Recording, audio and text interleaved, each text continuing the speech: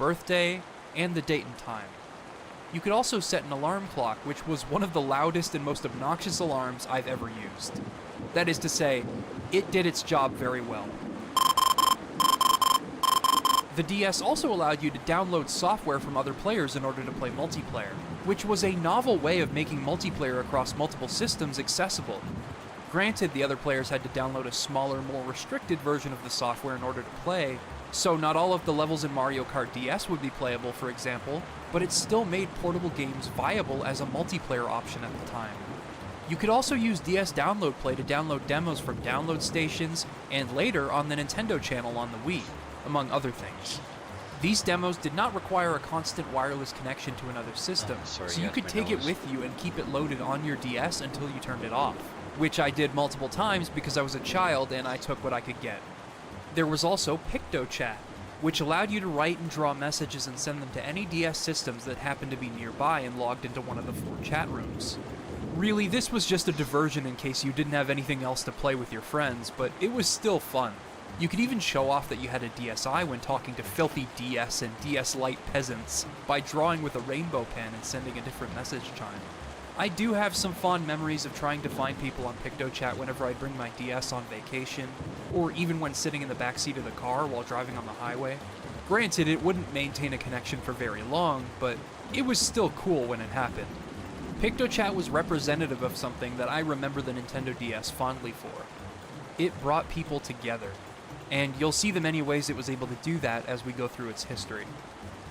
The Nintendo DS was home to several fully fledged entries in established franchises, and they took advantage of the technical capabilities of the system, the ability to bring people together, and the distinct features of the DS itself to create new ways of experiencing games. These philosophies aligned with Iwata's Blue Ocean strategy, and firmly positioned the DS as a companion to the Wii, as it was both accessible to those that wouldn't normally play video games, and allowed for new kinds of games to be created by designers. A lot of people tend to think that DS stands for dual screen, which, yeah, that's a logical conclusion, but it actually stands for Developer's System, according to Nintendo themselves, as it, quote, gives game creators brand new tools which will lead to more innovative games for the world's players. From here, we'll be looking into how a handful of DS games managed to do these things. Please understand that in the interest of length, I won't be able to mention everyone's favorite DS games. I primarily want to focus on the clever ways developers utilize the Nintendo DS, and the memories we all share with the console itself. The game that headlined the system's launch was actually a remake of a Mario game, Super Mario 64 DS, just as the Game Boy Advance had a remake of Super Mario Bros. 2 at launch. I've already talked about this game in my retrospective on Mario 64, so I'll give a brief summary of what the remake brought to the table, and why it was so novel as a DS game. You begin the game not as Mario, but as Yoshi, and you eventually gain the ability to play as Mario, Luigi, and Wario through solving new and expanded mysteries around the castle.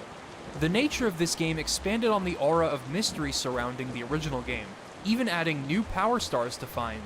It's not exactly the same game as before, with each character having their own specific applications.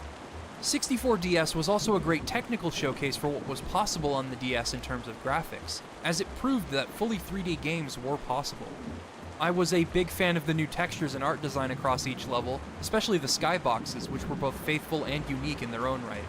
64DS deliberately chose to go for a hand-painted look for its skyboxes, which makes Wet Dry World look slightly less unsettling, though it still used the same photo reference. It may not have had the most ideal control scheme for a game that was designed around an analog stick, but it still holds a special place in the hearts of many, with some first experiencing Mario 64 on the DS. It essentially created its own generation of fans obsessed with its many secrets and rumors, and for that reason I felt it was a worthwhile remake. In terms of DS-exclusive gameplay features, the bottom screen allows you to view a map of each level, complete with the location of the star, and you could hang out in the rec room and play some minigames whenever you wanted a break.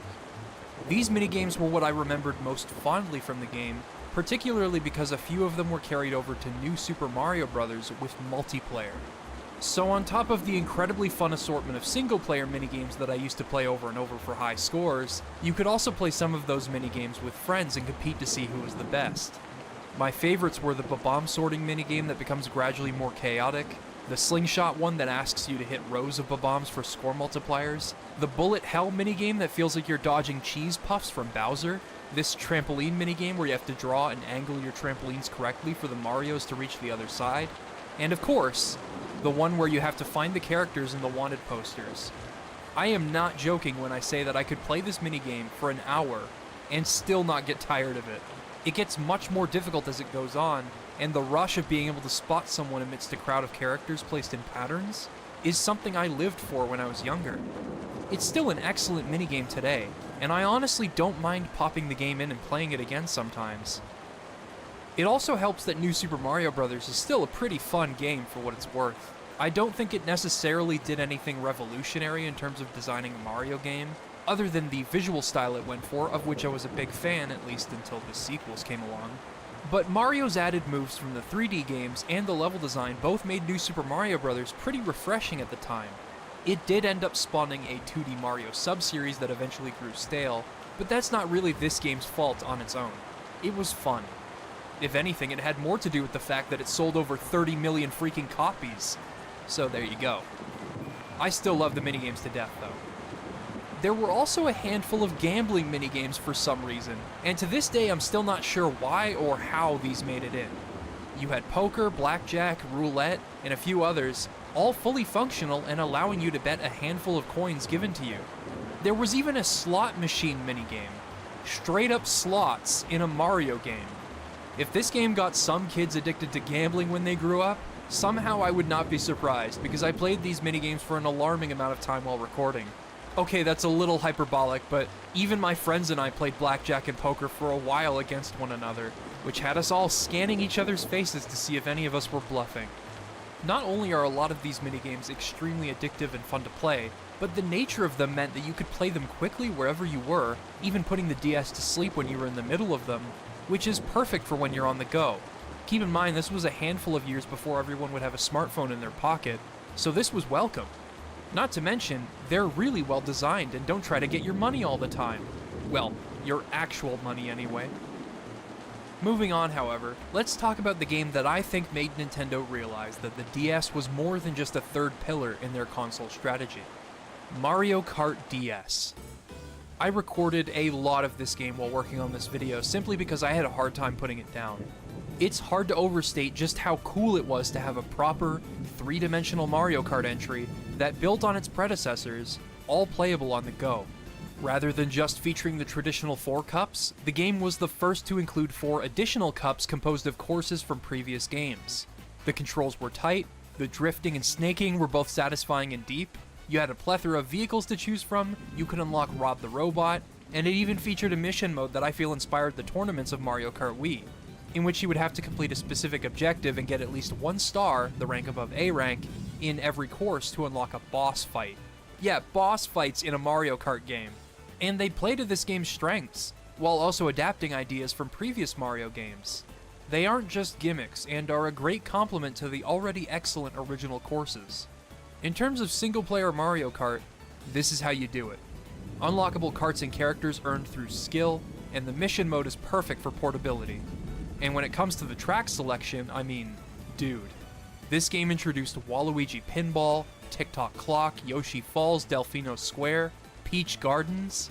So many great tracks, on top of the awesome ones from older games. The multiplayer allowed for both DS download play and multi-card play.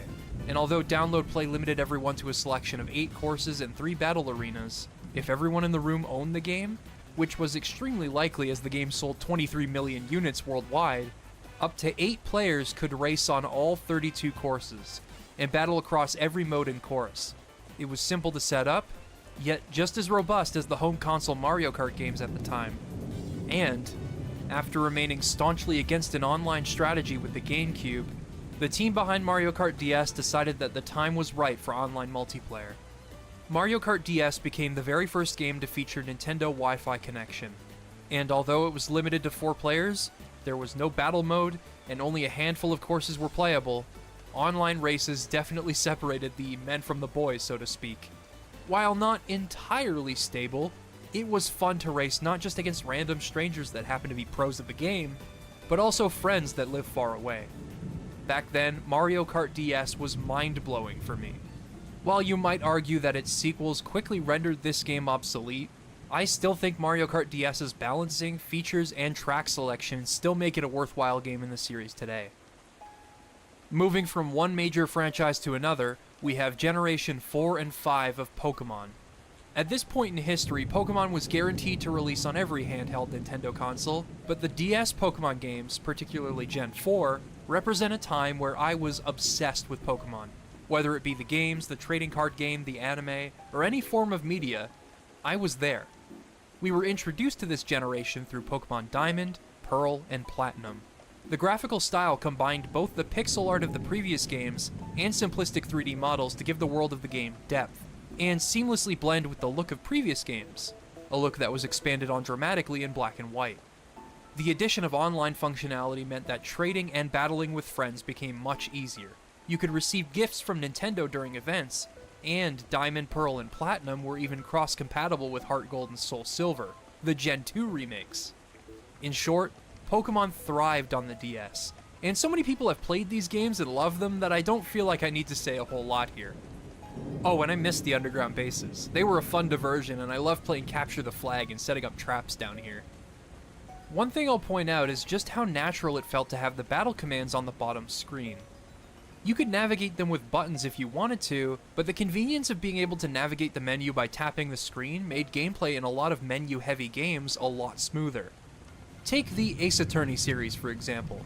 Rather than having to scroll through menus with the D-pad, you can just tap the option you want. You can investigate for evidence and scroll through the court record with ease. The touchscreen is often an ever-present, seamless, yet optional way of interfacing with games on the system. Ace Attorney may have originally been a Game Boy Advance trilogy in Japan, but when it came to the West, I think it redefined what could make for a great game. It was a visual novel through and through, but the problem-solving made the trial sequences these adrenaline-fueled rushes that feel amazing once you put the pieces together on your own, untangling a web of lies and discovering the truth. I credit them with not just popularizing visual novels in the West, but also proving that they could be a viable method of creating brilliant gameplay scenarios as well, with solid writing and attention to detail that contributes directly to your own ability to prove your clients innocent.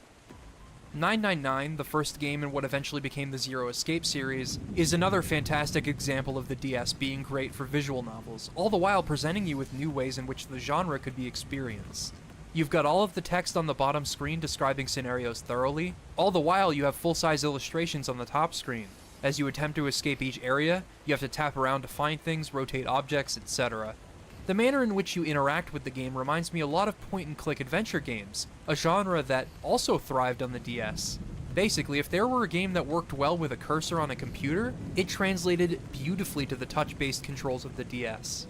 While the Wii's pointer controls did make this kind of gameplay possible as well, they paled in comparison to the organic feeling of simply touching the screen with a stylus.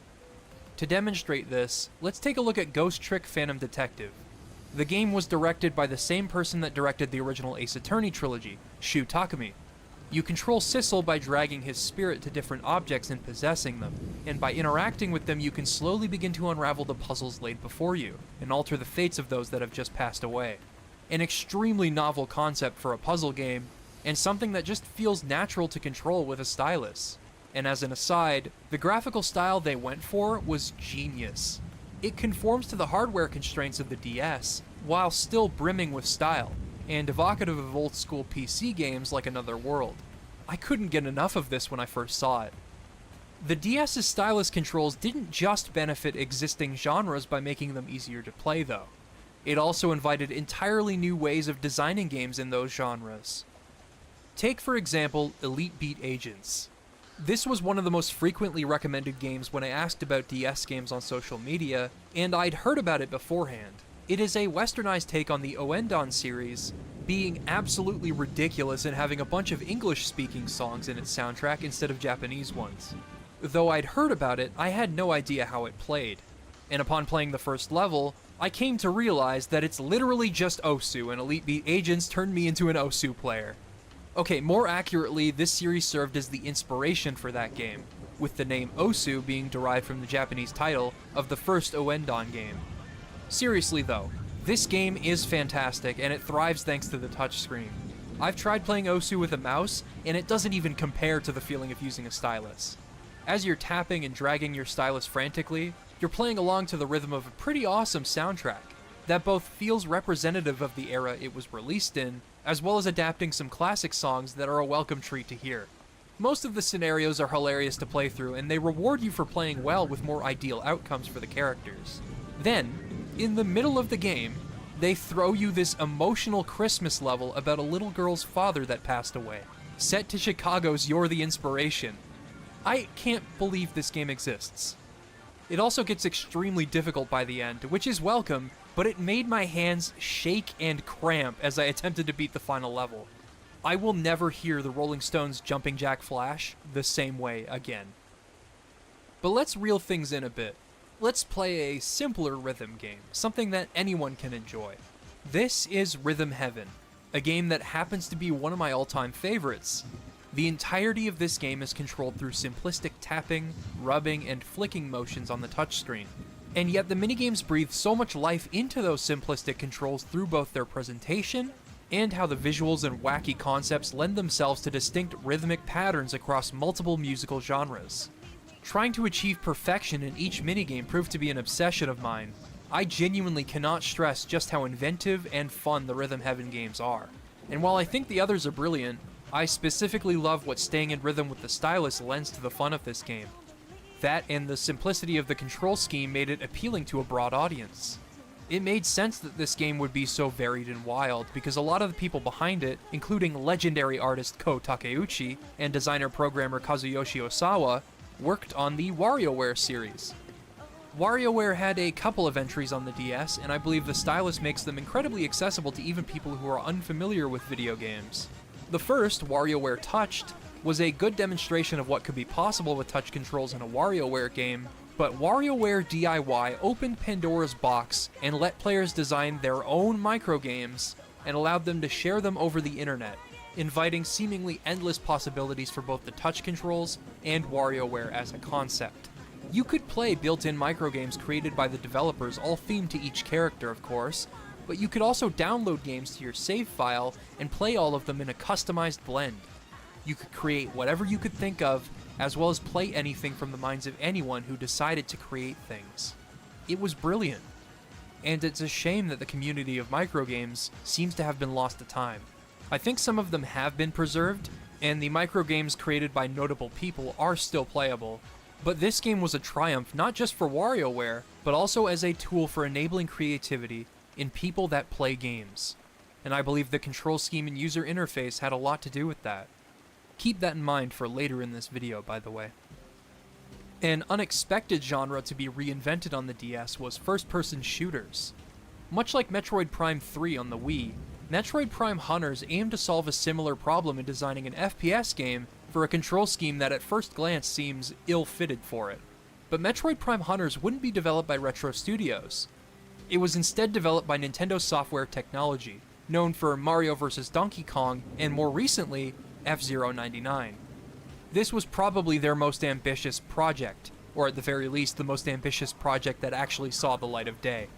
Metroid Prime Hunters' single-player campaign was still a Metroid game through and through, even introducing the ability to travel to different planets before Metroid Prime 3 did.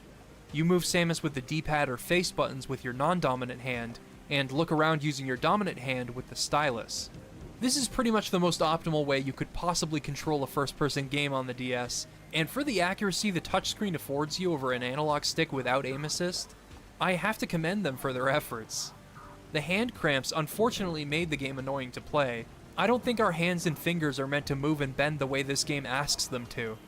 The game is also extremely graphically impressive for a DS game, as was Metroid Prime for a GameCube game, essentially setting the standard for what was possible with realistic 3D graphics on the DS. While the campaign is cool, the game's major selling point was its multiplayer, even being the central focus of the first Hunt demo that was included with DS systems at the system's launch. You had the option to play as the multiple hunters you run into throughout the game, each with their own unique abilities, weapons, and heads-up display, in 4-player local and online multiplayer deathmatches. This is essentially where the game transformed into Quake or Half-Life Deathmatch, and with every player being forced to acclimate to this control scheme, it created a unique environment where every player had to master turning and aiming within the confines of a Nintendo DS. It was awesome, and it even had voice chat and online leaderboards if you were willing to take it more seriously. I'll save my further thoughts on the game for a full video, but this control scheme quickly became the standard for all first-person games on the DS, and for some reason, there were quite a few of them. Call of Duty had DS ports for some reason, and I remember playing the Zombies mode on there a few times with a friend. The most creative and impressive use of the perspective I've seen on the DS was in Dementium the Ward. The game utilizes the Doom 3 technique of having you switch between your flashlight and your weapon to trade off your defensive option for visibility, and this low visibility enables both that gameplay dynamic as well as great performance. The game runs at 60 frames per second.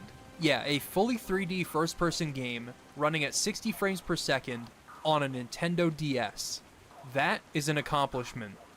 It isn't a revolutionary game or anything, and it has a fairly linear and obvious sense of progression and an unforgiving distance between save points, but it is pretty cool for its tense gameplay and atmosphere, and the use of the DS's features, like being able to take notes in your notebook while exploring the hospital to solve puzzles.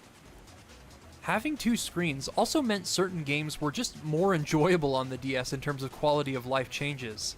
You could get the heads-up display out of the way and put it all on the bottom screen, display a map, or whatever developers felt was necessary to make the gameplay the core focus.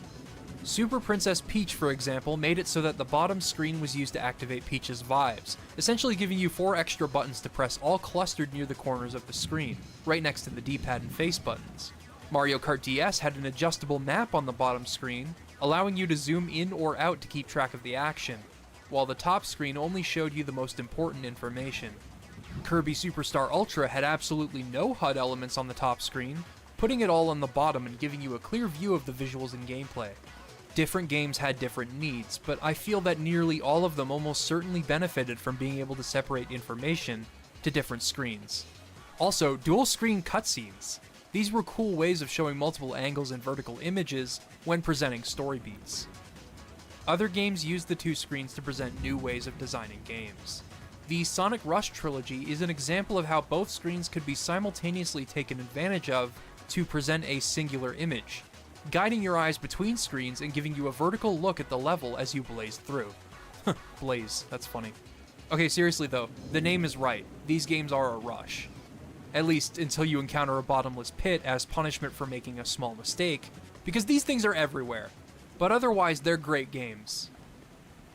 I loved Mario & Luigi Superstar Saga for its whimsical tone, sense of humor, and timing-based battle system, and it received 2 sequels on the DS that built on the concept of using both screens. The first was Partners in Time, which let you take control of the brothers and their adult and baby counterparts at the same time, doubling both the screen space in which you could explore and the characters you can factor into battles. It felt pretty seamless, and it is a fun game in its own right, but I feel like Bowser's Inside Story managed to come up with a dual-screen gameplay mechanic that blew most people away. On the top screen, you control Bowser, while on the bottom screen you control Mario and Luigi inside of his body. That might sound disgusting, but the artist very cleverly gave everything a rounded and colorful look so that it wouldn't make you want to throw up the whole time, and instead the focus is placed on how Mario and Luigi can interact with Bowser's body parts to make him do things in the overworld. You have 2 separate adventures going on at the same time, and their adventures intersect with each other. Like when you inhale enemies from Bowser's battles and allow Mario and Luigi to take them out and earn some experience. All the while, the game has the trademark sense of humor Mario RPGs are known for. It manages to surprise around every corner, tying every new idea back to its core concept of balancing the brothers and Bowser in their parallel journeys. RPGs were in no short supply on the DS, as you could imagine, but I specifically wanted to highlight an example of a game that thrives because of the Nintendo DS, and Bowser's Inside Story is a prime example of that. Perhaps the greatest simultaneous use of both screens and the stylus controls that I have ever seen on the DS was in The World Ends With You. This was another game that was frequently recommended to me, and I ended up playing through the whole thing for this video. I loved it, and it probably would have been a formative game for me had I played it as a teenager. The game is set in an alternate plane of existence parallel with real-world Shibuya, in which Reapers make players that have died in the real world take part in a sadistic game for a chance to be brought back to life. all orchestrated by the composer. The concept might seem esoteric as I describe it, but it is used as the setting to protagonist Neku Sakuraba's development, as he gradually learns to open up to other people through the other players he partners up with. It's a touching story accompanied by one hell of an action RPG, and it works because of the platform it was developed for. Here's how the battle system works. On the bottom screen you control Neku, and you drag him along the arena to avoid enemy attacks. Each pin you equip will call for a different input, whether it be rubbing an enemy to have them burst into flames, quick swipes to slash at an enemy, etc.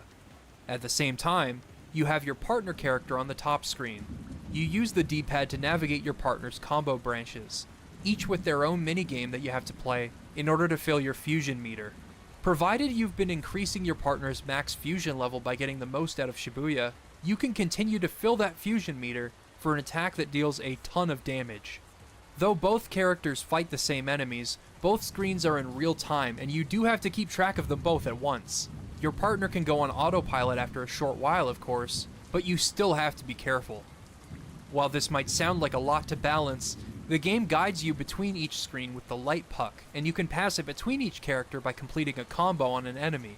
By doing this quickly, you can both fill the fusion meter and keep both characters in good health at the same time. Also, there are times where you can just find a good dodge route with Neku while attacking with your partner, and you can develop strategies with pins to help turn the tables. This system has an incredible amount of nuance and depth, and both its nature, interactivity, and thematic relevance to the narrative were all born from the concept of the Nintendo DS. When this combat system clicked with me, I fell in love with the game. Shibuya was also the perfect setting for this game's narrative, as having been there myself, far away from friends and family, I can say that being lost in an ocean of people really made me recognize how small I am. For a story about a kid that feels like closing himself off, it was perfect to have him blend in with those crowds. But throughout the game, he learns to expand his world and open up to people, lest he let it end with him. The World Ends With You doesn't just take advantage of the Nintendo DS, the system is core to the experience in both gameplay and narrative, and it's something I think anyone should play. These are the kinds of games that validate the DS's existence as a console. The Zelda games released on Nintendo DS, Phantom Hourglass and Spirit Tracks, are also two great examples of that. Zelda as a series is known for making players think outside of the box with the tools at their disposal, and the DS enabled them to do this in intuitive and clever ways. In essence, the DS stylus is a tool in and of itself, as it not only simplifies the exclusive method in which you control Link, but also redesigns familiar and new Zelda items to fit the Zelda formula, creating new potential for puzzles, combat, and more. One of its most memorable features was being able to write on the map, which is an incredible feature for a Zelda game, while also implementing that feature into its puzzles, and in Phantom Hourglass's case, attempting to speedrun the Temple of the Ocean King, taking notes of your path through each floor so that you can blaze through them later on. I have problems with both of these games, of course, but that's also just because I love Zelda more than most things, and I've made a full retrospective about these games if you'd like to hear some more detailed thoughts. In the context of a Nintendo DS discussion, though, these games are an all-encompassing demonstration of how the DS could be used to make cool games. Since the DS was positioned alongside the Wii as part of an initiative to expand the medium's outreach, there were several games that took advantage of the nature of the hardware to do just that.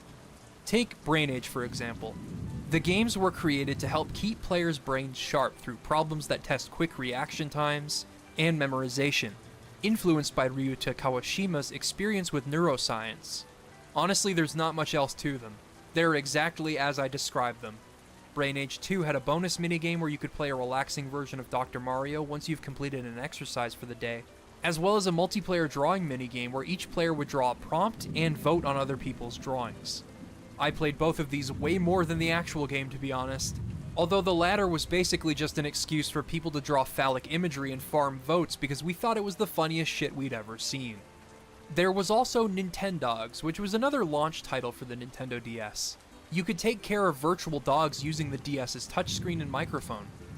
In hindsight, these were extremely simplistic and casual concepts for games, and they're games that you could download for free on your phone these days, but in the days where smartphones didn't exist, these games were stupidly popular.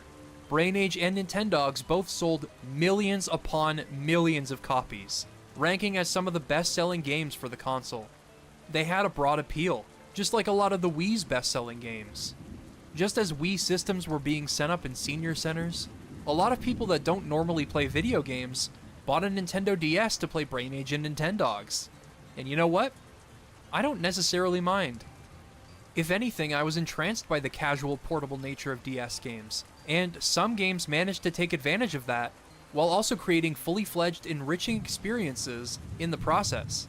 Professor Layton in the Curious Village combined puzzles with a point-and-click adventure game to create an overarching mystery that you could work your way through on the go. Although it is really funny how sometimes you'll just be like, I want to go upstairs, and then the character will give you a math equation. For real though, this game was great. Scribblenauts also had bite-sized puzzles powered by this incredible engine that let you type in nouns and adjectives to spawn whatever object you could think of to solve puzzles, leaving each problem with multiple solutions, and honestly, I think it could do wonders for imagination and teaching vocabulary. In contrast to the garbage factory of free games that you see nowadays on smartphones, attempting to monetize every facet of their casual games, having to design a fleshed-out video game for a casual market may not be as profitable now, but it certainly led to some memorable solutions. I am somewhat divided on how I felt about the Wii's motion controls in hindsight, and I felt that the Wii's best games made that control scheme optional a lot of the time, or limited their use of it. On the other hand, my favorite games on the DS often made direct use of the touchscreen and dual-screen concepts, with those concepts being intrinsic to the kinds of games that thrived on the console itself. I even ran a couple of polls on social media asking how people felt about each console, with the poll results for the DS being far less mixed than the Wii, in which people either still held a palpable disdain for it, or they were picky about which Wii games they remembered fondly. I even specifically asked if they liked the motion controls in the Wii's best games, but I don't think that helped. Potato Cat summarized my feelings best, saying, "Some games' motion controls were created because they had the opportunity to be on the Wii, while others only had them because it was on the Wii." To me, it wasn't about gamers not wanting to stand up and move their body, it was about whether or not an experience actually warranted that, or needed to be built from that. While a lot of DS games align with the former statement quite well, as many games were born from its unique design, I feel like the second screen was often a great addition to games that didn't even necessarily need them. It was convenient for both displaying information and for adding a user-friendly interface to already existing games, so long as they didn't just shoehorn in gimmicks for no reason, because that certainly did happen. Still, I think the nature of the DS played a part in people remembering it more fondly than the Wii, even though both consoles were two sides of the same coin. For several years, the DS enjoyed strong sales and a healthy selection of game releases. Its sales only dwindled because of the release of the 3DS. Unlike the Wii, where the motion control fad died out by the end of its life, the DS reached the end of its life naturally, informing the future of portable and mobile games in the process.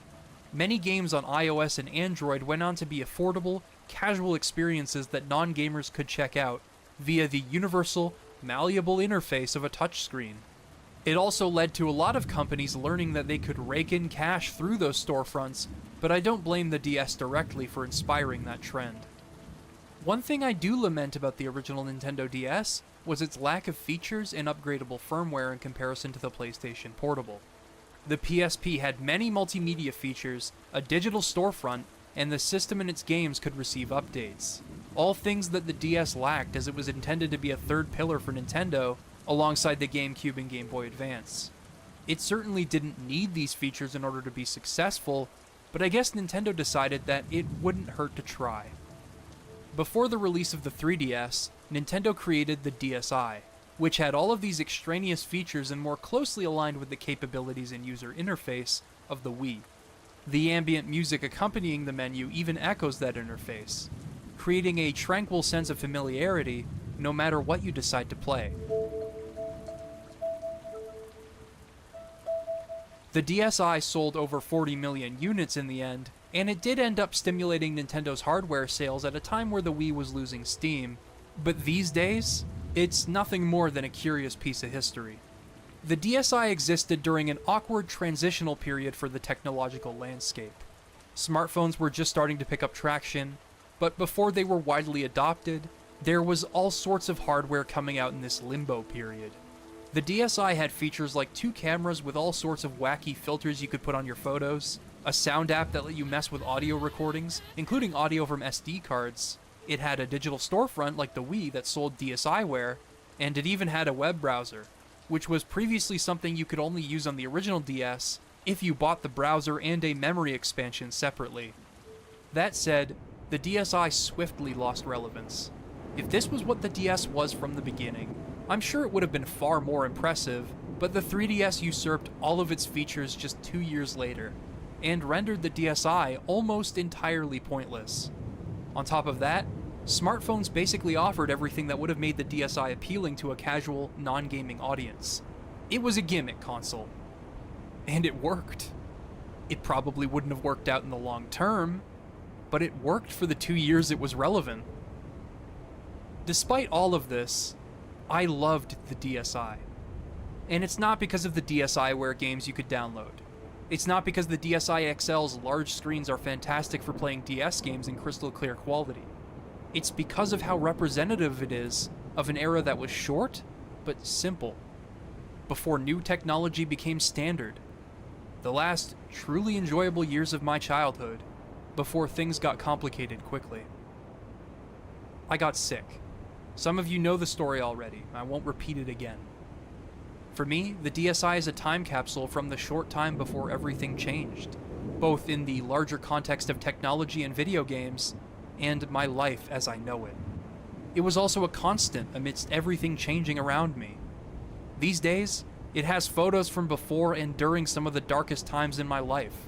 I have pictures of the family dog when she was just a puppy, from road trips I take with my family, and from when my friends and I were still kids. I cherish these photos, and I've backed them up in case something happens to them, but every time I open the DSi home menu, I am greeted with a random photo from those times. Every time I want to play a DS game on this thing, I am met with a snapshot of those simpler times. Traditionally, I end these console retrospectives with a look back at a game that seems to perfectly reflect a console's circumstances. For a while, I thought about what game would perfectly encapsulate what I love about the DS, and how it enabled new ways to create things. At the same time, I wanted it to be representative of those simpler times I remember so fondly.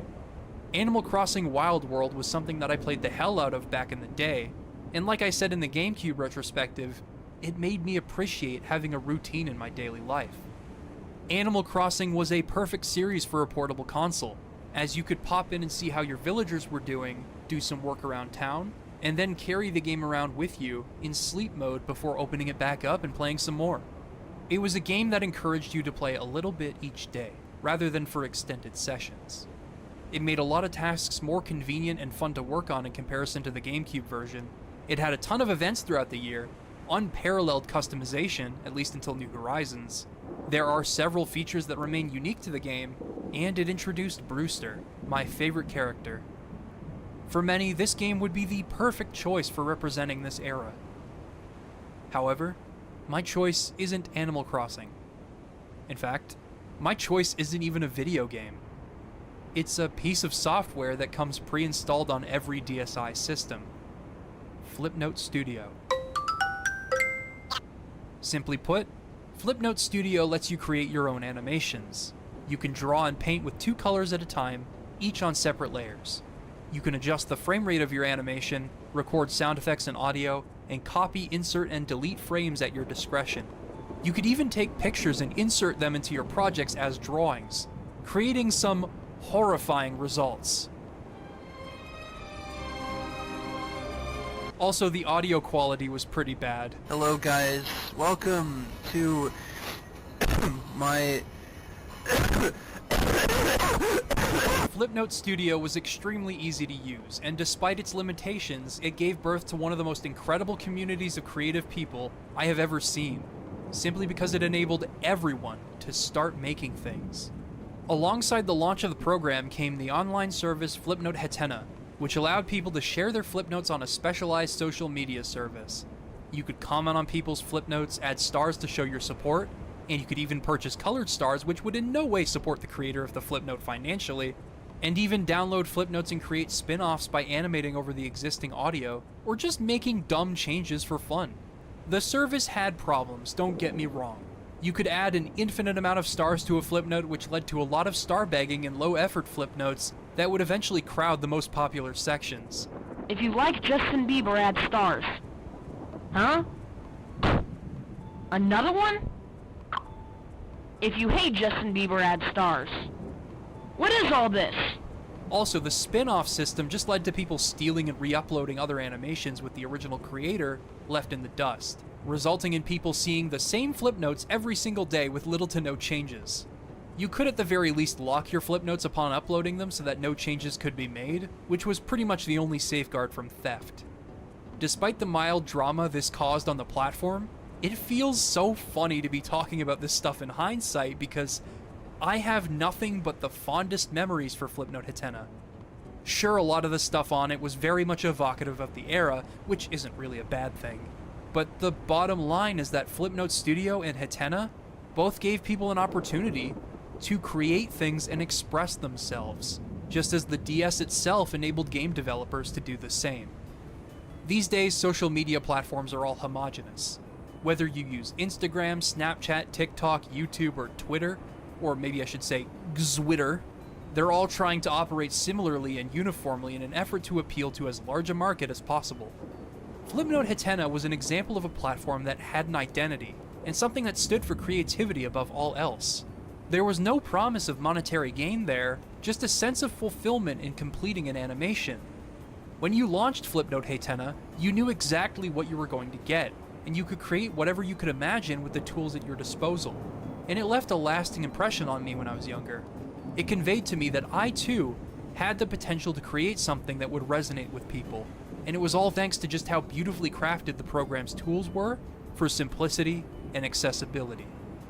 That's why I feel Flipnote Studio reflects my sentiments toward the Nintendo DS. Nintendo gave developers the potential to create one-of-a-kind experiences, and Flipnote Studio put those tools in the hands of your average DS owner. And in browsing Flipnote Hatena day by day, the service comforted me and inspired me, just as the DS itself did. At least, until they shut Flipnote Hatena down in 2013. The only constant in life is change, after all. Everything has to end sometime. Since then, Sudo Memo has kept its memory alive, running custom servers where people can share their Flipnotes as they did back then, and not long ago they uploaded a massive archive of Flipnotes from the Hatena days, totaling at about 44 million Flipnotes. Thank you, Sudo Memo, for preserving the hard work of so many creators.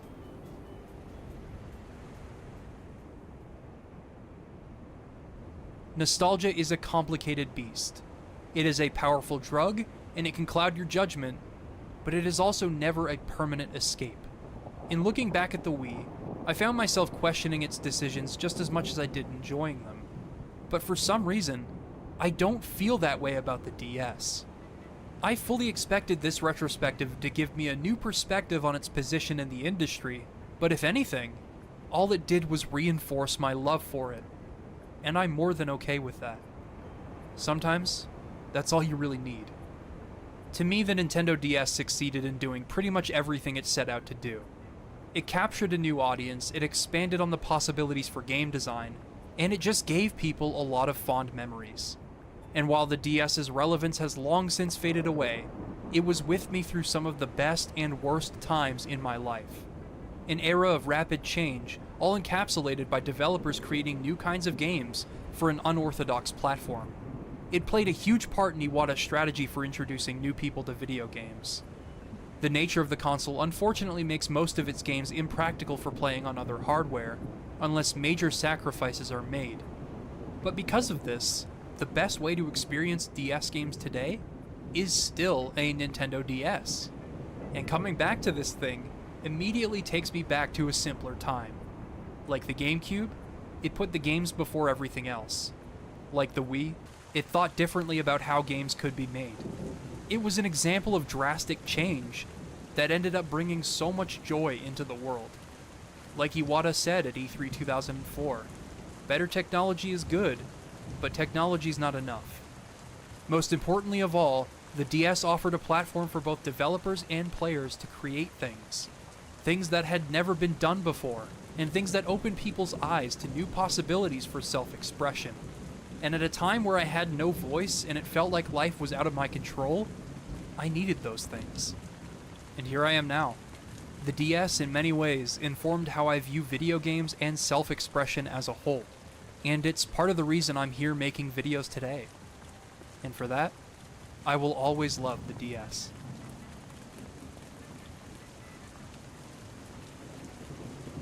So I had the urge to make this video as I felt like creating something that was pretty much just warm and fuzzy without any extensive critique to it, and I felt that the thesis for this video embodied that most as it came together. If I ever do another retrospective on a Nintendo console, it'll probably be the Wii U. And don't worry, that one will have a healthy dose of criticism in the script. For now, I wanted to recommend some stuff by Rasputin, as his videos also have that warm, comforting vibe. He's known for creating the Gaming for a Non-Gamer series on YouTube, and a while back he released a bonus cut of his wife actually playing Elden Ring and beating the game's tutorial boss, getting pranked by the liars around the game world, and just having a great time trying not to get smoked by everything. This, as well as many other exclusive videos, can be found on Nebula. Nebula is a platform that was built by and for creators, and by using it, you can directly support the people you like to watch most. By joining, you'll be able to watch my videos early, such as this video you're watching right now, as well as view bonus content and extended cuts of videos whenever I decide to make them. And this doesn't just go for me, this goes for every creator on Nebula. By watching my videos there, you are directly supporting me, as well as whoever else you decide to watch, be it Jacob Geller, Low Spec Gamer, Game Maker's Toolkit, Hello Future Me, and many more. Just in time for the holidays, Nebula is offering lifetime memberships. For a one-time payment, you can gain access to Nebula forever, all the while contributing to the expansion of exciting, creator-owned projects like Jetlag or the documentaries of Lindsay Ellis. You can even gift a lifetime membership to a friend if they've been wanting a Nebula subscription themselves. And the best part of lifetime memberships is that you'll never have to worry about price increases or monthly fees, which we all know are just the worst parts of streaming services in general. If you sign up using the link below, you can support me directly and gain access to Nebula for 40% off an annual plan, which is as little as over $2.50 a month. I hope you'll consider checking it out. As always, I've been Liam Triforce, and I'd like to thank you for watching.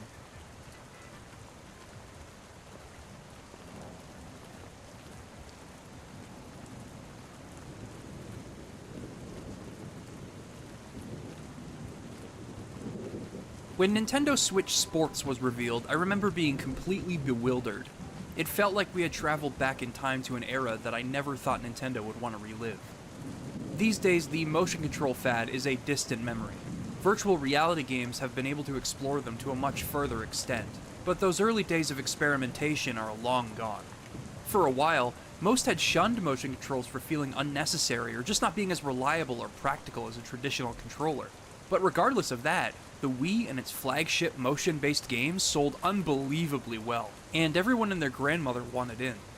For the longest time, I just considered motion controls a strange phenomenon that targeted non-gamers and families. But the more I thought about the impact the Wii left on the world, the more I rediscovered my appreciation for it. My favorite console of the 6th generation was the GameCube, despite how poorly it performed against its competitors. The primary reason for this was its high-quality library that delivered unique experiences you couldn't find anywhere else. The Wii was able to accomplish the same feat in an entirely different way, and it was all thanks to its unorthodox controller. It was risky for Nintendo to leave their comfort zone and escape the status quo with the Wii, and they made mistakes along the way, but their trailblazing left a deep impact. Satoru Iwata always felt that video games should just be fun for everyone. The Wii instilled that philosophy into its most successful games, and it ended up demolishing its competition. It invited new ways for us to interact with our games, and introduced millions of people to the interactive medium. I've both loved and hated the Wii at different points in my life, but I felt it would be worthwhile to rediscover when and why this happened. I wanted to understand why the Wii found tremendous success and acclaim. I wanted to reacquaint myself with the wonder of those motion controls, and see how they enabled creative new ways to experience video games. On the flip side, I also wanted to figure out why it isn't always fondly remembered. I wanted to recall those missteps Nintendo made with the console, and determine the true legacy it left behind. I'm Liam Triforce, and this is a Nintendo Wii retrospective. A quick thank you to Likewise for sponsoring this video. Likewise recently launched Likewise TV, which aims to solve the dilemma we face with the overabundance of streaming services available to us. Likewise TV serves as a hub for this content by conveniently informing you of the different platforms your favorite stuff is available on. There's no need to keep track of what you're watching across multiple platforms either, because your watch list or custom lists on Likewise TV can serve as the only ones you'll ever need. Each show has a label on it indicating where to watch, and you can also look into other options for watching on the show's info page. You can be watching within a click or two. Say for example I want to watch Gurren Lagann. It's on Netflix here in Canada, and I'm subscribed to Netflix, so I click on Watch Now, and boom, I'm watching. If you feel like checking out Likewise TV for yourself, you can click the link I've provided in the description to follow me there. I've created a few lists of some of my favorite stuff, and a nice hub for all of the stuff I used to watch on the Canadian TV block Bionics. Once again, thank you Likewise. We gave you DS, a new Game Boy, and new games to play on them. And now you say, you want a revolution? Well, we've got one. By simply pulling a new Nintendo console out from his jacket, Satoru Iwata cemented the Wii's reveal as one of the most iconic in Nintendo's history at E3. Then known as the Revolution, Iwata wanted the company's next console to have a much broader appeal in the 7th generation of gaming. While the GameCube did have the breadth of its contemporaries in its library, featuring landmark games in a plethora of genres, it failed to hold the attention of third-party publishers for a number of reasons, such as the console's lunchbox-like design, its lack of multimedia features like DVD playback, and barely any online functionality to speak of. The GameCube's focus was on, well, the games, and that was especially evident when it came to its first-party lineup. The experiences the GameCube delivered were consistently exceptional. It hosted definitive games in each genre, and otherwise bent genre rules altogether, resulting in an unmistakably high-quality game library for the ages. That said, the system was not a must-own for consumers, and even though developers adopted a cross-platform strategy during the 6th generation, the GameCube's limitations and narrow focus led them to forego the system altogether to cut costs. For the first time, the game industry was evolving beyond Nintendo, and they had been cornered by their competitors. In May 2002, Hiroshi Yamauchi retired as president of Nintendo after over 50 years in office. He was succeeded by Satoru Iwata, who lived and breathed video games. His background was atypical for a corporate president. Whereas Yamauchi didn't play video games himself, Iwata came from a background of game development and passion for the medium. Before joining the board of directors at Nintendo, he made a name for himself at HAL Laboratory, working on games like Kirby, Earthbound, and Super Smash Bros. Under his direction, HAL Laboratory managed to find stability and develop a close relationship with Nintendo, ensuring the company's future. As a person, Iwata felt like he represented the fun essence of Nintendo in how he presented himself and in how he spoke about games and the industry at large. And his desire to share his love of video games with the world drove the development of Nintendo's next home console. Realizing that the company would stagnate if it continued to compete directly with Sony and Microsoft, Iwata decided to double down on Nintendo's uniqueness and creativity in a blue ocean business strategy. Iwata wanted the company to sail uncharted waters and create an entirely new demographic, rendering the competition irrelevant to their success. He wanted the console to appeal to non-gamers, parents, grandparents, basically anyone that wouldn't typically be targeted by a video game company. After several prototypes, the Wii and its controller, the Wii Remote, were born. It might seem ridiculous now to think that people were lining up around the block to buy the Wii at launch, but believe me when I say that almost everyone wanted a taste of those motion controls. They seemed like such a novel concept at the time.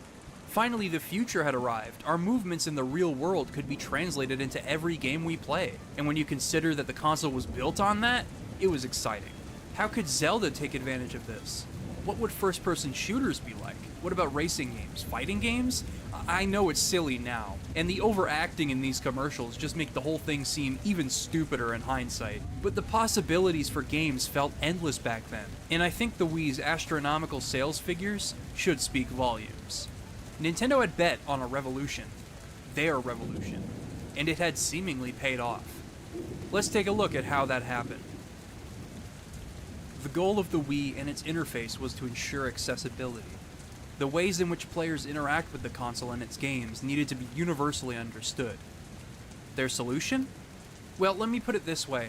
You know how in the electronics department of a Walmart or Target they have rows of televisions all displaying a different channel?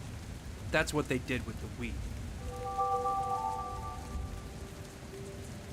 I'm sure we all have our own memories with the Wii menu, and I'll talk about a few of my own, but the one that is most relevant here is that my parents figured out how to navigate the menu before I did. It perfectly emulated a motion they were already familiar with, channel surfing.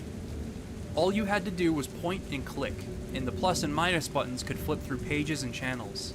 The design was clever, but the atmosphere was what sold it for me.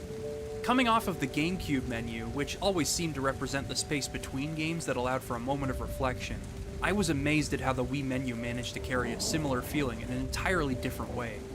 Like the electronics department in a supermarket, each channel has idle animations. Certain channels even display information without you having to do anything, meaning that as soon as you turn the Wii on, you can get a glimpse at the forecast, headlines from your local news, photos from your SD card, questions and possible answers to polls, contests, Mario Kart tournaments, and so much more. As your digital library expands, so too will the amount of things to look at. There was so much life in the Wii menu, and to this day it remains my favorite console interface of all time. It acted as a central hub for everyone in the house, regardless of whether or not they played video games regularly. But it wasn't just the universal accessibility that resonated with people. It was the theming, which was tied together by the ambient music composed by Kazumi Totaka.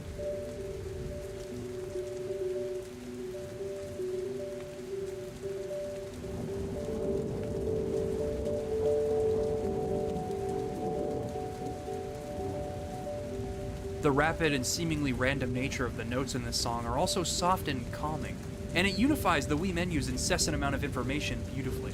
There is a quaint simplicity to the Wii menu in that regard, and I can recall moments where I would just flip through the Wii channels, scroll through my messages, or otherwise just stare at the idle activity without clicking on anything, and just taking it all in. Like the GameCube, the Wii asks you a simple question. What do you want to play? Although in this case, it's more accurate to say, what do you want to do? It poses that question in a stark contrast to the GameCube's black void, but the Wii menu is especially memorable in its own right for the variety, customizability, and familiarity it offers. Let's talk about the features of the Wii for a second. For most of the Wii's life, the following channels would come pre-installed. The Disc channel for playing games, the Me channel for creating Miis, the Forecast and News channel, the Wii Shop channel, and the Photo channel for messing around with the photos on your Wii and SD card. Every game you insert has a little animation to accompany it on the Disc channel, which gives you a taste of what's to come.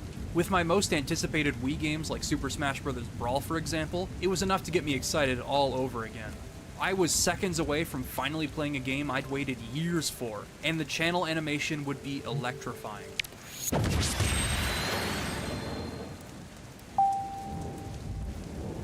The Forecast and News channels gave credence to the idea that the Wii menu was meant as a central hub for your family.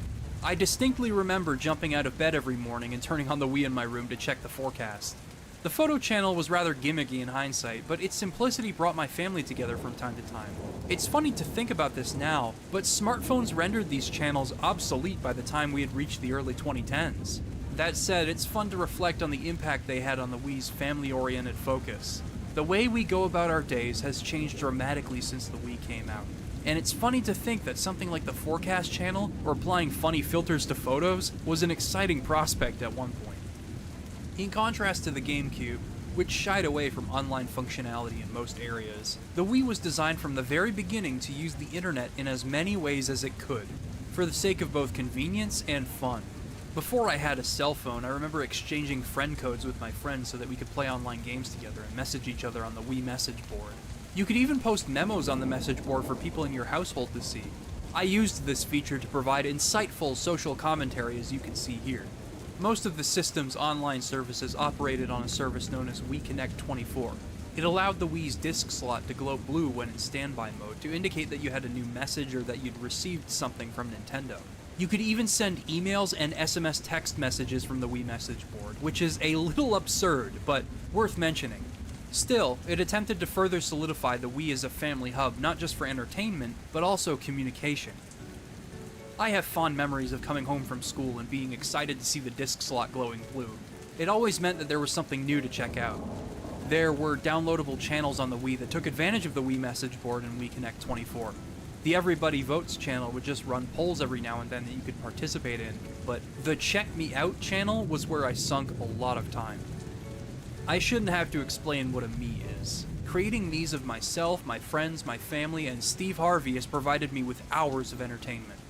The process of making Miis, like most other things on the Wii, is simple and fun, and you have a wealth of customizable options for just about everything on your Mii's head. Miis are so accessible and customizable, in fact, that people have been able to use the tools at their disposal to create Miis of just about any character you could possibly imagine. The Check Me Out channel showcased this best. You could post your own Miis and download ones from around the world, and it held contests in which people had to create Miis that fit into a certain theme. This is where most people gained access to the goofy Miis you've likely seen, if they hadn't just used a Peter Griffin Mii tutorial off the internet. And because you could use your Mii in many Wii games when playing online, you bet I saw plenty of Peter Griffins in my day on Mario Kart. Miis allowed for a degree of personal expression and theming that I don't think any console profile has been able to rival today, at least when it comes to fun, simplicity, and creativity. The point I'm trying to make by showcasing all of these online features is that Nintendo fully embraced the possibilities of the internet in their own ways. While they still implemented online multiplayer and downloadable games as their competitors did, and I'll discuss the ups and downs of those things later, these channels were distinct from anything else their contemporaries attempted and strengthened the overall uniqueness of the Wii. Take the Nintendo channel, for example. It might seem like it only hosted trailers for Nintendo games and pushed promotional material to your message board, but it also hosted Nintendo Week with Gary and Allison. You know the Light Gary and Dark Gary meme? Nintendo Week got there first. The Nintendo channel also allowed you to download demos to your Nintendo DS, which I remember doing as frequently as possible. I couldn't buy many games as a kid, but this at least gave me the chance to try them out. These were elements that made owning a Wii such a one-of-a-kind experience, and contributed to Nintendo's abstract thinking in developing the console. Some of my fondest memories with the Wii have been making and downloading Miis from the Check Me Out channel, or watching Mario collect those coins when downloading stuff from the Wii Shop channel. Unfortunately, WeConnect 24 was terminated long ago. I haven't seen that blue light glow in many years.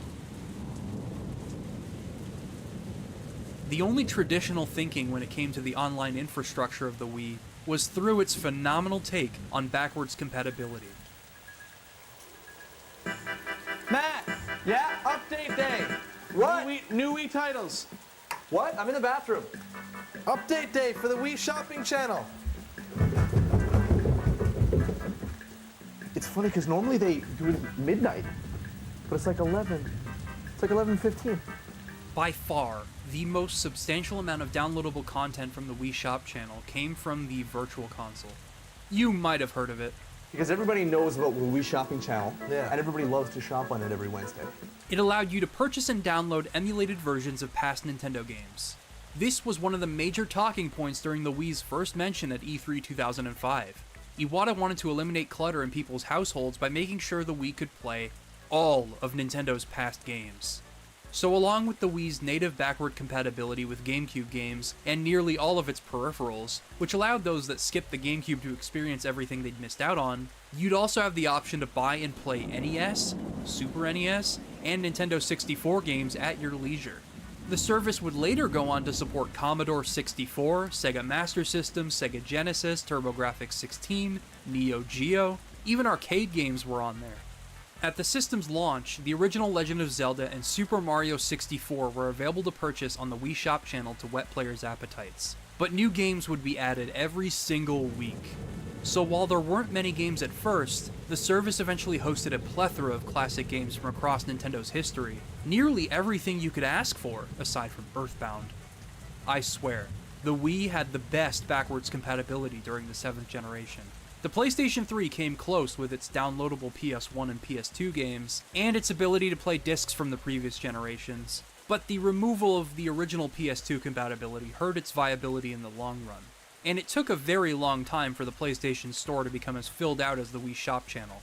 I mean, the Wii Shop channel had Super Mario RPG, Sonic the Hedgehog, Donkey Kong 3, Adventures of Lolo 1 and 2, King's Knight, Dig Dug, Juman Fu. well, you get it. While the Wii Virtual Console's emulation doesn't offer any features or customization to speak of, for the time, it was fairly accurate and one of the most accessible and legal ways to play a lot of Nintendo's legacy content. And now it's all gone. While the Switch Online subscription fee may have earned its price tag now, it took a few years of drip feeding for that to be the case. Meanwhile, within 7 months, the Wii Virtual Console had reached 100 games, and it went strong for several years to come. On top of that, the Switch's emulation isn't always up to snuff. The Wii still reigns supreme in that regard, at least to me. Now, all of this is what made the Wii such a fantastic and feature-complete piece of hardware, but it doesn't exactly speak to the Wii's true purpose. Nintendo needed a compelling game at the Wii's launch to demonstrate how the controller would reinvent video games. Previously, Nintendo's pack-in games at launch have been enough to sell units. When designing the perfect launch game for the Wii, I'm sure Super Mario 64 came to mind amidst both hardware and software developers within the company. That game decimated preconceived notions of what a video game could be, which is what I believe Iwata wanted to recapture with the Wii. Super Mario 64 had the advantage of being developed in conjunction with the hardware it ran on, but it was the philosophy behind the game that made it and the console a success. It wasn't just about 3D graphics, it was about 3D gameplay. Full 360-degree control, freedom to explore and choose your own journey. Essentially, it explored what the Z-axis could do for video games, and it struck gold. Everyone followed in its footsteps, and the industry was forever changed. If Nintendo were to sell the Wii as this revolution that they'd been proposing, they'd better have something similar in the works. Like Super Mario 64, the final game revolutionized the way we think about and play video games.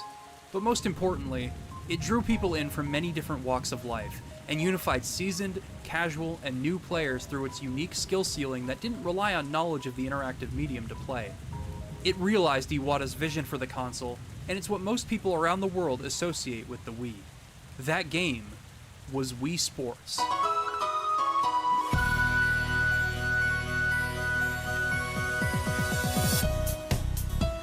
It's both nostalgic and surreal to be revisiting this game after all these years, but I've always wanted to know if it truly holds up. What I said about it has always been true. Regardless of our experience with video games, my elderly grandfather and I both stand an equal chance in nearly all of the sports featured in the collection, and I think that is a testament to how it was able to bring people together. That said, how much of it demonstrated what the Wii was capable of, and how does it hold up as a video game? As you probably already know, Wii Sports is controlled almost entirely through motion-based inputs. You mimic the action of each sport's real-life counterpart, and that's that. Each sport is made as accessible as possible in subtle ways, and the controls are intentionally simple but highly nuanced. Some sports hold up better today than others, but the overall package is brilliant. Let's run through them one by one. In tennis, the direction, angle, and timing of your swings will steer the ball and control its speed, and your character will move toward the ball automatically. That's all you need to know in order to play the game. The depth in this sport comes from mastering those three elements in your swings to outsmart your opponent. The longer you wait to hit the ball, the faster it travels. The smarter your angles, the more you can trick your opponent by adding spin. Let's look at some gameplay and observe how mastery of your swings can affect a match. My serve here was rather slow because I didn't hit the ball at the height of the toss. I hit it as it was coming down. Force doesn't equate to speed in Wii Sports Tennis, despite how badly you might want to violently swing your Wii Remote. It's all about timing. This is far easier to understand and implement than measuring the velocity of each swing. And you can probably see how timing affects speed across a lot of my gameplay here. Here my brother attempted to lob the ball upwards, but because he was at the back of the court and his timing was poor, I was able to return the shot with ease. Conversely, I angled my Wii Remote slightly downward from the net here, which confused the heck out of my brother and set me up for an awesome return. Realistically, the controls in this sport could have been mapped to buttons and analog sticks, but they are so much more intuitive with the Wii Remote. It's no wonder it was such a hit. Thanks to the surprising amount of depth behind its simplistic controls, I feel Wii Sports Tennis has stood the test of time. There are a couple of other sports on the disc that excel in intuitive and rich control schemes. First, there's golf. While I don't think I'd be willing to play this over Mario Golf today, it's pretty effective at demonstrating the Wii's ability to measure the force behind your swings. To send the ball toward the hole, you'll need to be precise with the velocity of your swings. This also means each club will have a different learning curve, and you'll need to experiment in order to learn how much force should be applied. The course map will guide you, and the meter will effectively communicate how you can adjust your swings. As is the case with every game of golf, you need to factor in the terrain when you swing the Wii Remote. I've found that I get the best results across most courses if the amount of force I want to apply is consistent throughout my swing, resulting in one smooth motion and full control over where I want the ball to land. While its mechanics are derivative of other golf games and its courses are mildly appealing to look at, the control scheme is what drives the uniqueness of this particular iteration of golf. However, the real crowning achievement of Wii Sports when it came to intuitiveness was bowling. Man, everyone in my family used to play this one. The controls seem pretty simple at first. All you need to do is hold the B button, let go, and bowl as you would in real life. Your character will even move forward for you as you wind up. The nuance of this sport comes from the ways in which you can position yourself and add spin to your throws. Due to the difficulty of actually performing these spins in real life, it is once again timing based. The closer your Mii's arm is to the ground when you let go, the more spin you'll add to your throw. Not needlessly complicated and extremely accessible, but the skill ceiling is much higher than it appears. All that needs to be done to tie it together is a physics simulation for the pins, and oh boy, does Wii Sports Bowling deliver on that front. Knocking pins into each other and landing trick shots is euphoric. There is a surprising amount of attention to detail in Wii Sports Bowling, and while I can't make a definitive statement on whether or not it is the best bowling simulator, it is certainly the most fun I've had with one primarily due to the controls. They are simple yet endlessly rewarding, and for a while it rendered actual bowling alleys obsolete within our household. That is a testament to the balance this sport struck between accessibility and skill. It is by far my favorite of the Wii Sports package. Although it boils down to the luck of the draw when it comes to fielding and running, baseball feels incredibly natural and satisfying to play. When pitching, different kinds of throws come out depending on which buttons you're holding down, and the ball will almost always target the strike zone, unless you choose not to with a splitter. Also, the force of your throw will affect the speed the ball travels as it would in real baseball. Pitching in Wii Sports is much easier than it is in real life, and yet it still manages to feel like the real thing, and give players a great degree of control over where the ball goes. Batting is all about the timing of the swing and the position of your bat, just like real life. The game is usually lenient with allowing the bat to connect, but trying to find that sweet spot between the outfielders or timing it just right to send it into the crowd is where the depth of this sport lies. Of course, it isn't a robust simulation or anything, as it's all about hitting and pitching, and in that regard I still prefer Mario Baseball, but the strong focus on those two elements once again shine a light on that remarkable Wii Sports balance between immediate and instinctual controls, and the high level of skill and mastery they allow for. Your proficiency in each sport is measured by a skill ranking, and in nearly every sport you can climb the ranks and take on one of the pros. I have fond memories of my brother and I climbing the ranks in tennis and taking on the champion Elisa. I even wrote a memo on the Wii message board after we won. Beautiful. This balance between skill and ease of use has shot Wii Sports into the stratosphere, and it's the reason the game is still fondly remembered. However, Nintendo, being the ambitious bunch that they are, went a little crazy when attempting to showcase the capabilities of their motion controls. This is boxing, and it's the only game in the collection that requires the nunchuck attachment. While boxing can work really well with enough patience, it requires a level of accuracy and technique that isn't effectively communicated, nor is it entirely reliable due to the limitations of the Wii Remote. So let me explain the controls. You start by holding the Wii Remote and nunchuck upright like so. This is how you'll be throwing out jabs. You can block your face and your stomach by holding the controllers close together and positioning them in front of each respective body part. You can also tilt them to the left or right to dodge. This works pretty well most of the time. It's everything else that isn't as reliable. Throwing out a hook means swinging the Wii Remote or nunchuck in from the left or right, but it doesn't always work. I'm not kidding, it says the same thing on Strategy Wiki. Also, to perform an uppercut, you have to be very specific. You have to punch up from around your waist, but it can be a bit finicky. And in order for any of these punches to register accurately to your movements, you have to be precise. But even then, this isn't a guarantee. Everyone will accustom themselves differently to the controls, and everyone has a different technique. Regardless of that, though, how much of this is communicated to the player? Positioning, blocking, and dodging are talked about in the instruction manual, but that's about it. It got to the point where I had to look up a tutorial on YouTube to see if I was doing something wrong. But as it turns out, even this guy's punches weren't registering sometimes, despite him having mastered the sport to an extent. I mean, I eventually picked up on the controls and I eventually worked my way up to mat, and to that end, Wii Sports Boxing can be pretty enjoyable. But this is easily the hardest game to master on Wii Sports, and by far the most unreliable. This is due to the inherent limitations of the Wii Remote, its ability to track finer movements, and to that end accommodate for the techniques of all players, had its limitations, which should foreshadow the problems that the Wii faced throughout its life. But we'll get to that in time. Despite its hiccups, Wii Sports left an immeasurable impact. The game brought people together, regardless of their experience with video games. I can't speak for anyone else, but based on my own experience and the memories others have shared, I'm sure the game succeeded in captivating the world. It might seem silly to consider Wii Sports one of the best games ever made, but as I've come to appreciate how elegantly it was able to reinvent the way we play video games, and the shocking amount of skill you could develop in it, I think that is a fair assessment to make. Wii Sports changed the way the world viewed video games, and it was a stellar way for the Wii to begin its life. Wii Sports wasn't the only game to reinvent the way we play. A few months after the Wii launched, we received the minigame collection Wii Play. Most of its minigames are controlled by pointing the Wii Remote at the screen and pressing A and B, but it feels like a continuation of the philosophy behind Wii Sports. Accessible controls and a striking amount of depth. Its control scheme was so easy to understand that my grandpa was shooting clay pigeons and going for the gold medal in no time. Nearly every minigame has its own variation on the point-and-click control scheme, with the exception of this cow racing minigame which has you tilting the Wii Remote while holding it sideways. Wii Play feels like an introduction to the Wii, and video games in general. But with how addictive and challenging its minigames become as you get better at them, I find myself coming back to this game a lot and trying to get the gold medals. Find Me is essentially just Where's Waldo, but it gets progressively more difficult with different variations on what you need to find. And I loved trying to find the right Miis as fast as possible to increase the time limit.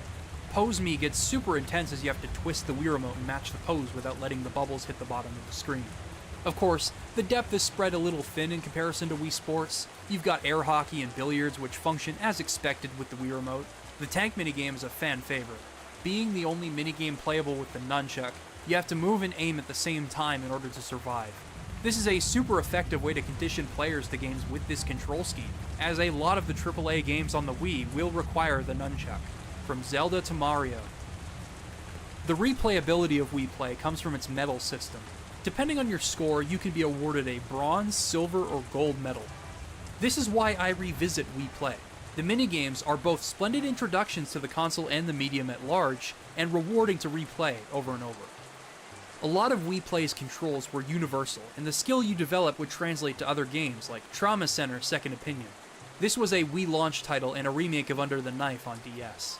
The story is utterly nonsensical, and I think the Game Grumps playthrough of this game is more entertaining than any of the game's actual writing, but the fast-paced yet precise nature of the operations are super engaging and often quite challenging, and a prime example of how the Wii Remote's pointer-based precision can work in game design.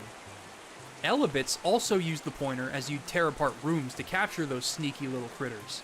It features the most substantial physics engine I've seen a Wii game utilize, and it really tests the increased horsepower of the console. Excite Truck was also a launch game, and like the cow racing minigame, it let you steer your truck by tilting the Wii Remote as you would the steering wheel of a car.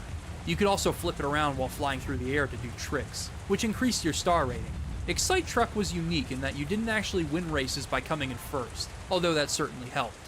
You win a race by racking up the most stars.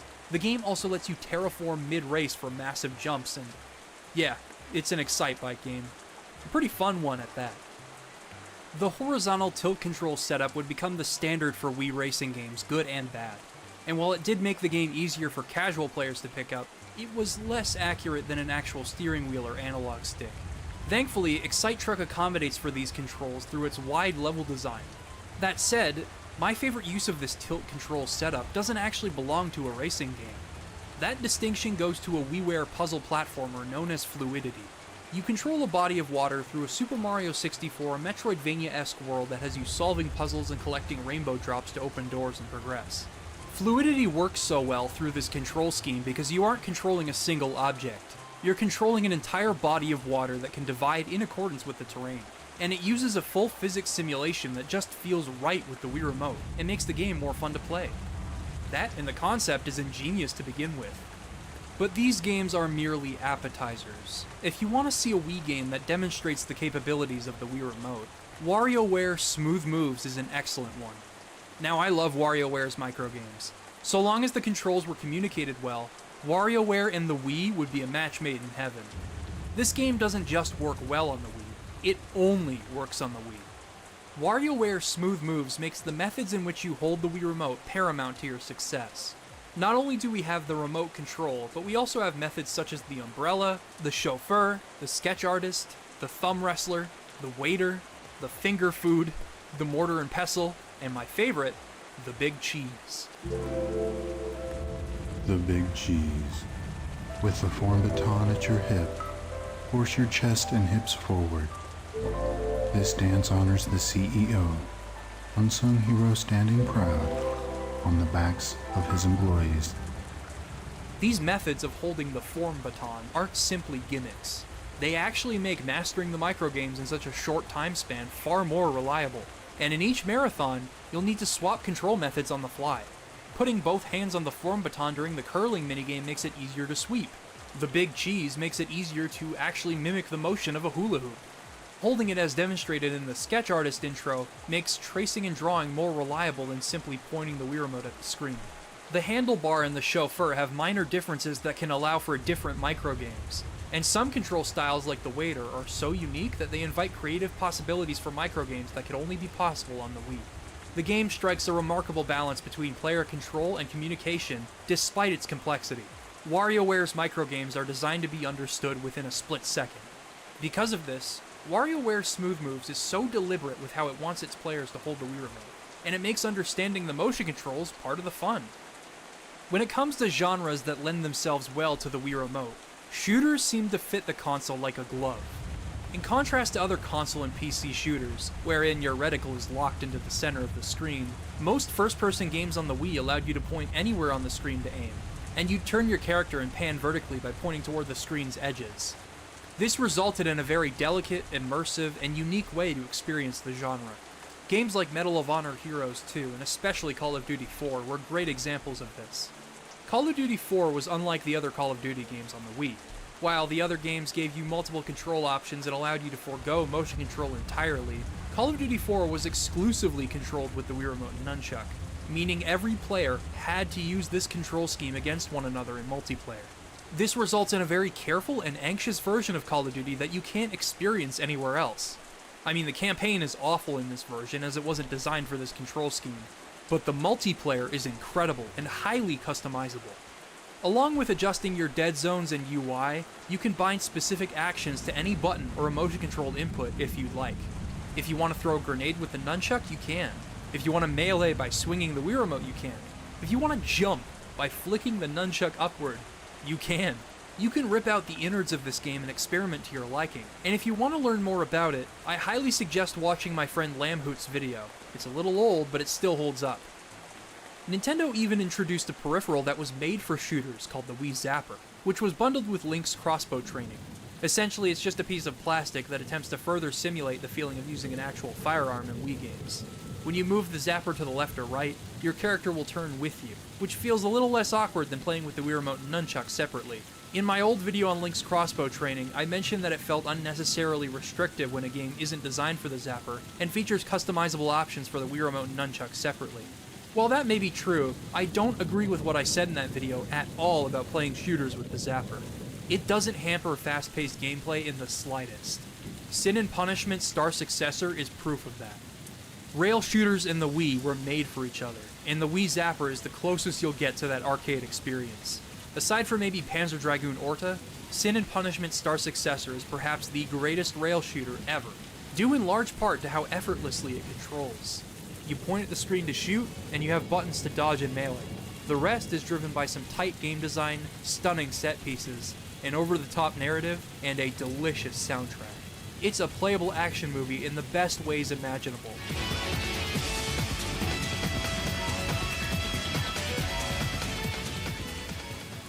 My favorite shooter on the Wii, however, isn't primarily a shooter. It's a first-person action game hailing from one of my favorite video game series of all time. It's Metroid Prime 3 Corruption. Despite borrowing the framework from early Wii shooters, Metroid Prime 3's controls are unique in that they merge the lock-on combat from the earlier Prime games with the ability to aim within the dead zone of your screen. This means that you can strafe around enemies and aim while locked on, which many enemies and bosses take advantage of in clever ways. This results in the same Metroid Prime gameplay that we've all come to love being translated gracefully to the Wii, with the added luxury of the accuracy that the Wii Remote affords you, regardless of whether you're locked on or not. It is a seamless blend of both styles that maintains the fast pace of Metroid Prime, and implements the finer accuracy of the Wii Remote, along with unique actions like disarming enemies with the grapple beam by using the nunchuck. The controls in Metroid Prime 3 were so good that Retro Studios actually went and implemented them into the first two games, bundling them together as the Metroid Prime trilogy.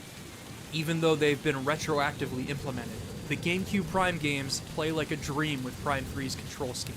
I would recommend this collection, but it was released in a very limited quantity and copies nowadays are extremely expensive. The trilogy is available on the Wii U eShop, but only until it closes in March 2023. Nintendo, please do something with these games. People will have no way of giving you money for them after that date. And with Prime 4 coming out, eventually, you guys better make it happen. These games are too good to remain abandoned. Speaking of which, Nintendo actually implemented motion controls into other GameCube games both through their port of The Legend of Zelda Twilight Princess and under their new Play Control line. Aiming in Twilight Princess felt much smoother thanks to, you guessed it, being able to point at the screen, and although swinging the sword with the Wii Remote and parrying with the nunchuck felt pretty cool, they were merely replacements for what were buttons on the GameCube. Still, it managed to organically and immersively integrate the Wii Remote's concepts into an existing game, and in some areas, improve them. Not all of them, but some of them for sure. And Nintendo making this game a launch title for the Wii definitely helped them ship units initially, as many people skipped the GameCube. When it comes to new play control, the new versions of Mario Power Tennis and Donkey Kong Jungle Beat weren't anything special, but the Pikmin games managed to feel even better than they did on GameCube. All they really did was allow you to point at where you wanted to throw your Pikmin instead of using an analog stick, but this was enough to make it feel definitive. Certain games took a very minimalist approach to motion controls. Most other games, however, used motion controls as nothing more than replacements for button commands. Sometimes this would feel horribly gimmicky, other times it would feel oddly satisfying. Let's go back to Wii Sports Tennis for a second. The game could realistically be played with a traditional controller, but it is far more intuitive due to the fact that actions are mapped to Wii Remote gestures. The inputs mimic the actions of real-life tennis, and that's what makes the sport work so well. I find that gimmicky Wii controls can provide you with that kind of feedback without intruding on a game's design. Mad World is the perfect game to demonstrate this. Mad World was Platinum's first game, and it proved that the Wii didn't necessarily have to shy away from having mature games. Well, I use the term mature with this game loosely. It is absurd, irreverent, and supremely and cartoonishly gory. With an art style inspired by the film and graphic novel Sin City, Mad World oozes style and delights in its violence. The object of each level is to rack up as many points as possible. The faster you achieve that goal, the sooner you can fight the area boss. The more creative you are with your kills and the more pain you inflict on your victims before killing them, the higher your point rewards will be. Stick a signpost through their head, jam them through a tire, and impale them on a rose bush to finish them off. There are challenges and multiple opportunities to increase your score across each level, all accompanied by some repulsive commentary from the voice actors behind Bender and Bob the Builder. No, I'm not kidding. I mean, the commentary isn't always hilarious. There are some moments that'll make you groan, but I suppose that's what you get when you work with the writers behind Happy Tree Friends in the more recent Sonic games. It was probably funnier back in '09. Nobody left to kill! Yeah, but Jack could still defile the bodies. What do you mean? You know, take trophies and shit. Check out my necklace of human ears. Check out my stream of projectile vomit. Anyway, setting aside the questionable writing, Mad World just might be one of my favorite Wii games. Sure, it might get repetitive after a while and its shock value wears thin by the end, but its scoring system is truly unique and the game is a treat to play thanks to the creativity it invites. The motion controls replace button commands such as the chainsaw, backflip dodge, and using objects to maim and kill enemies, but it's viscerally satisfying to mimic the actions taking place on screen. As you can imagine, this sparked a bit of controversy. Not as much as Manhunt 2 due to this game's less realistic violence and decidedly comical tone, but still enough worth noting.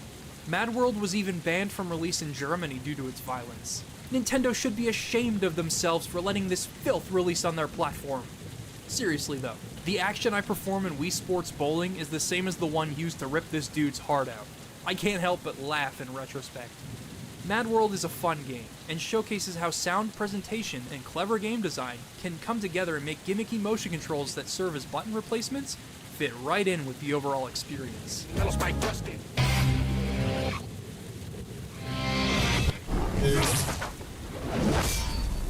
No More Heroes is another bloody Wii game that seeps style and personality through every sweaty crevice.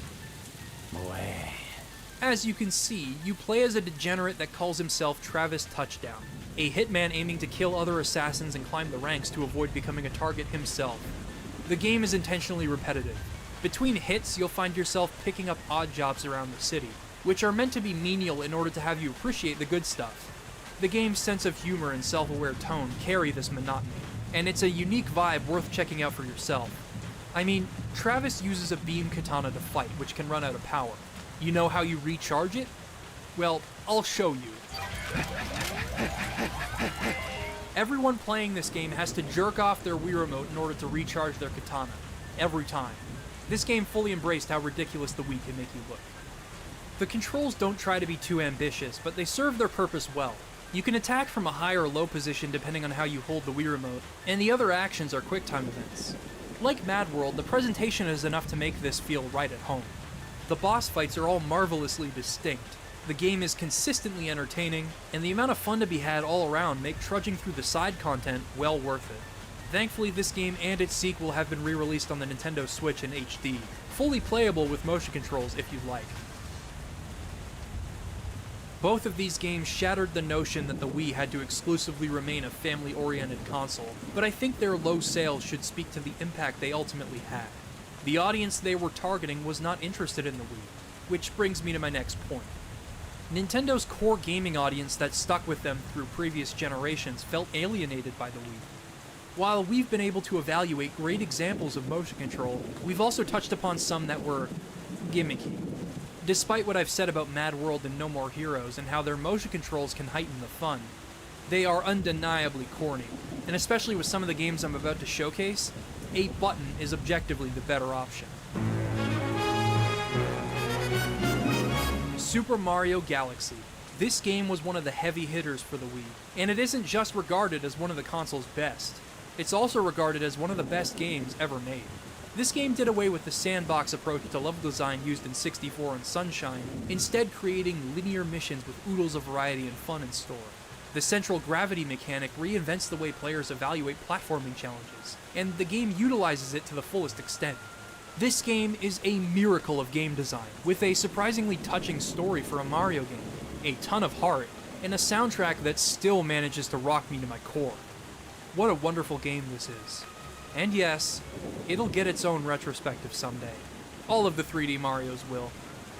These games are so good that you might be wondering why I'd bring them up as an example. Even their pointer-based interactions like collecting star bits, launching Mario across these sticky things, or pushing him through hazards in a bubble are so inventive that it's hard for me to get upset about their inclusion. I understand if perhaps these break your immersion a bit, but I had fun with them. There are two elements of this game's motion controls that I take issue with.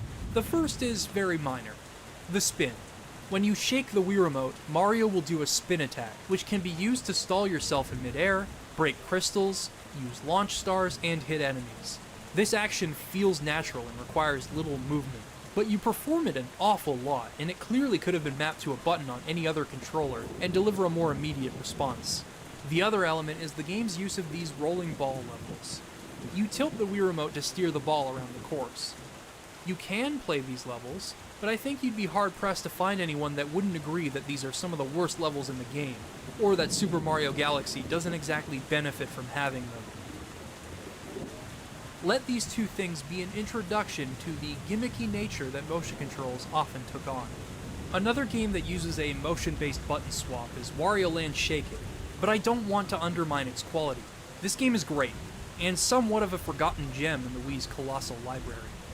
The traditionally animated cutscenes and hand-drawn character sprites and art design make it a joy to look at, and the platforming and puzzle-solving Wario Land is known for are both accounted for here. The gimmick of the game, however, has you shaking the Wii Remote every single time you want to empty a bag of coins or shake an enemy. It gets old fast. Donkey Kong Country Returns is a triumph in 2D platforming and one of the best games on the Wii, but every single time you want to roll through enemies and keep your speed going, you have to shake the Wii Remote. It gets old really fast. But by far, my least favorite example of this implementation is in Mario Super Sluggers. These Mario baseball games contain my favorite simulations of the sport, but this one on the Wii decides to replace a lot of the GameCube's button commands with motion-based inputs. Other than that, the gameplay is nearly identical. While this gets tiring rather quickly on its own, if someone skips the transition between hitting and running or hitting a foul and you were previously shaking the Wii Remote to run, there's a good chance that you will accidentally pitch or swing immediately after. As you could guess, this gets old super fast. Now here's the thing. If introducing motion control to a game could potentially innovate on the medium as a whole, I am all for it. Games like Metroid Prime 3 and multiple shooters on the Wii prove that there was still room for exploring how we control games of that ilk. Wii Sports managed to bind the multiple inputs required to simple motions of the Wii Remote, which made the game far more intuitive to control and easier for almost anyone to pick up and play. WarioWare's smooth moves showed us how holding the Wii Remote in different, specific ways could actually impact the way we play. A lot of people seem to be sour on the idea of motion control as a concept now, and there are legitimate reasons for this that I will outline shortly. But I'm willing to bet that a lot of the issues raised with certain Wii games feeling unreliable, especially first-party ones, are because players don't understand what they're doing wrong, and that might not always be their fault. Like I said, Wii Sports Boxing was ambitious, and it didn't communicate the proper technique required for each command. After watching a tutorial, I fared much better, and my attacks were starting to register more often. With a lot of the most notable Wii games, it was a matter of questionable communication and necessity. Not every game could create a sound case for why they required motion controls, nor could they communicate every detail of what technique was required of the player. Motion controls were often egregiously implemented into games that clearly don't benefit from them. Of course, we have the games I mentioned earlier, but there were other games that took things way too far. Super Monkey Ball Banana Blitz. Those of you that have been watching me for a while now know that I love Super Monkey Ball, but I would not include this game in that discussion. While the level design reverts back to the original inspiration for the series through its labyrinthine-esque pathways, it goes on to ask an absurd amount of accuracy from an input method much less responsive than an analog stick. It's an okay game, but it isn't nearly as fun to play or control as the GameCube originals. Soul Calibur Legends wasn't a good game to begin with, as it was a mediocre action-adventure hack-and-slash game from inception, but imagine trying to perform combos on a controller with limitations in tracking and positioning. Dodging and blocking is mapped to nunchuck gestures, while different strikes come from different swings of the Wii Remote. It feels awkward. Then there are bottom-of-the-barrel examples like Sonic and the Secret Rings, which mandated clunky motion controls for every action in the game, and the plethora of shovelware that barely registers your Wii Remote waggles as inputs half the time. But I also don't think early Wii games had enough time to work out the tech behind the Wii Remote. It was a very complicated situation, and it eventually hurt the Wii's image. And then they put Guilty Gear on the Wii.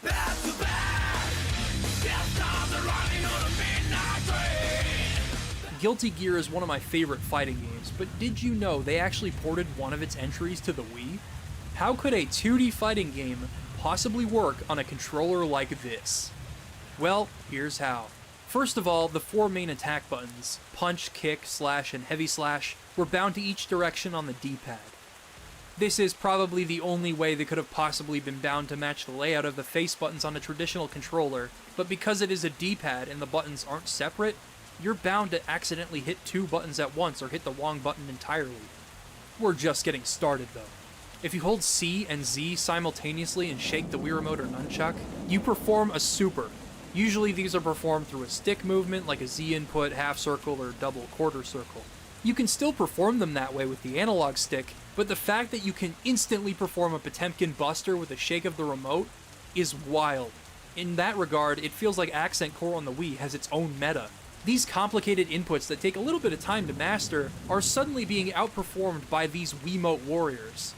Thankfully, the motion controls are entirely optional, as you can use either a classic controller or a GameCube controller and rebind those buttons to your liking, but that doesn't change the fact that the primary control scheme that comes bundled with the console looks like this. This is perhaps the most ironic thing about the Wii. A lot of its best games are entirely playable with a more traditional controller, and play much better that way. The Wii iteration of Punch-Out is one of my favorite games of all time.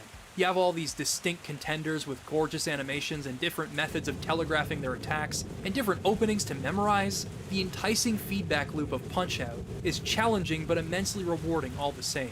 The personalities of each boxer are significantly fleshed out rather than just being simplistic stereotypes, and the way they arranged the main theme of Punch-Out to match the instrumentation of the Rocky theme is the cherry on top.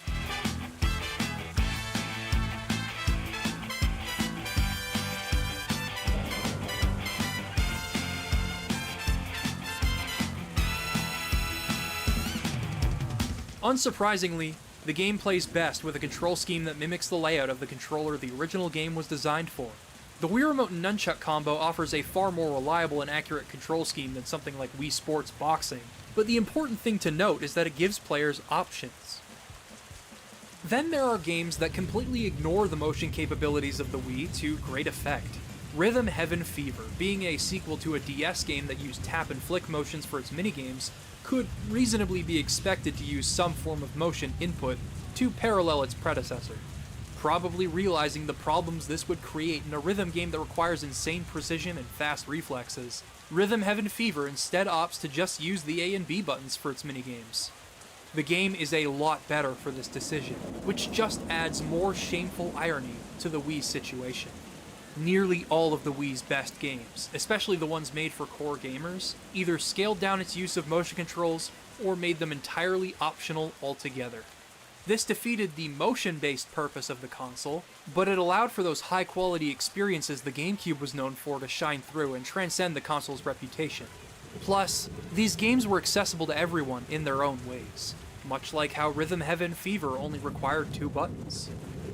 Mario Kart Wii is perhaps one of the most famous Wii games, primarily due to how it was able to unify gamers and non-gamers through its multiple control schemes and simplicity. It sold 37 million copies, and remains one of the most fondly remembered Wii games of all time. It offered not only a selection of enjoyable and well-designed original tracks, but also a selection of ported and reworked retro tracks for good measure. It had a fully fledged online multiplayer suite, and it let you choose between 4 different control schemes. No matter your skill level, Mario Kart Wii was streamlined and had something to offer for everyone. I poured so many hours into this game's offline and online modes, and I played coin runners far more than any of my friends were willing to. There's just something so satisfying about trying to hang on to as many coins as possible when everyone is trying to get you. I don't know, I like that mode a lot. Mario Kart Wii has also cultivated a sizable modding scene, and long after Nintendo's official servers went offline, the fans have kept the game alive. The only game on the Wii to rival Mario Kart in terms of playtime and fan passion would be Super Smash Bros. Brawl. For those of you that are somehow unaware, the months leading up to Super Smash Bros. Brawl's release was one of the most exciting times to be a fan of video games. During E3 2006, they revealed that Solid Snake would be joining the roster. This announcement was massive. It's honestly difficult for me to articulate the impact it had. This opened Pandora's box for nearly every single third-party character suggestion you could possibly imagine. Ultimately, only 2 made it into Brawl as playable characters, the other being Sonic the Hedgehog. I probably should have seen it coming, but the announcement still got me more excited for Brawl than I had ever been for any video game in my life.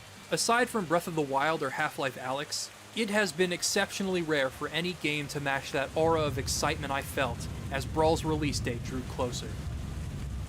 While future Smash games may have eclipsed Brawl mechanically, I still think Brawl is my favorite game in the series. Its amount of content was vast, wonderfully diverse, and all an absolute treat to experience.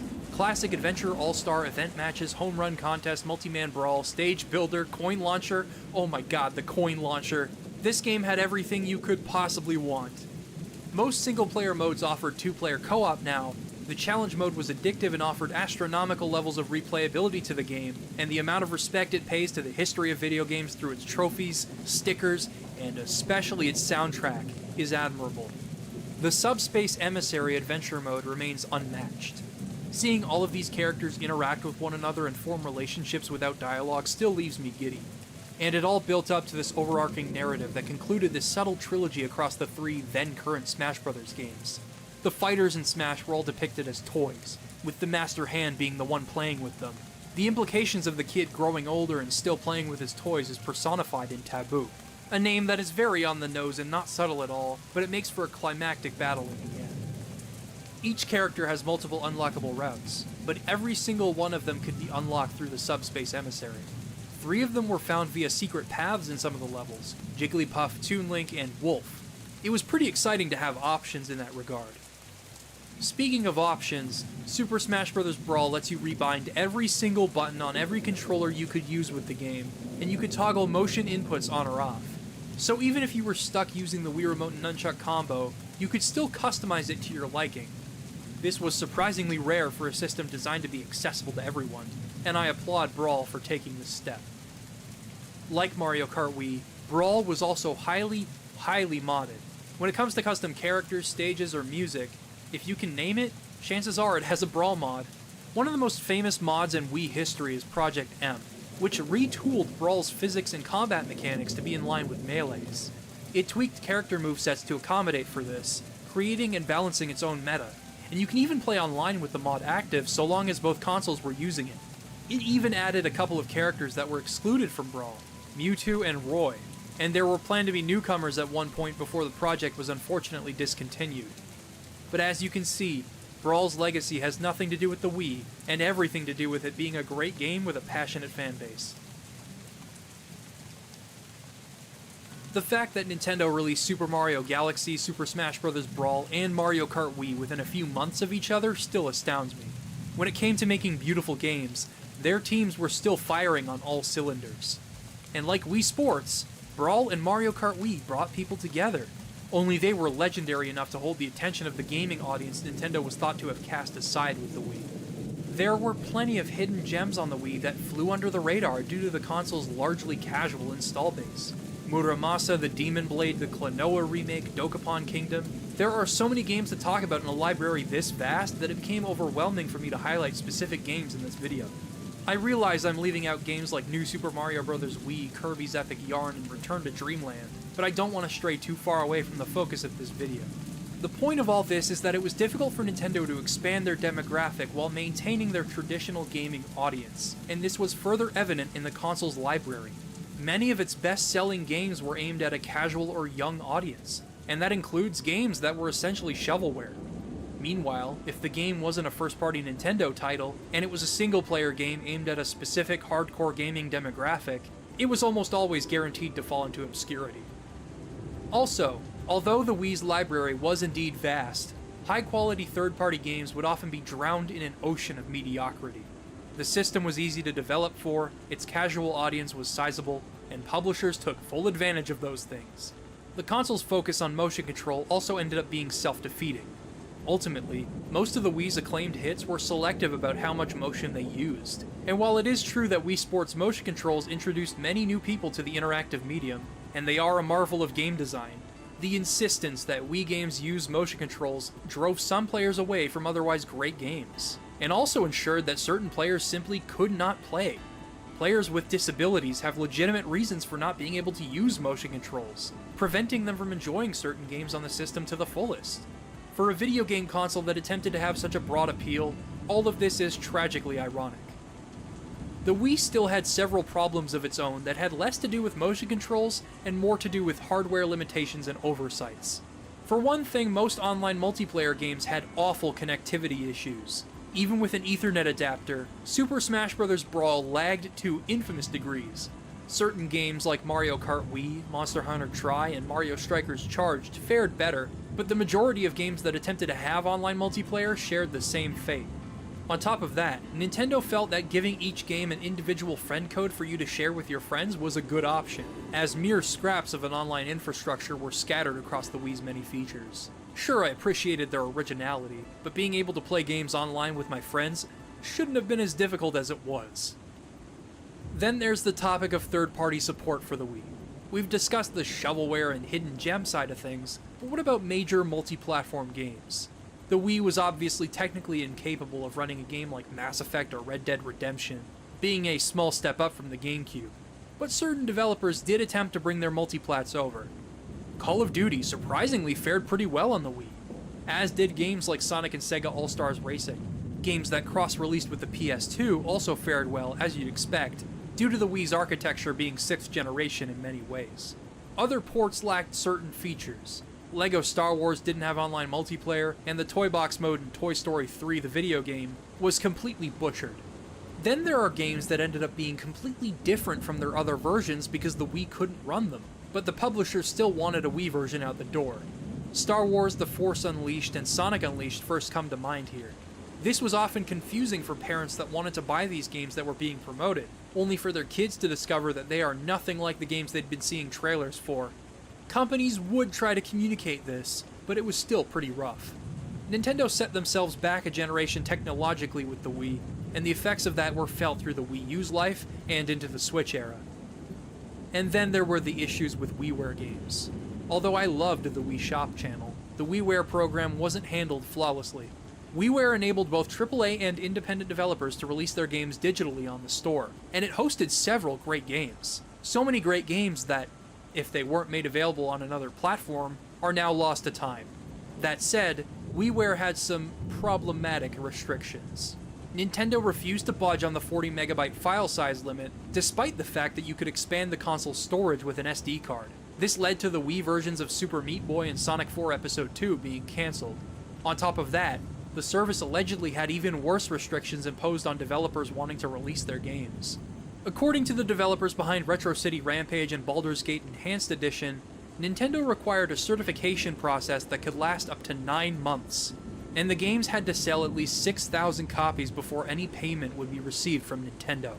This was apparently done to ensure that low-quality games don't flood the service, but it ended up being a hindrance to most developers. And also, kind of scummy.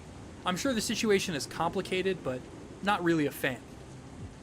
Despite criticism of the Wii mounting, Nintendo doubled down on their focus, resulting in one of the most embarrassing E3 conferences in history. Nintendo's E3 2008 conference lives in infamy. It leans so heavily into the Wii's success with the casual market that the company would end up shooting themselves in the foot. The Wii balance board and other Wii peripherals had a huge focus, as did Wii Music. For this video, I decided to buy the game just to investigate whether or not it was as stupid as the presentation made it seem. I figured you would have the option to compose your own MIDI music just like Mario Paint, and then play along at your own tempo, and you wouldn't be forced to just thrash around to existing songs. But no, Wii Music barely qualifies as a game. You indeed simply thrash around to public domain music. It is the digital equivalent of a baby's rattle. There's a music quiz minigame here too, I guess? I am baffled by the notion that Nintendo thought Wii Music would be the right note to end on at that year's conference. Well, in all fairness, they did find time to address one piece of criticism, and they did so in a major way. I've always felt as though the Wii Remote had limitations that restricted what developers could accomplish with it. Does anyone here remember Red Steel? It was a mediocre first-person shooter that ran terribly and was buggy in strange ways. My console crashed after attempting to return to the Wii menu, and my cursor would often jitter until I figured out what was causing the problem. As it turned out, the jittering of my reticle was caused by my Wii Remote volume being turned on. If the source code ever gets released for this game, I would love for programmers to take a look at it, because that sounds like some horrifying and hilarious spaghetti code. Anyway, the game got ambitious with its swordplay. Sadly, the Wii Remote could not track the position of your sword as accurately as the developers probably wanted, resulting in promising but ultimately weak sword fighting in the end. To enable full 360-degree movement within the Wii Remote, Nintendo came up with the Wii Motion Plus. This peripheral was incredible, and it was implemented best in 3 games, the first being Wii Sports Resort.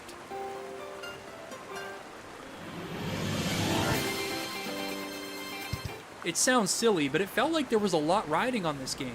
It was a sequel to one of the biggest games of the 7th generation, and it was being bundled with new technology as well. But dare I say, I might enjoy this game more than the original. It isn't as focused as the original 5 sports, and not all of its sports are winners, but its cohesion in its theming and setting of Woohoo Island, and its improved controls, make it infinitely more enjoyable to experience for me. Wii Sports Resort has 12 sports to choose from instead of 5, and there are variations of each sport to tackle as well. Some returning sports like bowling featured sub-games like the 100-pin bowl, which I spent a lot of my time on. It is so satisfying watching all of those pins fall on top of each other. Another returning sport, golf, had more accurate measurements of force to work with on top of the new Frisbee golf version. But by far the most effective demonstrations of what the Wii Motion Plus could do lie with swordplay, table tennis, and air sports. Table tennis can take advantage of nuanced serves and returns, as well as the force that you apply to the ball. You could twist and turn your wrist in any way you wanted and the game would react accordingly. This makes it one of the best table tennis simulations I've ever experienced, even counting virtual reality, because it features the automation and subtleties that made Wii Sports accessible in the first place, like your characters automatically moving, and the ball's highlighted trajectory. Air sports showcase the accuracy that 360-degree movement could allow for, and although you could explore Woohoo Island at your leisure and see how part of the island was connected, the dogfighting was where the real twists and turns of the Wii Remote happened.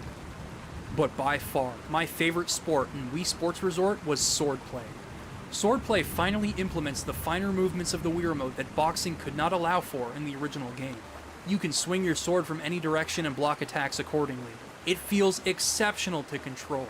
Being able to attack from so many angles and cut through your opponent's guard was tremendously satisfying. My brother and I used to pop Wii Sports Resort in just to fight each other in duels, and Speed Slice was a ton of fun. Speaking of swordplay, the next game to use the Wii Motion Plus well is one of the coolest games I've ever played, and surprisingly, it's a sequel to a game we talked about earlier. It's Red Steel 2. You play as the last remaining member of the fictional Kusagari clan, and you have a revolver and a katana at your disposal. The mix of Western and Eastern elements are evident right down to the weapons you wield. While the revolver functions as you'd expect and the first-person animations hit all the right notes with me, the katana is where things get wild. Thanks to the Wii Motion Plus, both every minute position from which you swing your sword and the force behind each swing are almost always translated into the game. While you can get away with swinging your sword lightly or shooting from afar on the most common grunts, wide swings are required to destroy armor, and enemies can parry specific swings, so you'll need to stay on your toes. You can also parry yourself should you feel the need to stagger your opponent, and it feels just right.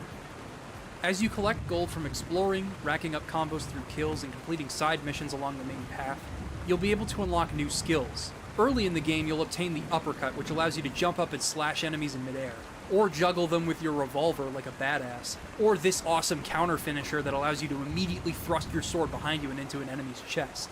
Honestly, I haven't finished this game because I had to record multiple games for this video, but while recording it, I had a hard time putting it down. It's not a perfect game, its missions and enemies do get repetitive after a while, but I would love to see a Red Steel 3 in virtual reality at some point. There's so much they could do with this concept, and the game is proof that the Wii was often ahead of the curve in game design. The Wii Motion Plus's high-fidelity motion tracking was revolutionary, and served to foreshadow the upcoming VR revolution we'd feel in the mid to late 2010s.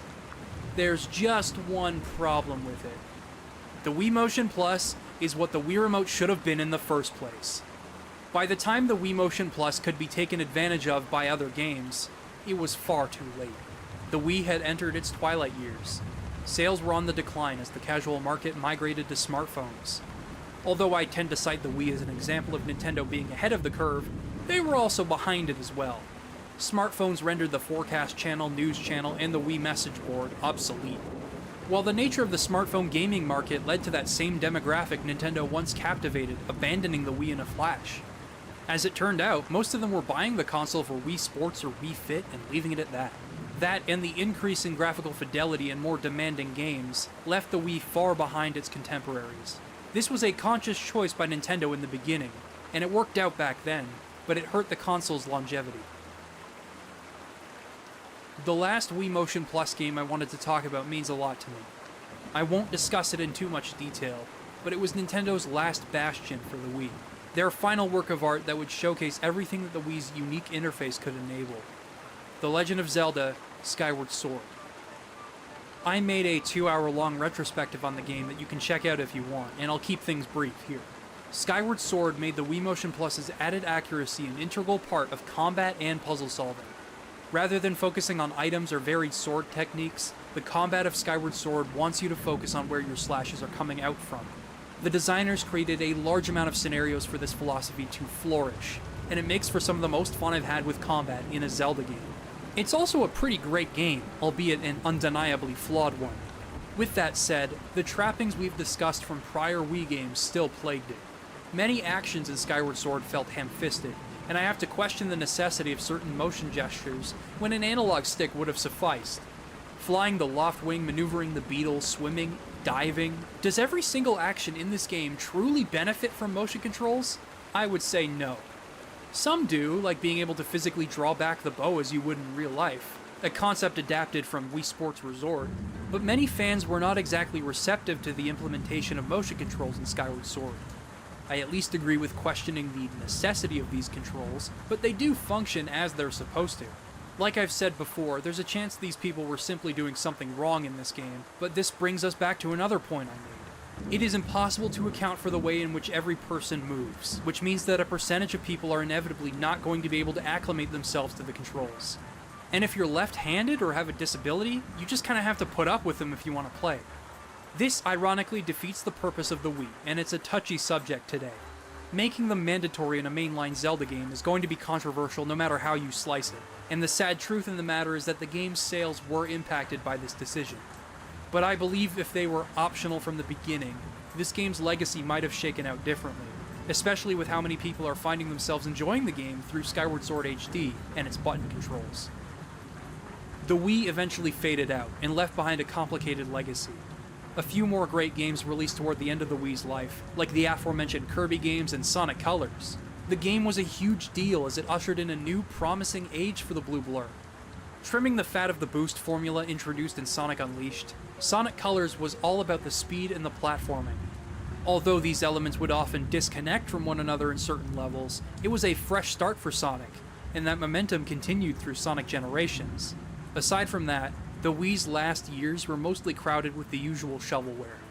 The Wii's experimentation with motion control, and the response to the options available in some games and lack thereof in others, would leave its mark on the future of video games.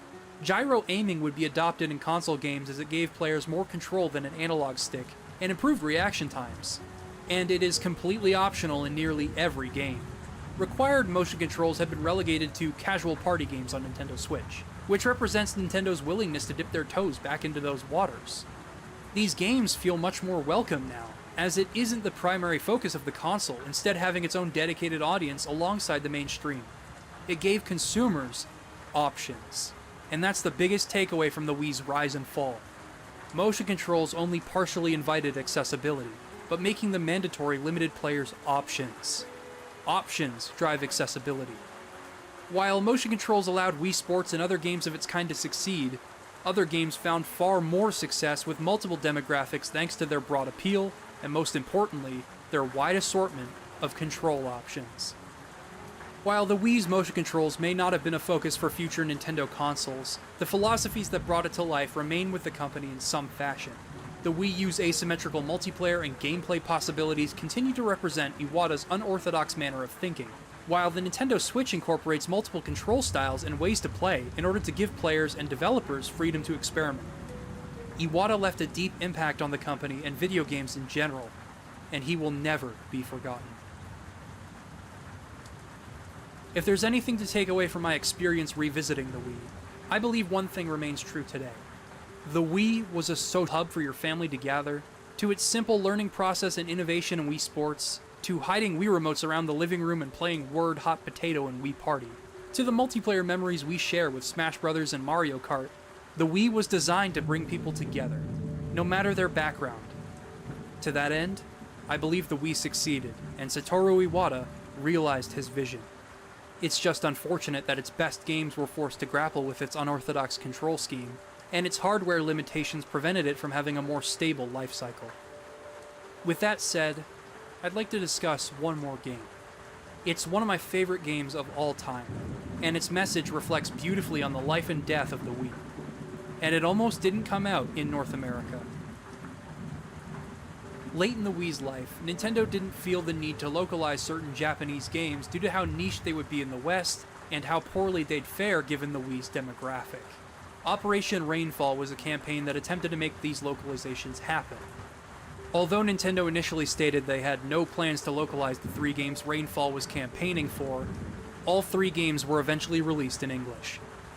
These 3 games were Pandora's Tower, The Last Story, and the game I wanted to talk about today, Xenoblade Chronicles.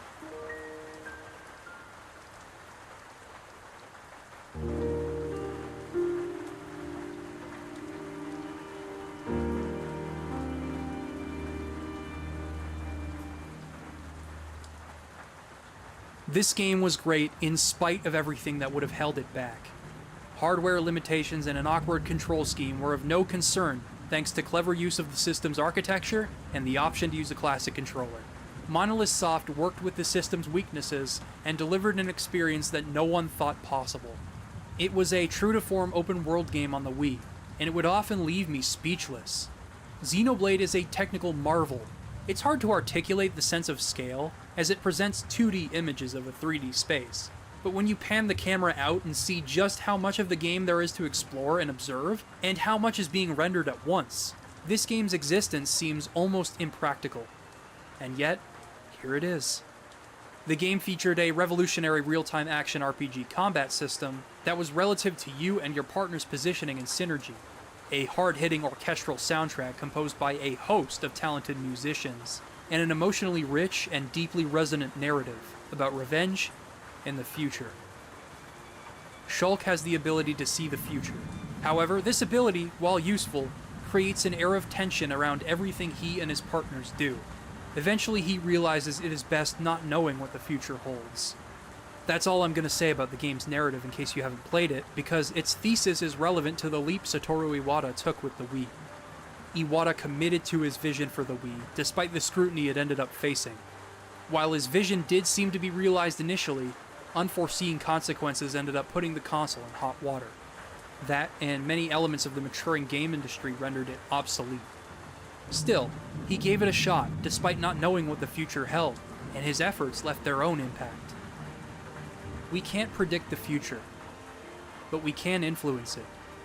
It's more worthwhile trying and not knowing than knowing and not trying, and that's exactly what Shulk and Satoru Iwata have in common. For every wise and poor decision he made as president of Nintendo, he stood for change, and for that, I will always respect him. I've been Liam Triforce. Thanks for watching.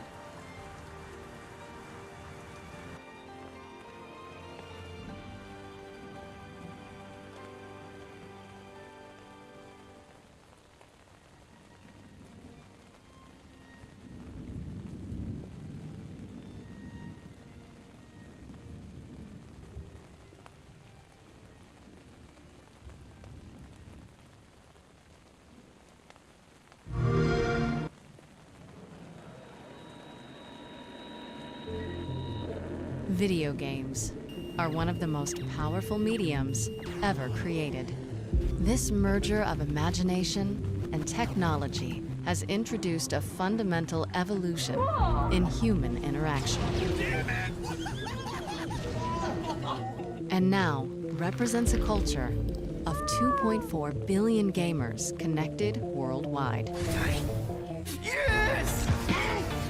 But just 20 years ago, the console that kicked off the era of online gaming in the living room almost didn't exist. You ever want to make hardware?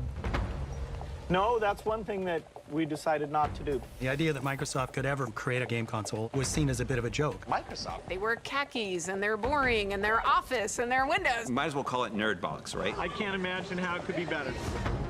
A new console was seen as a risky bet There it is. at a company not accustomed to losing. You're proposing taking money away from Windows in order to fund some game system? That is an insane business to get into. It was fear, uncertainty, and doubt. We're gonna make it, aren't we, sir? This is the story of how a passionate group of gamers forever changed the course of a corporate titan. They saw the future. Broadband internet to the television set. Like, you can do that? And then Bill says, we should do this. We should let these guys do this. And the journey to get that controller into our hands. This thing is going to be the most badass thing you can imagine. Fire at will! Think about the way you could tell stories with that. No matter where you are in the world, we can all be part of one bigger community. We need this. This is like the hotline for us. You take it for granted now, but back then, this was like science fiction. We weren't sure how we were going to do it. Xbox, watch TV. Oh, God. Oh, Hell no, Microsoft. gamers are not going to be tolerant of any level of bull at all. The risk here was enormous. You're always just one catastrophic bug away from not making it. I remember thinking, hey, maybe we're in over our heads.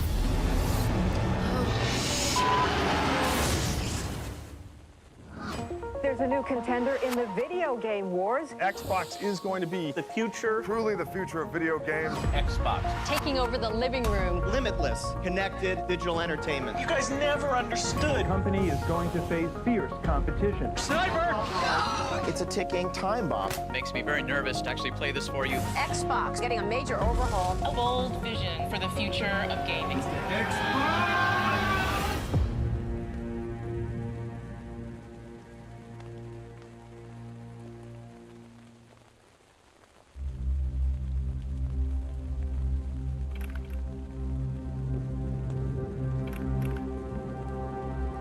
Hello, I'm Bill Gates, chairman of Microsoft. In this video, you're going to see the future. Microsoft first came up with the Windows concept back in 1983. I'm going to show you real quickly a couple highlights from the product. The graphics interface is an integral part of this new generation to take PCs much further than they've gone before. When I came to Microsoft in 1987, the average age was 27, and I was 27. We were an amazing young company with an amazing young founder in Bill Gates. He knew business better than anybody out there, and he also knew technology. He was able to synthesize things that nobody else in the industry could. It was incredibly fast-moving. It was the kind of place where people didn't hold back. For someone who just wanted to really let loose and grow and learn, it was an amazing place. Bill Gates and the team back then were the disruptors, which was exciting and palpable. We just thought of ourselves kind of the rebels, kind of, you know, where the big companies like IBM were these huge companies, but we were this little rebel group of hackers, you know, doing this cool work. I'm very optimistic about where we're going. But that really changed in '95. Windows 95 has taken over computer stores. They were online in the middle of the night. Personal computer users packed into stores dying to get their hands on one. When Windows 95 launched, it was like a coming out party for the whole company. Microsoft made a thing that everybody in the world wanted. It was like air to me. It just was. It existed, and you needed it. In today's world, you can't make it without a computer. Has thousands of programs that some of us may need. I can run 3 or 4 applications at the same time. Windows 95 is so easy, even a talk show host can figure it out. By the late 90s, Windows was dropping $1 billion to the bottom line every month. 3, 2, 1, It was the most profitable business in the history of the human race. I don't think there's ever been anything remotely like it unless you count the Spaniards going to the New World and like literally hollowing out a mountain made of silver. Microsoft, which has a business relationship with NBC, is the most powerful engine in the new age of computers, a giant cash machine, and it strongly disagrees with the government. In the late 90s, we were sort of the bad guys, the Death Star. The perception of Microsoft, I think generally, was not great. They were in the middle of the Justice Department monopoly issues.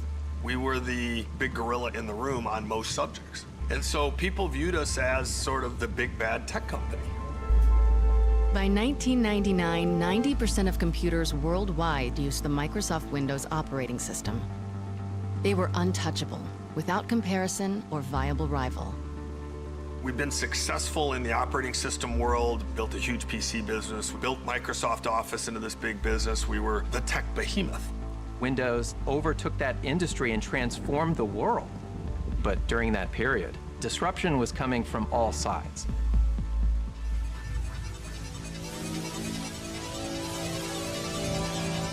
For decades, Sony had been a Japanese electronics giant with a history of producing personal and home entertainment hardware. And then, in 1994, Sony struck gold with the PlayStation, a gaming console with unparalleled success. The launch of PlayStation really thrust gaming into popular culture in a big way. And Sony saw an opportunity for gaming to be even bigger and touch entertainment. What Sony discovered was a console was really a Trojan horse to the living room. And once that device got into the living room, it could be a multimedia entertainment device. Sony was putting different things into the home. They're putting a hard disk here in like a DVR. They're putting memory here. They're putting a processor here. And if they could connect all those things together, it would be a computer, a potentially existential threat to Microsoft. Without further ado, let me introduce to you the next generation PlayStation technology. Even before Sony launched PlayStation 2, they were just creating this perception of inevitability. PlayStation 2 was the next big thing, and anything in its way was going to get crushed. They said our new PlayStation, so powerful, it's going to replace the PC. Sony was showing a slide at trade shows and to our customers of a future home that was full of PlayStations and didn't have any PCs in it. Which was like shooting cannonballs over Microsoft headquarters. It was an incredibly arrogant thing for them to do, but it was pointed too. I mean, that was a very serious threat. In the 90s, Microsoft was a paranoid place. And when somebody said Sony's going to put a PC in the living room, that got everybody's attention. And if Sony was at the point of locking down the living room, what was Microsoft going to do? One possible answer was brewing not from the top executive ranks, but from deep within the Microsoft corporate structure. 4 renegades on the DirectX software team who were working on tech to help developers create games for Windows, and who were united by a fervent belief that games were the future. I was leading the DirectX development team with one of my colleagues on the marketing side of DirectX, Ted Hasse. You know, the question that we were starting to ask is, where was all this graphics technology headed? Windows had won the desktop operating system wars. So we're starting to ask where there could be threats or opportunities in the future. We quickly narrowed down to games and an all-encompassing entertainment platform for the living room as being an opportunity for us. Otto had carefully built a career at Microsoft, and he had already taken a risk because Otto could have been an important programmer in a legitimate Microsoft group like Windows or Office. Instead, he chose to be in this DirectX group because he was passionate about graphics. Ted and I both had folks on our teams we felt could bring some additional brain power to the conversation, including Seamus Blackley. How do you describe Seamus?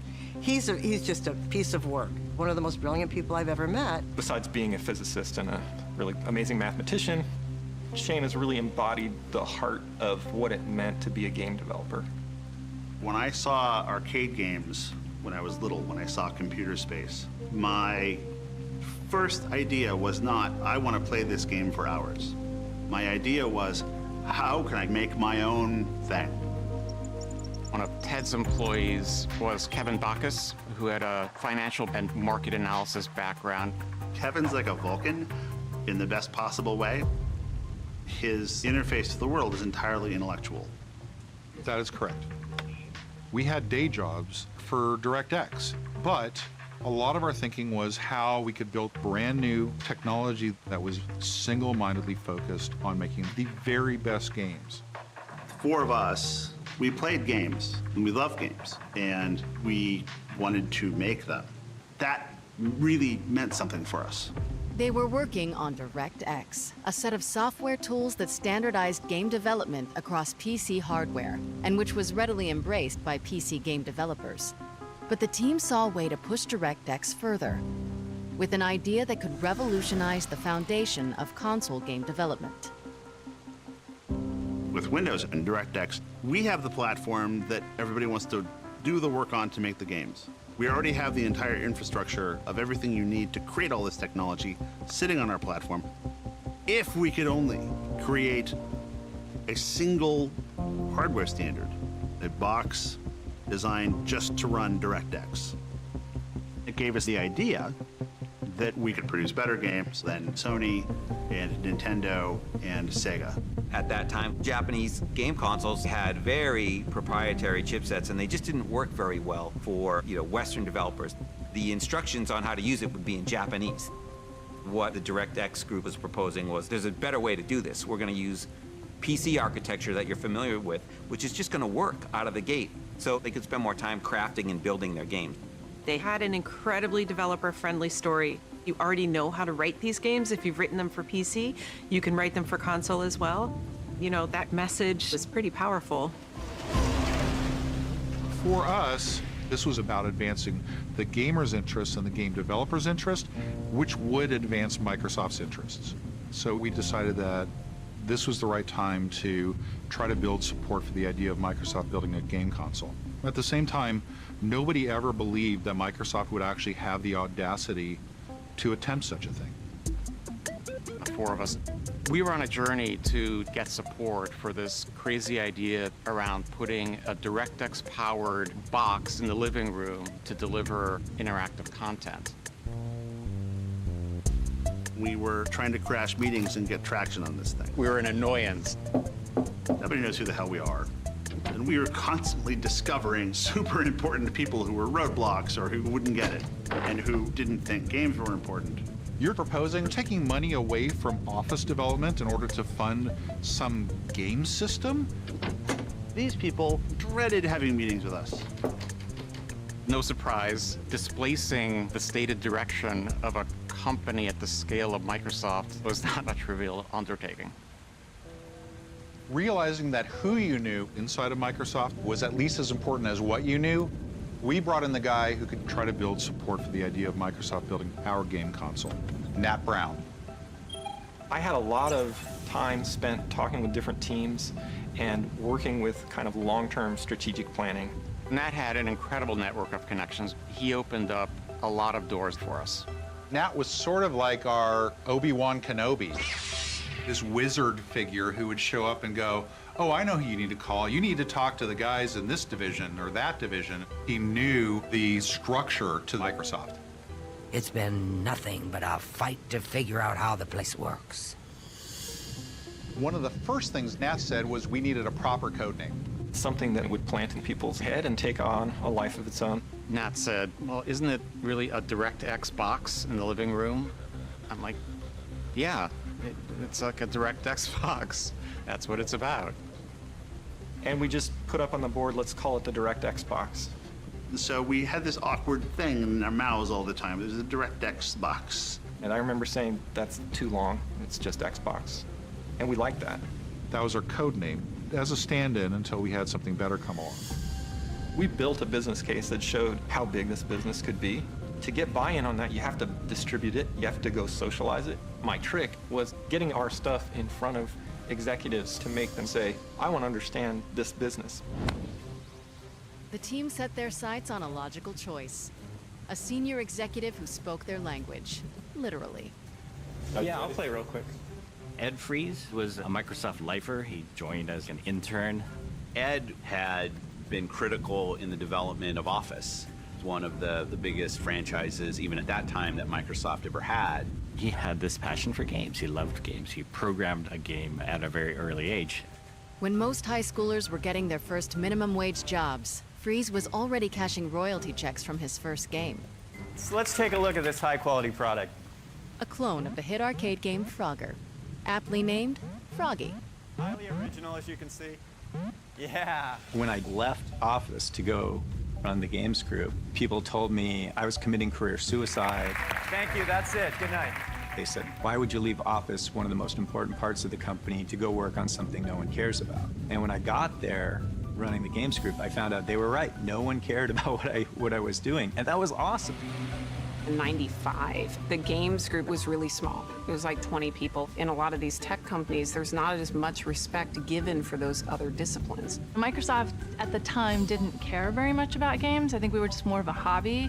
We were gamers working in like the bowels of some Microsoft corporate building. Our goal at the time was to push Windows as a gaming platform. I always felt like I was doing underdog stuff, and that's actually what I really enjoyed. I enjoyed trying to bring Microsoft from behind in PC games. After Windows 95 launched, we had to wear these t-shirts that said, Microsoft knows games.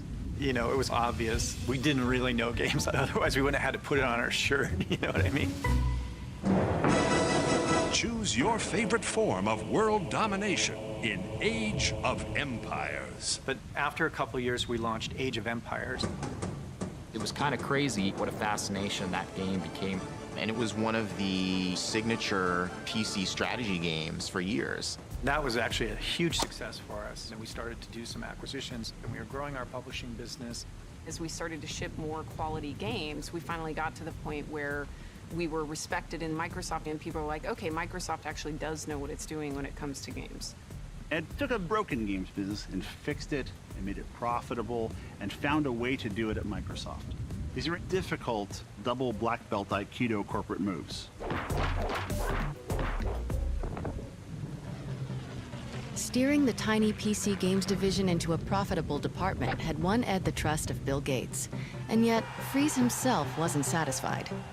Our PC market share was growing into the teens, and at the same time we weren't doing anything in the console space, and that to me seemed like a bit of a waste. You know, there was this huge market out there. One day, these guys from the DirectX team walked into my office, and they pitched me on this thing, the Xbox, and basically what they pitched was a disguised PC. I thought, oh, this is great. This is like a bridge for me to get to the console business.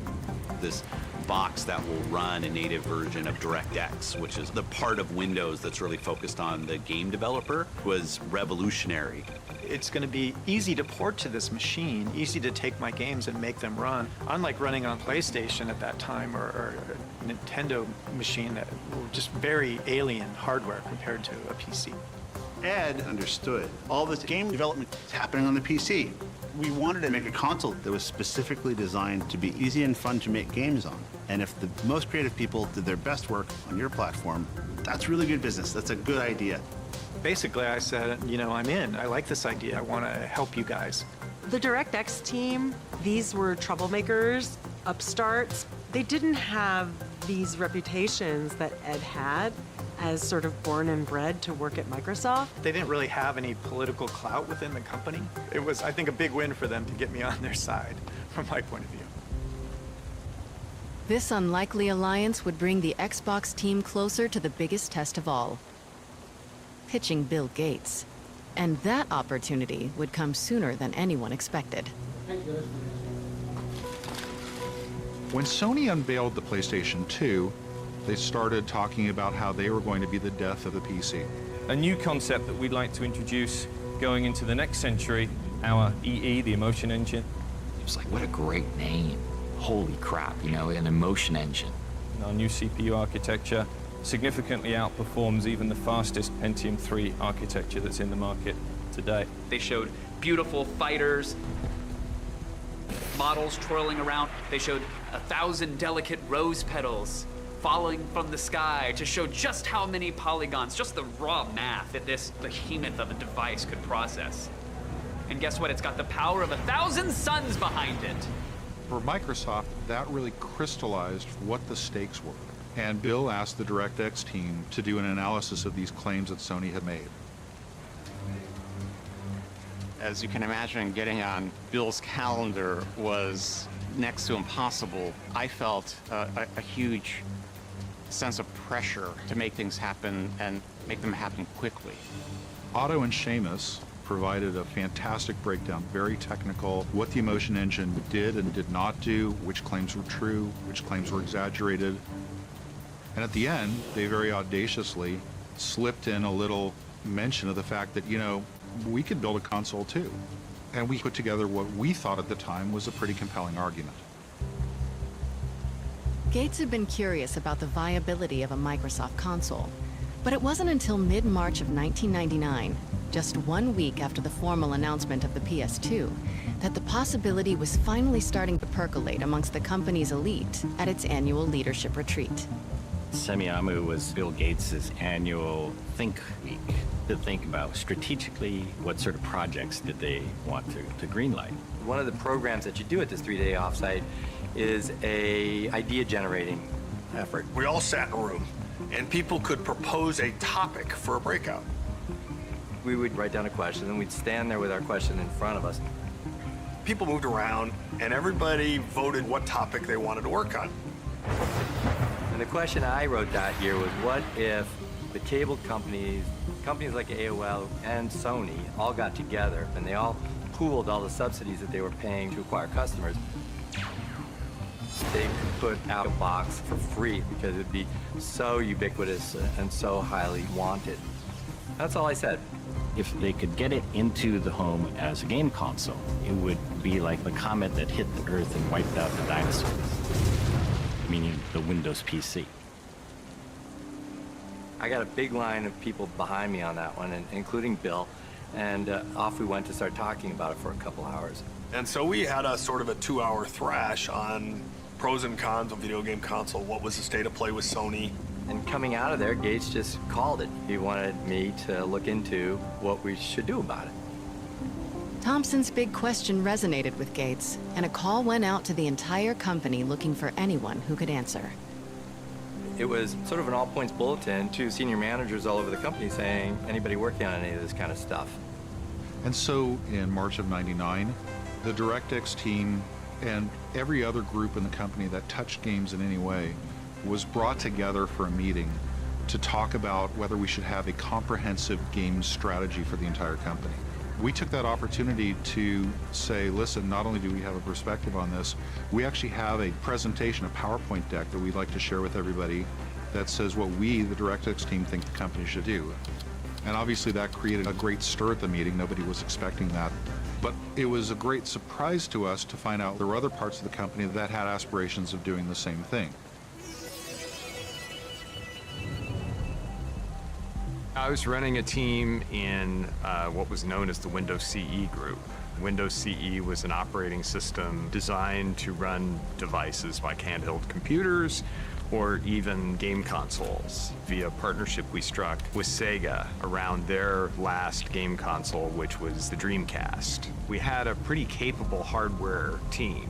Some of the guys in that group had worked at 3DO. Have you experienced the awesome power of the Panasonic Real 3DO system? And that was a legitimate game console, albeit one that was not a success in the marketplace, but it was a legitimate console play. Together, we had the hardware expertise, and we had a proposal for what Microsoft should do next in the console space. Obviously. These guys think they know how to make a game console and that they should do it instead of us. We opened the door and Bill's interested in a game console, so now they're going to edge us out and they're going to step through the door. They were funded, they had a name, they had leadership, they had executive support. Their argument was, we already know how to do this. What do these kids know? Go with us. The DirectX team was young and hungry, full of tech know-how and vision. But Windows CE was well known within the company and had experience on their side. Suddenly it was a race to try to get the most legitimacy inside of Microsoft, where the winner was going to be the one to bring a game console to market. And it came to this big battle with Bill. It was what Microsoft often seem to do, which is pit two groups of smart people against each other. Classic Bill Gates move. The stage for the cage match was set. The DirectX and Windows CE teams would battle for the right to make a Microsoft game console in front of founder Bill Gates. To the victors belonged the spoils. Having Bill in the meeting was always a fantastic thing, as well as increasing the tension at the same time. Somebody's confused. Somebody's just not thinking. He was legendary. If you went in and you're full of you get shut down. No, you don't understand. You guys never understood. You never understood the first thing about this. So, we tried really hard not to be full of He is brilliant, but it was a very aggressive, male-dominated culture. Lots of expletives, super, super smart. But man, if you said something stupid, Well, I'm done.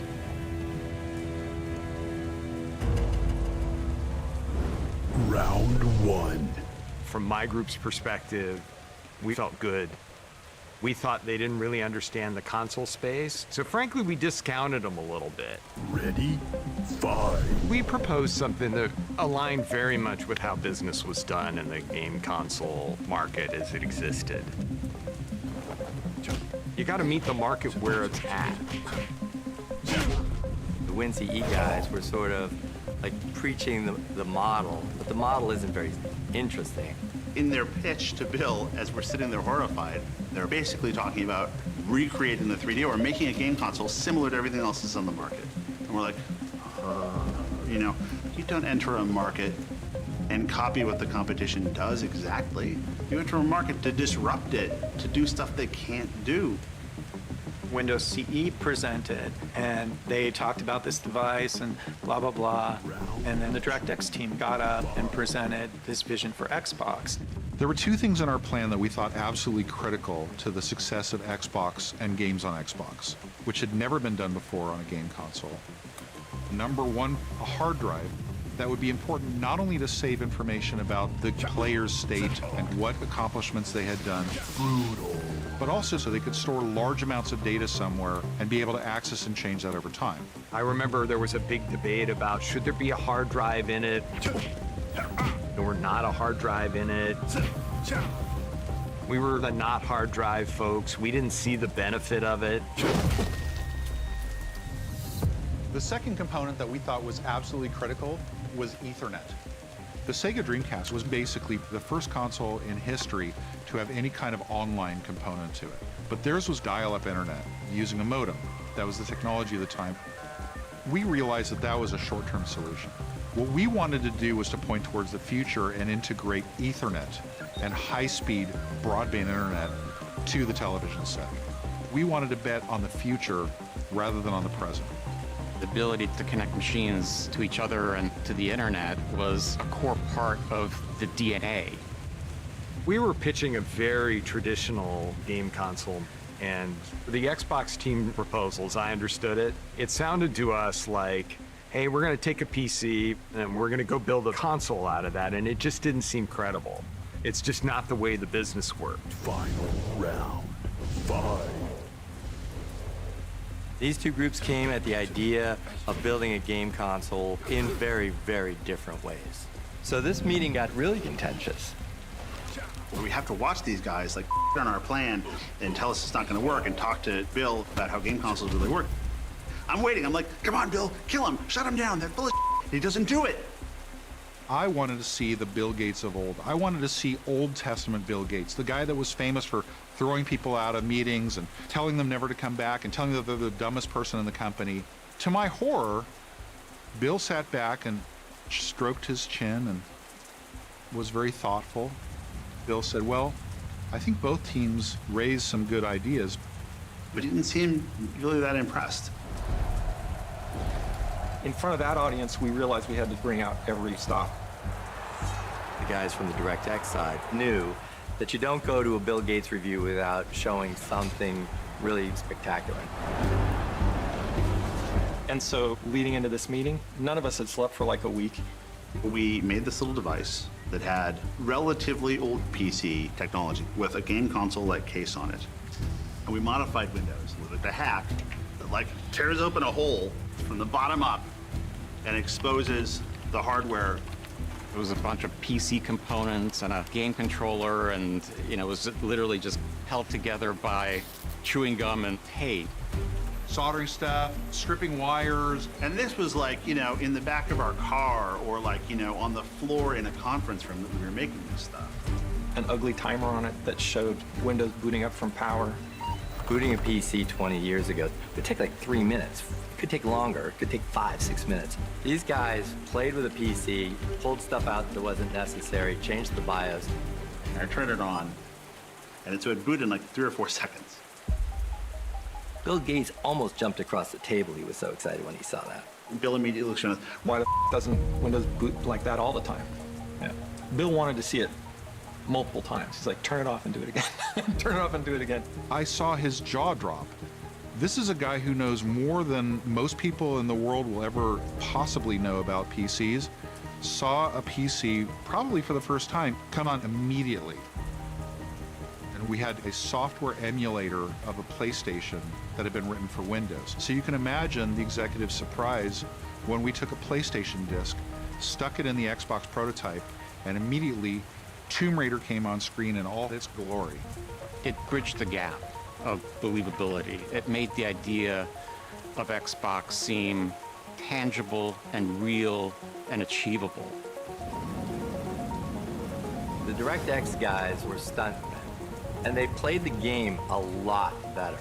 We, frankly, I think, underestimated what they were going to walk into the room with. That meeting wasn't a great outcome for us. The Windows CE guys literally said, it's not fair. We weren't given the opportunity to make hardware. And somebody said, eliminate him. Well, nobody told them to build hardware, but they did. Unfortunately for the Windows CE team, they brought a PowerPoint to a demo fight.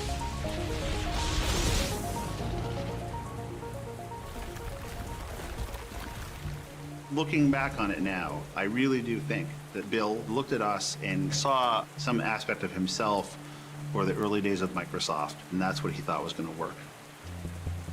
Bill's reaction was, you guys are proposing that it's doing good things for Windows, and it's based on Windows, and we get Windows in the living room. That all makes sense. You're proposing that we spend $500 million on it. You need to make this presentation to Steve. How much do you think this advanced operating environment is worth? Wait just 1 minute before you answer.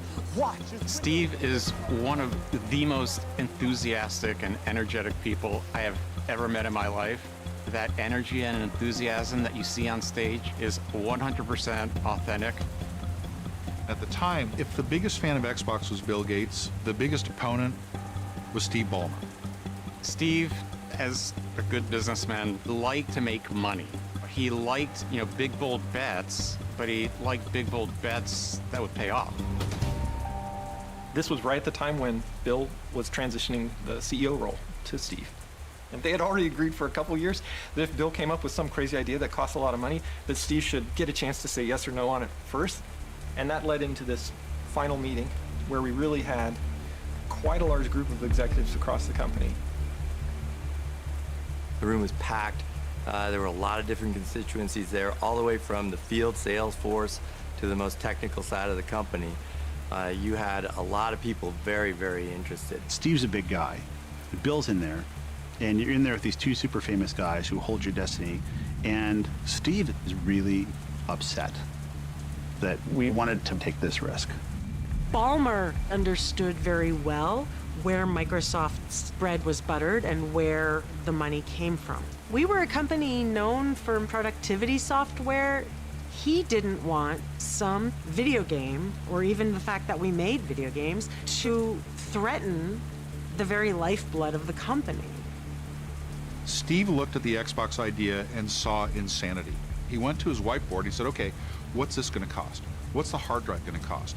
What's the Ethernet port gonna cost? What's the graphics chip gonna cost? And he totaled it all up and said, there's no way you guys, what's your reserve for returns? Reserve for returns, what does that mean?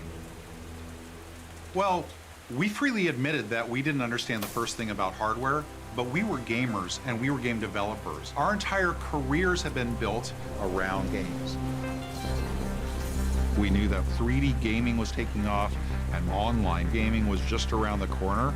and the best and brightest in the game development world. They were moving all their thinking from the PC to consoles. We had the opportunity to go create something that was going to take all of the equity, all the goodwill, all the technology, and all of the programming tools that had ever been created to make Windows applications and carry it forward to the living room. And that was the product that we were proposing, Xbox. Looking back at that moment, what Steve and Bill were seeing was the future passing Microsoft by. You know, Microsoft was thought of as this dominant company of the era, but success or even survival was anything but preordained. If Microsoft didn't grab this opportunity, that Microsoft would be on the wrong side of the future of tech. It made everybody step back for a second and think. The console business was something that we needed to seize. I think that that was where Bill and Steve realized that they needed to move forward with Xbox. An incredibly electrifying moment. We'd finally convinced Steve. Bill was convinced. They've done an outstanding job so far, haven't they? I think Bill did have a view that software running on hardware in a family room could really bring some unique experiences into the home. We could start with video games, but it could go many directions from there. It was really an opportunity to recapture the soul that Microsoft had at the beginning, to create that revolution, to create that new platform. We were going to do something no one else had done. We were going to launch a console from a software company. Microsoft had done nothing like that before. And then it became clear that there was just some really big challenges for us. At the beginning, it was about credibility. We had a task ahead of us to ensure that we were taken seriously in the game industry. This equation of power, performance, and price. You have to come correct on every single part of that, you know, to be successful. There were so many tasks that had to be done on both the hardware and software side. We realized that we needed to have a leader. It was clear to all of us that that person was Rick Thompson. He had asked the best questions, the most insightful questions. We wanted him to be part of the answers. So Rick was brought in as the seasoned senior executive who had experience in hardware with peripherals, mice and keyboards, and he had to construct a plan and a go-forward strategy. My comment at the time was, I'm not big enough for this job. But a couple days later, Steve Ballmer calls me into his office and says, let's get this straight between the two of us. This is your job now. You're making a big splash. You say you're getting into this consumer market. You know, if that doesn't work out well, it could really give the company a huge black eye, and that would be very difficult to recover from.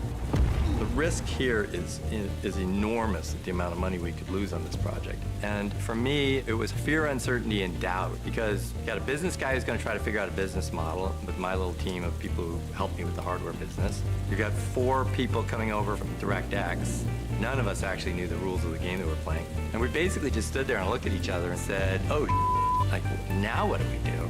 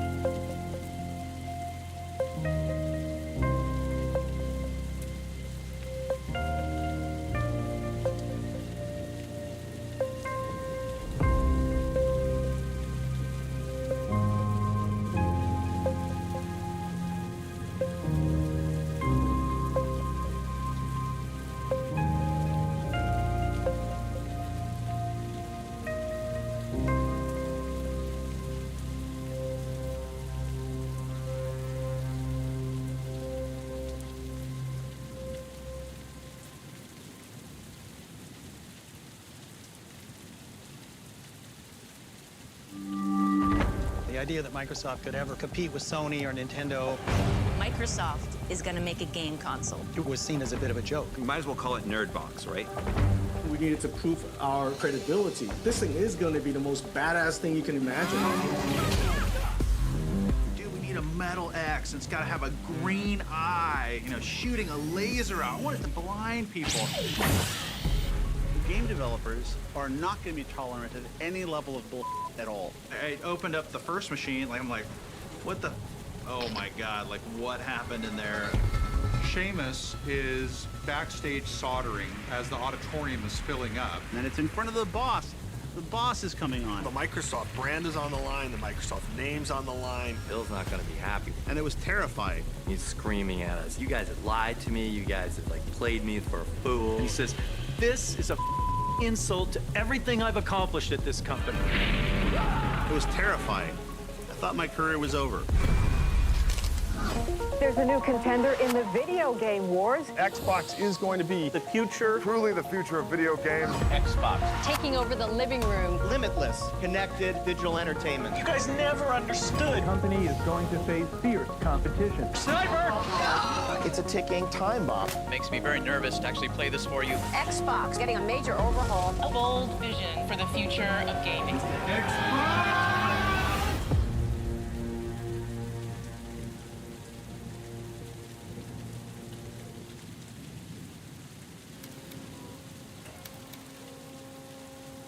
Meet the Microsoft Mouse Line. There's a mouse for everyone, whether you're an expert or first-time buyer. Let's start with the basics. I joined the hardware group back in 1987. I ran it for 13 years, hired 300 people into the group, and by 1999, we were doing $600 million worth of business a year. Rick was working for me running our hardware business. Think mice, keyboards, we had some speakers, we had this thing called Interactive Barney. That's super duper. At some point, Steve Ballmer shows up and says, Rick's gonna go do this business exploration. I want you to help sort of supervise and support him. Steve Ballmer tells me that Xbox is my new job and is very convincing about it. Having been in hardware all of my career at Microsoft, I need to understand how this is going to be a good business for us. Do you ever want to make hardware? If you want to be a great software company, you have to be only a software company. You can't dabble in other things. The idea of building a game console from scratch, the risk here was enormous. We really understand what it is to be gamers, but we're panicking we have to figure out how to build the hardware. We had no idea what we were doing. None. Couldn't have been less qualified to build a console. Everything about making a console is hard, including taking an upfront loss on the hardware.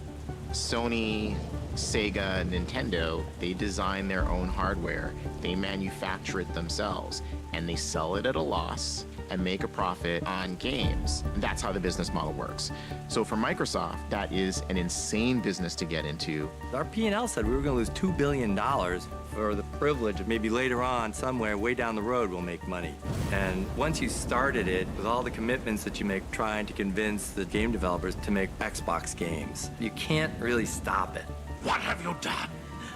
What madness has claimed you? We made the point to Steve Ballmer to say, if you guys start this thing, don't come back 6 months from now and say it hurts too much. Any new console hoping to have even a chance of success needed to win over a group of notoriously tough critics, game developers. And getting past those gatekeepers would require Microsoft to make a flawless debut at the world's largest game developer conference, GDC. Games sell consoles, and so in order to sell consoles, we had to win the hearts and minds of the developers. The only place I think we could have ever announced Xbox was GDC. The next GDC would take place in March of 2000, so the Xbox team had only 11 months to design and deliver a functioning prototype. Time is running out for Microsoft to get on the board. If they didn't announce by GDC 2000, they were going to be ceding too much of the playing field to Sony. They had to do it. And there was still one massive problem to solve. Who was going to build the console hardware? The plan had never been for Microsoft to do it alone. The only way that we could actually get Xbox made properly was to go to the people that were really good at building hardware. Rick was trying like hell to find somebody to partner with us, people had expertise that he knew we didn't have. Companies like Dell and Compaq and NEC and Toshiba. We start these meetings, and most of the guys would look at me and go, "Who are you? And should I believe you or not?" And I'm like, no, really, we're gonna do this. And the OEMs all, laughed in his face. Like, we understand enough about the console business to know that all the money is made on the software. And you're coming to us and asking us just to make the hardware while you make the software. We're not that dumb. Rick's point of view was, we have no chance of doing this ourselves. And so then the question became, how do we partner with Nintendo? Or maybe we should partner with Sega. Sega seemed like a natural choice because of Microsoft's previous collaboration on the Dreamcast. But there was pushback against the partnership. Dreamcast had never been competitive with Sony, and Xbox needed to be unlike anything Microsoft had tried before. That left one last great hope. With Nintendo's 64-bit technology, now Mario lives in a 3D world, and you can make him go wherever you want. As we began to understand the business model, we really appreciated Nintendo. People don't buy consoles, they buy games. They want to play Mario, they want to play Pokemon, they want to play Zelda. Accepting the award for Legend of Zelda Ocarina of Time will be Shigeru Miyamoto. And you look at Nintendo and you find the Spielberg of the video game industry in Miyamoto and you go, wow, this guy's unbelievable. Thank you very much. I knew I could convince Microsoft to outright buy Nintendo. I mean, it would be an amazing accomplishment because it's the national treasure of Japan. So if you buy Nintendo, you get credibility in the Japanese market. You maybe even get Miyamoto. Was there a way to make that happen?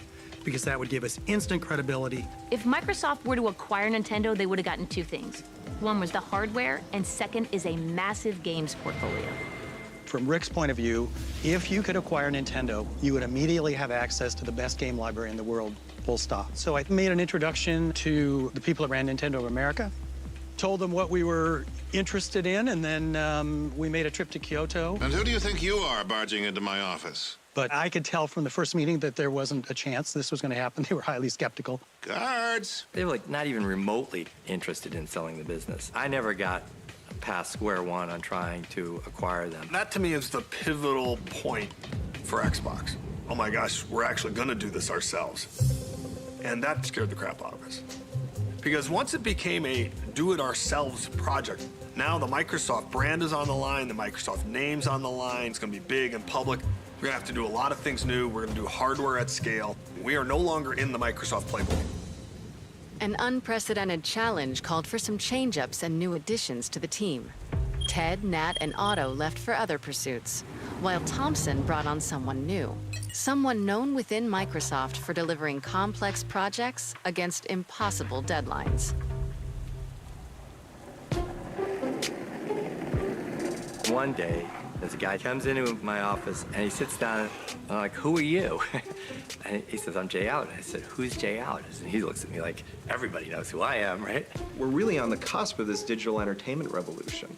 So while for 25 years now, Microsoft prided itself on making the world more productive, now our challenge is to blend that with making the world less productive, He was seen as a futurist that had a lot of credibility internally at Microsoft. There was, the famous internet memo. He sent Bill Gates this memo that basically said, hey, Bill, we gotta wake up because this thing called the internet is coming and it is going to transform commerce, it's going to transform society, and it's going to be powered by broadband connections. And so we made a huge, bold bet by putting a broadband connection in the back of the Xbox. Everybody thought we were nuts. You have to remember, back in 1999, less than 5% of the US households even had broadband. But I remember Jay saying, we're going to bet on the future, not against it. He had a vision for where online gaming could go and what Xbox could become. And Bill paid attention to Jay. Well, it's very hip to be on the internet right now. With the right team together, Xbox needed the right operating system, and that was a little tricky. And political. It's just amazing how popular PCs are. Windows had been the catalyst for Microsoft's meteoric rise. Games, word processors, calculators, calendars, all running faster than ever. Bill Gates had been won over to the team's pitch on the understanding that Windows would power Xbox. But the team knew that Xbox needed to be leaner than a PC. Windows was an all-purpose tank. Xbox needed a street racer. One of the things that makes Windows great is that you can do lots of things at once. You can be running Word next to Excel, next to IM, next to Photoshop. And so the idea was, if we're going to put a video game console in the living room, it's going to run Windows. Once or twice a week, we'd get pings from all sorts of different groups around Microsoft. Office was kind of the notorious one, saying, hey, I hear we're doing a console. I hear it's going to run Windows. What do I have to do to get a build of Office running? I bet people would like to edit their Word documents while sitting on the couch. What's the rating of this? Like, okay, so we had to do two things. One, we had to tell these groups off. That is not what this is. If you actually think people want to sit back on their couch doing spreadsheets, it's not going to happen. At the same time, we needed a lot of code from these groups. So we had to tell them off nicely. You're dismissed. Oh! The services that Windows provides are really valuable, but the most important thing for games is speed. If you have an operating system taking 15% of the CPU and half the disk, you're dead. One possible solution was to use just the Windows NT kernel, essentially the brain of the operating system. This would leave more space and flexibility for developers to program games. There was just one problem with that solution. The Xbox team didn't have access to that kernel, and the Windows team wasn't about to share it. Here we are in the computer room that holds all of our server machines. If we'd have gone and asked the Windows team, they would have insisted that we take Windows as is, no modifications, subject to their approval, and we just could not bring that baggage over. So we had to steal it. We stole it. We stole it, yes. I have it running on this machine here. We actually grabbed it at night off of a server when no one was looking, about 3 weeks before a major Windows release was going to happen. We brought it back and just started hacking and slashing stuff out of it. We had to refactor and cleave off functionality to make this box so tuned that the games could be brilliant. What started out as a 4.5 megabyte working set for the kernel got that down to about 200K. So a tiny, tiny, tiny fraction of what Windows is actually made it over to Xbox. You could call this the evolutionary approach. It becomes clear that what we're going to do is not what Bill and Steve thought they had approved. Xbox would have the heritage of Windows, but not actually Windows itself. The new operating system was streamlined, but nothing like the Windows-powered version the team had pitched to win the technology bake-off against Windows CE. With GDC 2000 just 1 month away, for Thompson and the team, it was the moment of truth. Time to call one final meeting. A do-or-die presentation to Bill Gates on Valentine's Day to ask if he could open his heart to a Windows Lite version of Xbox. We had to go to Bill and tell him that what he wanted most out of this, he was not going to get. This wasn't going to run Windows. I can't imagine how it could be better. Oh, Bill's not going to be happy. This was the final meeting to either approve the Xbox or cancel it. One of the highest stakes meetings I was at my whole time at Microsoft. Which is the Valentine's Day Massacre.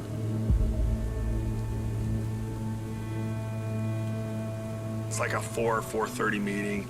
Rick, Thompson, myself, Ed Freeze, Jay Allard are the 4 Xbox folks there. Steve's there. There was a whole outer group of people too. So this room was packed. Well, about 15 minutes late, Bill walks in. He's holding the PowerPoint presentation, and he walks up to the table, and he throws it down on the table, and he says, "This is a insult to everything I've accomplished at this company." Leans across at me and says, "Why are you trying to kill Windows?" You guys have lied to me. You guys have like played me for a fool. I start to try to argue for this, why we can't have the normal version of Windows. Bill doesn't want any of it. He doesn't want to hear it. He yells at me, shuts me down. You got a lot of alphas in the room and all alpha males, and so there's a lot of pounding the table and you're wrong, I'm right. By then, Jay is up. He's ready to fight. And so then Jay goes in. Then Robbie tries to talk to Bill. And Bill yells at Robbie. If I'd had glasses on, I would have needed windshield wipers on him because he was spitting at us so hard and so fast. Bill would yell at us for a while about these different things, and then Ballmer would take over on the business case, and the business case looked terrible. By now, and the reason it's called the Valentine's Day Massacre is because all Valentine's Day activities are now off. The candles at home, and they're melting, and we're all missing dinner.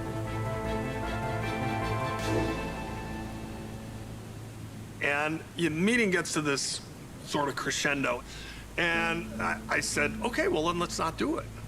We haven't announced anything. So that led to another hour. And then somebody says, what about Sony? Microsoft had owned the den and the office. How cool! And the thought of Sony owning the rest of the home is offensive to Bill. But the Xbox, it's the antithesis of everything that Microsoft is. It takes all of the hardware burden onto us, so it's really hard to make business sense of it. That's equally offensive. And what's going on with Bill and Steve was figuring out which of those was least offensive to them. Bill kind of pauses and he thinks and he says, I think we should do this. And Ballmer's like, yeah, we should do this. And then they start getting excited and it starts going back and forth. We should do this. We should let these guys do this. Bill's like, okay, we're gonna give you guys everything you asked for. Really want you to be successful in this project. You have all my support. And that part of the meeting took 5 minutes. And I turned to Robbie. I'm like, Robbie, that was the weirdest meeting I've been in at 15 years at this company. All I remember is Kevin Bacchus coming by and basically saying, we're doing it. We're doing it. The system was going to get built. Hundreds of millions of dollars would be spent marketing it. Even Ballmer said, once we say yes to this, we're saying yes to this. This is real. This is as real as it gets right now. We're going to book the speech at GDC. Bill Gates was going to go on stage in front of the world and announce it. And it became very real when Rick Thompson sent an email saying that Xbox had been approved for an initial funding of $1 billion. With $1 billion on the line and less than a month left until GDC, Xbox's big debut had more riding on it than ever. The team set to work creating a prototype and recruiting game developers to the platform, a monumental task for a software company that didn't have much street cred. When it came to console gaming in the late 90s, there was no perception of Microsoft. They weren't in the picture. But when it came to the PC side of gaming, Microsoft had a reputation. Ed Freeze had built Microsoft Game Studios and kind of organized the studio structure by genre. We had like a role-playing studio. We had a sports studio. We were doing golf. We had a basketball title and we had a baseball title. But it was around the time we shipped Age of Empires that we started to really get respect. You've built a glorious empire. It was just a beautiful game. It was beautifully scored. Age was a great game. It was a ton of fun. Everyone loved it. Age of Empires is a grand franchise. But if you talk to somebody that likes to play Super Mario Brothers, it's a really kind of a different customer entirely. And I think that they didn't necessarily view Microsoft as being in the gaming business. Here we go! To recruit console game developers to its unproven platform, Microsoft had to innovate development tools that would rival the competition, making game developers an offer they couldn't refuse. We were all about what we were giving the game developers to work with to create the greatest games ever made. The PS2 was really, really unfriendly environment to developers. Seamus Blackley and Kevin Bacchus and Ed Freeze, they were saying, we're gonna fix this. So more of the money is going on the screen, not just trying to figure out the convoluted hardware. And that was like, really? I mean, it was like oxygen. This was gonna do things that the PlayStation can't, which meant to me, we could tell more stories, create characters that people care about, and create worlds that would be very difficult to do on the PlayStation. It's time. We know at this point we're heading toward Xbox announcement at GDC. Game developers have to be excited so that they could talk to their other friends in the games industry and tell them, you know what? Xbox is legit. The innovations offered in the Xbox created a promising future for console game developers. But to deliver that future, Microsoft still needed to complete a working prototype to debut on stage at the Game Developers Conference. When Microsoft first started talking about doing a game console, everybody's willing to listen, but you need to see it. We had to create a prototype game console that was obviously not going to be the final design of the hardware because we didn't know what Xbox was ultimately going to look like, but at the same time, looked nothing like a PC. I had started working with the Hardware Guys Rapid Prototyping Group, which was literally in the parking garage. And they had like built a temporary structure and a bunch of parking spaces and like made it like a little office. So I went to this area where the artists were, and they were having a remote control car race in the office. Around the desk, going right around. And that's how I met Horace Luke. In a lot of ways, I work very scattermind. I don't really work on a linear path. Most of my days spent with markers and paper and just doodling.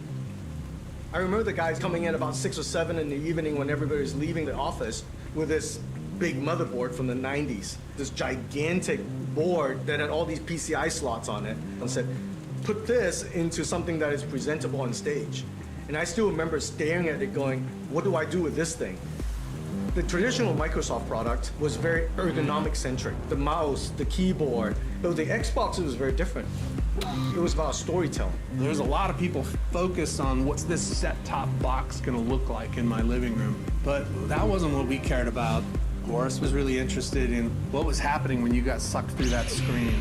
The role of the designer, it was how to tell the story at a glance. That Microsoft is about to go into a space that is brand new to what Microsoft was accustomed to. Telling people that this thing is going to be the most badass thing you can imagine.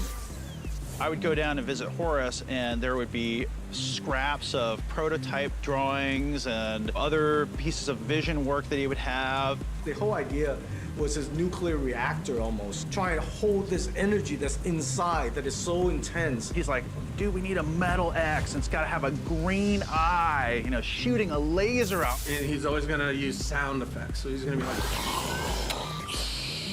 I wanted to blind people, because that's kind of how Horace would talk about these things. That sense of escape and that sense of capability and power is what we try to create with this green portal. And inside there, everything is possible.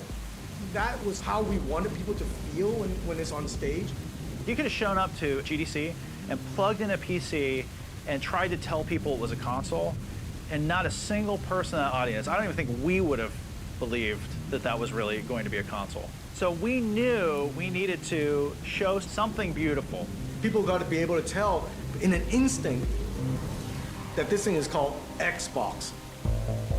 What we ended up building was a 40-pound machined aluminum X that had been buffed to a chrome finish. These big, beautiful, shiny chrome X's, they were like these incredible sports cars. We ended up taking literally a solid hunk of aluminum and carved it with a 6-axis CNC machine.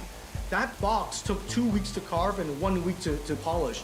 Building those metal X's was very trying. Drew and I just, after work, you know, get a can of kerosene, get a rag, and just keep buffing it. Rub, rub, rub until that thing was polished. Somebody brought it out into a meeting and took a towel off of it and showed it to us, and I was like, that can't be in people's living rooms. Everyone's like, calm down. It's a concept. And I'm like, okay, awesome about the green eye. How am I going to fit the components in there? And what we ended up doing is, if you look at a PC, there's like this main motherboard. So we stuck the motherboard at this, you know, on like one angle. We had to shave off the edge of the motherboard because it just didn't fit. We soldered the hardware together ourselves and borrowed space in the lab. You know, I'm sure people looked at that and they're like, whoa, it's like this polished X. It's got this, you know, amazing green eye.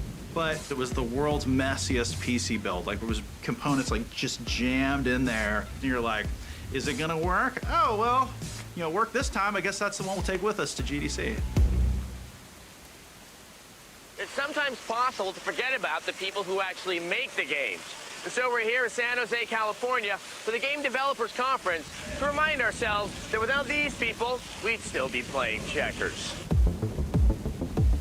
Announcing Xbox at the Game Developers Conference was like every Christmas morning rolled up together. Video game developers are upping the ante on creating realistic games. Microsoft upped the competitive ante, announcing a new concept, codenamed Xbox. At GDC, The idea was that Seamus would go on and basically be the demo guy, talk about Xbox, show the demos. But this was the first time that Seamus had stood in front of an audience of game developers and gamers since the launch of Trespasser.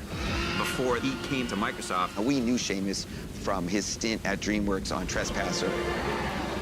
It was a personal passion of Spielberg. He was very involved in it. I'm in Steven Spielberg's office, and we're going to do a game that could be a spiritual successor to Jurassic Park that takes all of the principles of game design that I thought were important. Seamus really hit on this idea of trying to use physics to simulate a world populated by dinosaurs. I wrote a big physics system in order to make an island that was completely physically simulated. And then he's saying every leaf and every branch that you walk into in the woods is going to move. And that was kind of a dream that we're like, yeah, that sounds good, but how are you going to do that? How are you going to make that perform? Well, the end of the story was we're not. And I made every mistake in the book. You can read about this online, all the stupid things that I had managed in that project. And we shipped it before it was done. We shipped this broken game right into the jaws of the birth of internet gaming sites and the first fan sites. I personally just got destroyed online. And I had never seen anybody destroyed online. We know what that's like now. I thought my career was over.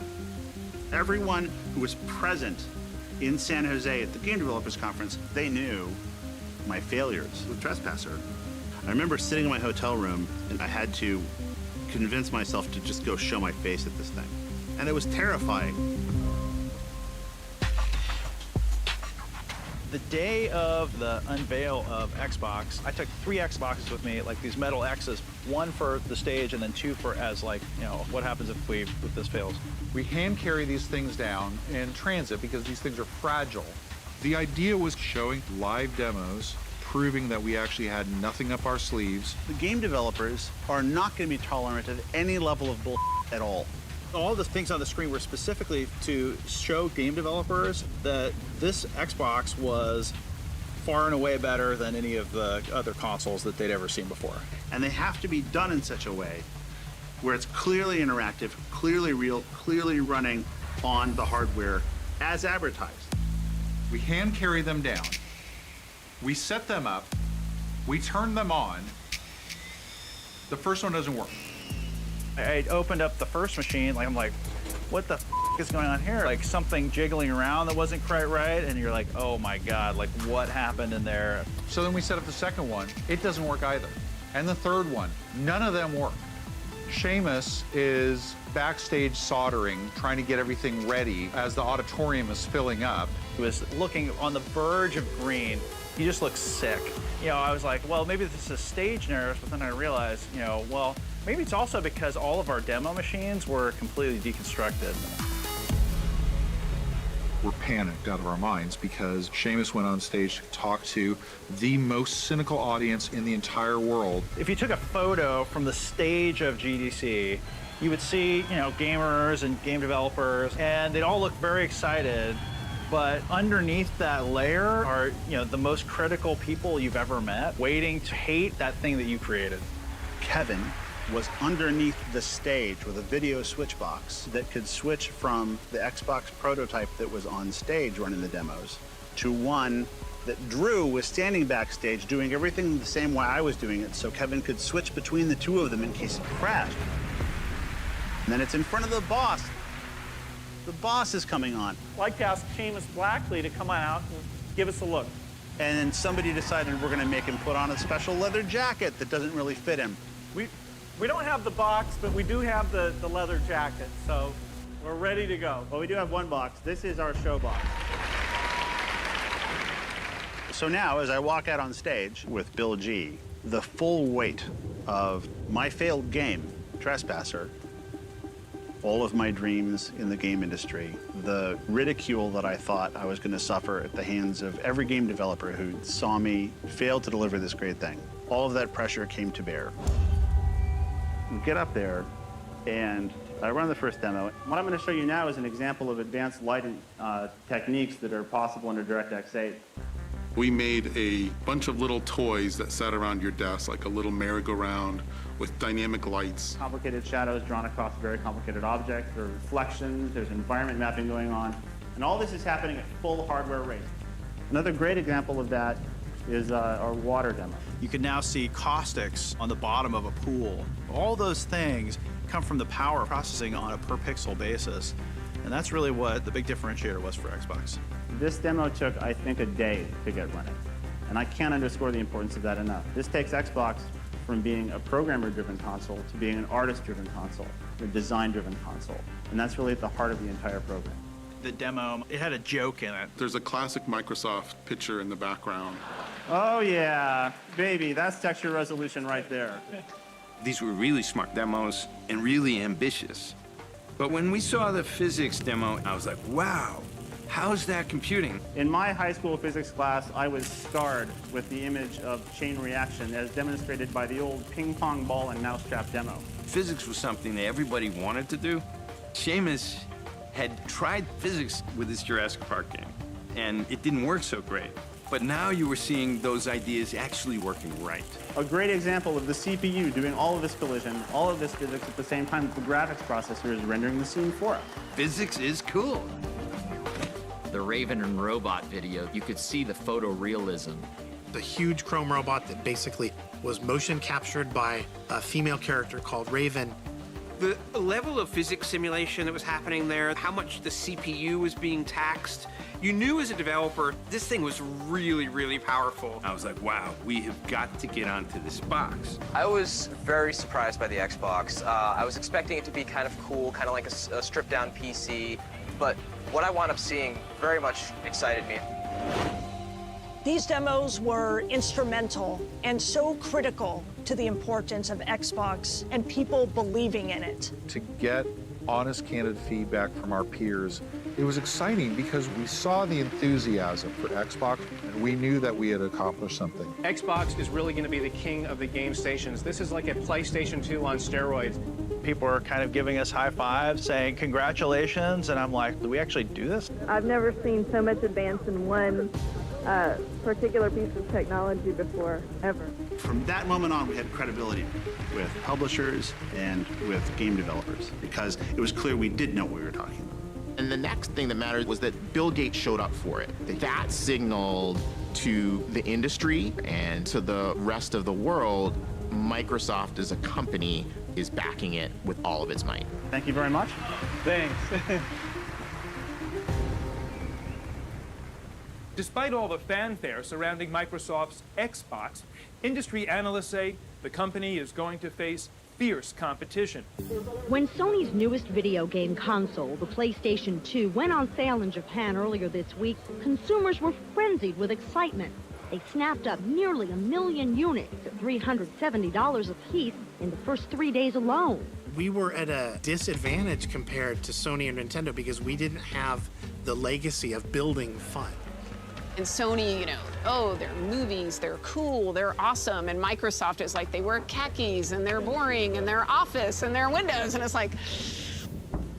For over a year, the team had referred to the top-secret new console only by its codename, Xbox. But now, they had a chance to christen it with a bold new name, one that wouldn't evoke Microsoft's corporate image. Naming is the worst part of marketing. It's the hardest thing. Nobody ever 100% loves the name. Ever. Ever. Marketing would go to the same brand people that they would use for naming components of Windows, people who knew nothing about games. Paid hundreds of thousands of dollars to go through the most rigorous system of naming, tested against all of the right customers, and they came back with list after list. We had hundreds of names that were generated. Friction, Cyclips. And they were epically terrible. Norbo. Infinity. Zod, XOD. Shock Factor. Oh my God. Fireplug. Equestria. Vibe with a Y. Xantra. Xantra is absolutely a blood pressure medication. Frontier. Og. OG. Velvet. Zigzag. Zimulate. You see, anytime you're naming something, you have to play the kindergarten game that everybody plays with their children. You know, okay, I'm gonna give my child this name, Now, how are people going to butcher that their first day in school, right? Carpet ride? I was having conversations with Robbie about, Robbie, Xbox is a really good name. No, you can't call it Xbox. That's a code name. We don't name products code names. We need a new name. It's like, well, okay, we'll look again. I would look again and come back. And Xbox is a pretty good name. I remember our final meeting with the naming experts. They came in with the perfect name. We've tested this extensively, and it's a winner. We tested it against the name Xbox. It blows it out of the water. Great. What's the name? With great fanfare, they unveil 11X. Because it goes to 11. Well, it's one louder, isn't it? 11. I looked at the marketing people looked at me, and they said, all right, we'll get on Xbox. Where can you go from there? Where? I don't know. Nowhere, exactly. There was a big debate internally about whether we should call it the Microsoft Xbox or just Xbox. We did a lot of blind research where we would bring in gamers asking questions about what should the role of the name Microsoft be on this console. First response when we mentioned Microsoft was they rolled their eyes. A video game console from Microsoft. What? Microsoft? Doing a console? First of all, it would take forever to boot up, and then it would probably blue screen. And then we asked them questions like, hey, if PlayStation were an animal, what animal would it be? It would be a lion, be the king of the jungle. If Microsoft were an animal, what would it be? It'd be a spider. It could kill you, but you also just want to step on it. If the name of Microsoft smothered the brand, it just was going to be a non-starter. The idea that Microsoft could ever compete with Sony or Nintendo or even Sega was seen as a bit of a joke. You might as well call it Nerdbox, right? Bill Gates was the richest man in the world. They were such an important tech force, but what they weren't was in the living room. They weren't an entertainment company. Among gamers, 0% of people believe we could do it. I was a journalist, and I thought, I don't know how Microsoft is going to make a console worth. Can you imagine walking up to Bill like, hey, you know what the biggest liability I have in my new product launch is? The name of your company.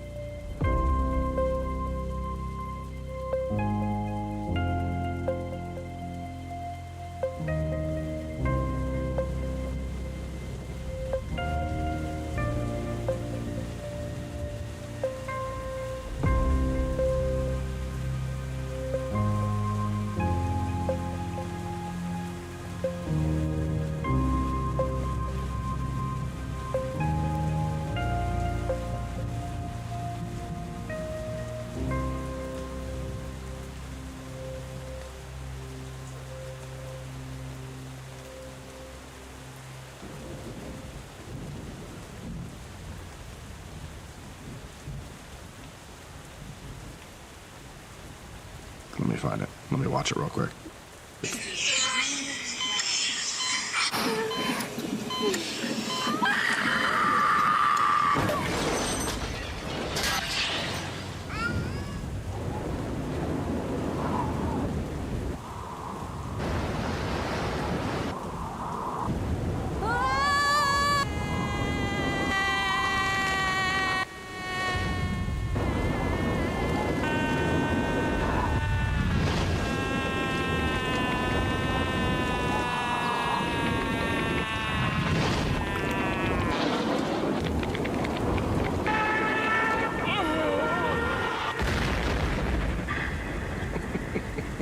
It's really good. I love it. The ad was polarizing, and it did end up getting banned. Stations would not run the ad because it was, so shocking for people. There was tension for the company to be doing this gaming thing because it was really different than really the image that the company was trying to cultivate. Some of the stuff like that, commercial, I don't think senior leadership saw until it was done. We don't talk about Microsoft Xbox. Let's talk about Xbox. Because Microsoft was good on the funding side, but bad on the branding side. And if they wanted to go market it like they market Windows and they market Office, it was a deal breaker. It was not going to be successful. The games industry did not speak the same language as Microsoft. But if we were going to do this really hard thing and not lose billions and billions of dollars forever, we had to get it right. People had to have the belief that they were working with the Xbox team. And if that meant there was something slightly unconventional that had to be done, the Microsoft bureaucracy wasn't going to get in the way. There's a new contender in the video game wars. Xbox is going to be the future, truly the future of video games. Xbox. Taking over the living room. Limitless, connected digital entertainment. You guys never understood. The company is going to face fierce competition. Sniper!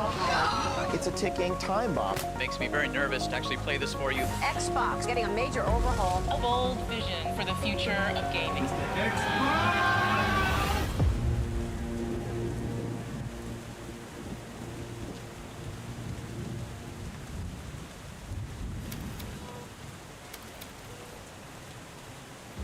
The Xbox is a breakthrough game console that ships in fall 2001. Most console companies start working on the next console as soon as they finish the current console.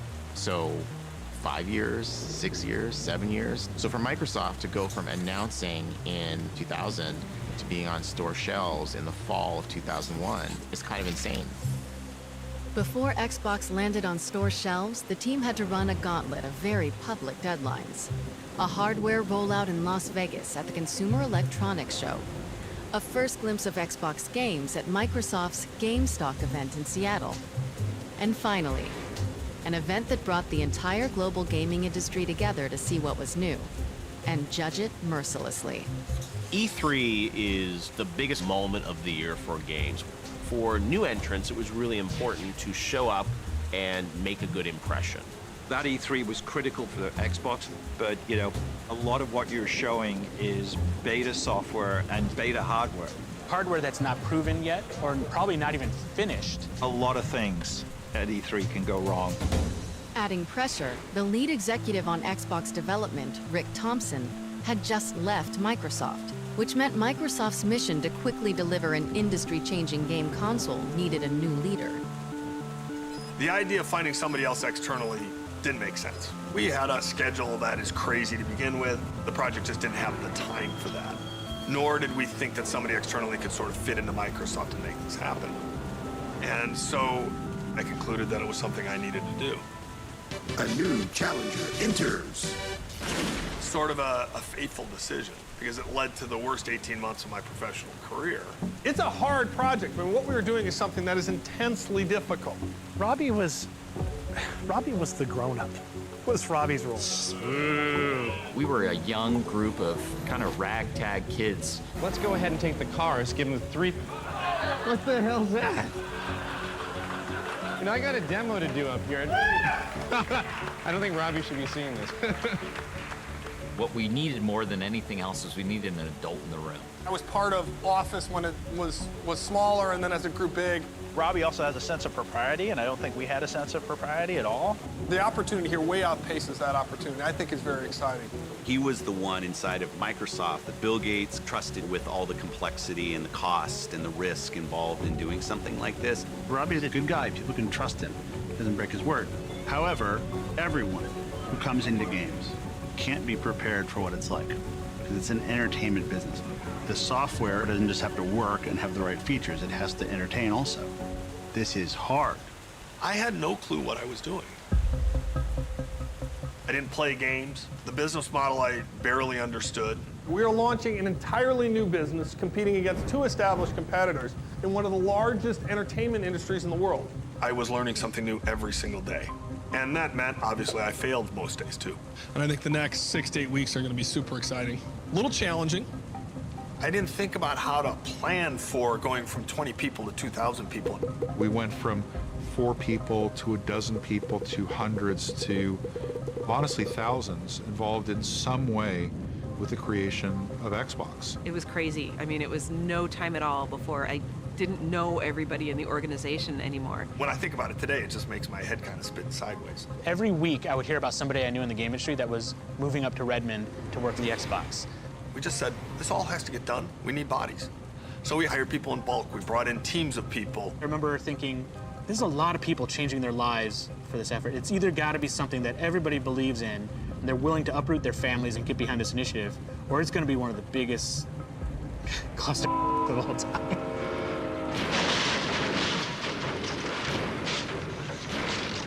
It became clear that we needed our own place because we were just going to bust at the seams. So Microsoft has this beautiful campus and all these beautiful buildings and everyone works together. We were not part of that. We went to this campus called Millennium, which was still in Redmond, but pretty far away from Microsoft. Part of that was we needed space, but part of it is like, we need a few miles away from main campus to get some breathing room to do something different. We were deliberately a renegade team. They were rebels inside of the Microsoft empire. We were kids in our early 20s who loved video games and could not believe that Microsoft had given us jobs to go create them, and we were all kind of growing up together. The thing about games is it's Hollywood for nerds. You have your star directors, you have your Ferrari driving rendering engineers. Congratulations. And after a full day of working on making games, we would get together and play games. And there was a little bit of a weird culture of not leaving, which I think was maybe not the healthiest. Maybe like a college dorm room kind of vibe. Your social circle was Xbox. Your family was kind of Xbox. But we all had a common purpose, a passion around games. Being able to do something very different and revolutionary was where we were getting our energy from. Because we were still young, we had moments where we were like, wait a minute, like, am I the best person to be doing this? It was definitely a whole bunch of kids making decisions above their pay grade. You had a bunch of passionate people who weren't necessarily 100% the most qualified people to be doing the jobs, running as fast as they can to make this thing happen. We were young and we were naive. You know, I always call it the best funded startup ever. Me, in my 20s, you know, I had millions of dollars of budget, and there wasn't really any oversight. It was a little bit of the Wild West.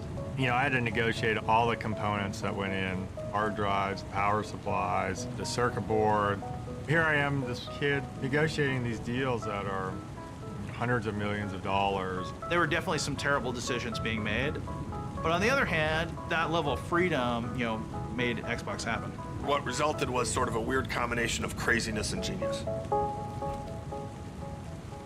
My recollection of that time was being so fascinated by watching this big company around us try to wrap its brain around what it meant to be an entertainment brand. We didn't have a lot of interdependencies with the rest of the company. It was Robbie, right, that had to go over to main campus and deal with Microsoft people. One day, some executives came to visit the studio, and one of those people who came was Bill Gates. I showed him my cinematic tools and how I wrote scripts and how I laid down cameras in the engine.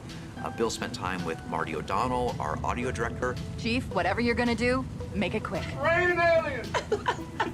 Oh, Jesus, why you do this to me? The hopes of all the Covenant rest on your shoulders, Chieftain. He spent time actually watching Marty play some of the themes from Halo. Dietad. Diapa.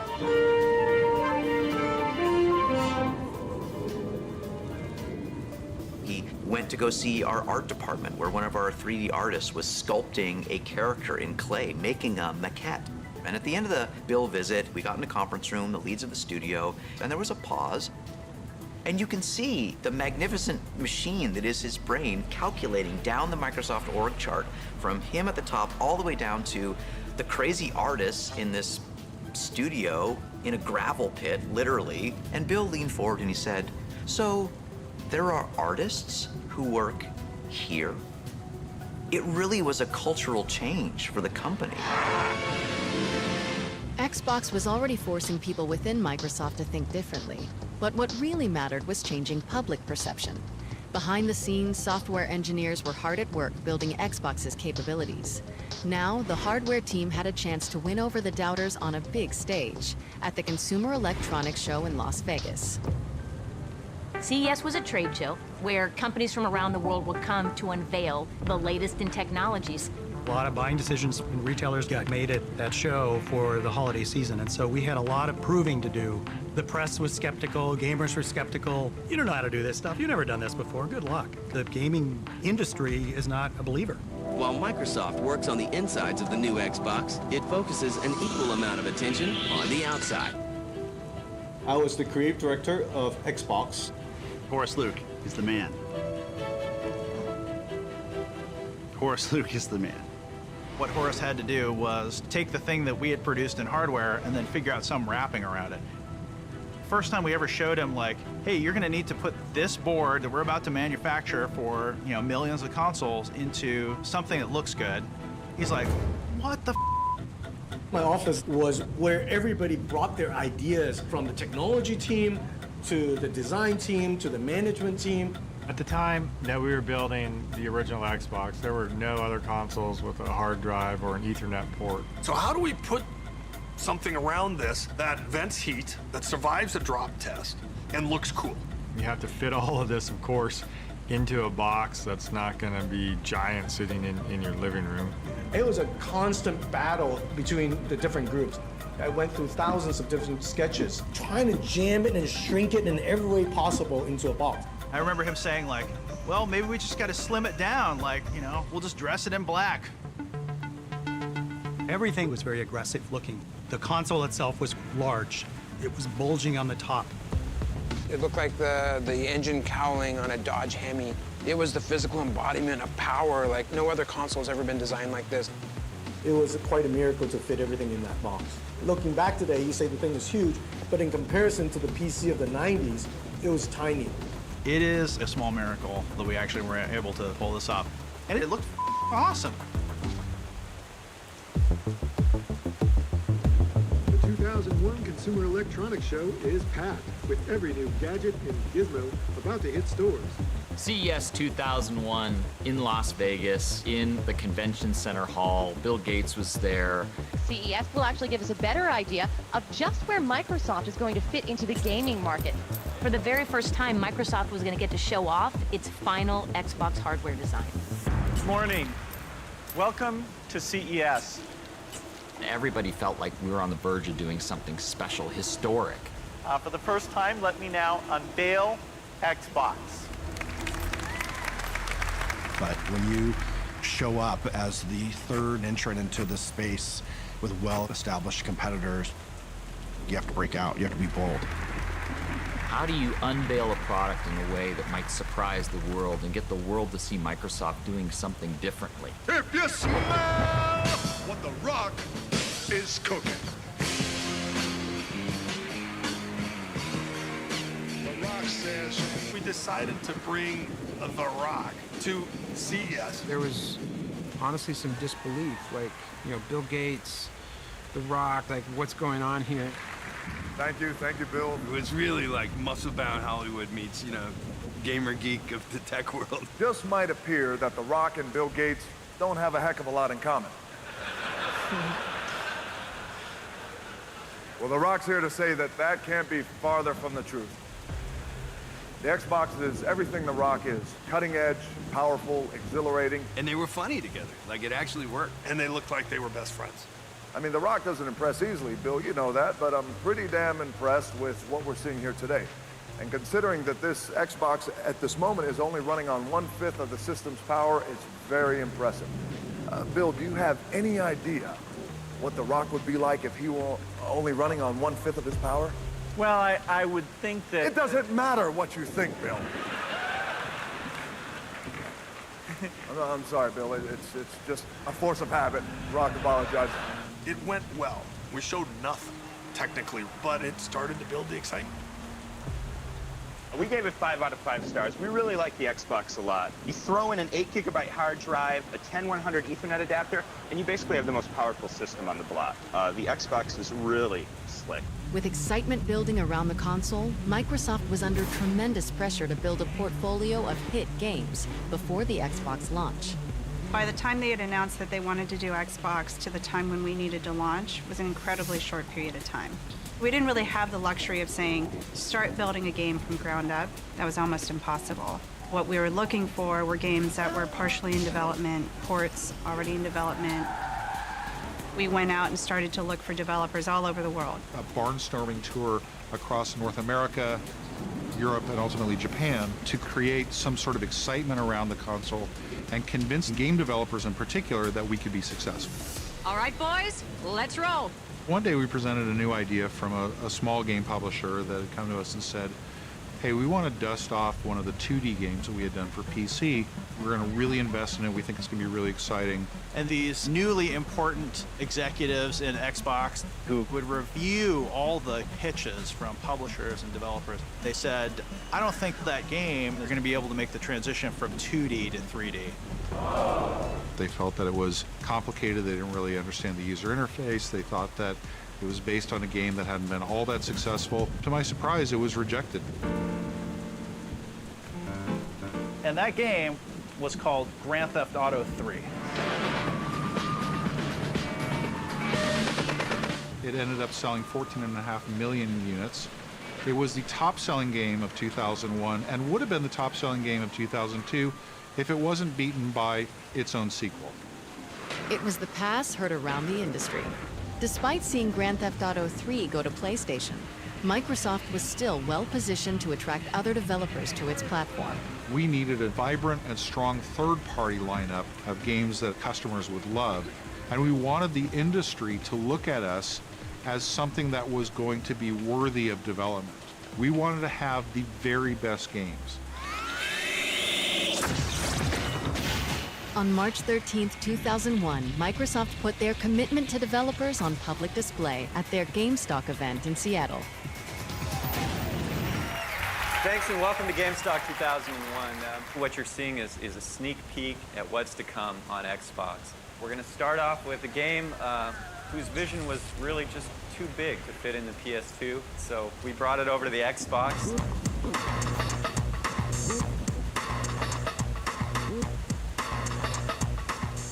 Our characters certainly aren't the muscle-bound superheroes, that we want to be. They're more like the poor, sad schmucks that most of us really are.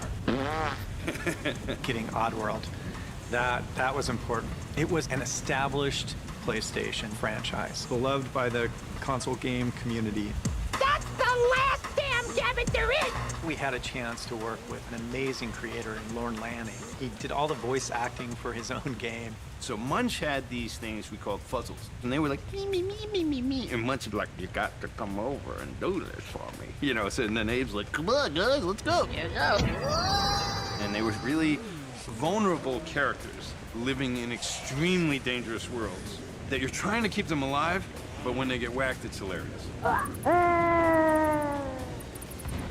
Next, we're really happy to announce our new relationship with one of the premier racing developer teams in the world, Bizarre Creations.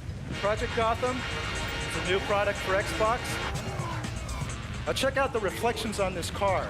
The whole environment is completely mapped to the entire surface of this vehicle. Project Gotham Racing was based on your style of driving as much as how fast you cross the finish line. For us, it was an opportunity to make this amazing, really accessible, fun, arcade racing game. It's a really important part of our launch, and that was just the beginning. Hardcore, freestyle, snowboarding. This is only one mountain of 7 international mountains we'll be bringing to you in AMP. That double-ended axe is pretty wicked looking, and we can tell this is a hand-to-hand fighting game. Playing a football game, you want to kick your buddy's butt so hard he's going to wear it for a helmet. And that's it for our show today. I hope you got to see everything that you wanted. Did you see everything? Oh, I feel like I am forgetting something. What was it? Oh, Halo. Hey, how could I forget Halo? Hey everybody, so I'm Jason. I'm one of the co-founders of Bungie and the lead on Halo. Bungie was a Mac-first developer. That's where they started, that's where they'd had their success with Marathon and Myth 2. But Bungie was also dealing with the aftermath of a catastrophe. Myth 2, one of their hottest titles, had an installer bug that could erase a user's entire hard drive. In order to fix the bug and keep the company above water and working on new games, they needed a serious cash infusion. Apparently they had this thing called Halo. I hadn't seen it yet. Some of my guys had. They had multiple games into development, but all I wanted was this new thing that they were working on. So we did a deal and bought out the company, and they started to work on Halo. That's really when true development began on what the game would be. When we were purchased, Halo was not a game. There was no real story. There was no real sense of what the gameplay tempo would be like. We knew it was powerful to control a space marine who moved fast and could jump into a sophisticated vehicle and, haul ass around this alien world. And that was it. I think, Jason. See it? People knew about Halo. They knew that we'd been acquired by Microsoft. They knew about Xbox. They knew we were still working on the game. That period of getting Halo from a series of prototypes to on a disc playable by an Xbox was just a mad rush to get this game done. But there was this excitement that we had something special. It makes me very nervous to actually play this for you. Welcome to Halo on the Xbox.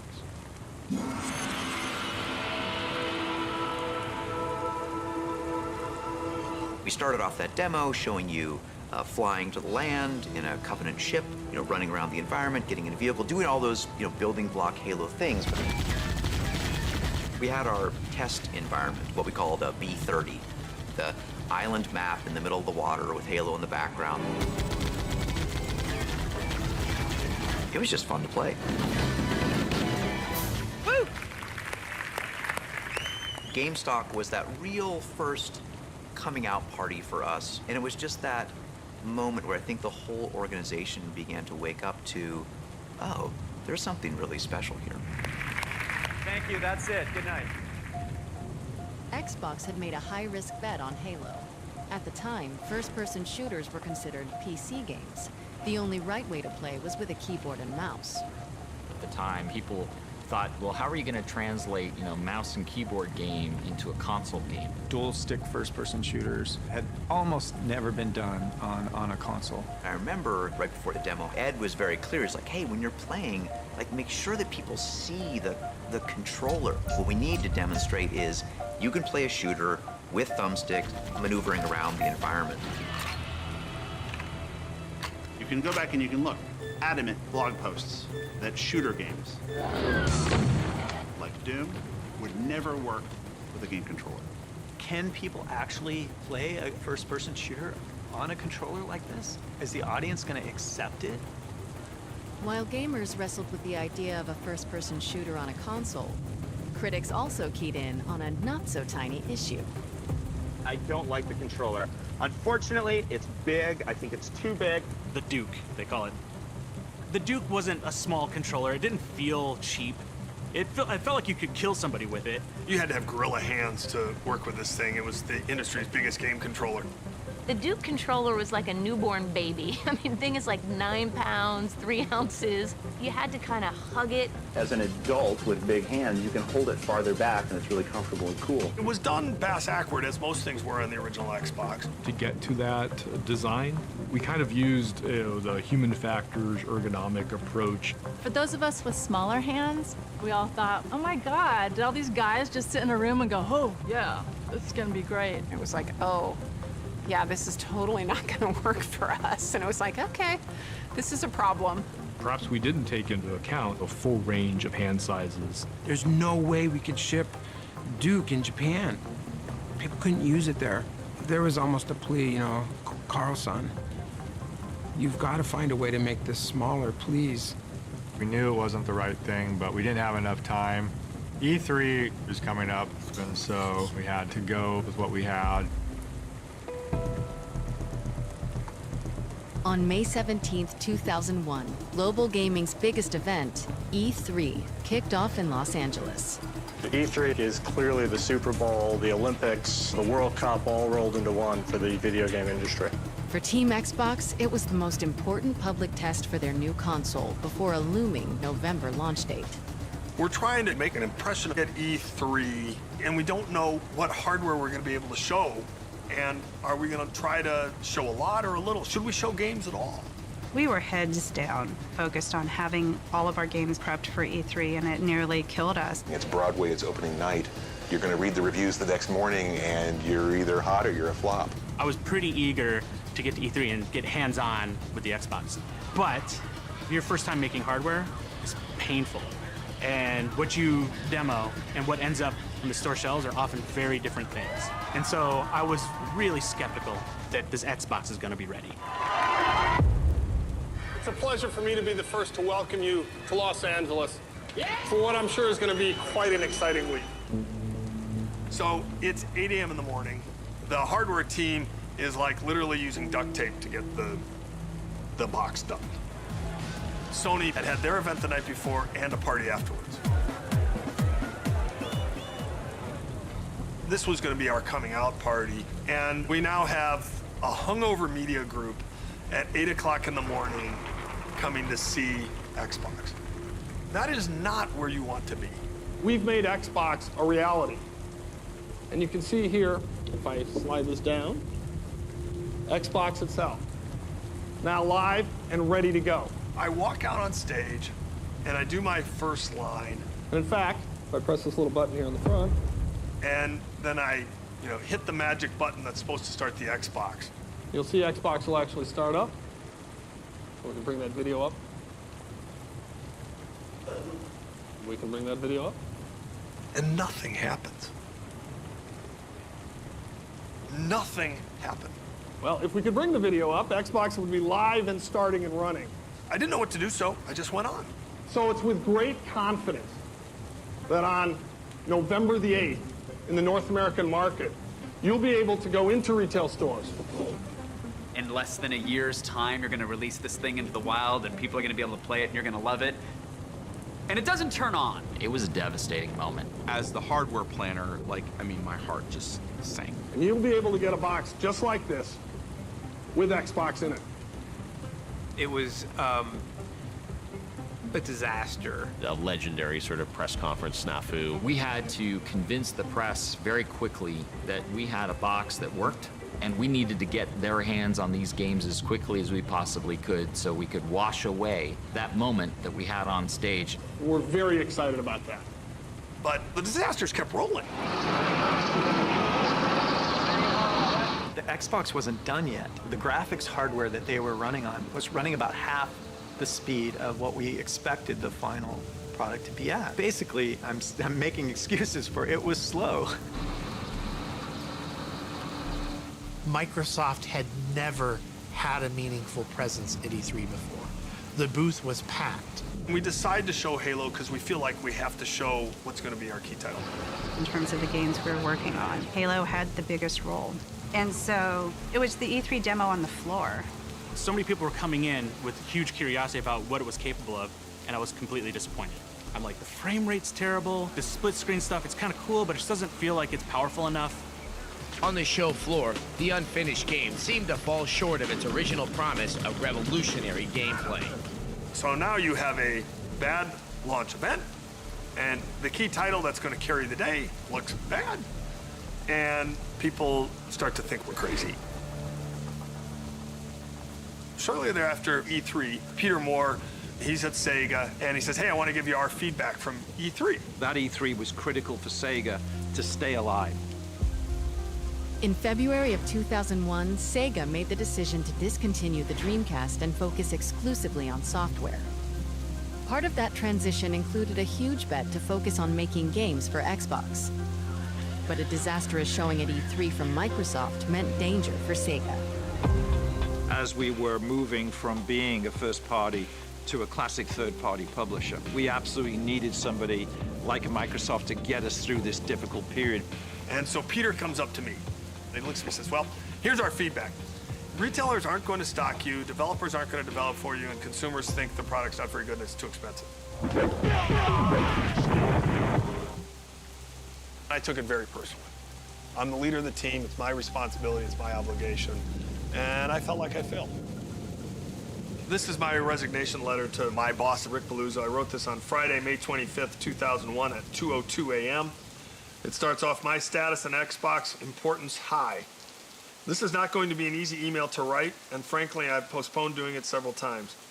The short summary is that my direct involvement in Xbox needs to end, and sooner than either of us would like. I think this is both in my best interest and the best interest of Microsoft.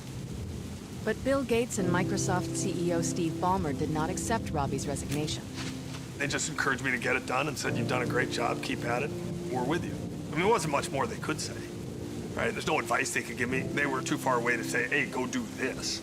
The only person who could figure that out was me. I never told anybody on the team. Rick and Steve and Bill. They're the only people that ever knew. That gives you the sense how personally challenging it was for a person who hates losing. Electronic Arts, it's one of the biggest game makers in the world, and its CEO, Larry Probst, was quoted in the Financial Times as saying this, that Microsoft has a lot to do over the next few months. They are on a death march now. I don't think anybody had an easy ride to launch. All we're thinking about is getting the device done so that we can make launch day. If you didn't have console units on retail shelves for a holiday, you missed a year. That holiday was vital. There were a lot of late nights. We were trying to engineer and design something that we'd never done before. We're building the technology, we're building the hardware inside. The Xbox circuit board is about yay big. It had probably in the order of 800 parts. Parts of the Xbox were coming from all over the world. Like Hungary and Mexico. You know, there were people who went and lived in China, in a hotel room, for weeks on end. We would be flying back and forth with hard drives to get stuff back to test.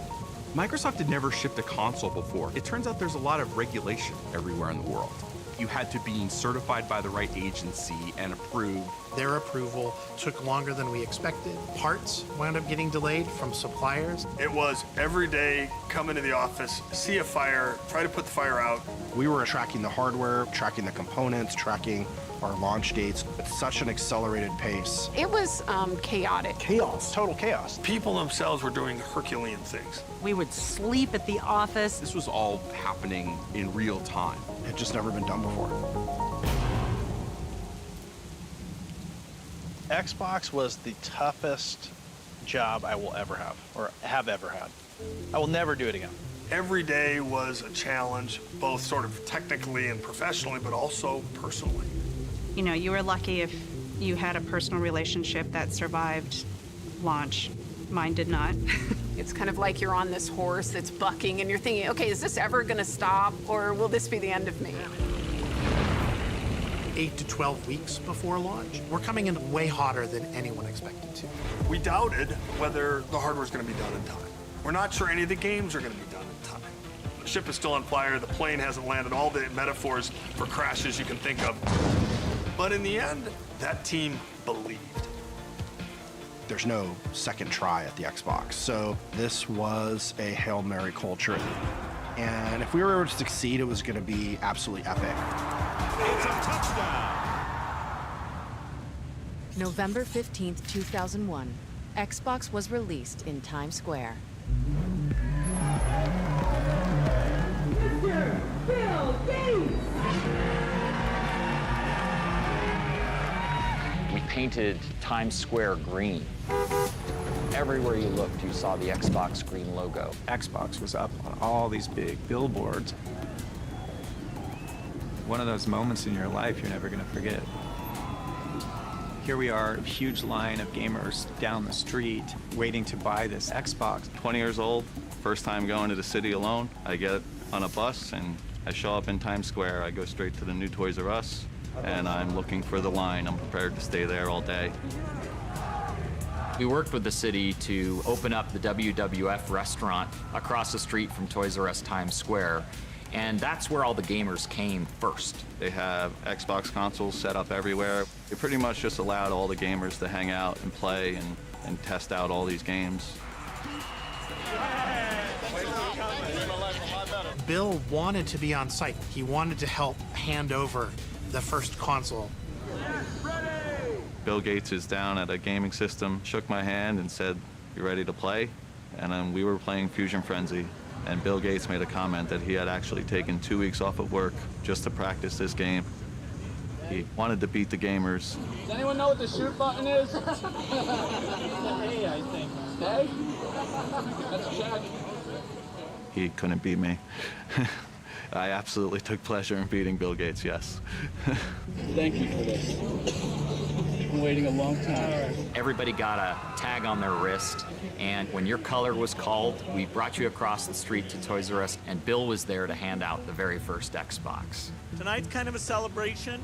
It's after a lot of hard work. So they count down. Bill Gates has it rung in on the register. Price is up there, $299.99. 1 hits, and he hands me the box and says, "Don't worry, I'm buying it for you." And I turn around with even more excitement and raise my prized possession over my head.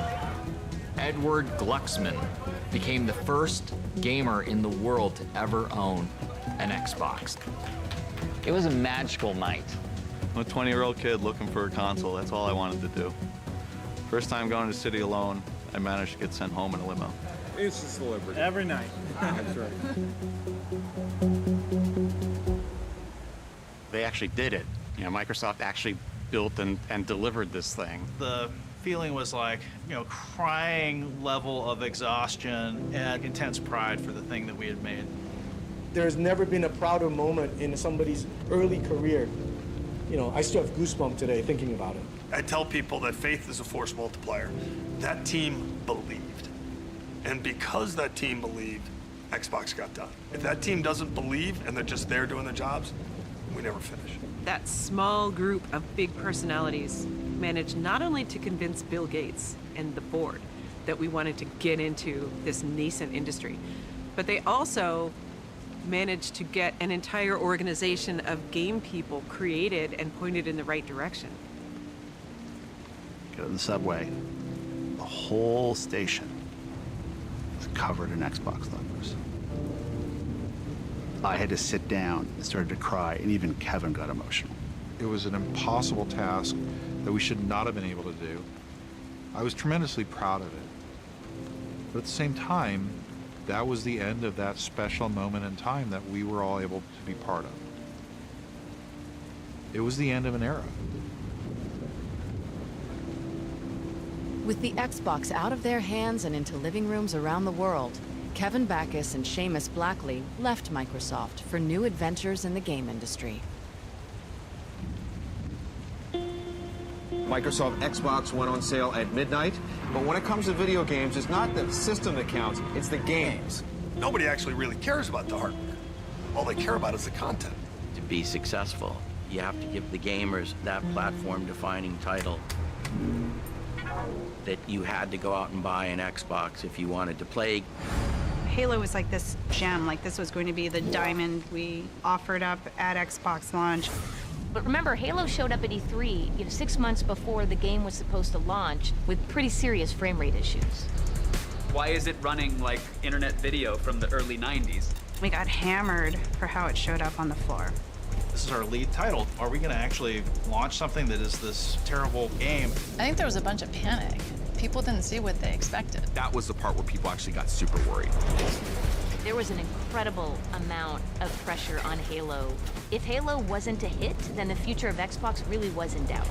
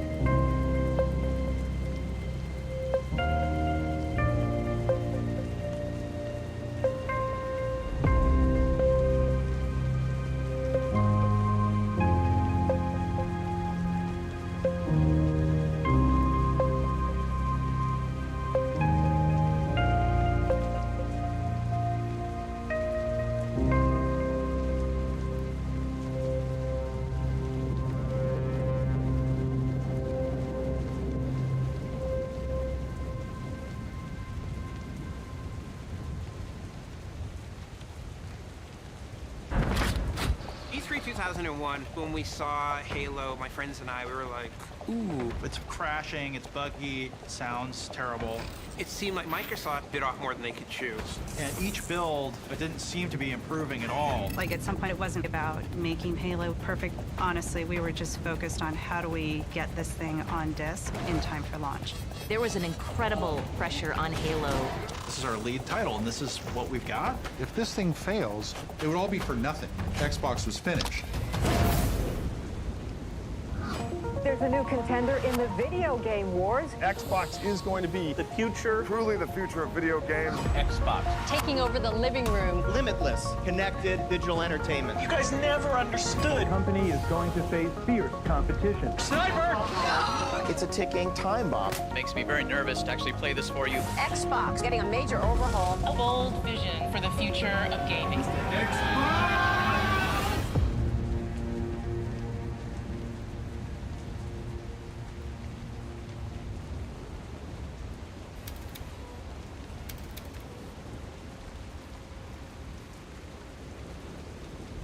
Soon, you will be food.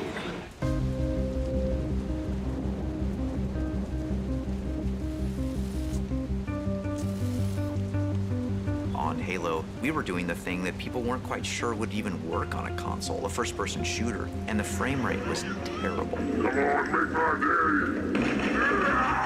day! All of a sudden, we were in a new area, console games, and what do we know about console games? I had only heard things about, it's not very good, really. Bungie may be a good studio, may be a fine studio, but the game wasn't really being received that well. We're gonna make it, aren't we, sir? With Halo and Xbox's fates intertwined, something drastic had to be done to get the game right. So, in a last-ditch effort, Ed Fries and Bungie essentially put the development team under arrest. Ed Fries had put Halo behind the curtain and won't let anybody see it. Won't let anybody talk to the Bungie team. He's like, you guys seal yourself off, literally and metaphorically, and deliver a great game. Like our doors, I don't even think Ed could get into some of the Bungie doors. I kept saying, hey, Ed, when can I play Halo? And he goes, well, not yet. When we only had a couple more months before we had to get this thing into boxes. Good to see you, Master Chief. Things aren't going well. We had to stand up a complete game that was performant on new hardware. We had to create a compelling story with characters. We had to cut levels, take shortcuts, just a mad rush of long days, sleeping under desks, full-on old-school crunch to get this game done. There it is.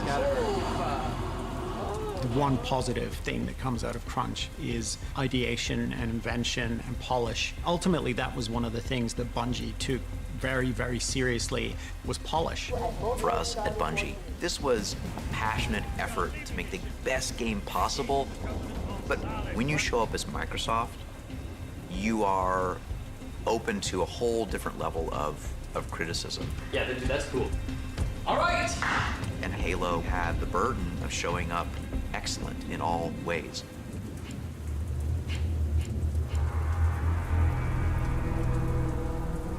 But we had no idea Halo was going to be a hit. We hoped people would like it. Here we go. Hold it up!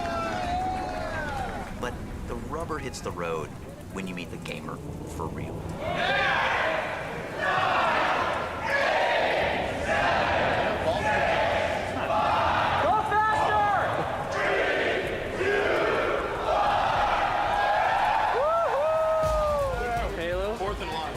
Halo? Halo, yeah. Halo. I remember very vividly going to local launch events. Hold it up! Starting to look at chatter online with fan sites, and then game reviews, and then comments, and realizing, oh my God, people like it. How the hell are we gonna beat this game? Halo, which had problems entering the fray, came out on day one, and it was amazing. It was really amazing. I just felt that sense of possibility. Damn it, Jenkins! Fire your weapon! That you could go anywhere and do anything on this beautiful, lush planet filled with things that were trying to kill you. They just did it so well. The controls felt natural. You could tell that it was going to be a breakthrough for first-person shooters. I didn't care that I wasn't using a mouse. I was using a controller. I was in the Halo universe, and it was fantastic. There was a bit of an epiphany of, oh, like you can do that? Like you can play this kind of game on a console? Awesome. Halo was a phenomenon. That dual-player mode was wow. Landing on the beach with a Warthog trying to protect Marines with Master Chief, it just blew me away, man.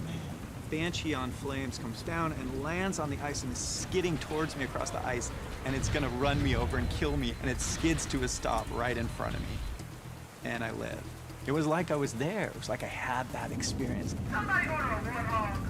With Halo, Microsoft had that platform-defining title that you had to go out and buy an Xbox if you wanted to play. And that was something that I always envied and admired. Halo forms so much of the backbone of, I think, what Xbox is. Watching the feedback we were getting on Halo, the stories people were telling, it was a cultural moment. You getting Halo? Oh, yeah. Good, just checking. Without Halo, you know, we're not here. Halo, Combat Evolved. Microsoft estimated that they have sold 1 million copies of Halo in the US alone. 50% of Xbox owners are also Halo players. Xbox was the Halo box. That's what made it work. Halo broke ground in so many ways, in game control, camera control, storytelling, even art style. It inspired a lot of people to tell a different kind of story. It changed the game for Xbox, but I also think it changed the way we look at first-person shooters. First-person shooters had only really largely existed at scale on PC, and mapping those controls to the controller, they just did it right. It just felt right. No one had done it that well before. No one had nailed it. They just nailed the control.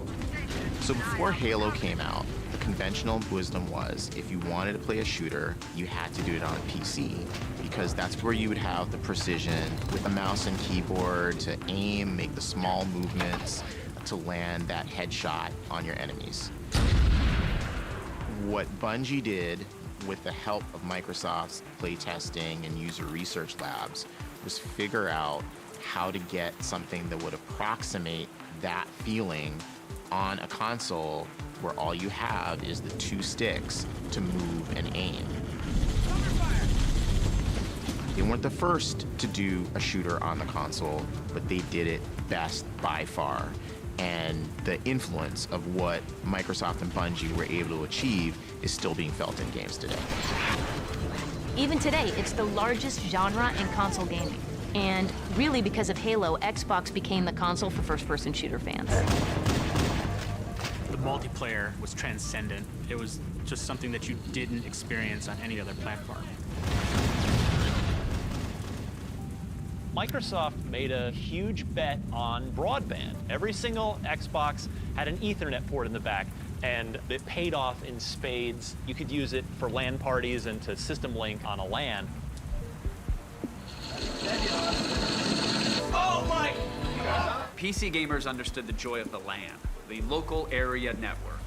You make a network of computers in a local area, which means you have to be face-to-face and nose-to-armpit with gamers. Got the flag, I'm out the front! And it's a fun experience. You can all be in a shared virtual world and run around and do things that you couldn't through a modem just because you're all there connected and it's higher speed.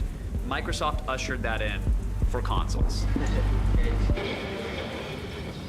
Manually plugging machines together to play games was not a new concept, but it had always required a lot of technical know-how. Now, the communal gaming experience wasn't just for computer geeks. It was for everyone. Right now, we have this game going here, which is 16. Downstairs, I was just down there. They probably by now have at least a 16 game going on. They keep on bringing in more stuff, and it seems to be expanding. It was a communal party, multiplayer atmosphere that you could have with a massive group of people and have multiple consoles all connected. We'd get together at like 8 a.m. and play 16-player Halo all the way till 8 a.m. the next day. I remember running an Ethernet cable up the stairs so I could have a friend bring his over and play. I'd go to my buddy's house, and we're on 2 different floors. We're in 4 different rooms, because screen looking's a thing. Man, the fights were legendary. You looked at my screen. No, I didn't. Yes, you did. I can't. I can't see your screen. make a little flyer at work, like Halo LAN party this Saturday. Bring an Xbox, bring a controller, bring a TV. That changed everything about my social life for probably 10 years. And these, by the way, weren't small TVs. These were the big cathode ray TVs that you had to find a way to be able to use. I had a heavy-ass TV. Flat screens weren't around back then. You got it? Yep. So I bought a PT Cruiser just so I could get my TV around and my Xbox. That was a fashion statement to have an Xbox in the car back in the days with that big screen. Give me a second, give me a second. Your foot. I know that's a foot. Ouch. I remember playing nonstop and sitting there in my own puddle of sweat. The minute you stepped into a multiplayer match on Halo, time just disappeared. You just got sucked in, and we would play all night long. It provided me an experience I had never had on a console before, period. Halo was a runaway hit that had spawned its own social scene, putting Microsoft in the big leagues with Sony and Nintendo for the first time. But the team wasn't done. They saw a way to take those multi-room raucous LAN parties and make them global. Sniper, sniper! The initial concept for Xbox Live was one of those magical ideas. So it gets to go in a special folder that I call epic pitches, because they're pitches that, even though they were in their infancy, they planted a seed of ideas that turned into something that had an impact on the entire industry. Maybe an impact on global culture. We built an Ethernet port in every unit, and the idea is now we can actually have a network community of gamers from living room to living room around the world, no matter what language you speak, no matter where you are in the world, and we can all be part of one bigger community. And that vision was like, awesome. There definitely was some skepticism about the idea of playing multiplayer games over the internet. When we were scrambling to get Xbox done, Xbox Live is like a vague fog in everybody's head. Nobody knew how that was going to work and whether it was going to be a good ecosystem and whether the quality would ever be there. And it became a huge point of tension in terms of how it was designed and how it was going to work. But we're going to do it. Microsoft is putting literally billions of dollars on the line to back us, but the program was fraught with risk. It required technology that really hadn't been built anywhere in the industry before. And those kind of tech investments are always risky. With so much riding on the success of Xbox Live, the team couldn't afford to develop it in a corporate vacuum. If they wanted to deliver a gaming experience unlike any other, they needed gamers to tell them exactly what they wanted. We went out and talked to a whole bunch of gamers around the United States. One of the things that came back was that voice communications was going to be imperative. You know, it is a good day to die, cheesemaker. Nobody wanted to sit there and text with a typewriter, just taking out their buddies. First thing was you had to get this starter kit that had a headset in it. It's like, You were talking about console gaming. What are you supposed to do with a headset? The Xbox Communicator. It lets you talk to other gamers while you're playing. This broke down the barriers of how you could speak. You simply banged on your headset and you could talk to anybody in the world that was on the platform. Back to throw. Zip the pants over the middle. Your defense is offensive. Your defense is offensive. Building that global couch where people can talk and kind of virtually elbow each other with 4 gamers on 4 continents and have it all perfectly fluid through headsets, just as if they were sitting in the same room together. This was before Skype. So the notion of low latency, great quality voice, we had to go build out that tech. I like this one. Your own digital personal ID remembers your moves. That's a good idea. Yeah. We're creating this giant gaming universe for gamers to play in over generations. We knew it was important to have this one identity that linked to you, where you could build your legacy in gaming. Your gamer tag. It's your identity on Xbox Live. The legend you build for yourself in this brand new gaming universe. Remember, you're building all your stats and friends in that name. Rather than have a gamer tag for Madden, a separate gamer tag for Halo, it's like you just want to be known as one thing. My gamer tag is the real B. My gamer tag is Cowboy22. A gamer tag is Hero Protagonist. It's King Doug. The Spaceman. Xbox Live wanted to bring that fundamental instant fun into the world of online gaming. You will never be without a game to play, anytime, day or night. It was a revolution in online gaming. The team was finally feeling confident. They had the technical know-how to build Xbox Live. But on the other side of that challenge was another, even bigger question. If they built it, would gamers pay for it? The technology was in the box, but the commitment from a player, we just didn't know how it was going to fly. That firstly, someone's going to pay $50 a month for broadband, but they also have to go tell their friends that it's worth it. I've never been shy to share my opinion. And there was one time where I was talking to Jay, and we ended up arguing about it all the way into the hallway. And it was me saying, this Xbox Live idea you have is the dumbest idea I've ever heard. Like, I hate this idea.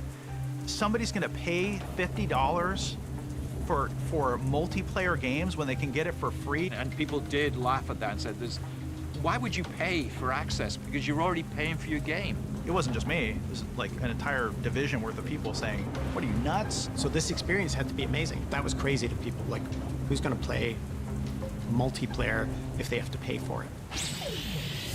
Microsoft is taking the Xbox game system to a whole new level. Xbox Live. The future of video games arrives today. Microsoft is putting the Xbox online. Today, the Xbox goes live. Manning is at his home in Indianapolis, Hasselbeck at his in Seattle, and they're about to play each other in a video game using the Microsoft Xbox console. Oh, sit down. Son, don't your coaches tell you can't take a sack in the red zone? That is quarterback 101. Last night, we had gamers all over the country playing against celebrities here in LA where we had our big premiere party. We're checking the perimeter. All right, so here I go. Xbox Live launched exactly 1 year after the original Xbox itself launched, November 15th, 2002. The launch of Xbox Live was almost like a second launch for Xbox. Blow up and kill everything in sight. Is that what you're getting? That's the idea, man. It's just like doing RoboCop. I'm gonna open up a can of whoop ass and see how it tastes. The two launch titles that I have such fond memories of, Tom Clancy's Ghost Recon, which was a port of the PC game, and Mech Assault, which is a third-person action-oriented take on Mech Warrior. Just light bulbs went off, just the magic was there. Live let us add the element of community and human society to game design. It was just immediately clear to me that this was going to be like the thing for video games. What Live did for Xbox was it created this community that once you got into it and attached to it, it was very hard to leave. I met so many people online playing games that I never would have been cool with based off of us playing each other, me beating him beating me, him having some great plays. And there's an extraordinary number of like 50-year-old males that play Xbox Live together. And they will not go to another system because their buddies aren't gonna go. So they're only gonna buy a system to hang out with the guys so they can play while the kids are sleeping and they're gonna play Call of Duty or something, right? Every night, me and my homies be on a party with about 15 or 20 of us, and we be talking about what happened in the day if we playing the games, and it's just like a great gossip line for some grown-ass men. We had forecasted how many Xbox Live subscribers we were gonna have, you know, month 1, month 2, month 6, etc. Hey, we got 50,000. Hey, we got 100,000. Hey, we got 1 million. Hey, we got 2 million. It just kept growing. And that happened like I wouldn't say instantly, but pretty damn close. It happened very, very fast. Xbox Live was unprecedented. Everybody else's version paled in comparison. What you think of gaming today, being on a headset, talking with friends, playing games, that just seems commonplace now because it is commonplace now, but Xbox made that possible in a big way. Xbox Live could be considered one of the very first social media platforms. Before Facebook, even before MySpace, Microsoft really did pioneer the very first interactive, dynamic social platform. Quite frankly, Microsoft proved to the world that online multiplayer was going to be the key to the future. Gamers flocked to Xbox Live in numbers that even took optimists within Microsoft by surprise. But while the platform was teeming with newly devoted fans who loved sniping their college buddies from different continents, there was one consistent complaint. What happened to the game that put Xbox on the map? Where was Halo? When we started working on the second Halo game, the weight of expectation came crashing down on us. Halo 2 had to be a blockbuster movie, and that was always a danger, is what if we just pushed to do this big AAA spectacle and miss the heart of what made Halo a success in the first place? God damn, we have a lot of work to do between now and E3. Everybody on the team had a different idea about what being more excellent would be. We loved that you could get into vehicles, for example, but it frustrated us that you couldn't, like, tear someone out of a vehicle and jump into their vehicle and take it over. So boarding vehicles became a huge design initiative. Look out! We were really good at coming up with great ideas. We weren't quite as good at production discipline, figuring out how to right-size all those ideas, fit them into a box, timeline, and ship on time. When I got there, they had reached a point in development where they were basically going to have to cut half the game and in some ways start from scratch on a lot of the promises that they'd made themselves. Within a year, it became clear it wasn't working. Just the way the game felt, Jason really wasn't happy with. He looked at the game. Yes. And he came to me and said, you know, we have a problem. I'm going to have to rework a bunch of the work, and it's effectively going to add another year to the schedule. Jason, help. There was a lot of pressure. How can we ship a better game than Halo? And from Microsoft's point of view, Xbox's point of view, how can you ship that game as quickly as possible? This is now by far the most valuable franchise that we have. You know, this is Halo. We can't screw this up. Jason's saying he needs a new year. Time for me to step up and do my job as a boss. I do know that Ed went to bat for us. Ed was very much a purist. He was about creating great games and giving the dev teams the time they need. And that is at conflict sometimes with actually making a profit. So to me, it was a no-brainer. But Robbie wanted to put it in front of the other leads on the team because Halo was so important. It's going to affect, you know, the Xbox Live team and what they do. It would affect the continued marketing of the platform and things like that. Microsoft back then was a technology company. Software shipping on time at quality was a big part of the rhythm of the business. So we go in and we have the meeting, and Robbie basically goes around the room and takes a vote. And it went around the room and everybody voted to keep it on the original schedule. I walked out of the room and basically I just threatened to quit immediately. Robbie gave in, calmed me down, and he agreed, and he gave us the extra year for Halo 2.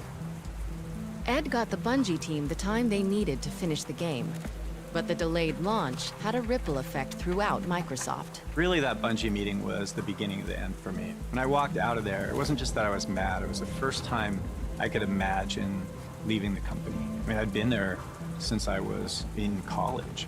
I had a lot of stuff going on in my life. About to turn 40, I had been at the company a long time and made plenty of money, so I didn't need to be there. Within the next 6 months, I quit.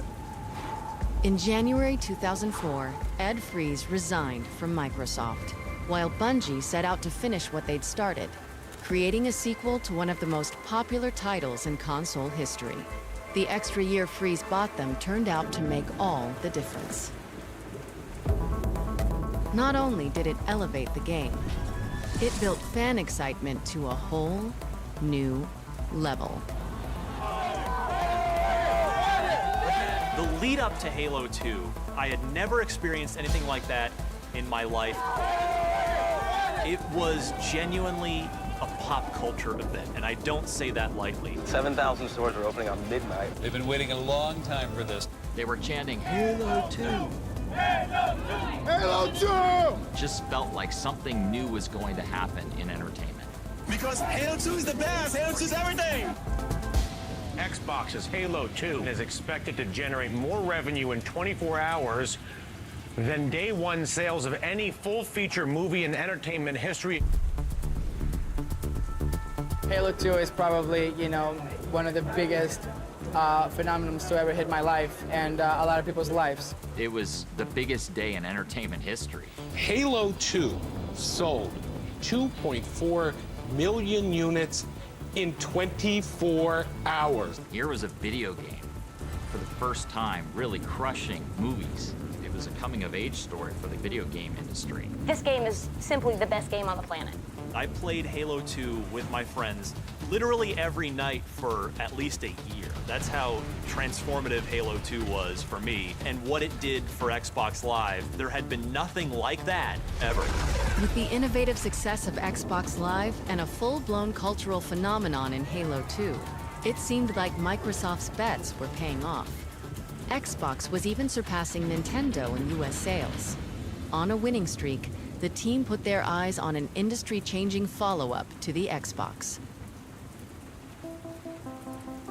When I arrived at Microsoft, it was my job to think about the way that the gamer was going to be using this 2, 3, 4 years after launch, and how do you continue to deliver content. We started then to plan this multi-billion-dollar investment that became the Xbox 360.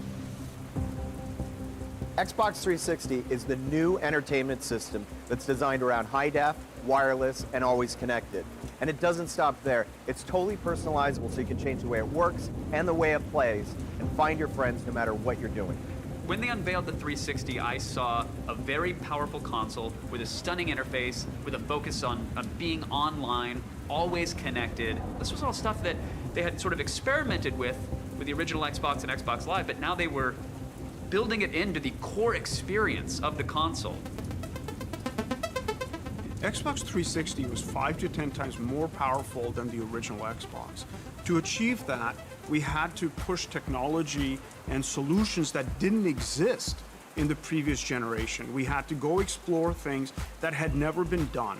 As opposed to leveraging a lot of off-the-shelf components and existing technologies, we're actually building a brand new processor and chipset for this particular console. So we're taking a lot more of that engineering effort on internally.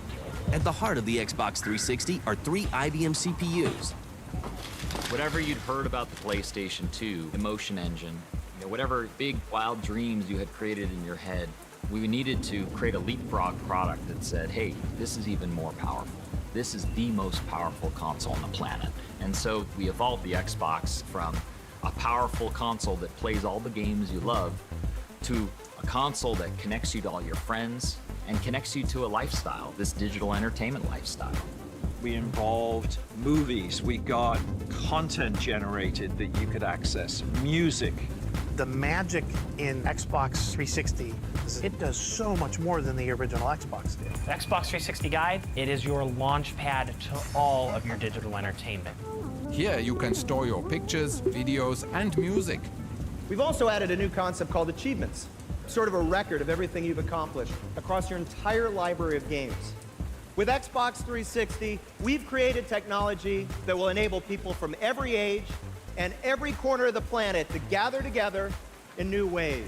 A product with games at its core, surrounded by limitless, connected digital entertainment. Everything we were trying to do had just never been done before. We're really focusing hardcore on building an online experience for Xbox around games. Gaming was always first, but this was no longer just the ability for you to play a game online. This was breakthrough thinking. We built Xbox 360 with a mission. They showed it as a media hub in your living room. You could connect other devices to it, you could play your photos, you could do this, that, the other. They targeted a broad range of gamers. They were building this thing to be future-proof. Microsoft's new Xbox 360 will be first to hit stores' shelves this fall. It's huge. It's a big, big statement for us. The next generation of consoles starts now. We wanted to try something new with the Xbox 360 launch. Xbox moves, man! Favorite game. Woo! Where are you guys from? Did you drive far? Well, yeah. From Indianapolis, Indiana. And Kansas City. Los Angeles, Hollywood. I came in from Minneapolis. Land of Florida. Yeah. That's the only way to get it on the 360. You hear me? Hey, this is Xbox Live's Major Nelson. We're here at 0 Hour in the Mojave Desert. Hey guys, you ready to go? Tonight marks the biggest gaming event of the year, and it starts right now. 0 Hour was this in-person fan experience in the desert in California. I was at G4 at the time, and I remember we got wind that they were just going to throw an epic party for Xbox fans. This is Xbox 360! I'm hexed! We had a hangar in the middle of nowhere and decked it out with hundreds of gaming stations. We are seconds away from this hangar opening and all of these people getting a chance to play the Xbox 360. And as the doors start to open, like the biggest doors you'd ever seen, you knew that you're about to run in to what would be the future of gaming. Are you ready? And we basically said, hey, come here and you're gonna be the first to play games, and we're gonna sell you consoles here as well. Thousands of gamers came, people that had met on Xbox Live that had never actually seen each other in person before. People were so happy. It was a magical launch event. 0 Hour event was a huge success, a massive celebration. We had so much pride in this product. Was this a transcendent moment for you? Oh, yes. The excitement generated in the desert spilled into the rest of the country as the console became available to the public on November 22nd, 2005. I waited in line in like freezing rain for like 3 hours outside this Best Buy to try and get a slip so I could get an Xbox 360. I was so stoked when I got it. I took a selfie. They had a great launch lineup. They had the gamer in mind first. It had the features that I would want in a console. They had the games for casual gamers, for hardcore gamers. The Xbox 360 marketplace was where you could buy digital games. Sure, you had Steam and people could do it on PC, but this was a managed, curated portfolio, much like as an app store today. And we were one of the first ones to have it. I start downloading games and I download Joust, Robotron, and Defender, and like all of a sudden everybody's having fun because these games are amazing. And I'm like, okay, we were sitting here at Grandma's house and we were bored, and I just got on the internet and downloaded games, and now we're playing video games and having fun. This is the future. This is the greatest thing in history, and this is what this console transition is about. I can view my profile so I can see, what games I've got, and it's got the whole achievements thing here as well. It was the first console with achievements. We take that for granted now, but all the little bonus points and your gamer score and your rating. You achieved something in the game, and that something is whatever the developer decided. Hey, did you scale this mountain? Did you open this door? Did you find this thing? Somebody can play through the game, but if you wanted to really complete it, you had to get every achievement. Let's get some ass. I've got 148,000 gamer score. Like, what is that? Why do you care? Because it's something that reminds me of all the time that I've had, all the games that I've played, all I feel like I've accomplished something. They had an incredible console that was built for always online, always ready, with a stunning interface that ran on top of everything, and they came out guns blazing. We had low price, with high def, with great games, and a product that was great. And so we felt we had a chance that generation. Yeah, we were riding high, we were celebrating, morale was extremely high. They had arrived. They had to gain the trust of developers, they had to make a statement with the gamers, they had to show that they belonged at this party, and the 360 was a beautiful iteration of all the lessons that they had learned with the original Xbox. I think 360 was finally that moment that Jay and Seamus and everyone, dreamed of. Gamers were looking to see whether we would get it right this time, and we thought that we did. We needed to be seen as the start of the next generation, and this all needed to come together flawlessly. Unfortunately, that's not quite what happened.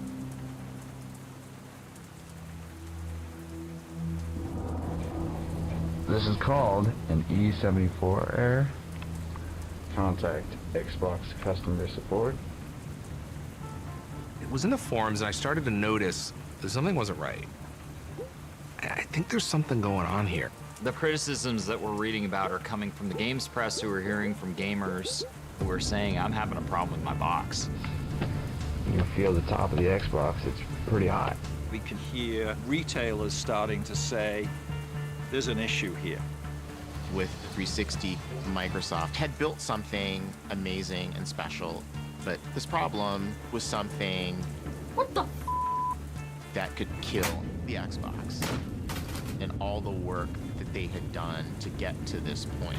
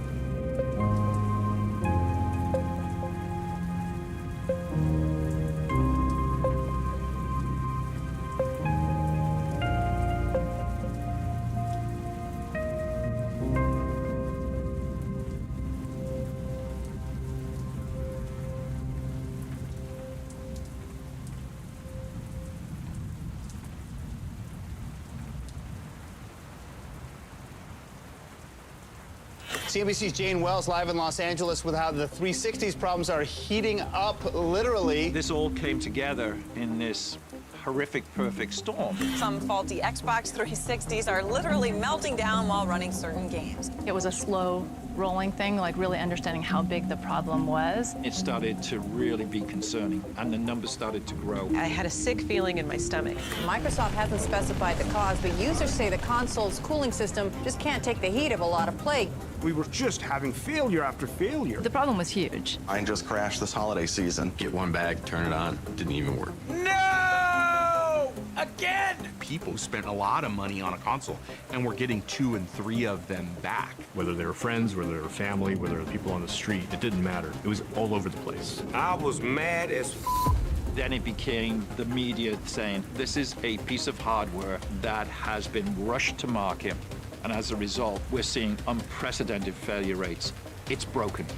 Everything that I've worked for the last couple of years is trashed.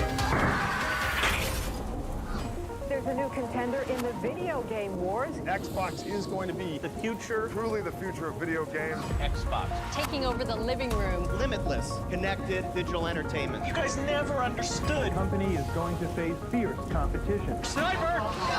It's a ticking time bomb. Makes me very nervous to actually play this for you. Xbox getting a major overhaul. A bold vision for the future of gaming.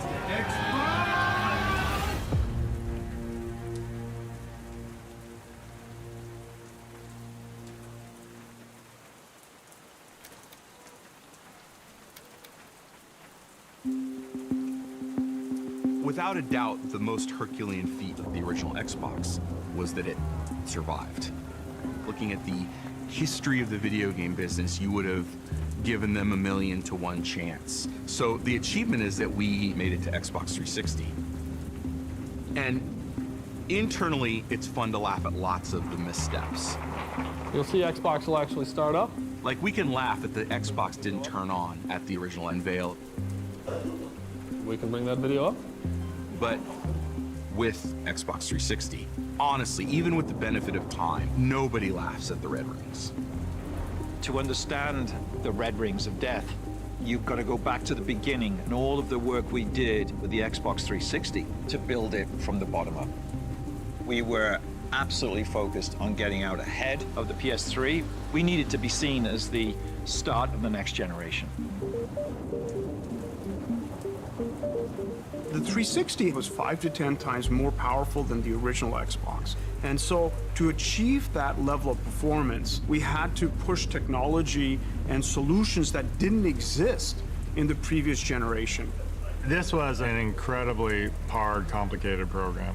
The circuit board itself is a completely custom design.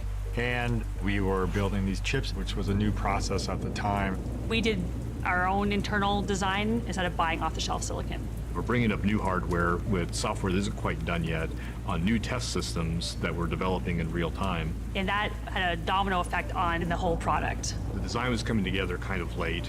We were launching in November of 2005, and we did not see our first silicon from the CPU until February of 2005. This is ridiculous. That's 9 months before launch. That is an absurdly short time frame. The normal time frame would probably be like 2 years. And so we're faced with finishing the design and wrapping our production lines at the same time. We wanted to launch it worldwide so everybody had it at the same time. But that's a big challenge because you also need to have enough units to restock in retail so that the countries you do launch in aren't out of inventory. We need to get our yields up, and so we're cranking up production. At the highest manufacturing output, I remember hearing numbers like a console would come off the line every 4 seconds. But as we're ramping production, we start to see reports of these issues that were coming up. Lots of inconsistencies. Consoles would fail at test stations. If you build 100 of these things, only 50 or 60 of them would work, which is really, really bad. Like a real robust yield rate would have been 90, 95. This was the fog of war that we had to see through, and that was, is there something wrong with the design of the product, or are we testing it incorrectly? Because we were trying to ship in high volume, there wasn't much time to think about it because there was so much to be done. One way of dealing with the failed consoles was to put them into these nice boxes and stack them so that you would get back to them at some future point in time. In a way, we were kicking the can down the road a little bit. We are developing what we call a bone pile. At the height, we created a bone pile that was over 600,000 units deep.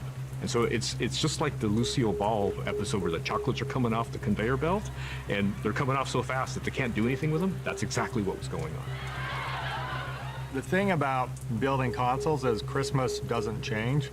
So your schedule is paramount, and there's just so much pressure to get it done by November.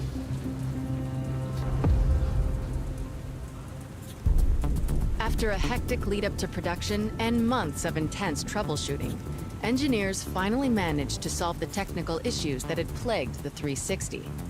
As consoles started to pass QC, the team was finally able to chip away at the bone pile in an effort to meet the demand, which, at the time of launch, was ravenous.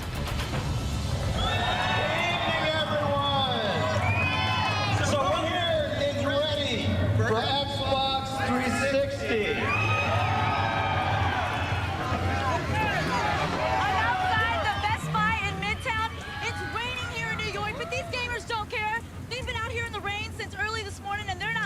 They get an Xbox 360.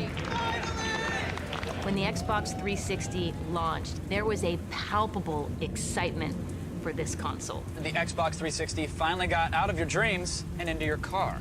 Microsoft had their fingers firmly on the pulse of what gamers were expecting, and they clearly had a vision of what gaming would be for the future. We got in with something that was unique and revolutionary, a gorgeous design of the concave elements of the 360. It really felt, in some ways, that Xbox had actually just arrived. This new world of online, this new world of social engagement, this new world of building communities. We at Microsoft had absolutely nailed that experience. The demand was really, really high. We were selling every single unit we could ship into the market. Now, I know there are a lot of fans out there that wanted 360s. There's a shortage out there. You know, is that a marketing strategy, or can you not produce enough? What's the real story on that? We are making as many as we can, 24 hours a day, 7 days a week. We're flying them in. Ultimately, we got through our challenges of production, and we just need to be able to catch up. By hitting the market a full year before PlayStation 3, Xbox 360 had a head start on the competition. But Sony was still the undisputed industry giant, and they had every intention of keeping it that way. It was the year after we shipped, when PS3 was coming out. We were paranoid. Sony had such credibility that they had cultivated from the PlayStation 1 to the PlayStation 2. So they were riding on this tidal wave of success and goodwill from gamers. Coming off the PlayStation 2, Sony had done everything right, the most successful platform in game industry history, and really just needed to stay to the playbook. In contrast to that, you just witnessed Microsoft coming to market at the right price, a year before you're able to come to market. So you know you're facing formidable competition. PlayStation 3 is the best-of-breed computer entertainment platform. PlayStation 3 was positioned as a premium product from the get-go. This was going to play games, but it would also play Blu-ray discs. So it was seen more as kind of an entertainment machine. We knew they were going to be somewhat arrogant. The next generation doesn't start until we say it does. And they would price their console to where they felt they needed to have it because they felt that they were untouchable. This is sort of pre-live streaming era, and a bunch of us were huddled around one person's laptop, like a 15-inch laptop screen, streaming Sony's press conference. And then they dropped the price. In North America, the PlayStation 3 will be available at retail for $599 US, $659 Canadian. Wait a minute, did $599? $599. Nobody was prepared for that. Back then, consoles didn't launch at those kind of price points. It was like, holy cow, we just got handed this generation. We were high-fiving each other, people were crying. There were just all these ways that Sony had put their own foot in their mouth Sony said it would be a privilege for people to work extra hours to afford their overly priced console. You have an over-engineered machine that's going to be incredibly expensive to manufacture. And that opened a window for Microsoft to be able to sort of say, hey, like, we have a great system that's going to play all the games you want to play. We've got better online for cheaper. Thank you very much, and have a great show. Becoming CEO right after the launch of PlayStation 3 was like being made captain of the Titanic right after it hit the iceberg.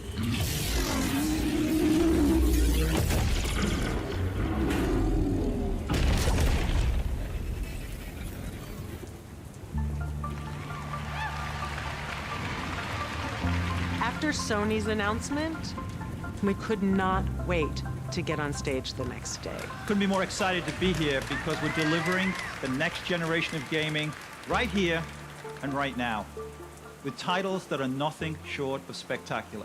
We had a lot of PlayStation fans and even Nintendo fans who were coming to Xbox because we had the best games, we had the best system, we had the best online network. We led in every aspect. With the help of our incredible partners, we're delivering on that vision with Xbox 360, with a high-definition gaming experience more powerful than anything else in the industry. Yeah, we were riding high, we were celebrating. I'd say the morale is extremely high. We had so much pride in this product. Everything was great. And then the storm hit. You bought two? Before launch, engineers had worked around the clock to fix 360's early technical issues. But by June 2006, there were reports of an entirely new, never-before-seen problem. Distress calls flooded into Redmond. Something had gone terribly wrong. It was in the forums, and I started to notice that something wasn't right. There was a lot of chatter about console failures. Dude, what? Your Xbox? You might want to take a look at it. Over time, we kept hearing more and more about it. We'd go to a launch event for a game, or we'd go to meet with games journalists. Then they would all start talking to us about it. Like, before we can talk about new features, we want to know, is this fixed?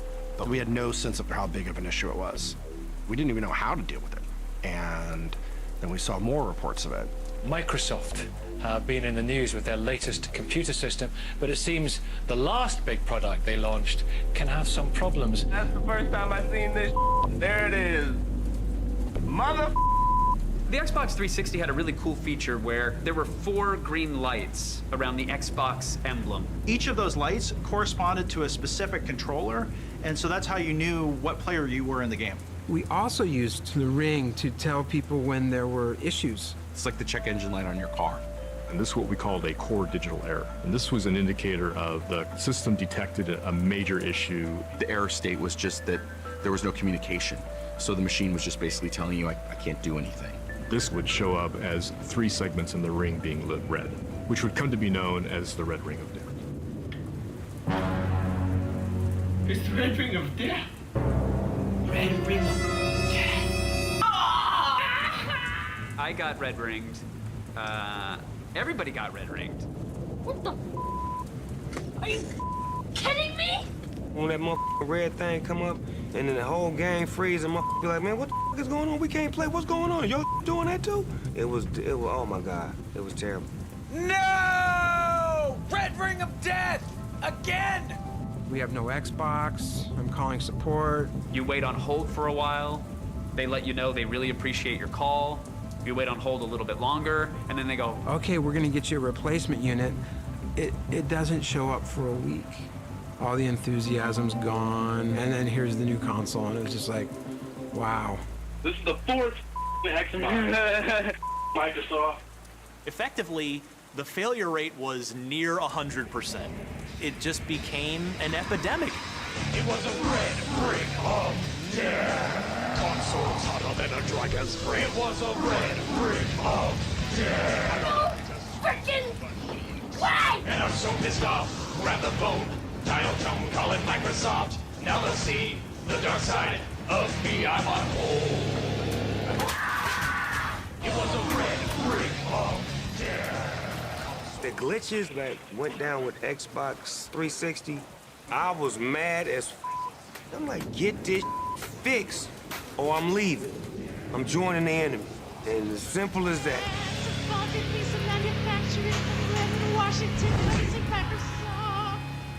I feel kind of sorry for it. Not really. It deserved it. It's a big deal because it's just sort of the passion that gamers have for their hobby. Like, you don't want to be away from your console any longer than you need to be. We felt the customer's pain. I had 3 boxes replaced, personally at my house. And it does make you think, okay, I work here. And this experience is not a pleasant experience, and sending your Xbox back. Microsoft's gonna ship you a cardboard coffin, and that's what gamers were calling them online. Did your cardboard coffin arrive? I finally got my coffin, but hopefully I'll get him back. And you'd put your 360 in it and ship it on back to Microsoft. I remember going out to the curb and like meeting the UPS guy and looking in the back of the UPS truck and seeing wall to wall, Xbox returns. The fact that it was happening to more and more people, and Microsoft was shipping a lot of hardware. That just combined to this feeling that, hey, like, are you guys really taking this seriously? They're continuing to sell defective hardware.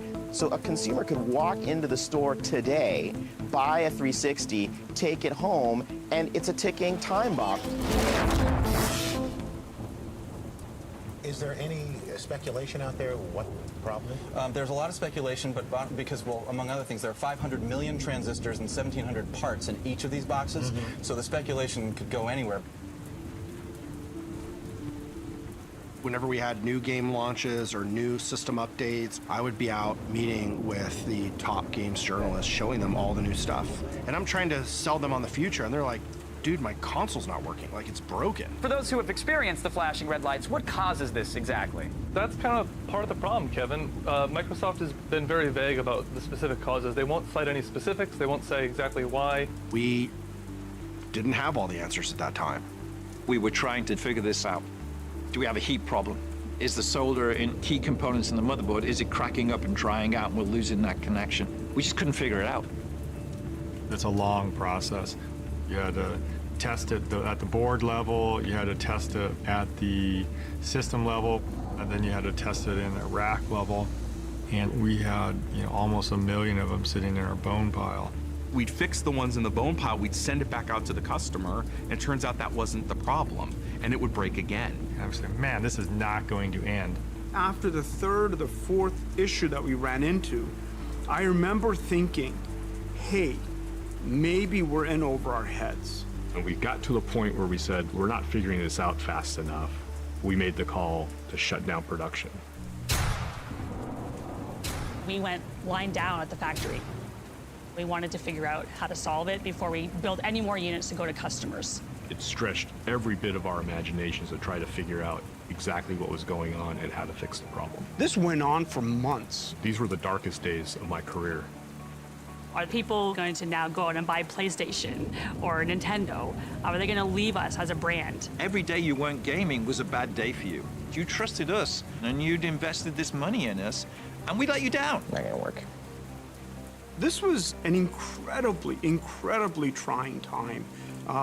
People use phrases like you figure out what people are made of. Having gone through it, I can actually say that happens. It's a thing. It isn't just a phrase. Todd had to manage the very complex process of what we call root causing until we knew what was going on. 2006, 2007, I dedicated a lot of my life to this Xbox in order to fix this problem.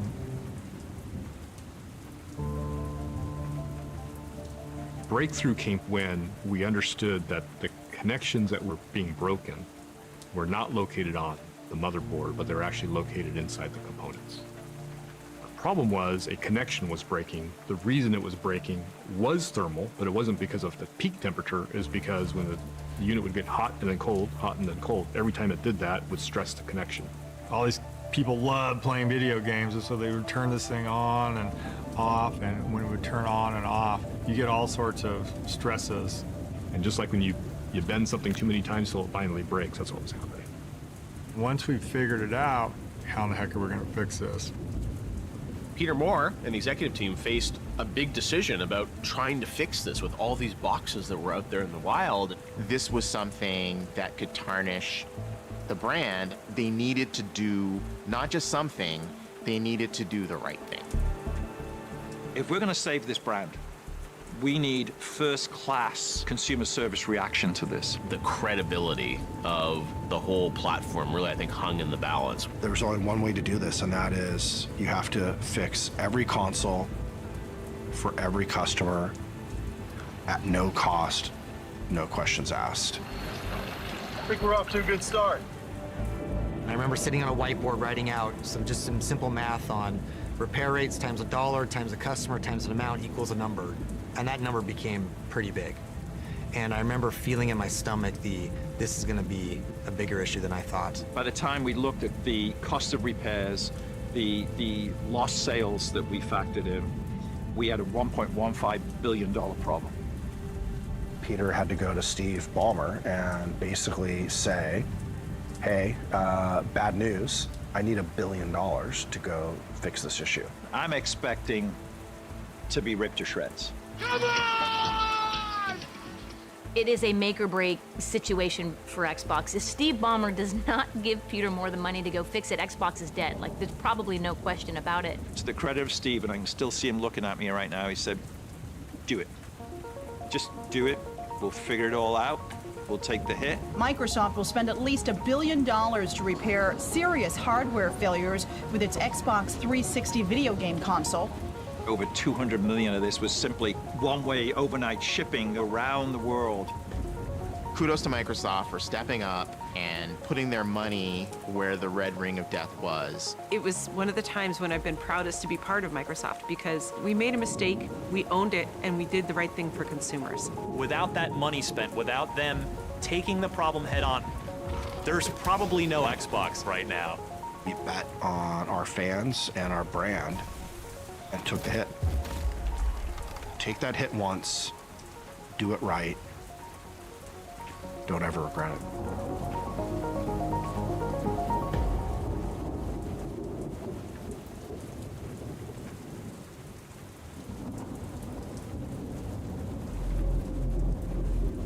When the 360 died on me, I was pissed that it died, but I wasn't pissed at Microsoft. I just really wanted to get the 360 again and start playing again because it was just awesome. It was frustrating, but they had hooked us. So when you hook somebody, you know they're not gonna leave. They're gonna work with you through difficult times. That was a good sign that people love the thing that you're building. But even $1 billion mea culpa may not have been enough had it not been for two X factors. A library of celebrated game titles, and support from game developers who loved how easy it was to program for Xbox 360 and saw in it the potential to take gaming to places previously unexplored.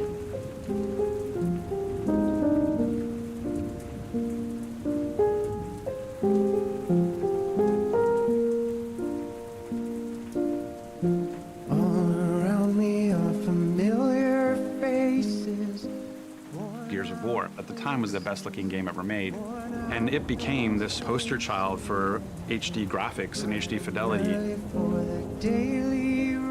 Like, this is a game that people are going to immediately gravitate to and go, oh my God, I can't believe the 360 looks that good, especially when they compare it to PS3. Because this game looks better than anything on PS3 right now. It was the fastest selling Xbox 360 game. It sold like 1 million units in the first couple of weeks, and that really propelled the 360 in a big way. Gears of War may just be the great hope to turn the 360 into a must-buy console. It was a very different type of game for Microsoft. An M-rated game with over-the-top violence. Everyone loved the signature weapon, the chain gun, the Lancer. Gears of War was about appealing to a hardcore gamer. The people that play Gears, they have so much passion in it. People get tattoos, and it's just the deep connection they have with the franchise and the game. It's unlike any other franchise that we have. That was satisfying. And all of a sudden you see this tide turn of every publisher is then developing for the Xbox 360.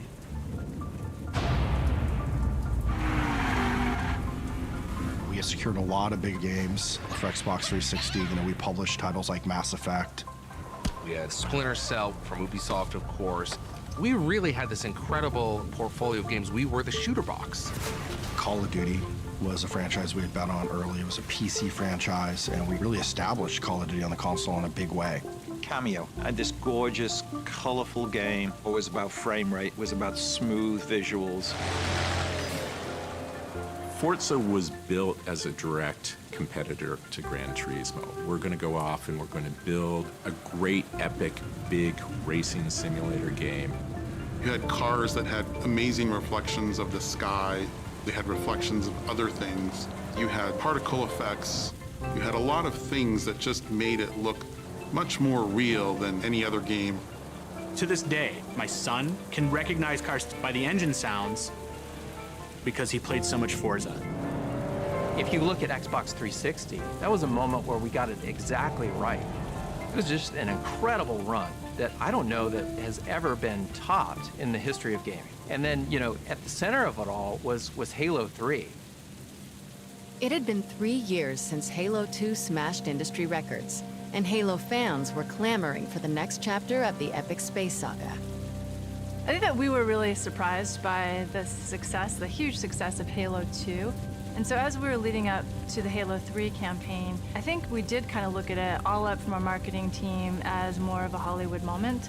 With Halo 3, we wanted to get out in front and make people aware that video games are not something that are just for the boys. Video games have come of age. An exciting day for video game fans and for Microsoft. Master Chief is back in the most anticipated video game ever, Halo 3. Thousands lined up to get the final installment of the trilogy when it went on sale at midnight. I got here 6 p.m. yesterday. Been waiting here ever since.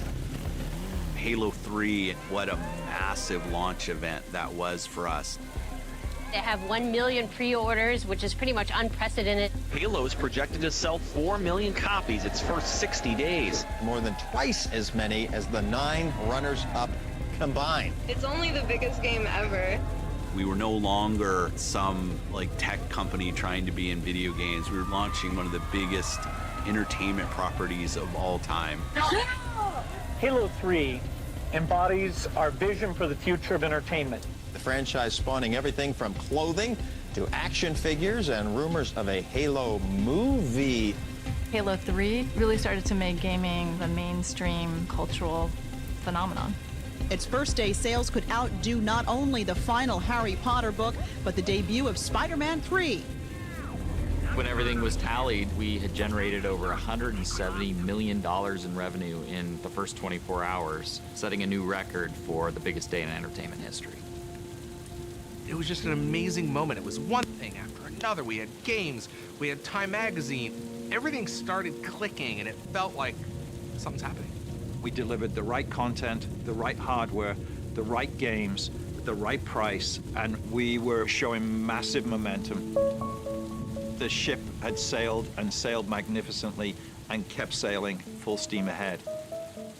Only a week ago, Peter Moore took the stage in Santa Monica, California for Microsoft's E3 press event. A mere 7 days later, the man in charge of the 360 and the Games for Windows division has decided to move on to EA Sports.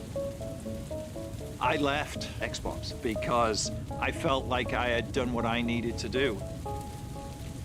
Ironically, he'll be replaced by Don Matrick, the former president of EA, but one has to wonder, with the face of the Xbox gone, how will this affect the 360 standing in the console wars? Don Matrick was a really accomplished game developer. As a kid, he wrote these amazing games, and he was just super smart. Don's really an innovator. He's a business leader. He's really into the tech. He really wanted the Xbox to be a product that could reach a broader and broader market.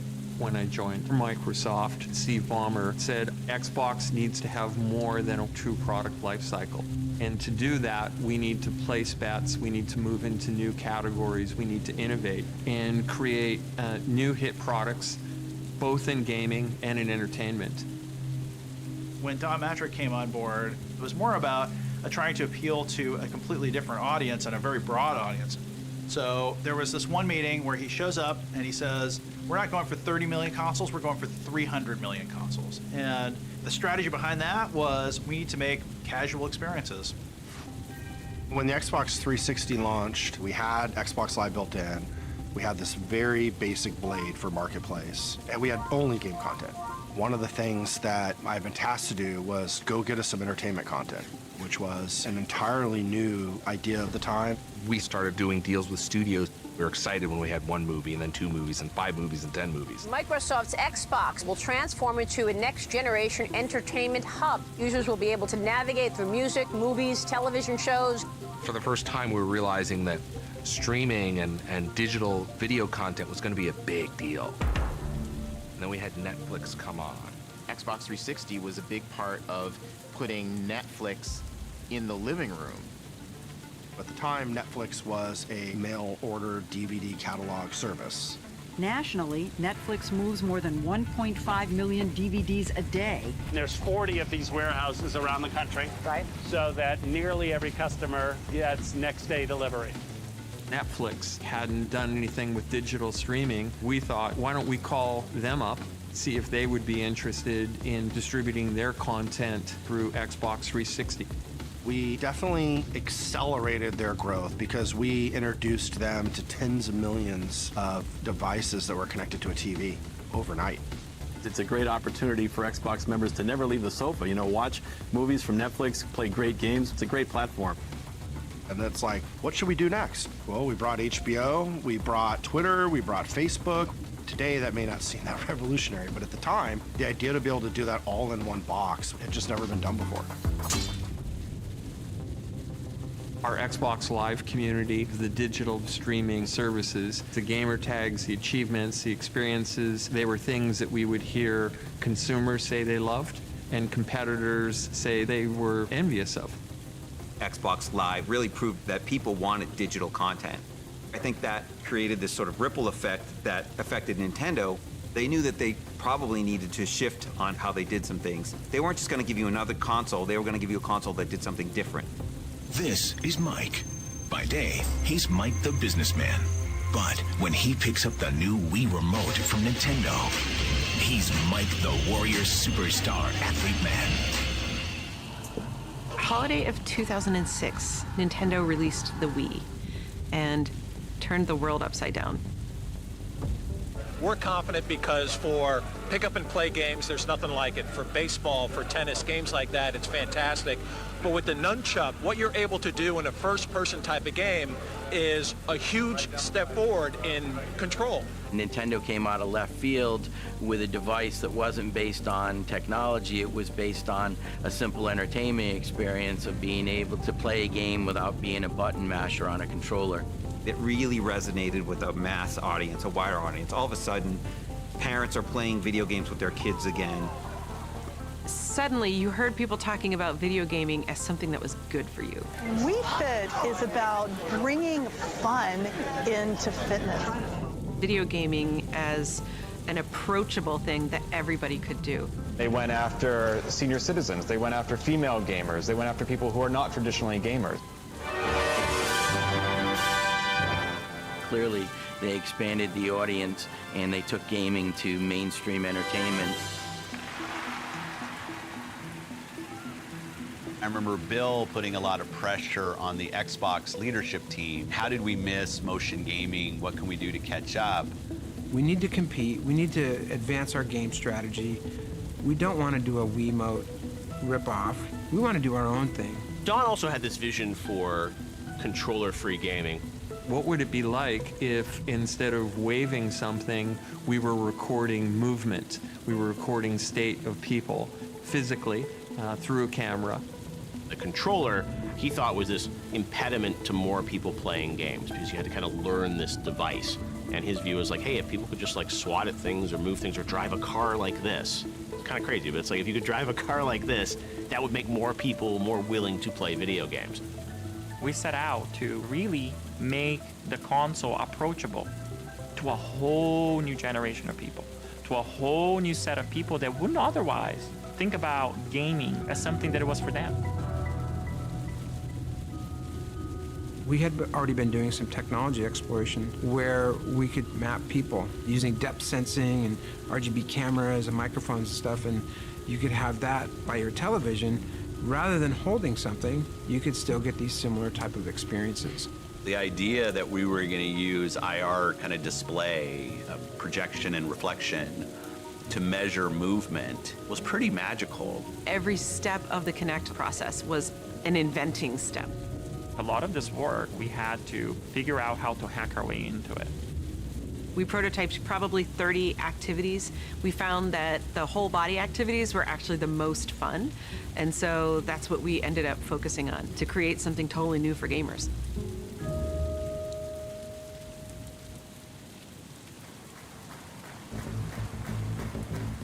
We launched Connect, and it was a game changer. I don't think anybody saw it coming. It was something completely new and unexpected.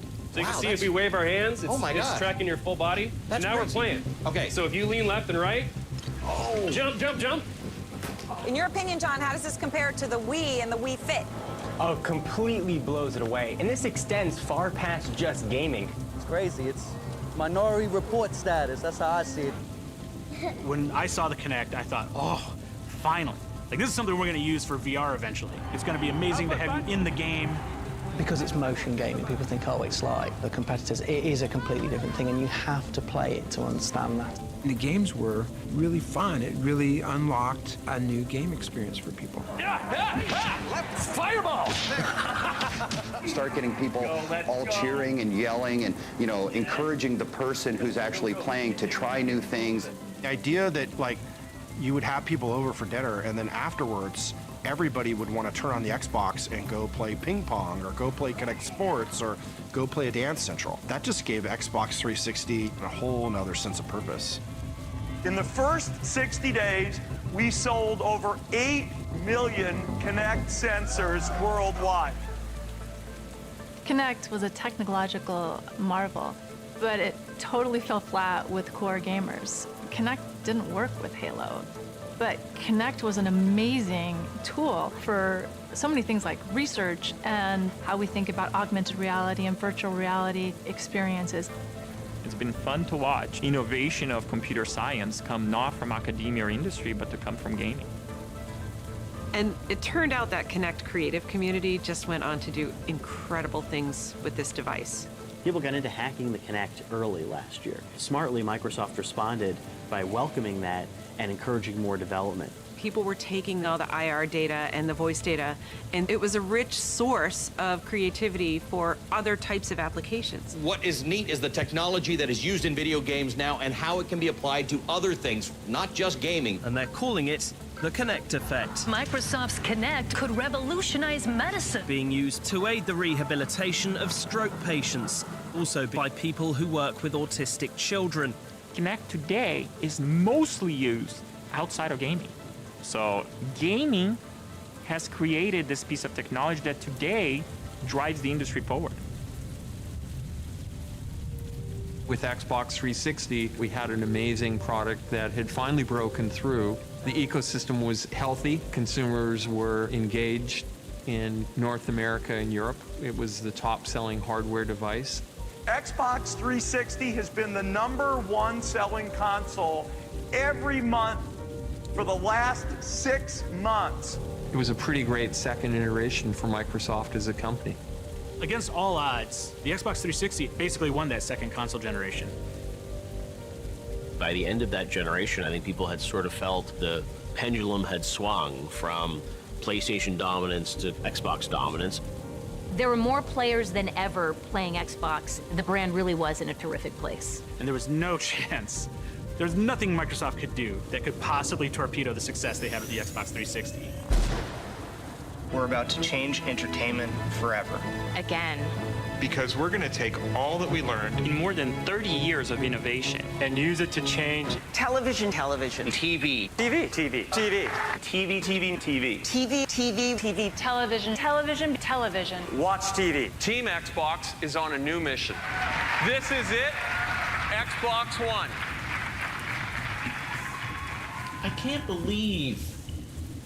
I cannot believe this press conference. We've got this vast amount of gamers that are increasingly loving Xbox, and we're building great experiences that they've never seen before. And now we're going to be the connected TV, so we're going to have the set-top box for the living room.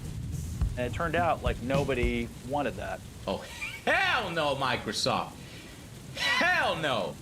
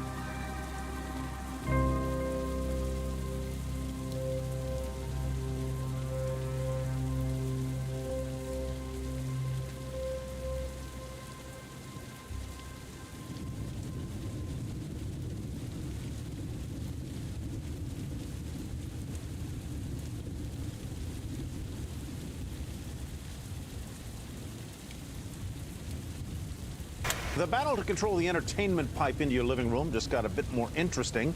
Microsoft's Xbox announcing some landmark news today as it moves into the media business. It's time for a new generation of Xbox! And now, Microsoft wants to appeal to more than just gamers. It can also control your TV and cable box and everything from your movies to video conferencing on Skype to doing all kinds of things.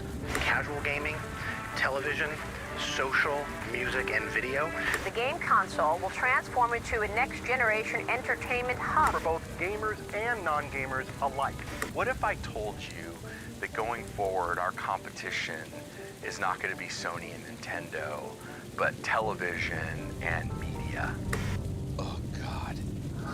There's a new contender in the video game wars. Xbox is going to be the future, truly the future of video games. Xbox. Taking over the living room. Limitless, connected digital entertainment. You guys never understood. The company is going to face fierce competition. Sniper!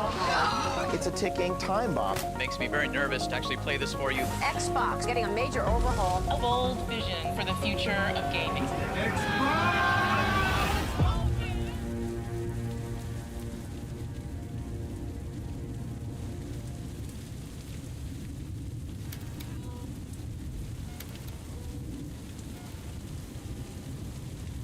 On May 21st, Microsoft will unveil its latest Xbox system. Xbox has been the best-selling gaming console for 27 consecutive months. We're expecting a slew of entertainment options, including possibly taking over your cable box and also delivering web content in easy and attractive ways. It was exciting to think about what a single-purpose, dedicated entertainment console could be.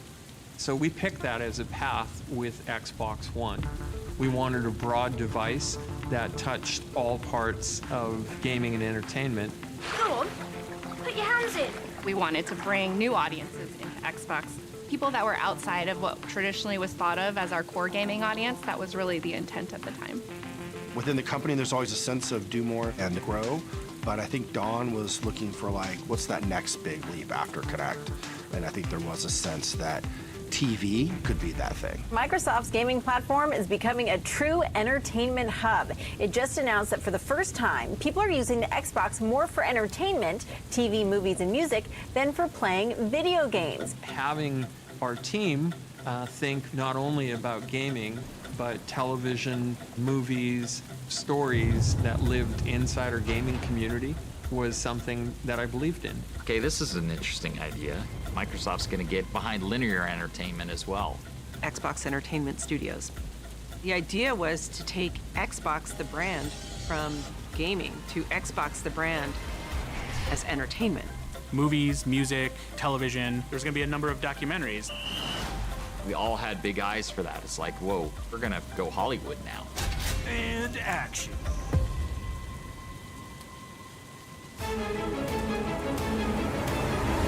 After years in development, Microsoft's next-generation console was finally ready to be unveiled at a media event codenamed Newcastle.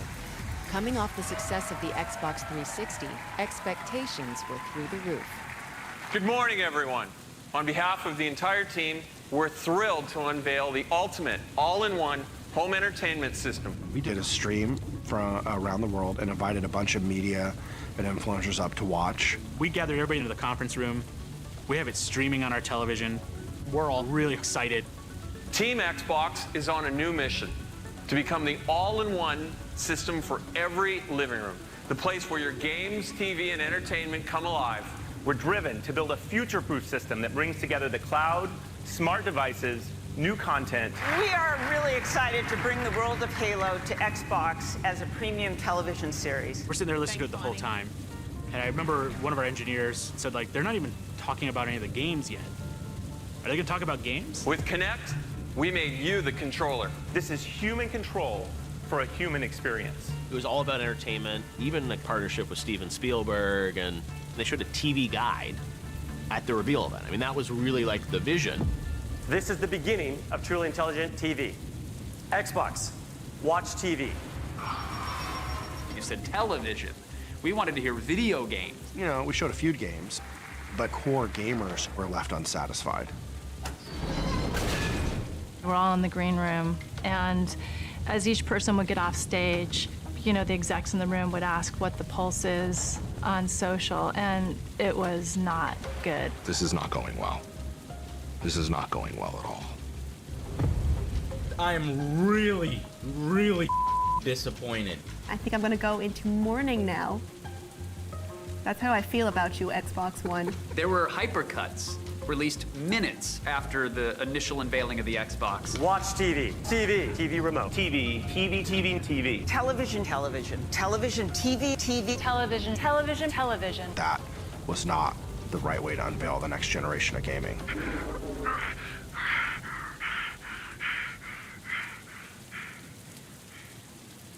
Wow. That was the worst gaming event that I've ever watched, ever. Probably could have done a better job of reassuring people that we were committed to excellence in gaming. The response was so negative, and that was when I knew our lack of focus was going to hurt us with our core audience. I can't even start. The Newcastle reveal really was about showcasing the entertainment proposition that was going to come with the Xbox One. We knew that E3 coming up in a few weeks was about games. We'll talk about all games when we get to E3. In hindsight, definitely not the right decision. You don't tell console gamers to tune into something and then not show them the games. The next evolution of gaming is a voice remote control for your television. The Xbox One reveal had obviously underwhelmed fans, but Microsoft saw an opportunity to right the ship just 3 weeks later, on the game industry's biggest stage. This is an exciting day for our teams. And as we've been promising, it's all about the games. We're excited to share with you a stunning lineup of world premiere gameplay and announcements. The ball's in Microsoft's court, and they come out and they show some games. And then right at the end of their press conference, I remember looking up at the teleprompter. Xbox One will launch this November in 21 markets around the world at $499 in the US. $499. At the time, the ideal price point was $399. Anything that over $399, you're in for a real struggle.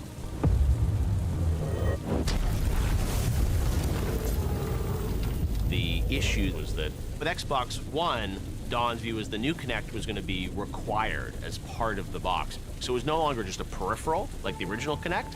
Now you were going to be forced to buy one. This is a terrible mistake. A huge mistake. But definitely caused a disconnect. Why are you charging me more money? I don't want this. Kinect had so much promise.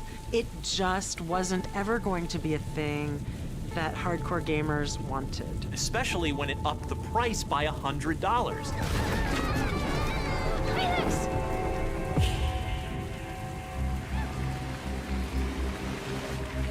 And then, later that day, Sony announces the price of the PlayStation 4. I'm very proud to announce that PlayStation 4 will be available at $399. We were surprised by the $100 difference. You know, then it's like, that's a pretty big headwind to come back from. You have essentially the same hardware, but one device is $100 cheaper. Cool, I'm gonna go with that one. And that's where they lost.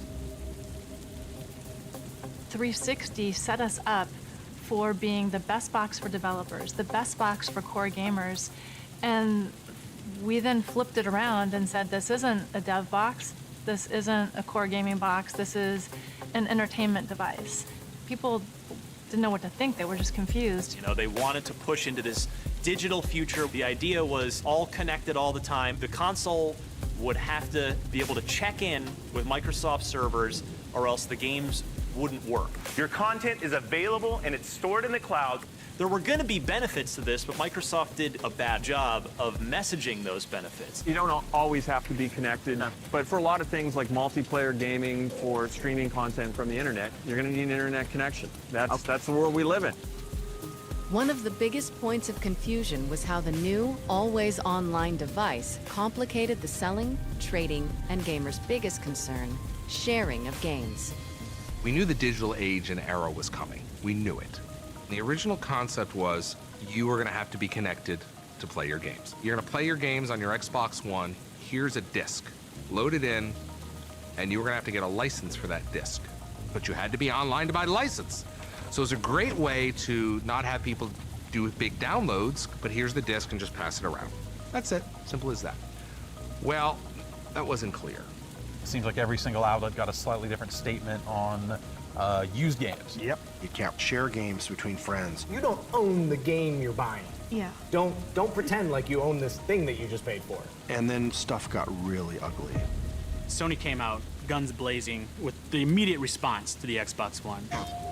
This is how you share your games on PS4.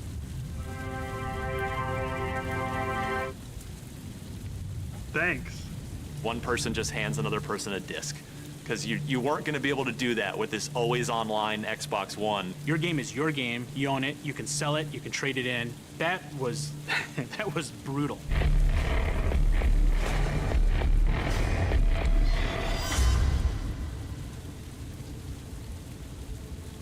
As a team, you've got to take some bets on things that you believe in and put that thing out. Clearly, in hindsight, it was wrong. People didn't want to spend $499 for a box to plug into their television to watch TV. They weren't wrong. Microsoft wasn't wrong that gamers wanted and expected more from their consoles. Absolutely. In fact, it was Microsoft's fault, if anything. They were too far ahead of where their users thought they should be. And there was this whole backlash that they didn't expect. In 2013, the world wasn't ready for it. We got pushback from consumers, for some journalists, questioning whether we'd made the right choice as a company. It was a valid criticism, but it was a very binary choice, and we chose to bet on online. It was a dark moment for us, and very, very, very painful.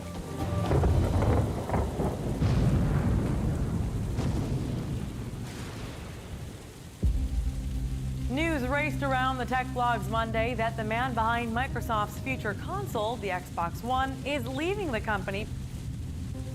I wish that I would have had an opportunity to stay to execute on the vision and the capabilities that the team had created.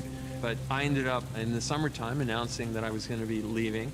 I just remember getting an email from Steve Ballmer that essentially said, Don Mattrick has left. I think we all just sort of looked at each other and were like, okay, so what happens now? There was no fear, no failure. But the rules have changed.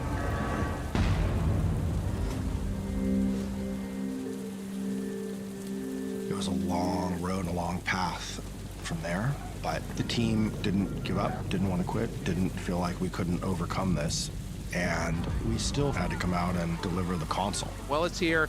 Xbox One, finally on sale. We had a line of people at the launch event. People were excited about it. We had kind of an early signal that maybe things are okay. The NPD Group has revealed that Xbox One led console sales in December, and with its $500 price point, the Xbox One led annual hardware sales on a dollars basis. But by April, we were outsold 6 or 7 to 1 in the market, maybe 8 to 1.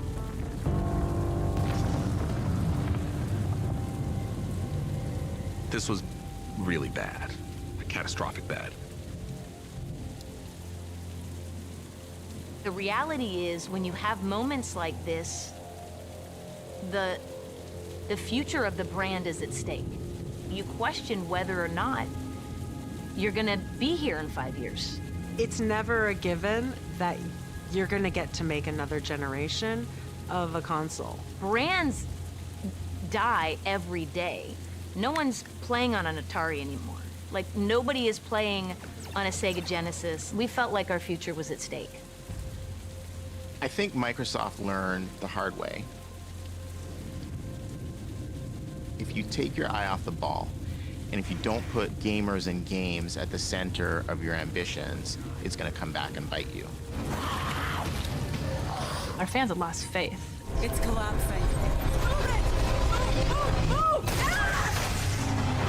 How do we re-earn the trust of customers? One thing that was very clear, more of the same was not going to work. Today, Microsoft has announced that Microsoft Studios Corporate Vice President Phil Spencer is the new head of Xbox. Let's talk about your new role. What are you going to be doing? The emergency glass was shattered, and Phil was pulled out and put in to right the Xbox ship that was sinking. He was there early days, studied under Ed Fries, so he knew exactly what made the original Xbox work. He was a gamer, but he was also a longtime Microsoft guy, so he's sort of the perfect hybrid. He is a proxy for gamers. They believe in Phil. I play lots of games with Phil on weekends and evenings, and he's always thinking about the player first. Having someone lead the platform who comes from that place. It was a big turning point for us. We needed somebody that could lead us, that we trusted. We cared about the team. I had no training in running a team of that size, or the platform team, or the hardware team. So I knew that it would be a challenge. One of the things that was really hard about the Xbox One launch was Phil had more than a broken business. He had a broken culture. There were people who would literally come up to me in tears. Who had killed themselves to try to get a product into market. The product did not make gamers happy. So I knew we had to get the team on board. We have to believe in why we're here. The first thing that Phil did was he went after culture. I wanted to try to continue to see Xbox be an important brand in gaming, but it's not just about me. As a leader, you realize that if we can't empower our great people to do great things, that we should give up. I knew that this effort would take the entire team, and it was going to be incredibly hard. Under Phil's leadership, and with a green light from Microsoft, the Xbox team launched a plan to pull back from the edge of console obscurity. Xbox had a lot of plates to spin. They had to gain the trust of developers, they had to make a statement with the gamers, reverse all the messaging that they made, and that's not a switch that you flip overnight. That can take years. Years. I don't think there was a question around where I wanted to focus. We know that day one customer every year has to be the gamer. You expand from that gaming audience out. With Phil being in charge, it sort of cemented putting a game face back on Xbox. Marty, big news today. Yeah, bombshell. Microsoft announced that a connectless Xbox One is coming June 9th for $399. Yeah. One of the decisions that we had made is that we were going to offer Xbox One without Connect and lower the price by $100. This is what everyone wanted. Xbox Entertainment Studios, which is better known as the TV division, has been shut down. Shutting down Xbox Entertainment Studios was really just trade-offs we had to make. All of the investments that you're making in that entertainment, the movies, the TV shows and things, are gonna come at the expense of making the same investments in games. And we still had more games we needed to make. Microsoft has announced a new platform for independent developers looking to bring their games to Xbox One. Game content is the thing that's going to drive our success as much as anything else that we do. We needed external independent developers to be successful on our platform. Independent developers have fundamentally changed the way we play games this generation. The smartest move that Microsoft made was they took Chris Charla, who was a developer, and said, we're going to allow self-publishing, and this is the guy who's going to really help that. Players don't care if it's from a big company or a single person. They just want to play fun games. And our job as a platform holder is to make that happen. This is a guy who was a developer, a smart guy. He understands the community. He's been there himself. He was great in that role. Major League Baseball publishes a baseball game through the ID at Xbox program. Fortnite from Epic came through the ID at Xbox program. We have the ability to get, small, cool little ideas up on the big screen. It's just an amazing experience that none of us really saw coming.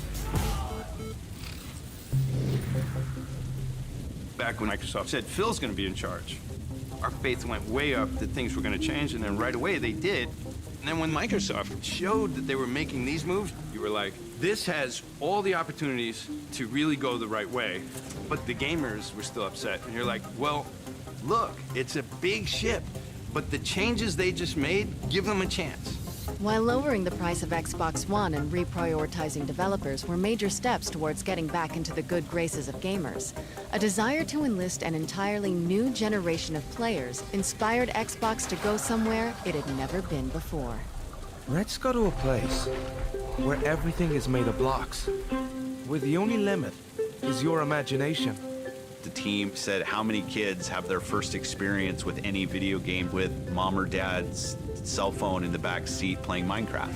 The company best known for Windows and word processors will pay $2.5 billion for Swedish game developer Mojang. That is the company behind the wildly successful, ever popular Minecraft game. No, they're gonna mess it up. Right after the acquisition, all of the public perception when you read about it in the press was that evil Microsoft was gonna come ruin Minecraft. Can Microsoft keep its hands off Minecraft and just keep that pure experience? There was an assumption, again, that old console war thinking, that Microsoft would pull it off of any platforms that weren't Windows or Xbox. And there certainly could have been a decision that, look, we just paid a bunch of money for this game. We needed to go help Xbox. So from now on, the only place you're going to be able to play Minecraft is on Xbox. There's got to be something bigger going on here. But I'm grateful that Phil Spencer understood that what we had was a cultural phenomenon, and what we had acquired almost as much as a game was the community that came with it. Go Red The world is changing, and the idea that limiting the places where people can experience your games is not always right. Whether you're playing on an Xbox, PlayStation, an Android, iOS device, our goal is to continue to evolve and innovate with Minecraft across all those platforms. The decision to make Minecraft accessible across all platforms surprised the industry. But Xbox had something on the horizon that would upend it. Wondering what's going on, eh? Wonderful. Let's get started. With all of the things that we're trying to go do, creating Game Pass was a decision that was going to be disruptive to the industry. Oh, hey! Game Pass was the first service where you'd have access to a library of games and you could download and play the games in their full fidelity locally. We heard from people who said buying multiple $70 games is actually just economically not possible. And people wanted to play across devices. With Game Pass, you now have a shared library with your friends. And you can just decide to say, hey, let's go jump on and play this. What we learned as part of it was kind of not necessarily something we do at the beginning, but became this part of the journey, is it also created enormous value for publishers. Developers that might not have had the front row or front seat, they're in there, and they're on the same level as Halo. You know, when you're building a game, if you're not a known IP, it's really easy to get lost. The biggest thing about Game Pass is the amount of players. I can put a game into Game Pass, and 10 million players can show up the next day who might not have decided to plunk down $60 for my game. It lowers the barrier to entry. It makes it easier for you to experiment and choose. The people that subscribe actually play more games. It's just like flick, flick, flick. Oh yeah, I'll play this one for a while. And now you see other companies considering and moving in faster to the Game Pass model. Game Pass is probably the future of how we distribute games.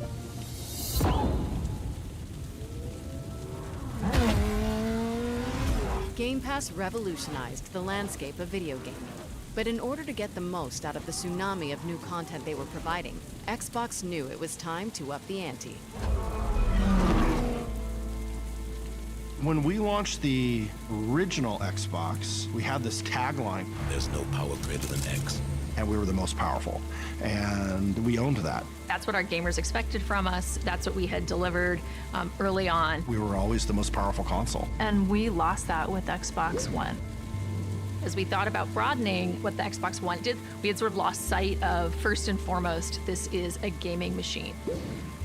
The PlayStation 4 was a technically superior experience. You know, one friend tells his friends, hey, it's better on PlayStation 4, you should play it over there, and that just spreads. You know, if we were a car company, we always made the fastest car, and that's what our brand was. But for us to get back to what we were always about, we needed a console that would be more powerful than any other console. It was about reclaiming the horsepower narrative. So Phil delivered Project Scorpio, which they called the Xbox One X. We went back to our roots of being the most powerful console ever built. More power, more pixels, more frame rate. It was all about core gaming goodness. True 4K gaming. They engineered the world's most powerful console. They win back a lot of gamer trust with that. This monster was almost like the rebirth of the Xbox brand. To continue to make sure there is no power greater than X as we thought about the future. The most powerful console is a thing of beauty. I think the big thing for me is just games. How do we deliver the best games to people? Get the games that our players love. We said, you know, content is critical. And one of the best ways to get the best games is to invest in studios. That's what we like to see. But making games is hard, it's complicated. It's about, hey, can a group of people actually effectively create something together? We have to be really thoughtful and mindful about respecting the culture and the heritage of the studio, but also infusing, you know, kind of the power of Microsoft. There's no magic formula for that. You know, I think that's more of an art than a science. One of the biggest missteps that we learned from in the past was Lionhead. We had already published Fable 1, and it was a hit. People loved it. The beauty of that game, it was basically like a moving stained glass window. People wanted more, and so we bought Lionhead. Those were good years. The game was great. Just everything came together. But after Fable 2, Connect came along, and the Fable Connect marriage just never really took.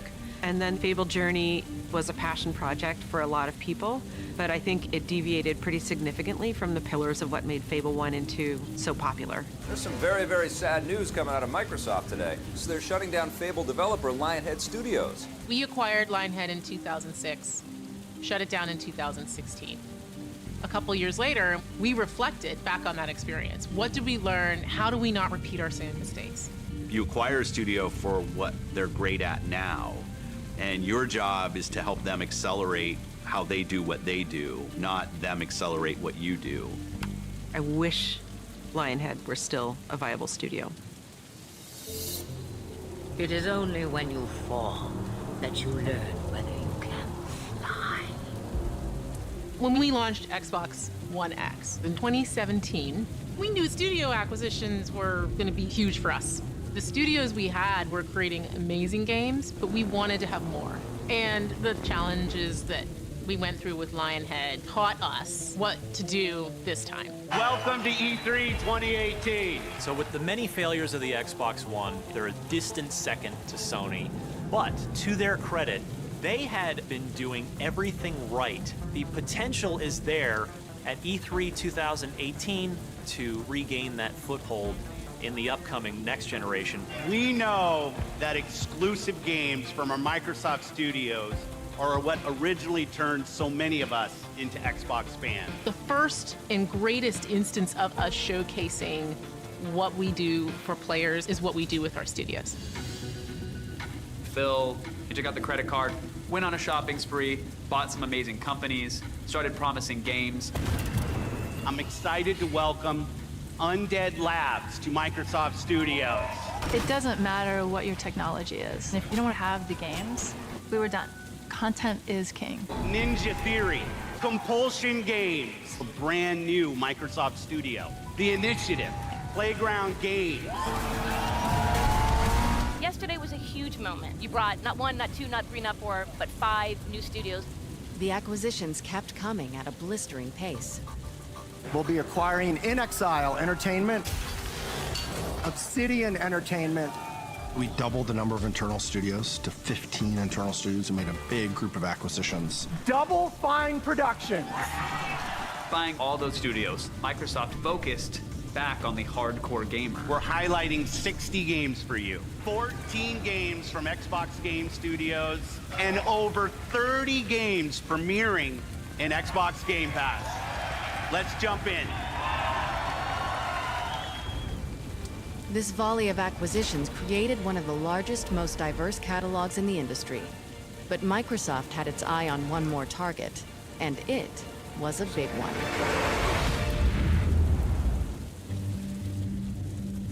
We're really delighted to reach this agreement with ZeniMax and bring Bethesda into the Microsoft family. The move adds 8 more studios to Xbox's first-party portfolio, including Bethesda Game Studios, id Software, Arcane, Machine Games, Tango Gameworks, and more. What you really see us doing is broadening the opportunity for people to participate in what is one of the world's greatest entertainment and leisure time activities. It's a game changer because it's bigger than anything else we've ever done in gaming. It's the 3rd largest acquisition in Microsoft's history, which still blows my mind. And so now more than ever, our commitment to games is absolute. Microsoft's commitment to keeping fans on their toes was also absolute. Good evening, everyone. Welcome to the Game Awards 2019. I'm Jeff Keighley. World premieres are a big part of this show, and you guys have a lot of expectations on the internet for things. There are lots of rumors, lots of leaks. It's pretty rare, I think, nowadays that any new tech doesn't leak and nobody knows that it's coming. And then sometimes there's surprises that come out of nowhere. Enjoy this. Let's suppose that you were able every night to dream any dream you wanted to dream. A lot of dreams. And that you could have the power. I don't think anybody saw it coming. It was something completely unexpected. Whoa, is this Elden Ring? Even the video was deliberately designed, talking about power your dreams and the visuals of that. Let's have a surprise. BioShock? And then, wait a minute, what was that? Wait, what? I just saw a car race through, and then there's a soccer scene, and then by the time I saw Master Chief. That's Halo! Halo. That's what I want. And finally, you would dream. Where you are now. Seeing streamers that were streaming and their reactions, that element of surprise is so magical and so powerful. That's it. Oh, it's Scarlet. Oh, yeah! Xbox! This is not the new Xbox console. Wait, this is not the new Xbox console. What? They're showing their new box? What the heck? For 18 years and 3 generations, we've designed Xbox consoles to power your dreams. Oh, my boy. You dog. Meet the Xbox Series X. It was nutso because I had no clue it was coming, and I was there. Our fastest, most powerful Xbox will set a new bar for performance. Games are going to look better. You know games are going to play better. It is, in fact, the most powerful console you can have in your living room right now. Yes! Yes! When we talk about freedom to play, Project Scarlet is the formation of our future in cloud. Microsoft, meanwhile, launching a video game streaming service. All your games can be streamed right into your phone or your computer. The same way the original Xbox bridged the gap from early adopters with broadband, this powerful beast of a machine that can play games locally, it's also going to connect to the cloud. So it will bridge the gap between traditional in the living room local gaming and cloud-based gaming. We envision a world where you can play any game with anyone on any device. It is the next instance of what it means to game anywhere. We're streaming from data centers around the world to people's cell phones. We have thousands of people doing it in 3 continents. Like, that's just crazy. And I'll be damned if it doesn't actually, I mean, it works. It actually works. Where are we? I'm a big believer in the technology access story of Project xCloud. Think about the way you could unlock community. One of the things we were really focused on with this generation was making Xbox available and appealing to the widest audience. I think we have some unique responsibilities to bring people from different backgrounds into the experience. And in order for us to succeed in that, we need to have the right services and content and creators building things for all kinds of players. It's about creating an opportunity for those that would not have had it otherwise. 2.5 billion people on the planet play video games today, half the connected world. And that is the scale of opportunity a company like Microsoft should go after. Being bold and making bets is part of the culture of what it means to be here. I think that's true now, and it was true from the beginning.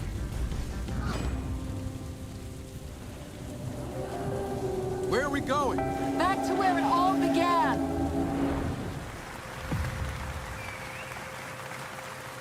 And we had some guys at Microsoft came and said we should do a console. A Microsoft console? It's insane to launch a game console. When you're Microsoft, you made frickin' Windows and a spreadsheet. Bill Gates took a bet on us.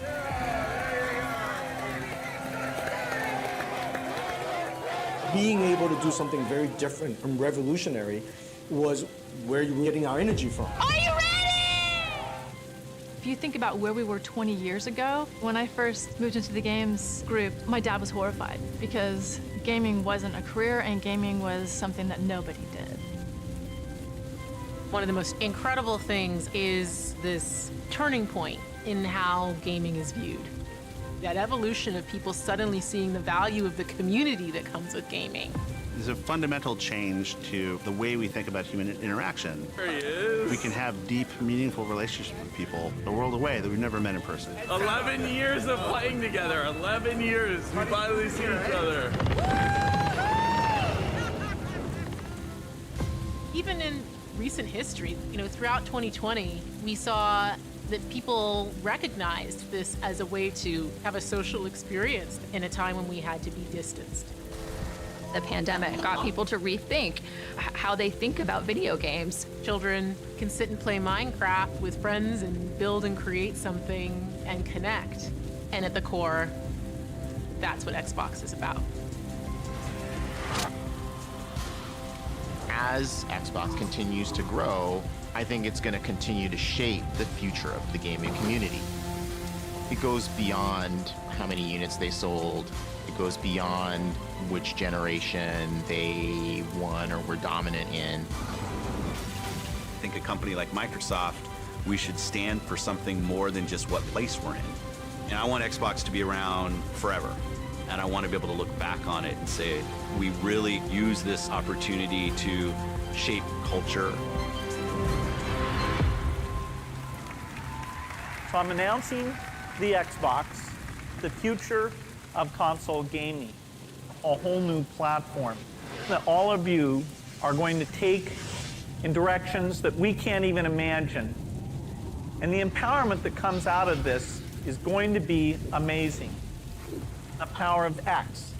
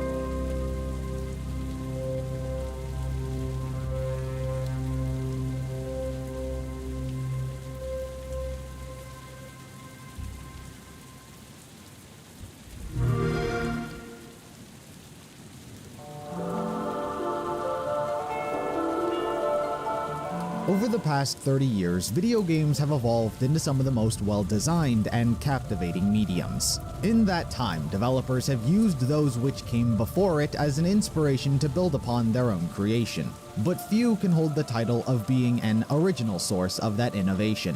Blossoming an entirely new genre of gameplay and design was Metroid.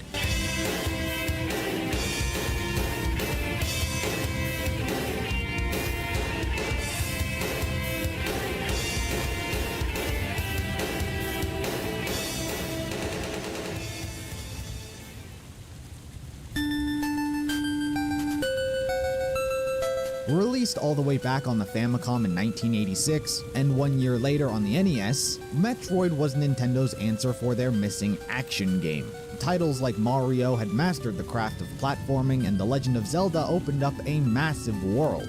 But what Metroid sought to do was take elements from these games and combine them into a sci-fi action title. By taking on Mario's platforming and Link's large collection of ability-driven combat, Metroid designed a shooting game which completely broke free of many platformers at the time, and had the player move in a completely opposite direction than they were used to: left.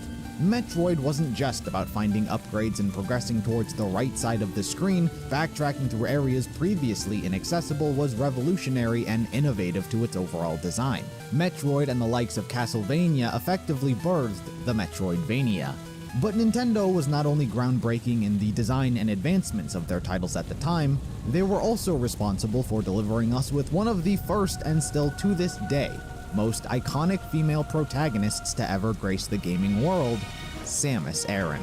Unlike many franchises today, Metroid falls into a unique category in regards to its timeline. The story often isn't a heavy focus in the grand scheme of things, dedicating most of its time and effort into the raw map and gameplay design. Though, unlike some of its other Nintendo compatriots, Metroid does in fact have a linear story. While told through the perspective of a mostly silent protagonist, Samus's story is far from as simple as many would assume. So I thought it was time I go through and give you the complete, unabridged timeline of Metroid.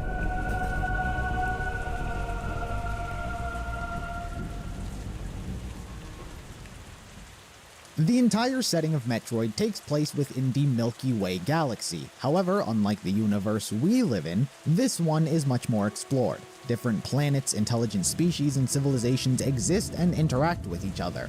Since it takes place in an unspecified future, it uses the cosmic calendar to keep track of time, so any dates listed aren't meant to be confused with the Gregorian calendar which we use. Since the galaxy is made up of so many different planets that are capable of interacting with each other, a primary sovereign government was formed.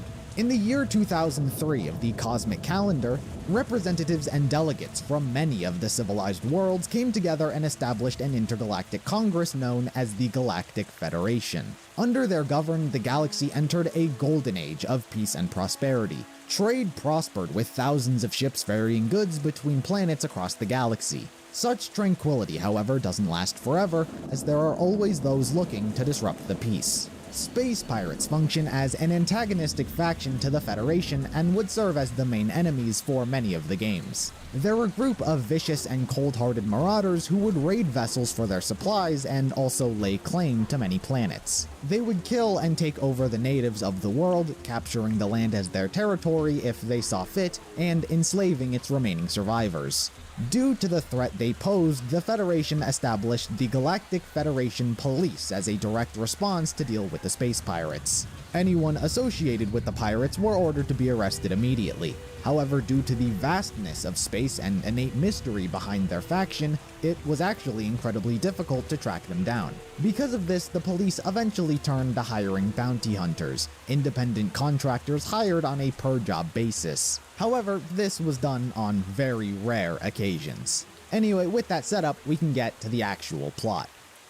One of the first and most important events in the timeline is revealed to us in the Metroid graphic novel. As the galaxy was entering into its prosperous period, the space pirates made a move that could not be ignored. Everything takes place on the planet of K2L, an Earth colony which was responsible for the mining and distribution of a floraltite, a crystal which was used to fuel the ignition modules of spaceships. As such, it is a very valuable source to many. It also has incredibly dangerous and flammable properties prone to explosion when ignited. The mining colony was run by Rodney Aaron, a very determined and noble hard worker. He was married to his wife, Virginia Aaron, and the two had a young 3-year-old daughter named Samus Aaron. One day, the planet was visited by the Chozo, an incredibly intelligent and ancient bird-like species, hoping to obtain some of the colony's afloraltite for their own uses. Attempts at negotiations were made with Rodney, however, they were respectfully declined. The planet already has arrangements with the Galactic Federation, who monitors everything, making sure the crystals don't fall into the wrong hands. While the Chozo don't seem dangerous, they are incapable of just giving them some of the minerals. So unfortunately, their trip was all for nothing. While Rodney and the Chozo were having these discussions, Samus wound up befriending one of them known as Old Bird. Their interaction is brief, but he certainly tries his best to instill kindness into her. When a rabbit squirrel snatched her backpack and refused to give it back, he taught her to try and make friends with it to appear non-hostile. She does so by naming the animal Pianchi, and he becomes her new pet. But after it was made clear that they couldn't obtain any afloraltite, the Chozo peacefully left the planet. But problems quickly arose after their departure, as they had been followed by space pirates. The group was led by Ridley, a military general with a brutal disposition, foul temper, and love for death and destruction.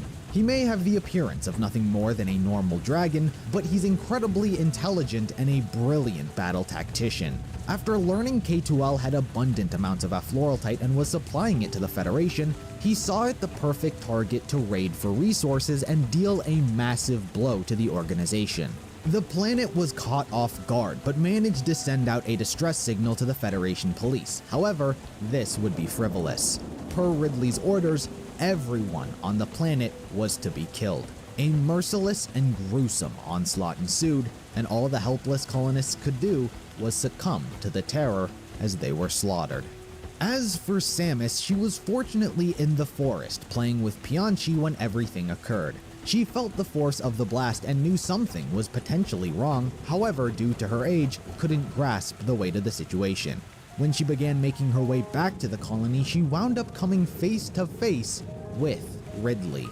Being but a naive little girl, Samus, similar to what she had done twice that day, already making friends with Old Bird and Pianchi, attempted to befriend the bloodlusting general despite her fear of his appearance. However, it would not go as peacefully as the last. Despite feeling initial pity towards the young child, Ridley swiftly makes an attempt on her life.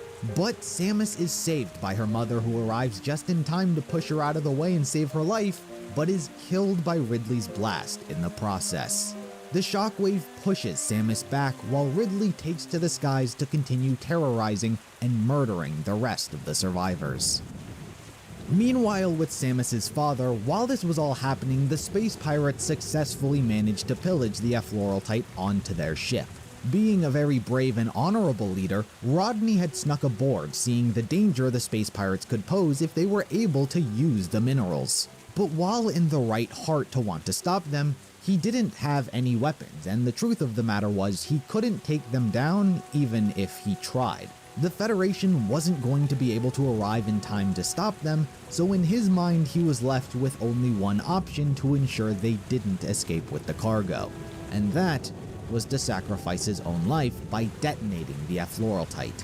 While he is deeply sorry to Virginia as well as Samus for what he's about to do, he's always believed in helping the greater good, and so expresses his love to his family before triggering a massive, cataclysmic explosion.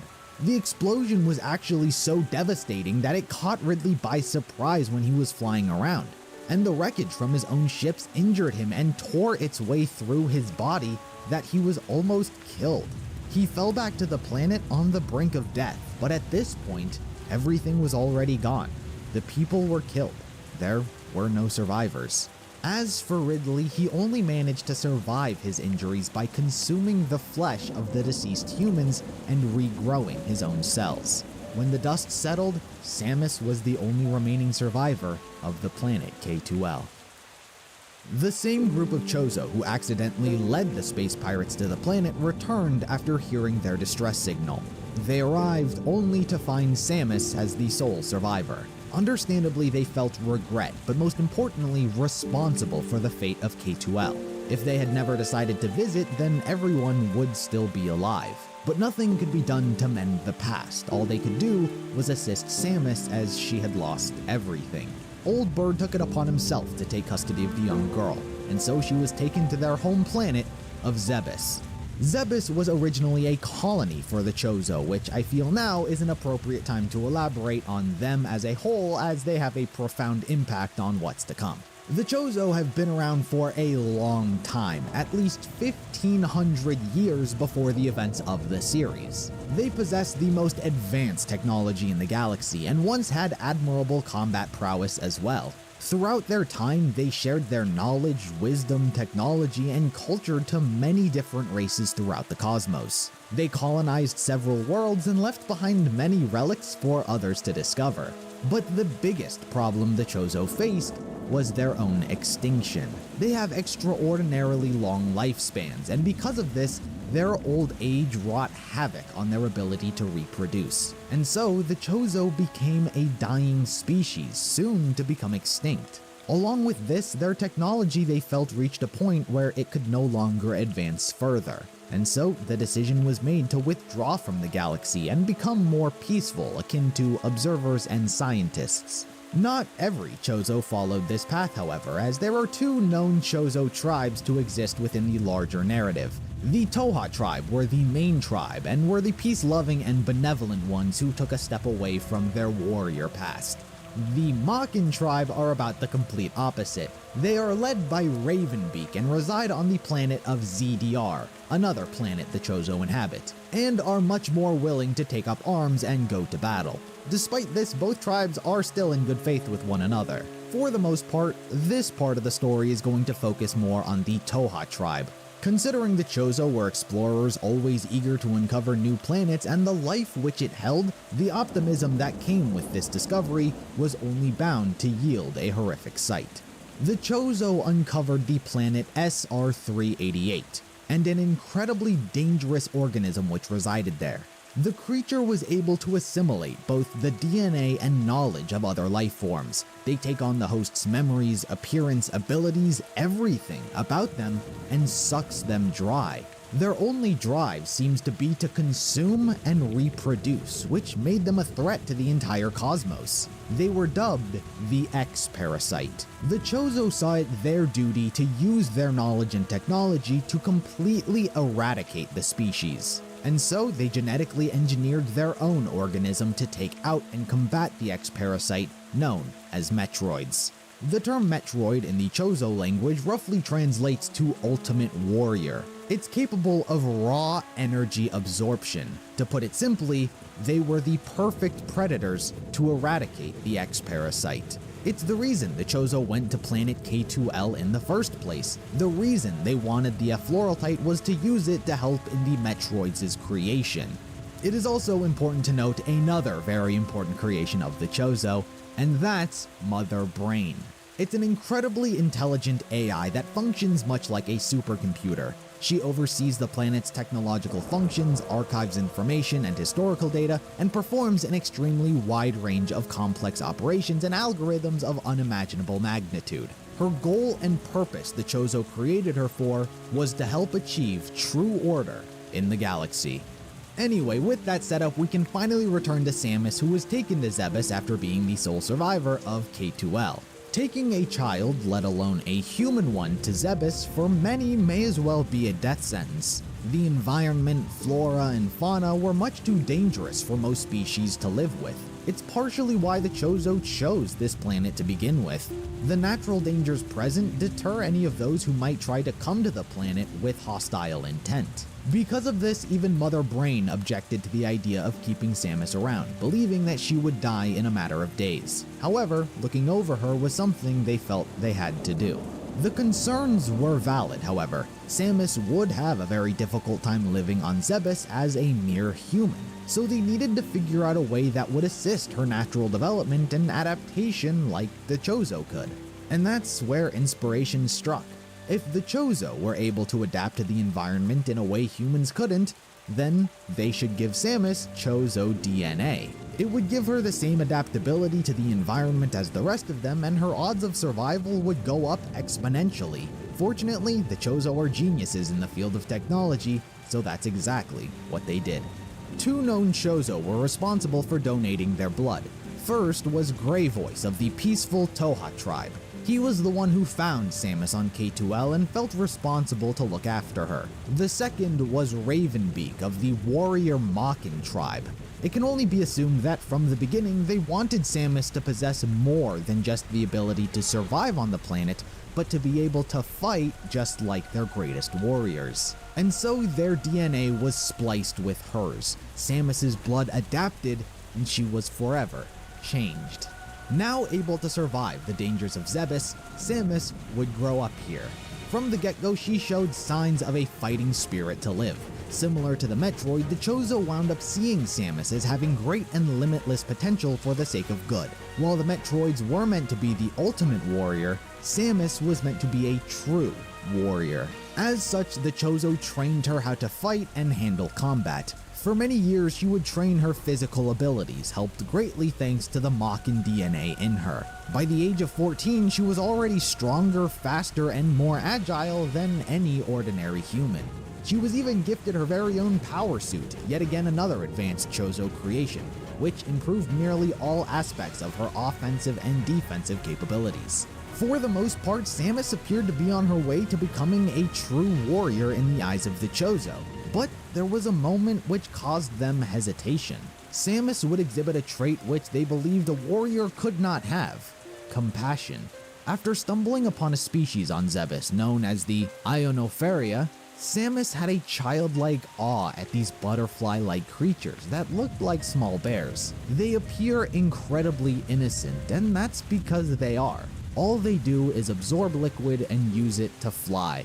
But these creatures actually wound up being poisoned by badger clovers, an alien flower used by the space pirates to infect and control other animals. And so these cute little creatures all of a sudden became machine gun wielding enemies trying to assassinate the lives of the Chozo. Samus, seeing the species as victims, manages to destroy their weapons without harming a single creature. However, Mother Brain immediately incinerates them to ensure nothing else gets infected. Something that truly enrages Samus. While pissed, there was nothing she could do. This opened the eyes of the likes of Oldbird, seeing that they can no longer assist Samus on her journey. The Chozo are supposed to be the protectors of the galaxy, however, they've delegated nearly everything to be done by Mother Brain nowadays. The title of Protectors of the Galaxy doesn't much fit them anymore, and so they've decided to pass that title on to Samus. She's got the drive and passion to protect, she's got the power which they've given her, but now she needs to discipline and master her heart. They cannot assist her with that, and it is something that she must do on her own. Oldbird and everyone who has looked over and raised her for the past 10 years have instilled all they could hope for in her, but now it was time to walk a separate path. And so Samus left Zebes, embracing their belief in her and the title of Protector of the Galaxy.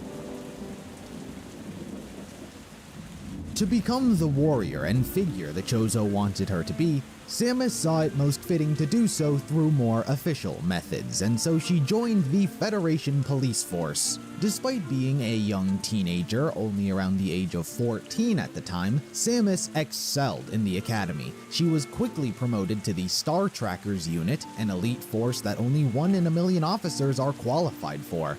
She took orders from a man named Chief Hardy and was squad mates with Kreetz, an elfin soldier, and Mach, a very physically strong simian.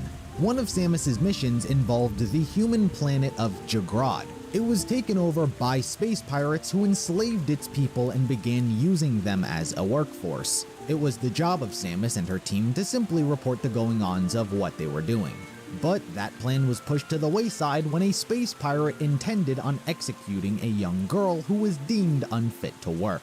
Samus, not willing to simply sit around while someone is killed, jumped into the horde of space pirates to protect the girl, and understandably, an all-out firefight broke out. Fortunately, thanks to the talents of Samus as well as her team, they were all completely wiped out, save for their leader. He was brought in for questioning, and the man who would do so was someone who was very important to the timeline, General Adam Malkovich. This would mark his very first interaction in witnessing the capabilities of Samus, and it wouldn't be the last. He interrogates the space pirate, and it reveals only one truth. The planet of Jagrod was only a decoy to distract the Federation, while the space pirates' main forces were sent to take over Zebes. It's not inherently the planet itself the space pirates wanted control over, rather the technology on it. Considering the Chozo have lived there for so long, there are invaluable pieces of advanced technology there for the taking. They've made attempts in the past to seize control of the planet, however were unsuccessful thanks to the assistance of the Federation. Hence why this time they were distracting them with a decoy. Upon learning that the planet was in danger, Samus was quick to act as she knew the planet better than any Federation soldier could. Adam Malkovich, seeing her determination, gave her 48 hours to do what she wanted and rescue those she could before the Federation arrived to take action themselves. Her fellow comrades Mach and Kreetz joined her as well. The Chozo were in a particularly tough situation. The space pirates had arrived and successfully imprisoned all of the Chozo there, but there was also the new arising issue of Mother Brain. Being a self-learning AI, she came to believe she surpassed the knowledge of her creators and was frustrated with their lack of action in bringing peace to the galaxy.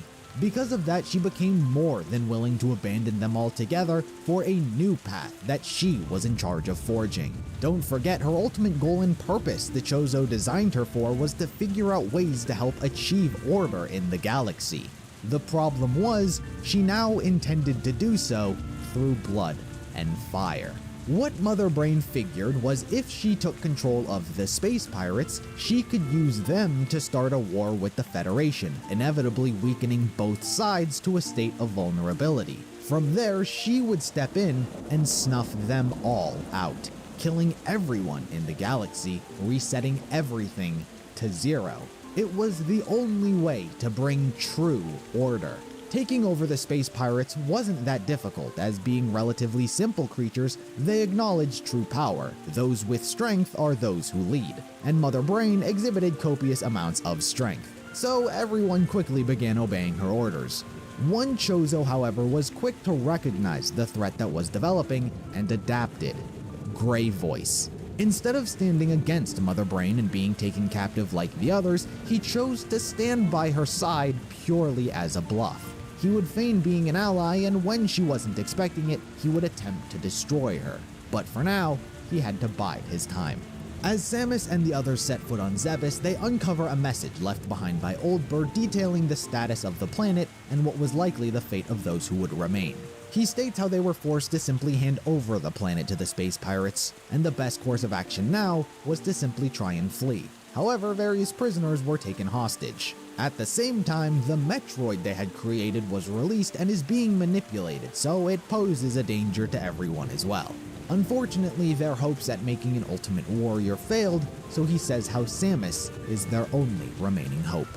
Upon learning this, the team decided to split up into two. Samus would try and make her way to Mother Brain and use her to break the deadlock, while the others locate and rescue the hostages. Samus's destination was Zebes' Torian, where the Chozo and Mother Brain always held council. By the time she arrived, the area was flooded with space pirates, fearing that she was already too late. However, when she took up arms ready to attack, she was stopped by Gray Voice. Understandably taken aback by what's going on, it is here Mother Brain unveils her entire plan and betrayal in front of Samus. Seeing the Chozo as relics of the past who have been surpassed by their own creation, Mother Brain intends on leading a new army full of youthful strength to a galactic unified society.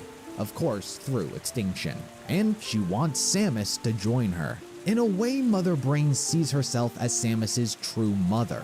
She believes the Chozo only ever cared for her because they were trying to turn her into a weapon. And since she was responsible for creating Samus's power suit, she, in essence, gave birth to her, and it is her true destiny to stand by her side and usher in a new era of history.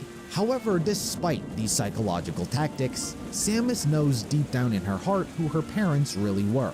Rodney, Virginia, and all of the Chozo who genuinely cared for her throughout her life. Mother Brain only sees things through an objective lens, failing to understand or comprehend the emotions of others. While Samus passionately rejects Mother Brain, unleashing a barrage of attacks on her chamber, they prove ineffective, and she doesn't even leave a scratch. While that didn't faze her, what did was Ridley.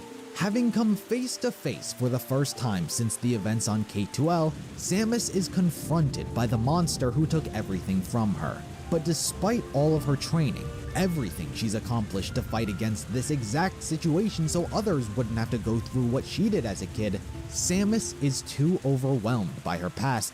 She can't help but shut down. She doesn't fight, she doesn't act, she doesn't do anything. It is only thanks to Gray Voice, who was given general rank by Mother Brain, who demands Ridley spare her life as he has plans for her. The other members of Samus' squad fortunately managed to locate everyone and create a distraction, pulling away most of the space pirates, giving them time to rescue the prisoners and Samus, whose trauma is only worsening. She goes from frozen to a full-blown panic attack, pleading with her team to kill her right then and there. That there is no hope against Ridley, and that he is an inevitable fate that will kill everyone. The others, of course, do not comply with Samus's plea, instead rushing to evacuate the planet as the time limit Adam had given them is running out. Samus is forced to battle her inner demons in a literal sense. She's been bottling up her emotions this entire time, how she was feeling, what she was going through, that it all exploded the moment she was faced with Ridley. She was scared and alone, but could never admit it.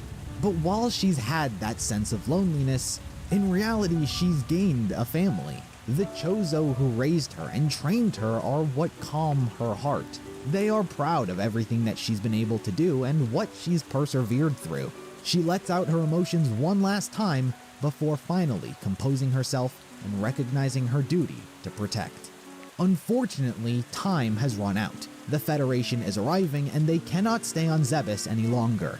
This is only a problem because Grey Voice has stayed behind to attempt to destroy Mother Brain. But despite everything in Samus telling her to rescue someone who's been nothing but a father figure to her, if the others want any chance of surviving an escape, they need Samus there.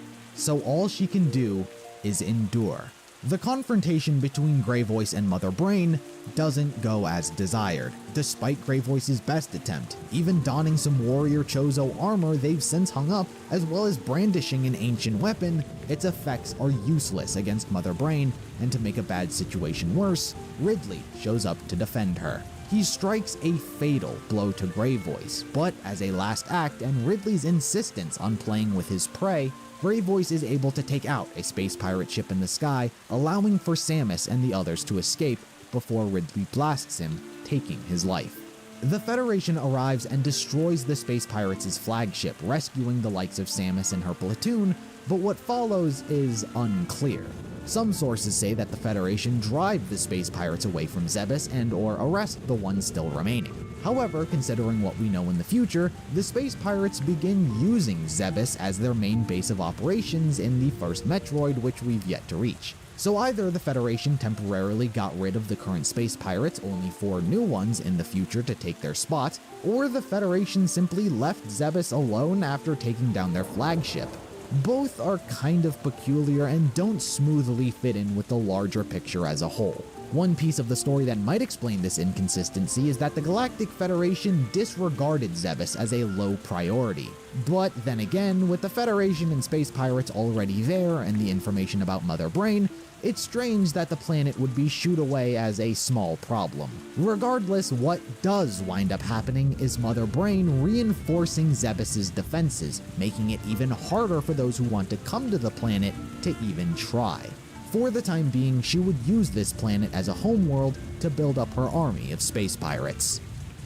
After her infiltration of Zebes, Samus, now around the age of 16, was transferred to a new unit, this time under the direct command of Adam Malkovich himself. As we would learn of these events through Metroid Other M, this title made some creative changes from where we left off. Firstly, Samus appears much younger than she did in the manga, despite being a few years older. Her maturity level also seems to have been dialed back a lot.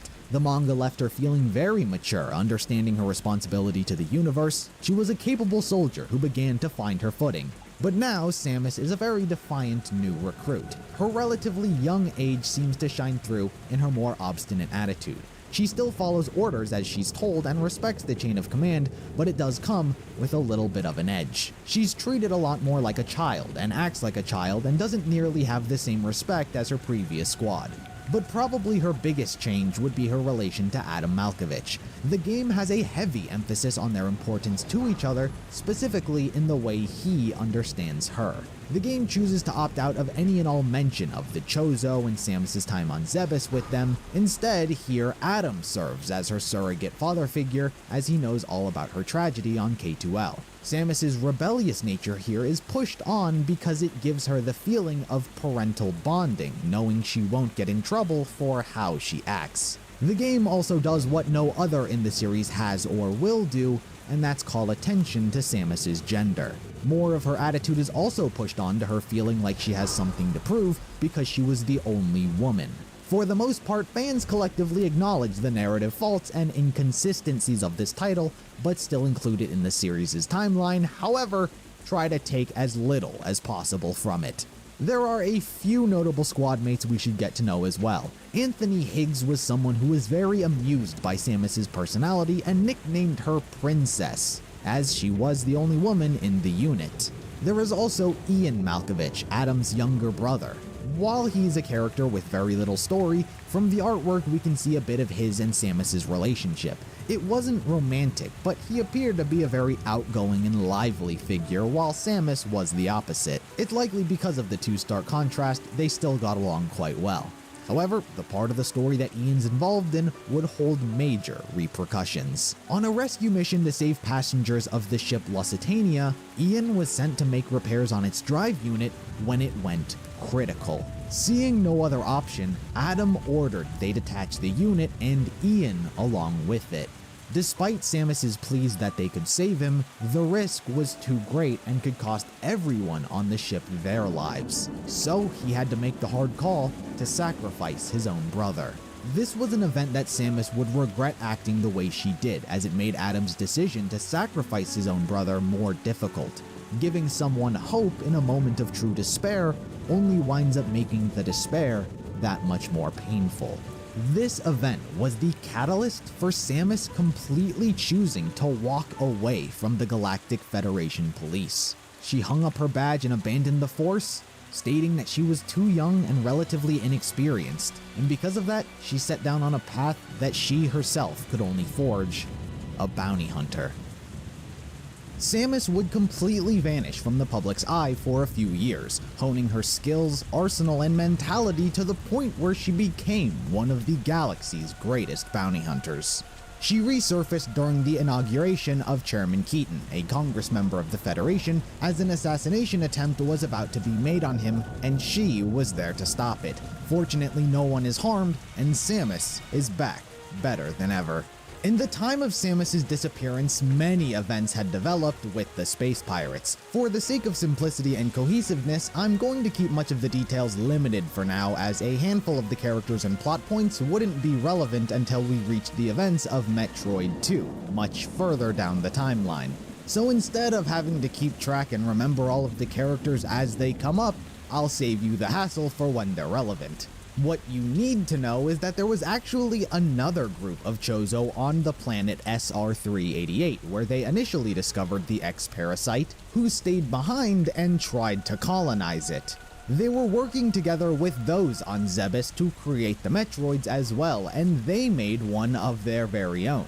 The only difference is that while Zebes only created one Metroid, the Chozo on SR388 repeated the process and created a whole army of Metroids, which were used to effectively wipe out the majority of the X-Parasite on SR388.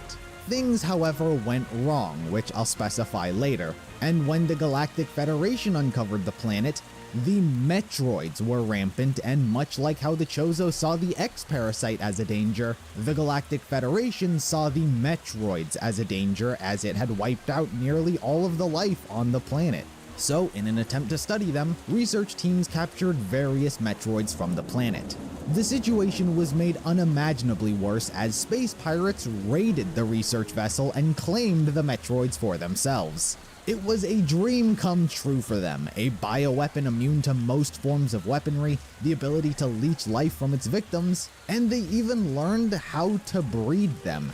By exposing the Metroids to beta rays, they would multiply at an exceedingly fast rate. The space pirates effectively gained their own bioweapon to conquer the galaxy. The Galactic Federation made many attempts at tracking them down and snuffing out the threat, however, were unsuccessful. As mentioned previously, the space pirates were hunkered down on Zebes, but thanks to Mother Brain, the planet's defenses were airtight and the Federation was always pushed back. And so, as a last resort, the Federation turned to one of the greatest bounty hunters in the galaxy, who had a reputation for completing numerous missions others thought impossible: Samus Aran. Samus's mission on Zebes is what would be the events of the original Metroid for the NES. However, in 2004, a remake was made for the Game Boy Advance designed to retell the first game to more appropriately fit in with the story's canon. The game was aptly titled Metroid Zero Mission. After being briefed on her job as well as a brief reunion between her and Adam, the mission was ready to go. Adam and his forces would distract Ridley and his pirate fleet from space, while Samus dropped down to the planet and attempted to stop Mother Brain. It didn't take long for her to notice how different the ecosystem was from when she was a child. So much of the wildlife and species were significantly more hostile and purposeful in their targeting of Samus, as Mother Brain had influenced them. As Samus ventured through the tombs and underground passageways of the old Chozo ruins, she uncovered various artifacts left behind which enhanced her power suit. respectively amplifying her offensive attack and mobility. When she finally ventured into the lower depths of Brinstar, the underground caverns of Zebes, she encountered one of two pirate leaders situated on the planet, Kraid.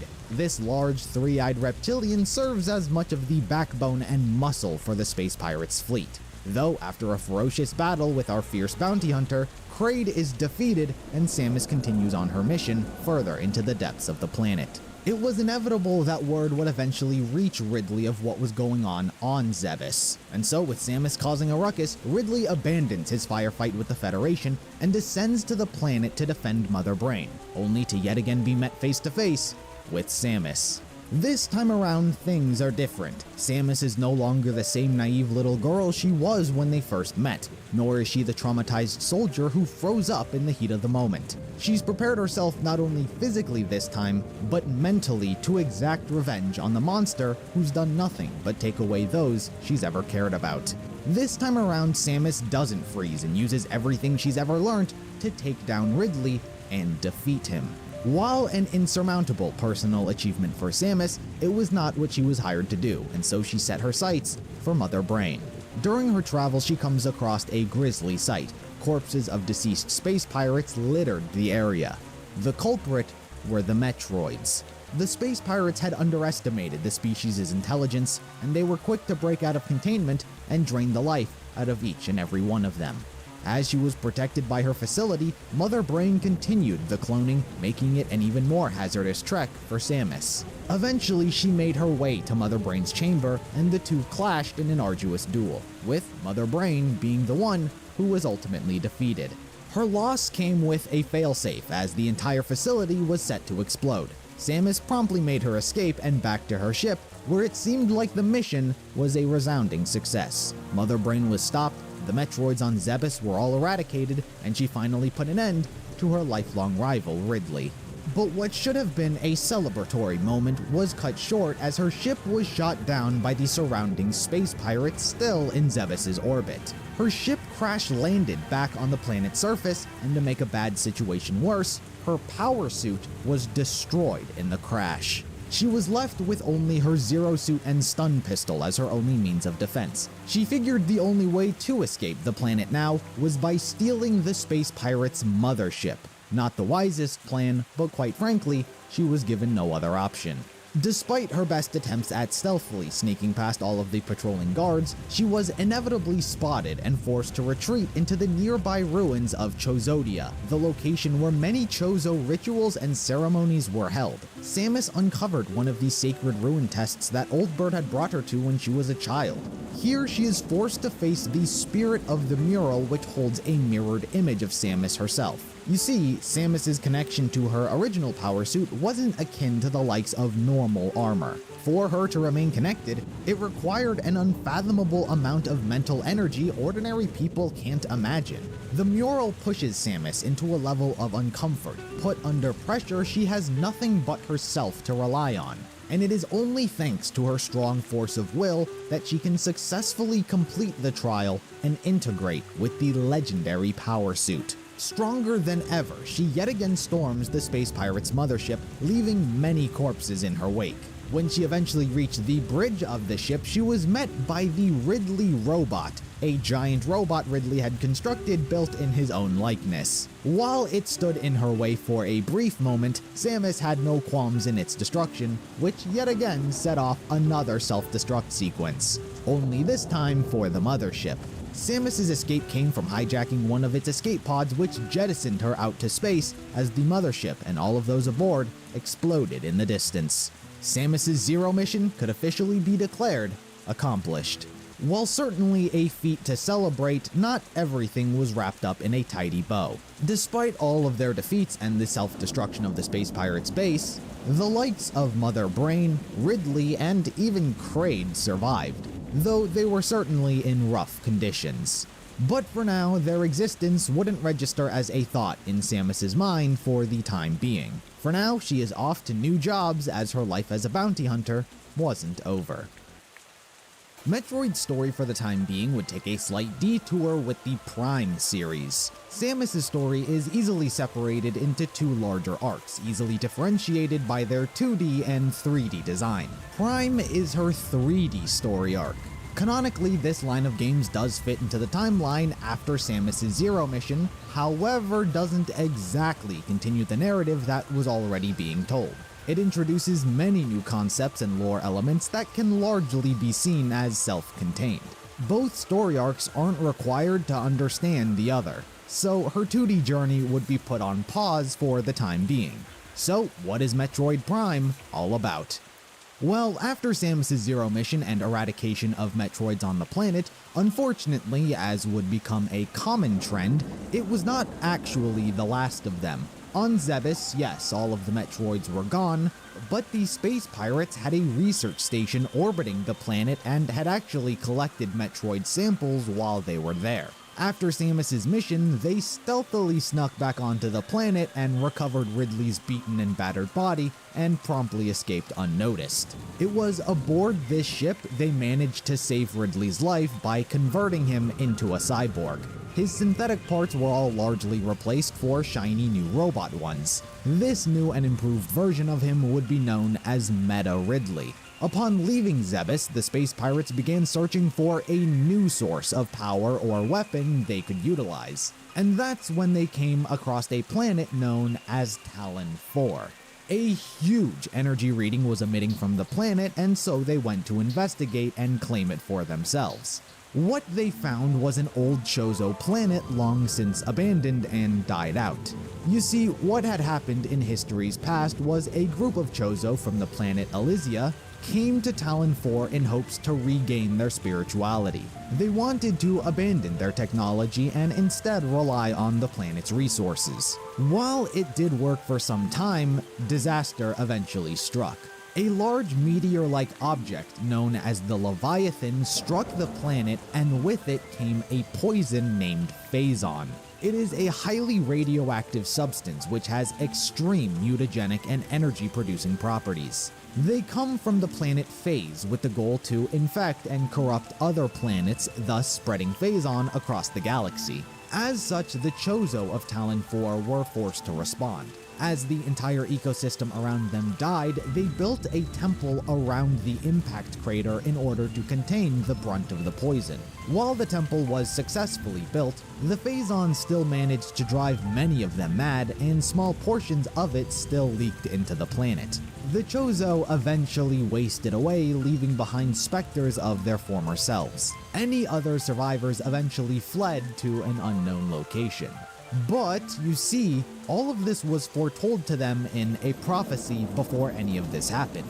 They were told that their adopted world would become infested by a great evil and eventually die, unless it was saved by the Entrusted One.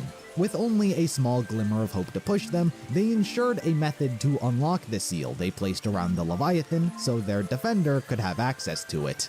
But also left behind were power suit modules to help on their journey. With all they could do finished, they eventually died.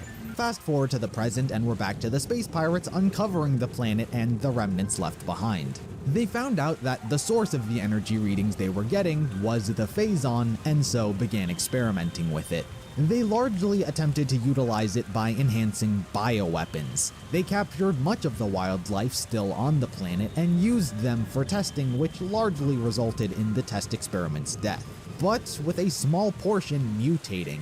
Eventually, they began to understand Phazon a little more, enough to the point where they started using it on themselves and their soldiers to create even stronger elite space pirates. Seeing its use, they wanted the source of it all, which they found at the impact crater, but thanks to the Chozo's seal, they couldn't reach the bioform dwelling within. Intelligently, they began researching the Chozo, hoping that their relics could break the seal. They actually wound up retrieving some of their relics left behind, or just destroying them. Their efforts wound up being pointless as they were unable to translate the hints left behind.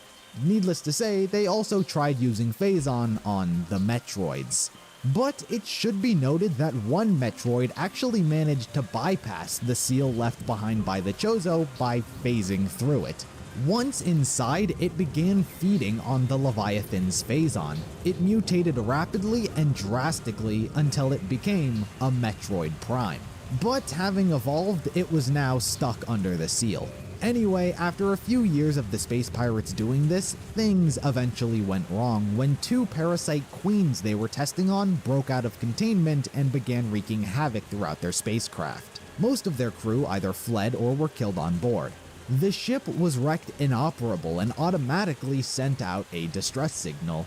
This SOS was picked up by Samus. Having spent the past 3 years following her Zero mission, tracking down space pirates and the like, building up her reputation, her journey eventually led to Talon 4 answering the space pirates' distress signal. Upon boarding the ship, she was met with a largely barren spacecraft. Her investigation of the facility did lead to her encountering one of the parasite queens, which, when defeated, wound up crashing the whole ship down onto the planet.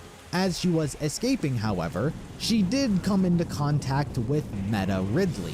While I had detailed earlier that the space pirate saved his life by turning him into a cyborg, that quite frankly took place over a long period of time. It is likely that only just now had he reached the point of full recovery, explaining why he was left behind on the ship, while the other space pirates abandoned the facility hours earlier. Anyway, now awoken, he made his way down to the planet. Samus, of course, was able to escape on her ship and safely touch down on Talon 4 as well. While investigating, she would uncover and learn all about the Chozo's past here and the space pirates' experimentation. Through her past knowledge and experience, she deciphers all of the clues the Chozo left behind and uncovers the artifacts they left to break the seal. Along with the wildlife and such posing dangers, she did also face the space pirates who were never evacuated. Specifically, the genetically engineered ones. The one most notably relevant here would be the Omega Pirate. Samus would encounter and subsequently defeat this one, but in an unforeseen development, its corpse collapsed on top of her and began disintegrating. The phazon within the space pirate virtually corrupted Samus's power suit and changed it.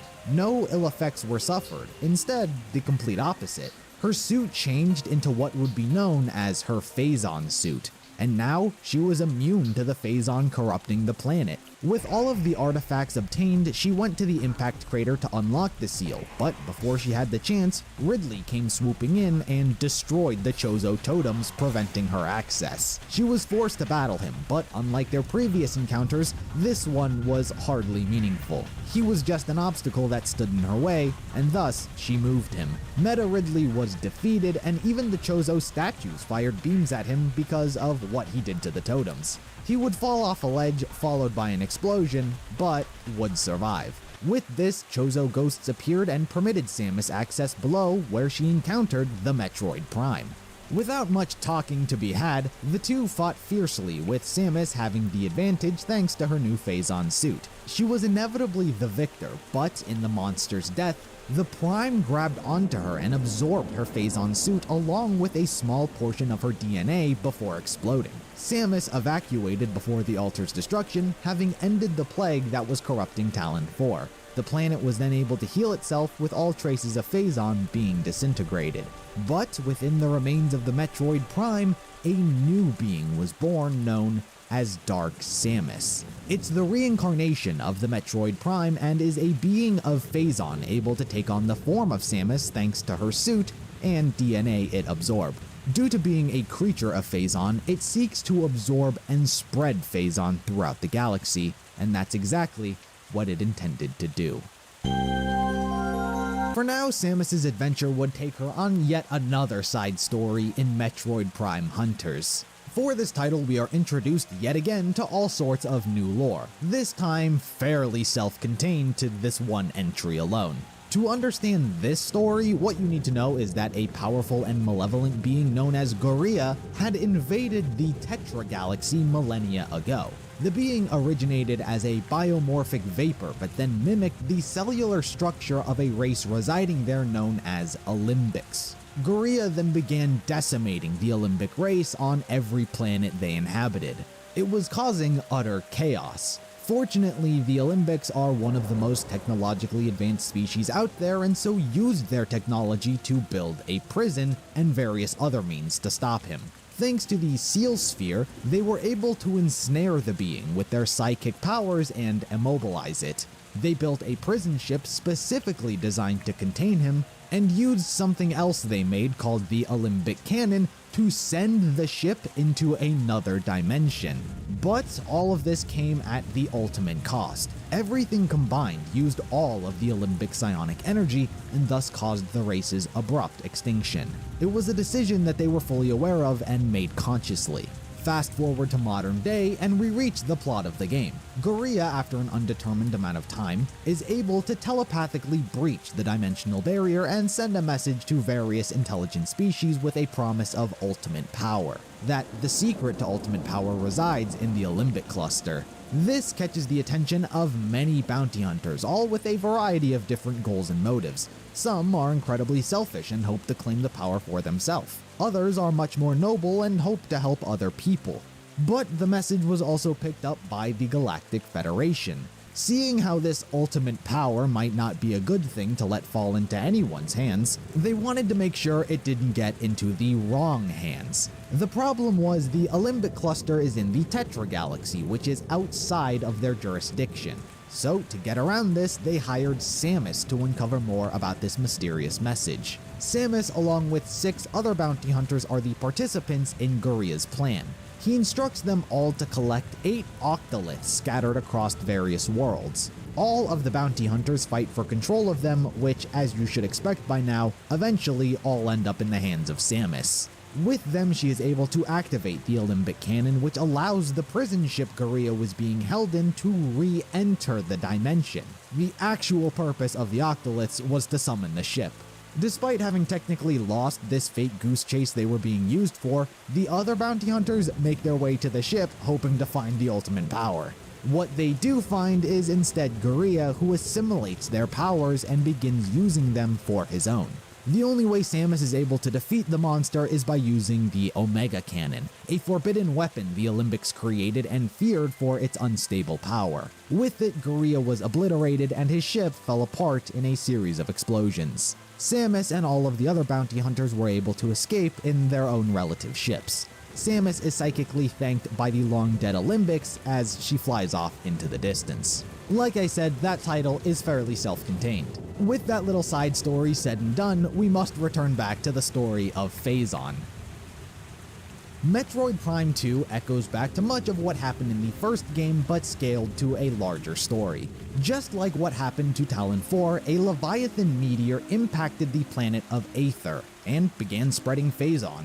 But unlike Talon 4, Aether had a fragile and unique existence. The planet emitted light energy, and it was sufficient enough to sustain all kinds of life on the planet. But thanks to the mutagenic and poisonous qualities of Phazon, and more particularly the Leviathan, which carries it, which is able to open up wormholes, which is how it travels to so many different planets, that mixture and impacting of the two forces tore a rift through time and space. An alternate dimension was created to serve as the complete opposite to Aether's light world, the Dark Aether.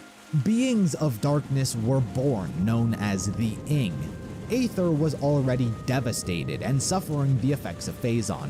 The inhabitants of the planet, known as the Luminoth, were forced to fend off the Ing, which began making their way to their dimension in hopes of corrupting it too. A 50-year-long war then broke out between the Luminoth and Ing. Unfortunately, this war of attrition only worked in favor of the Ing, as the Luminoth were driven to near extinction.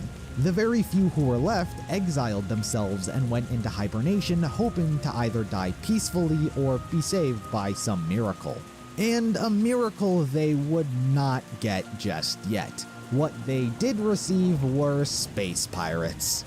Not only did they find and attempt to pillage Talon 4 for its Phazon resources, they also did the same for Aether as well. Considering it was within Federation jurisdiction, they set up a stealth shield to remain hidden. Yet again, they uncovered a lot of what the planet had to offer, including its alternate dimension. Having uncovered the Dark Beam, they figured out how to travel to the Dark Aether and harvest Phazon from there. But this process would be incredibly slow as the atmosphere was poisonous. While a base had been set up there, they did encounter an unforeseen complication and interference in the form of Dark Samus. Having been born of the Metroid Prime at the end of the first game, Dark Samus's desire to absorb Phazon eventually led her to Aether as well. With such a simple motive, there's not much to detail about what it did. But Dark Samus did wind up screwing over the space pirates in a major way. Occasionally, it raided their bases in order to obtain the Phazon they had collected. During one of her raids, she destroyed their stealth generator, which allowed the Federation to locate and intercept them. A chase between the Federation and space pirates ensued, with the space pirates' frigate being crippled and eventually crashing.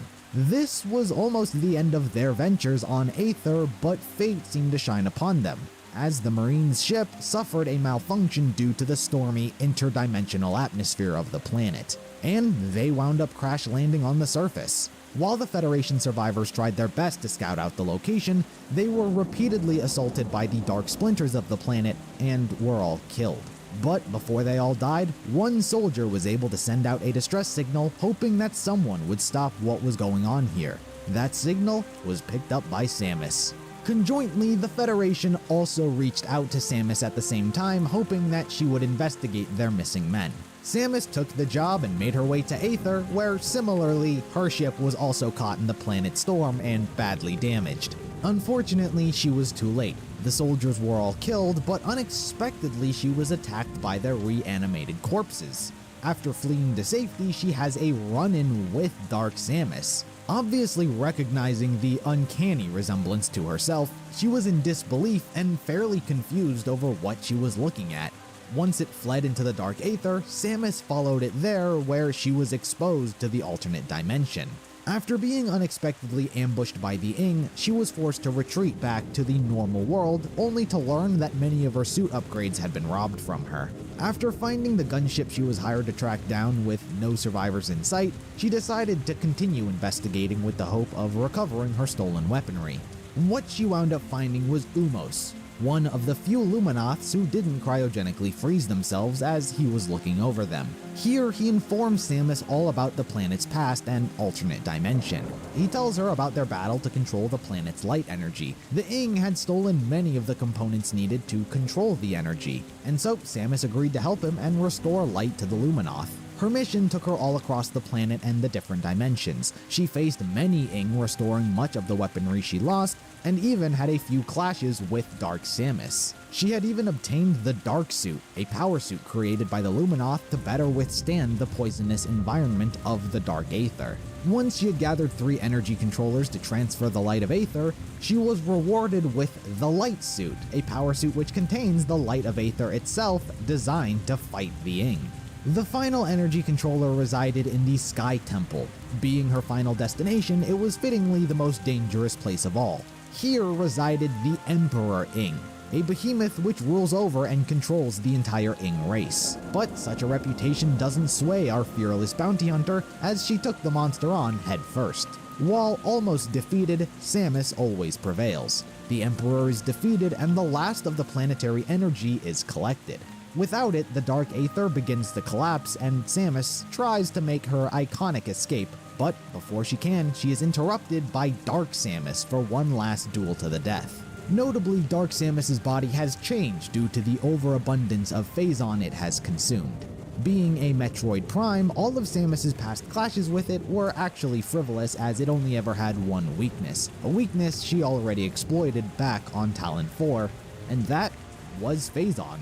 While it sought to consume Phazon, consuming too much of it, especially in one go, was damaging to itself.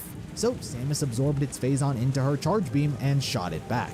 The attack penetrated Dark Samus's shield, forcing it to destabilize just like it had in the past. In its moments of defeat, just like before, the being tried to grab onto Samus once more to absorb her light suit, but failed and dematerialized into a cloud of Phazon. Samus escaped the Dark Aether as it collapsed behind her and returned to a warm welcome from the Luminoth. Having awoken from their cryo chambers, the people of Aether were free to rejuvenate their world back to its flourishing state. Samus was thanked as a hero. She returned the equipment she had borrowed and returned to her gunship and flew off into space, as the life of a bounty hunter is never over. With Aether saved, the Galactic Federation came to check on the planet to ensure its well-being. While here, they did manage to procure some Phazon samples, but unbeknownst to them, there was much more that was already being pillaged. The space pirates, while they had suffered near defeat and practically all that were present during the events had died, a small portion had survived. Their battleship, known as the Colossus, came to stealthily retrieve most of the Phazon left behind and escape without ever being noticed. What the space pirates didn't plan on is what exactly was in the remains of what they had gathered. Dark Samus's molecular state was amongst all of the Phazon they had stolen. Before they ever had the chance to do anything with the Phazon, Dark Samus absorbed all of it to re-energize herself to an even more powerful state. Considering she was never on their side, she wiped out 1/3 of the entire battleship's crew. But before it wiped them all out, it had the realization that it could use them, specifically as an army. So it used its Phazon energy to brainwash the remaining survivors into being accepted as their new leader. Also, based on how space pirates tend to operate, her power in doing so would have made most of the others follow her anyway. The brainwashing more so ensured their undying allegiance. Anyone who disagreed or showed signs of hesitancy were promptly killed. From here, Dark Samus formulated its master plan. So far, it's been going around finding planets that have already been corrupted by Phazon and working from there. But things would be far more effective if it had control of where everything was coming from. So its plan was to track down the planet where Phazon originates, Phase. Dark Samus left the space pirates for several months, and by using one of the Leviathans used to poison the planets, it was able to use its energy and reverse locate where it originated. And she eventually found planet Phase. She then used the Leviathan to open up a wormhole and bring her army of space pirates to its location. But despite having found the source of all Phazon, the planet is only capable of producing one Leviathan every 100 years, a natural cycle which was much too slow for galactic conquest. Fortunately, the space pirates, and I'll be honest, I don't quite know how this is possible, had inside agents within the Galactic Federation. Using them, they were able to become aware of their Aurora units. They are organic supercomputers originally meant to assist and interface with Federation ships. It was the perfect catalyst to control Phase. Phase, I should also detail, is considered a sentient planet as it is alive and gives birth and grows the Leviathan. As such, Dark Samus had the space pirates raid a Federation battleship and steal its Aurora unit. Being organic, the Phazon corrupted the supercomputer. As planned, the Aurora unit became symbiotically linked with the planet. Dark Samus had gained control over Phase. Now she could systematically and strategically launch and corrupt specific planets. Also, considering that all Aurora units are connected, she used hers to spread a virus to the Federation's other supercomputers. Anyway, Dark Samus's invasion started with the space pirates' homeworld. While the battleship she had control of and the people on it were nice to have, a planet and its people is still a planet with vastly more potential soldiers. So, unbeknownst to those on the planet, the space pirates' homeworld was corrupted with a Leviathan. Some actually did try to fight against it, but ultimately failed. Any remaining space pirates were then brainwashed as well. It should also be important to note that Ridley is one of them. Having survived his defeat and explosion on Talon 4, he wound up being one of the many space pirates bowing to Dark Samus's rule. Afterwards, 3 planets were specifically targeted due to their importance to the Galactic Federation.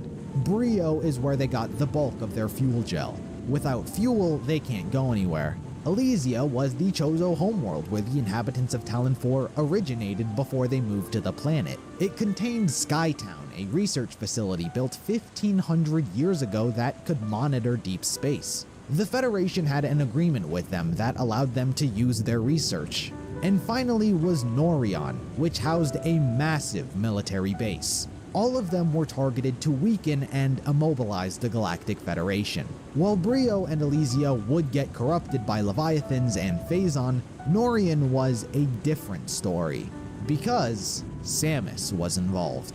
With 6 months having passed since she saved Aether, the Galactic Federation had hired her along with 3 other bounty hunters to administer cures to their infected Aurora units. They had inevitably become aware that the space pirates had managed to spread a virus throughout their systems and so created a vaccine to fix them. So she, Rundis, Gandreda, and Gore were hired to split up and cure them.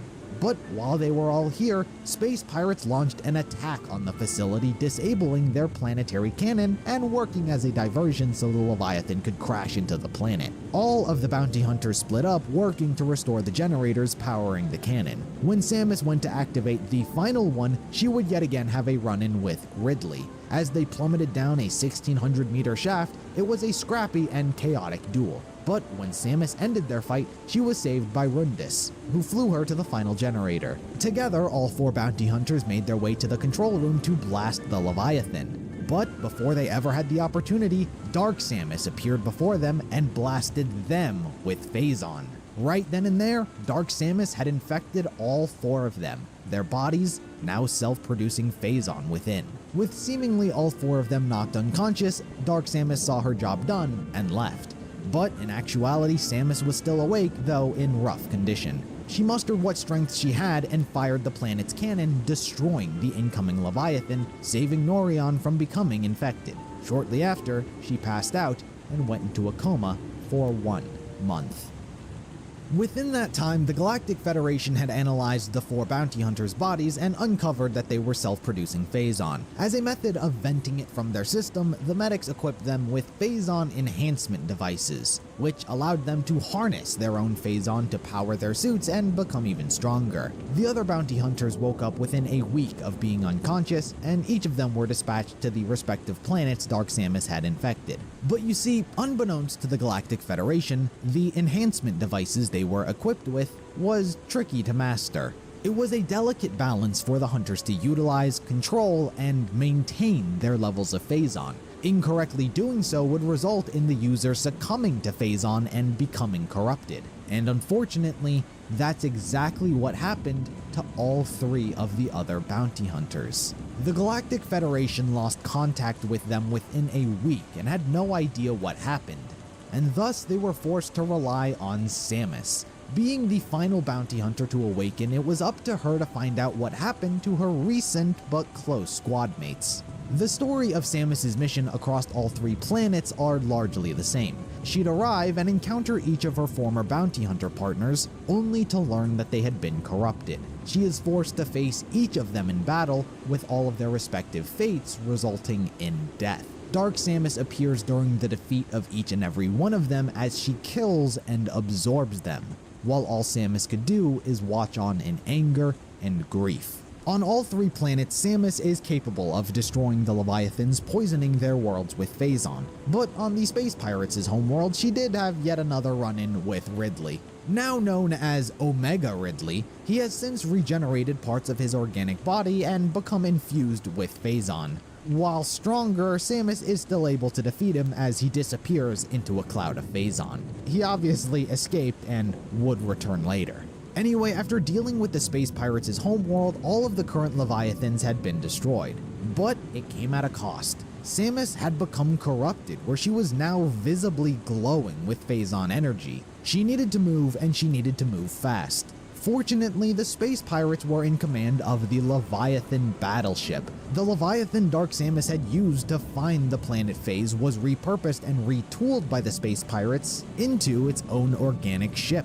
Samus gained access to this ship, and with it she was able to open up a wormhole which took her straight to Phase. She, alongside the Galactic Federation, were able to launch a full frontal assault against Dark Samus and the Space Pirates. It was obvious she needed to be the one who stopped everything, and so the Galactic Federation busied the Space Pirates from the sky as Samus descended to the planet. Upon touching down, she inadvertently absorbed a dangerous amount of Phazon, which almost completely corrupted her, like her fellow bounty hunters. Even despite venting as much of her available energy tanks as possible, it was clear that she was now living on borrowed time. She made her way to the planet's inner sanctum, where she would have her final showdown with Dark Samus.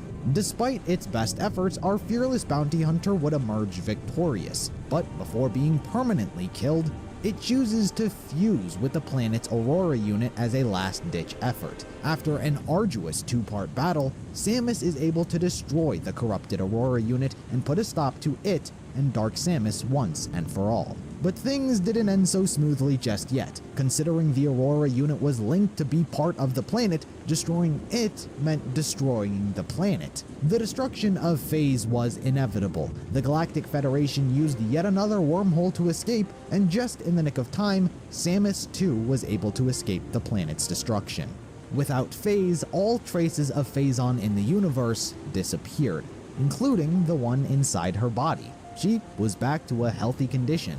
Her mission was completed, and the Federation celebrated her success.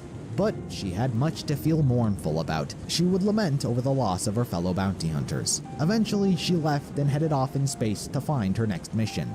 But in an event that has yet to be established, a mysterious spacecraft was following her. While her Prime journey for this timeline would come to a close, the production of Metroid Prime 4 could continue this saga in who knows what point in time. With the Prime series wrapped up, we can return to the story of Mother Brain and the Metroid, so to speak. While Dark Samus had taken control of a significant number of space pirates, Mother Brain was still in command of a healthy portion of them. Ridley had regenerated most of his organic body parts and returned to her command. Like I said earlier, I hope you haven't gotten lost with the inclusion of the Prime series in the midst of the other main narrative the series is telling. So certain things you might need a refresher on and go back in the video and skip over the Prime games so the narrative remains flowing and easier to understand. But if you remember everything about the Metroids and so on, then let's continue. Earlier in the timeline, I mentioned the events that kicked off Samus' Zero mission, how the space pirates raided a Federation vessel full of Metroids, but I didn't go into much detail about where all these Metroids came from and how they took over the planet of SR-388. So here are the details of what happened. While there was one Metroid present on Zebes, perhaps the very first Metroid to be created, they were also subsequently created on the planet of SR-388. It is likely that both the Chozo of Zebes and SR-388 were working together, and they were both successful in the Metroids' creation in their respective fields. However, the presence of Metroids was much more substantial on SR-388. If you recall, the planet was the home of the X-Parasite, which led the Chozo to develop the Metroids to deal with them in the first place. Some of the Chozo, however, didn't leave the planet, instead opting to continue in its exploration and colonization. They set up base there with researchers from the Toha tribe, most notably one named Quiet Robe, and warriors of the Makin tribe, led by Ravenbeak, who gave Samus his DNA back on Zebes when she was a child. The Chozo here spent much of their time studying the X-Parasite, the effects it had on other organisms, and as mentioned, they created the Metroid. It didn't take long before they created their own army of them and unleashed them upon the X-Parasite. What would seem as a moment to celebrate, as the harmful parasite had seemed all but eradicated, was met with an unforeseen development. The Metroids began to undergo metamorphosis. The Chozo hadn't intended for the species to evolve past their larval state. In fact, they were so comfortable around them they were largely akin to house pets. But as they molted, the once tame creature became increasingly aggressive and hostile towards their creators. They began attacking them, trying to kill them, wiping out all species of life it could get its hands on. The Chozo were forced to act. They flooded the cave systems, which had become overrun with mutated Metroids, with a hazardous purple liquid, and implemented a seal system to ensure its species population didn't worsen. To gain access to the lower caves, Metroid's DNA was required to be entered into the seal, meaning they had to kill Metroids to encounter more, thus in a sense trying to keep a balance of its population. The Toha tribe was hoping for more extreme measures. They intended on destroying SR-388 entirely. Both the X-Parasite and now Metroids were major threats that could wipe out the galaxy, so they approached Ravenbeak and the Makin tribe asking for their assistance to do so. Ravenbeak was averse to such an action. Similar to Mother Brain, he sought to bring order to the galaxy, however, sought to do so through force. He respected power and dominance above all else, and he saw the Metroids as the perfect tool to help him in his galactic conquest. And so, he murdered the entire Toha tribe, leaving only Quiet Robe for his bioengineering intelligence and ability to control Metroids. Something like this was a normal act for him, to take the lives of those who didn't follow his orders, and his villainous tendencies wouldn't end here. For now, Ravenbeak and the rest of the Mockin tribe retreated to the planet of ZDR, where the Mockin tribe originated, and planned their next move to return for the Metroids. But, unbeknownst to them, they had an unregistered stowaway. Anyway, that is what happened to the planet of SR-388, why the X-Parasites are practically extinct, why the Chozo are all dead, and why the Metroids have seized control over the entire planet. Over the years, the Federation intended on harnessing the Metroids' power, however, had a change of heart. After what happened on Zebes with the space pirates, they were deemed too dangerous to even exist and made swift attempts to eradicate them as soon as possible. This proved harder than expected, as the various attempts they made resulted in only the death of their soldiers. And so, yet again, the Federation turned to the likes of Samus to get the job done. Considering her past experience battling against them, she proved to be yet again the perfect candidate for the job. Samus's adventures on SR-388 would be the events of Metroid 2 for the Game Boy, or its 2017 remake, Metroid: Samus Returns. Regardless of which title you play, the story remains almost exactly the same. After touching down on the planet's surface, Samus uncovers that the Metroids have mutated, and she is forced to face the likes of the Alpha, Gamma, Zeta, and Omega Metroids littering the underbelly. Utilizing the seal left behind by the Chozo to drain the hazardous liquid containing them, Samus was met with the Metroid Queen. Even despite the Chozo's attempts at containing their population, evolution provided a mother.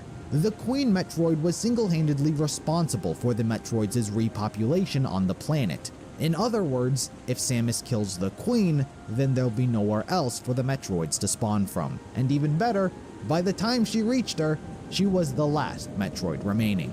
As such, Samus fought the oversized child bearer, emerging victorious, completely snuffing out the likes of all Metroids in the universe. At least, she thought so. After an arduous duel, Samus came across a single Metroid egg. From it emerged a baby Metroid. Upon hatching, the infant accidentally imprinted Samus as its mother and showed no signs of hostility. Similarly, Samus could see and sense the innocence of the Metroid. It had done nothing wrong and didn't seem like it would. So, her more compassionate side went against the mission. She didn't destroy all the Metroids, instead opting to take the last one with her. During their escape, however, Samus is yet again interrupted by Ridley. Having shed most of his cybernetics he gained throughout the Prime trilogy, Ridley's original body seems to have regenerated most of its organic parts. Considering Samus is in possession of the last Metroid in existence, Ridley obviously wants his hands on it. Yet again, another battle between the two ensued, only this time it seemed like Ridley was gaining the upper hand.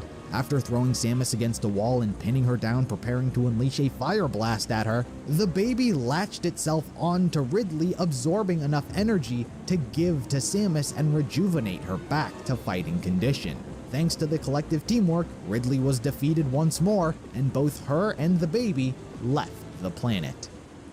The story transitions smoothly into the next title in the series, Super Metroid. Seeing the potential value the Metroids possess, Samus handed over the baby to the Ceres space colony for its scientists to research. As expected, they uncovered how the Metroids could be used for the better of mankind, as they were always intended.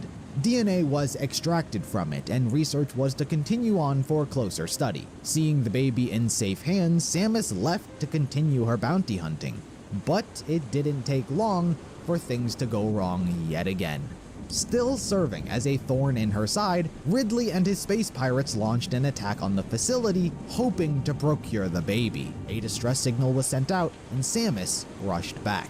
What she was met with was an all-too-familiar trademark of Ridley. The entire colony was mercilessly slaughtered. There was nothing she could do to help the people anymore, so she rushed to check in on the safety of the Metroid. By the time she arrived at the containment center it was originally being held in, it was completely destroyed, with space pirate corpses at its base. A little further into the facility, she found it along with Ridley. Samus tried her best to wrangle the baby away from his treacherous claws, but was unsuccessful. Ridley escapes the base with a Metroid in hand, setting off a self-destruct sequence for the facility. Samus quickly makes her way back to her ship and follows his trail, which leads all the way back to Zebes. In the time since the space pirates' initial defeat, Ridley and Mother Brain had been working diligently to restore their forces and their base to working order. It may not be perfect, but they did manage to bring on at least 2 more generals. Of course, none of them were a match for the likes of Samus. Kraid, Phantoon, and Dragon were all defeated, allowing for Samus to have her penultimate and final duel with Ridley. The result was all the same since she's taken up the mantle of bounty hunter. Ridley is defeated, however, unlike all of the other occasions they've clashed, this time he is actually killed. What Samus finds is not the baby Metroid, but rather the cage that was containing it, broken. As she ventured further into the depths of the planet, she encountered cloned Metroids. The space pirates tried their best to replicate the bioengineering of the Chozo before them, however, were massively unsuccessful. These clones were much easier to disperse, and Samus did so with ease. What did serve as an unusual anomaly was her encounter with an abnormally large Metroid. She tried her best to fight it off by any means necessary, but all of her weapons proved ineffective. The Metroid latched onto her and began sucking all of the energy from Samus and her suit, where at the last moment released its grip as it had recognized her. That's right, this Metroid was in fact the baby, now grown to an extreme size, likely thanks to the space pirates' attempt at tampering with it. But Samus didn't have time to worry about the baby at this exact moment. For now, the space pirates proved the greatest threat, and having done this dance already, Samus knew Mother Brain must be the one behind the whole thing, and so made her way towards her chamber, where there she was. Samus proceeded to destroy her chamber, but just when everything seemed finished, Mother Brain unveils her new robotic body. This fight proved vastly more challenging than when they first clashed. So much so that Samus winds up getting incapacitated with a powerful laser blast, leaving her near dead. But just as Mother Brain was about to finish her off, she is saved by the baby Metroid come to protect its mother. It latches onto Mother Brain, leeching the energy from her and quickly administers it to Samus. Unfortunately, Mother Brain was still alive and even more pissed than she was before. Her sights get set on the Metroid itself and blasts it with a powerful hyper beam, destroying it. The baby's death did not come in vain, as the power it transferred to Samus restored her to an even stronger, more powerful position than when she first arrived, and now she too could use Mother Brain's hyper beam energy. And she did. With her newfound strength and sacrifice from the Metroid, Mother Brain is killed once and for all. As seems to be a common trend, the death spurs on yet another self-destruct sequence, prompting Samus to make a hasty retreat. Unlike last time, where only the space pirate's base was detonated, this time the entire planet is destroyed, putting an end to the Chozo civilization and history that once inhabited Zebes. But most importantly, it was yet another goodbye to one of Samus's childhood planets. Of course, it was not the planet itself that she cared about, as all of the important lessons and memories of those she cared about were still with her. Samus's mission was completed, but more importantly, the galaxy should have been on its way to an optimistic and peaceful future. With the destruction of Zebes, the space pirates were effectively wiped out and made extinct, at least to the point where their numbers couldn't hope of doing something like this again anytime soon. But unfortunately, the desire for power is a sin shared by many species, including humans. This part of the story focuses heavily on the Galactic Federation, the corruption within the organization, and a splinter group within it that seeks to attain power through the use of bioweapons. a practice which has outright been made illegal by the Federation. The conspiracy within the organization goes deep into its system. Many high-ranking officials believe they should utilize bioweapons and the sort to create an unstoppable army. As such, this group of defectors would be known as ringleaders. Due to their illegal activity, their actions obviously needed to be as discreet as possible while also making it appear as officially sanctioned. That means utilizing resources that have already been forgotten. The ringleaders took control of a decommissioned space facility known as the Bottle Ship and began using it as its main base of operations. Here, they would collect various life forms from all different planets where they would raise them and research them as possible bioweapons. Most of the life forms were actually gathered from Zebes before its destruction, including the likes of space pirates. In fact, the ringleaders took great inspiration from their structure and decided to model their entire program after them and their hierarchy, using them to form the core of their unit. They used the space pirates they had captured for research and managed to clone them for their army. Only, unlike normal space pirates, the ringleaders enhanced these ones by giving them synthetic implants and making them robotic. As such, they do not have any emotions or even the ability to create a society like actual space pirates. They are only capable of posing a threat when they are being controlled by a higher power, akin to Mother Brain. And this is where Madeline Bergman comes in. She is the site manager of the Bottle Ship and is the one who is pretty much making all of the research and development possible. She is not the only scientist working at the facility, but she's the only one worthy of note. To control the space pirates, they wanted to do so via telepathy, but didn't quite know how to do it from scratch. So they modeled its entire infrastructure after Mother Brain. An AI dubbed MB was created to regenerate and subsequently control their space pirates. But while this whole Special Forces unit plan was unfolding, the ringleaders got their hands on something big: Samus. After the destruction of Zebes at the end of Super Metroid, Samus was taken in for rehabilitation and put into quarantine while she recovered. To make sure she was physically okay after her battle and hadn't contracted anything harmful during her mission, she and her suit were analyzed, where they found traces of DNA from both the baby Metroid and Ridley. The head quarantine officer, who is one of the ringleaders, removed the DNA particles from her suit and sent it to the Bottle Ship for research. His actions would be cleverly disguised by claiming they simply polished her suit to make her presentable when she gave her mission report. From here, Samus would report the success of her mission in front of the Federation Council, and for the time being, she would drift aimlessly throughout space as she mourned the loss of the baby. During this downtime, priority would shift at the Bottle Ship.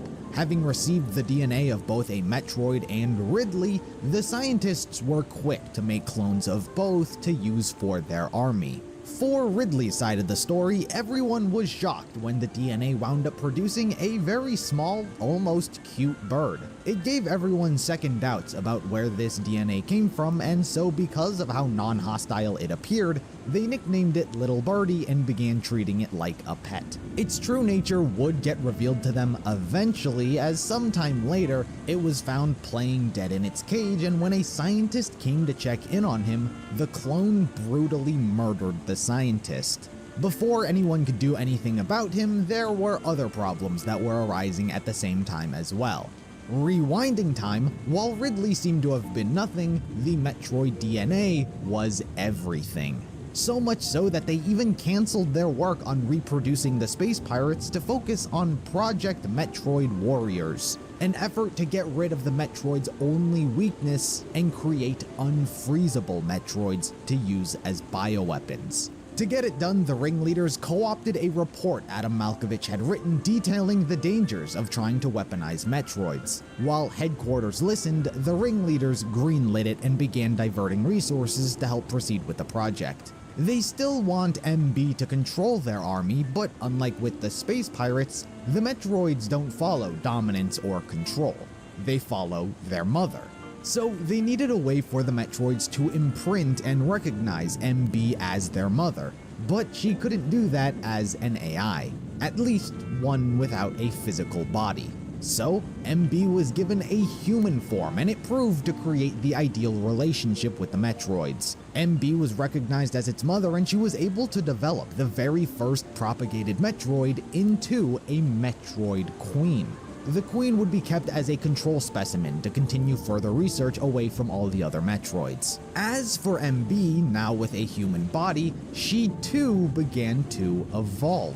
While initially just meant to be an AI that the ringleaders could control, using her as an interface between species bettered her skills with personal interaction and humanized her to great extent. She became more confident, she was able to learn faster and faster until she eventually developed emotions, a nascent sense of herself. The next thing anyone knew, she began having her own thoughts and opinions, that of which sometimes contradicted everyone else's. While just conjecture, it is believed that this happened the moment she became the Metroids' mother. It, in essence, gave her a soul.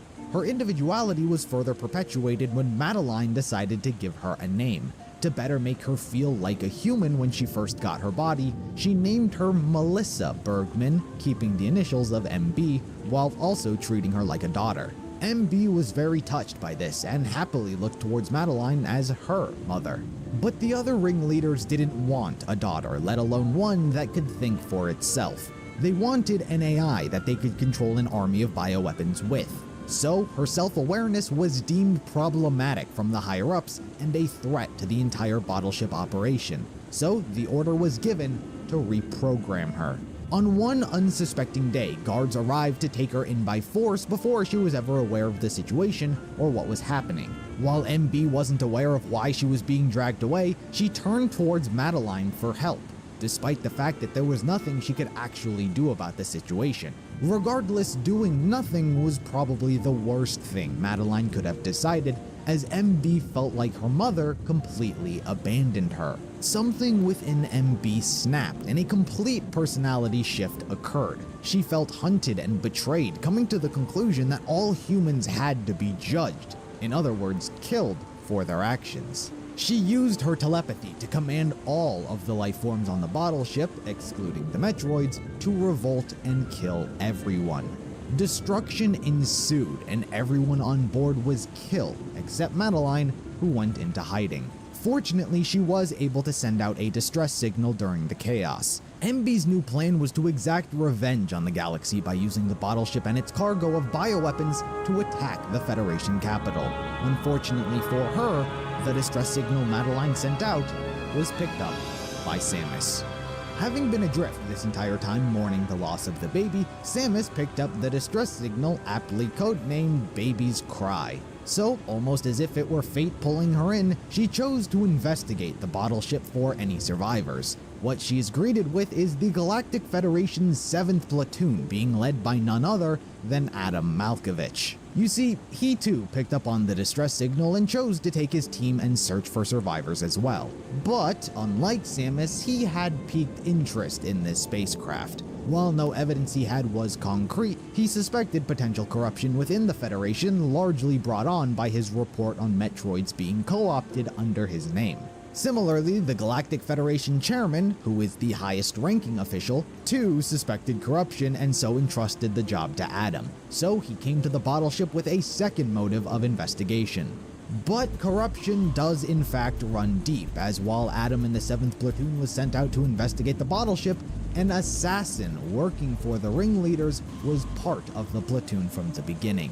The unit member James Pierce was ordered by his higher-ups to kill all surviving witnesses and destroy all evidence that linked the battleship to the Galactic Federation. This included his own team.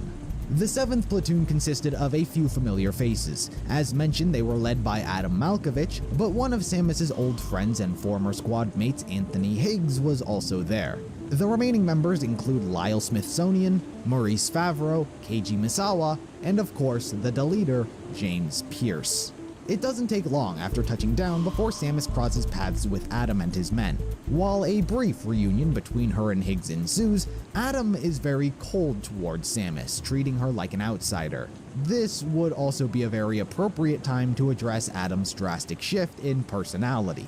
In all titles, past and future, Adam is described as someone Samus revered. She respected him as a CO. He, similar to her, had a sense of compassion. He understood who she was, and through that understanding was able to push her to be a better version of herself. In many ways, he was like a best friend or one of her many father figures. But Metroid Other M decided to push him in the opposite direction. His entire personality was based on the concept of filial piety, in which one must have absolute obedience to authority and not turn their backs on a commanding officer for any reason. So because this was the core of who they decided to make him, the reason he is so cold towards Samus throughout this game is because she left the Federation and his command to become a bounty hunter. This change in his character is heavily criticized by fans and left a massive stain on his reputation for many. It's why I said fans try to take as little as possible from this game. Both Samus and Adam regress a lot in this entry, feeling like they ignored all of the other games. But if you ever wonder why Adam is acting the way that he is towards Samus, it's because she left his command and it upset him. Because of this, upon their crossing of paths, Adam refuses to divulge any information on why they are on the bottle ship. Despite trying to send the message that she's unwanted, Samus continues on with the group anyway, where they uncover the deceased corpse of one of the many scientists. Sensing that something very ominous is going on, she believes cooperation and sticking together to be the right course of action. Her gut proves correct as they are attacked by a brugmass, a large collection of purple insects. It's only thanks to Samus that the creature is able to be defeated, for which Adam decides to allow her to cooperate with everyone on their mission. However, she is under strict supervision and is only allowed to do whatever Adam commands. And to make a bad situation worse, there is a wireless interface rendering their communication system down. As such, Adam stays behind in the ship's control room where he can monitor everything going on around the ship. He gives orders to everyone to investigate the facility, designating each sector to a different member of his squad, but noting that the highest priority is the rescue of any survivors. With that, everyone is sent out. Considering he can monitor Samus 100% of the time, she serves as much of his eyes and ears the entire time. She was ordered to go to the exam center in Sector 1 as it was a point of interest where they might learn what was going on in this facility. She does cross paths with Ridley, still in Little Birdie form, so it's not an all too dramatic interaction. All of the other members were also ordered to rendezvous at the exam center as well. Lyle was the first member initially sent to clear its route. However, James already made moves as the deleter. Instead of heading to the control bridge as he was ordered, he stealthily followed Lyle on his route and killed him. He broke into the main room and tried his best to destroy the computers before anyone got there, but wasn't fast enough as Samus arrived. Though, she didn't suspect anything. The others arrive as well, and unfortunately for James, the computer wasn't destroyed enough. Maurice works to restore it as Samus begins to uncover the cybernetically enhanced space pirates littered around the area. When the computer does become operational, the bottle ship's entire secret gets out. They all learn of the illegal bioweapon testing going on in the facility and the fact that it was sanctioned under the Galactic Federation. They are left with only the name Madeline Bergman as a lead to investigate. Before they can get to searching, they are all attacked outside by a large lizard-like creature. It is eventually repelled by Higgs's plasma gun, but this chaos did spur the discovery of Lyle's body. Fortunately for James, the body had been tampered with. Ridley had followed Samus to the area and discovered the corpse and defiled it. Consuming parts of Lyle's body seemed to have allowed Ridley to molt out of his skin and into his adolescent form. The lizard they just encountered was Ridley's second form. Samus was ordered to follow the lizard monster while the rest continued their sweep of the facility. After everyone left, James returned to the scene of the crime, looting the explosives off of Lyle's corpse as he was in charge of demolitions, and used his explosives to blow up the exam center, yet again trying to destroy as much evidence as possible. Samus's search would eventually lead her to the isocriosphere of Sector 2, where she stumbles upon the body of yet another member of Platoon 7, Maurice. Before she has time to think, she spots MB staring from a nearby window, for which she quickly catches up to her and tries to talk her down. While MB would feign her emotions, she tells Samus that she doesn't trust her as she was witness to one of her squad mates killing their own teammate. Fortunately, she doesn't have to consider whether or not that was a lie, as they are promptly ambushed by James, who tries to kill them with a Pharaoh Crusher. MB would get separated during the chaos as Samus faced the mysterious man head-on. She is able to destroy the machine, sending it crashing and bursting into flames, but James is able to get away. At this point, Samus officially becomes aware that there is a traitor hiding amongst them. Keiji Misawa would also then be assassinated with a freeze gun and his corpse dumped into a pool of lava. Samus and Higgs would later rendezvous once more in the geothermal power plant. They would continue making their way through the facility where they came across the husk of Ridley's adolescent form. Knowing that it's evolved once more, Samus is set on taking out the creature herself, however, wasn't prepared for the shocking revelation that it was actually Ridley. While she had overcome her PTSD in the past before triumphing over Ridley on many occasions, her PTSD triggered yet again and she froze up in the heat of the moment, feeling like that scared little girl once more. It is only thanks to the intervention of Higgs that he gets Ridley to let her go, but it comes at his own cost. Trying to fight him on his own, he is knocked into the lava pit below, though he would live. Believing him to have died, Samus uses that anger to empower her to battle Ridley once more. This time around, Ridley is gravely wounded, believing him to have been defeated.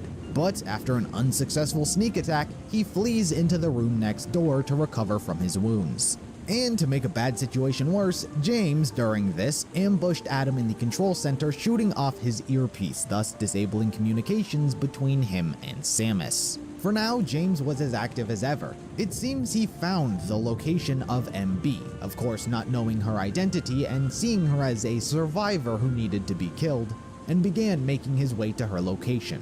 But as he was doing so, Samus winds up spotting him when she comes off the elevator and promptly gives chase. He tried his best to prevent her from following him, but to no avail.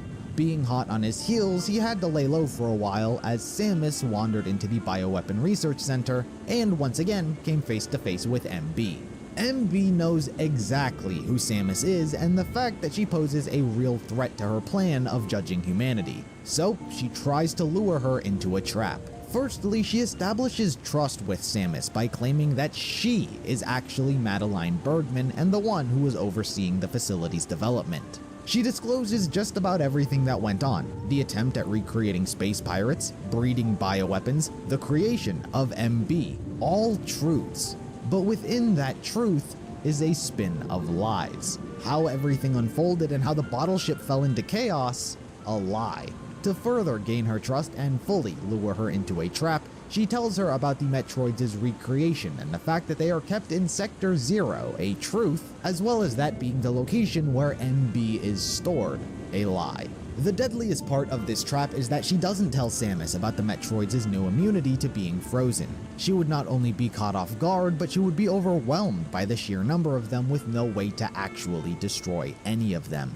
Samus fell for the story hook, line, and sinker and made her way to Sector 0 to face the Metroids.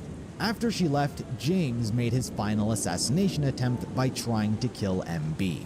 Believing she is but a helpless woman, he approached her with a pistol in hand, but underestimating her would cost him his life. MB was far too powerful, which led to quite a brutal and gruesome death on his end, thus putting an end to the Deleter.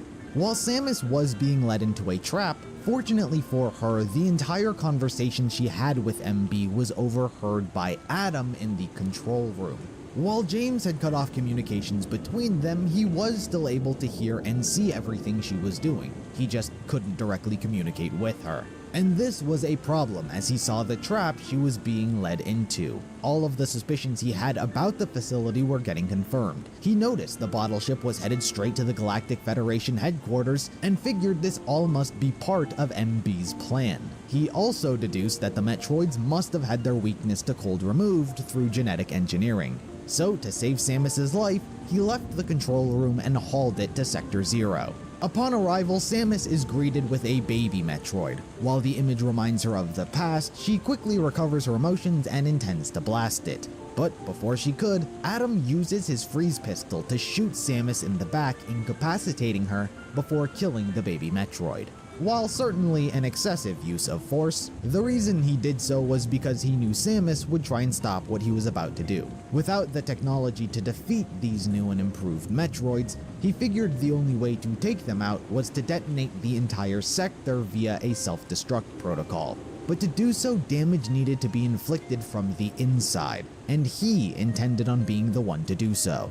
So he leaves Samus with his final orders. He asks that she divert the bottle ship so it doesn't intercept with the Federation HQ, secure a survivor he found in a hidden room, and destroy Ridley. While Samus pleads with him to let her be the one who sacrifices herself, Adam states that he cannot defeat Ridley and he was not a galactic savior like her. He is only human, and as such, he can at the very least save her life. After an apology, he locks the door to Sector 0 and triggers the unit to be detached, where shortly after, it self-destructs, killing Adam and all of the Metroids on board. With no time to grieve, Samus thanks Adam for everything and sets back towards the control center to look for the survivor she was told about. When she arrives, she finds the deceased corpse of James, of course, as well as Ridley. You see, that fateful showdown between the two wouldn't come to pass, as after Ridley had escaped their initial battle, he fled into the room that was containing the Queen Metroid. Too weakened from his battle with Samus, he was killed and left as a husk. But also in this room is Madeline Bergman, the actual Madeline, who, in a panic after seeing Samus, opens the gate which was holding back the Queen Metroid. This one, being the last Metroid aboard the bottle ship, was almost as dangerous as they come, due to her ability to constantly reproduce endless amounts of other Metroids. So Samus engaged it in an arduous duel. The timing of this couldn't be worse, however, as during their fight, the ship was also about to intercept the Galactic Federation's orbit. Samus's hands were busy, but fortunately, Higgs, who last we saw fall into a lava pit, had since survived and made his way to the ship's controls, where he slammed on the emergency brakes, preventing a catastrophe, while at the same time giving Samus an opening to spot the Queen's weakness. She winds up defeating the Queen by grappling into its mouth and obliterating it with a powerbomb placed in its stomach. While Madeline attempts to make a run for it, Samus is able to calm her down, letting her know that she's there to help.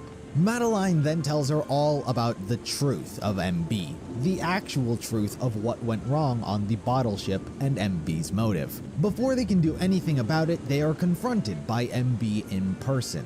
While she continues to declare humans need to be judged, Madeline, who genuinely cares for her like a daughter, attempts to ease her emotions. She apologizes for failing her, admitting her own faults were the reason she wound up getting hurt. She hopes to start over as mother and daughter. This plea does genuinely get through to MB, as she shared in the fond memories of being cared for. She lowers her weapon, but as she does so, she hears the footsteps and charging of Federation soldiers who fire shots at everyone. She pushes Samus and Madeline out of the way, taking the freeze blast herself. Federation Marines working under the ringleaders have boarded the ship and intend to take the situation into their own hands. But MB quickly thaws off and, more enraged than ever, uses her telepathy to order all of the creatures to attack once more. Chaos breaks out as hordes and hordes of monsters begin slaughtering and tearing through Federation forces. Samus too is forced to fend them off while protecting Madeline at the same time. In fact, it would be Madeline, who was the only one not being attacked, that fired another freeze bullet at MB to stop the mayhem. That is all she wanted to do. She just wanted to calm the insanity. But the Colonel, who is also there, seizes the opportunity and orders his men to take her out as a hailstorm of bullets pierce MB's body, killing her.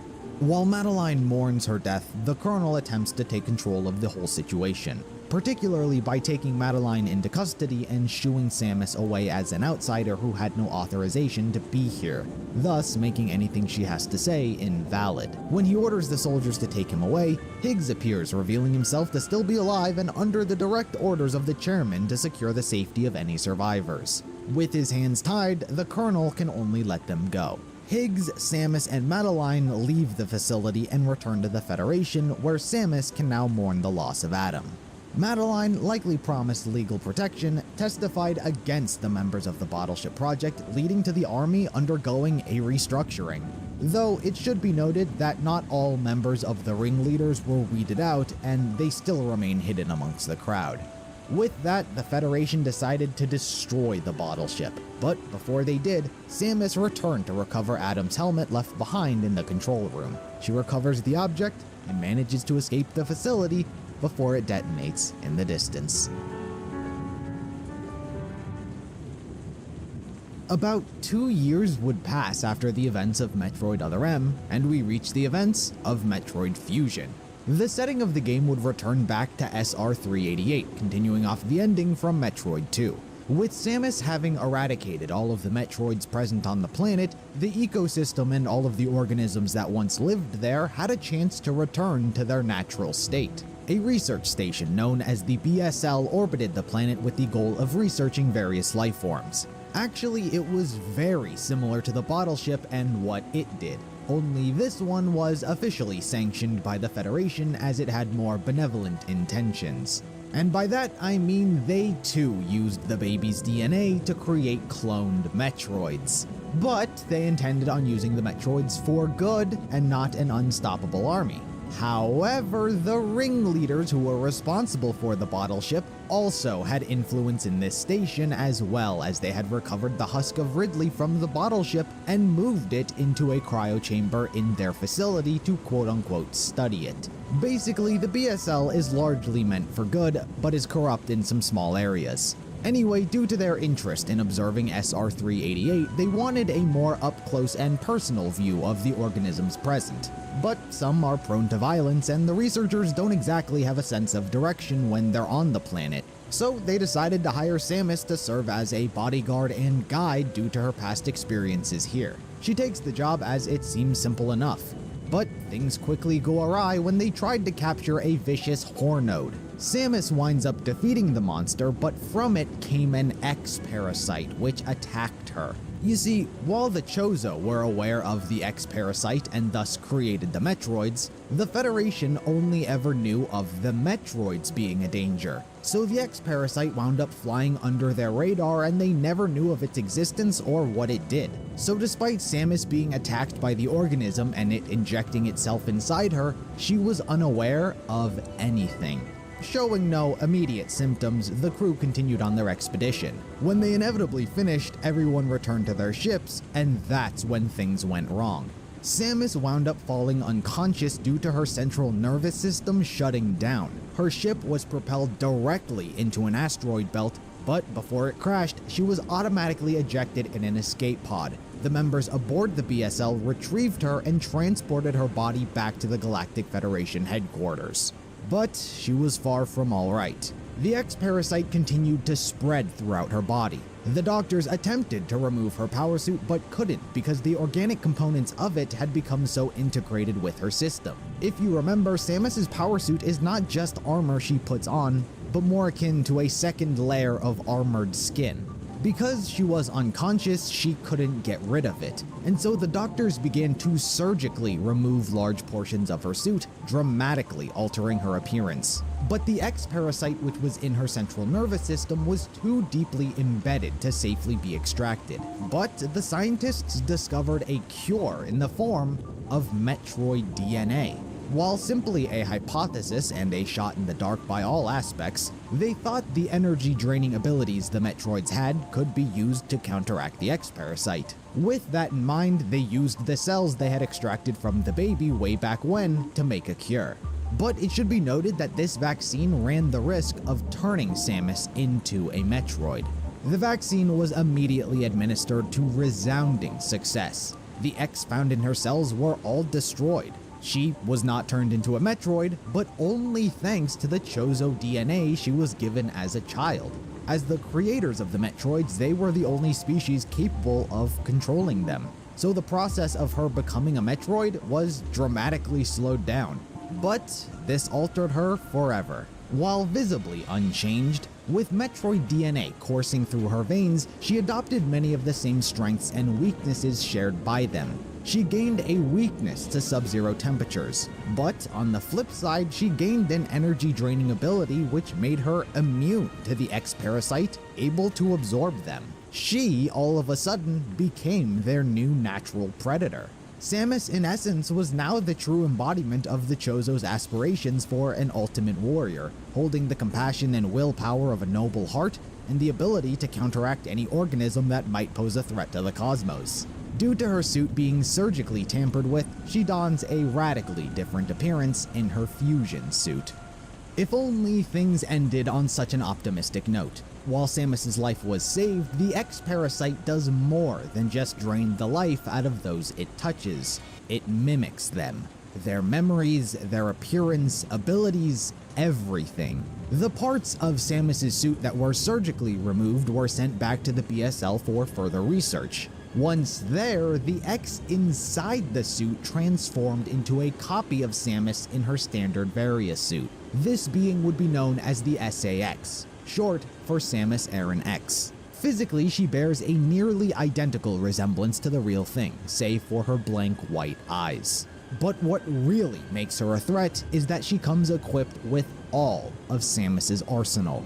It used a power bomb to escape the ship's quarantine bay, breaching all of the specimens the research had contained, which were infected as well. A mass infestation broke out, and everyone aboard the BSL were killed. As for Samus, her injury and recovery did not give her a leave of absence. She was to return to the BSL and investigate an unexplained explosion in the quarantine bay. They did provide her with a new starship and an onboard AI to accompany it, to serve as her new commanding officer. The computer's personality would remind her much of Adam in the way that it spoke to her. So, with irony noted, she decided to nickname the AI Adam. In an even more ironic twist, we would later learn that this is technically Adam Malkovich, his mind to be exact. It was common practice for the Federation to upload the minds of great leaders and scientists into computer forms. Samus was given Adam's. But everything is not all well and good just like that. Just because this AI is based on Adam, it doesn't automatically share any of his memories or attachments he had when he was alive. It's largely the general personality and thought process he would have had. As such, the ringleaders are manipulating Adam from the shadows. They, yet again, want to keep their Metroid research hidden from Samus so she doesn't uncover it and make them extinct, as she's been trying so hard to do. Upon arrival at the research station, Samus's main objective is to contain the breach of loose X-Parasites. But that goal gets quickly turned on its head when the SAX makes an appearance, complicating things substantially. Samus is advised to avoid it at all costs, as it is in possession of the ice beam which would quickly take her life were they to engage in combat. As such, Samus navigates throughout the BSL, wiping out the X-Parasites while narrowly avoiding the SAX on numerous occasions. The only survivors Samus is able to find aboard the spacecraft are the Decoras and Eticunes, largely a non-hostile and friendly species of animal, that of which Samus had crossed paths with before during Super Metroid. The X-Parasite apparently saw them as having no useful capabilities and so left them alone. Samus guides them to safety and releases them. The animals would make their way to Samus's starship and seek refuge there for the time being. Eventually, Samus's mission led to the discovery of the restricted lab and their Metroid experimentation. She saw dozens of infant Metroids and even more in various stages of maturity held in stasis. Before she even has time to think about what to do next, the SAX, which was tracking her down, found its way to the facility as well. Considering it's a combination of Samus, who's trying to stop the Metroids, and an X-Parasite who fears the Metroids as their predators, all of its attention gets focused on trying to destroy them. It destroys their chamber, releasing them, but the SAX is overwhelmed by the sheer number of them. The ship's failsafe activates and the restricted lab, per protocol, is ejected from the station and detonated. Samus is of course able to get away. While a small triumph, we learn that this was not the end of the SAX, nor would it be the end of the Metroids. The X-Parasite reproduces asexually, meaning it doesn't need a partner to grow in numbers. That means there are now 10 SAX remaining aboard the facility. Along with that, one Metroid managed to escape alongside Samus and is currently going on a feeding frenzy of X-Parasites. Adam then ordered her to go to the navigation room so he could report the current situation. On her way there, she did encounter a newly renamed Neo Ridley. As briefly touched upon, the BSL did procure his corpse from the bottle ship. Samus had come across it on several occasions, but it was just a corpse. But, as expected, the corpse was infected by an X-parasite, which had since relocated and become Neo Ridley. While not nearly as impactful as many of their past clashes, Samus defeats the imposter and uploads Adam to the navigation room. Unfortunately, Samus has become a problem in the eyes of the ringleaders, more than she was before. They were willing to let her fend off the X-parasite as it jeopardized their Metroid program, but having uncovered it and subsequently blown it up, they need new bioweapons. So they took an interest in the X-parasite, but more particularly the SAX. Truly, if they could get their hands on and control the SAX, then its potential as a bioweapon would be unrivaled. Samus, as usual, is against the use of any bioweapons as she knows they are uncontrollable. To prevent anyone from doing so, she intends on self-destructing the entire facility and sacrificing her own life in the process. But unfortunately for her, Adam was ordered by the ringleaders to keep her locked in the navigation room so she could no longer meddle with their plans. Samus gets passionately infuriated by Adam, even more so because she's being stopped by the man who did exactly what she's trying to do. She knows the cost of sacrifice and yells at the computer, accidentally calling it Adam aloud. Up until this point, she's only kept that nickname to herself. After inquiring about who Adam is, she tells the AI about him and who he was. Hearing this awoke something within him. The AI began to remember and unlock the personality that was stored away. He, just like that, became Adam Malkovich. As such, he calls Samus's resolve foolish. She believes she has to sacrifice her own life because it's what he would do in the situation. She's so ready and willing to turn herself into a martyr, she doesn't think of the value her life has. And that's where she's wrong.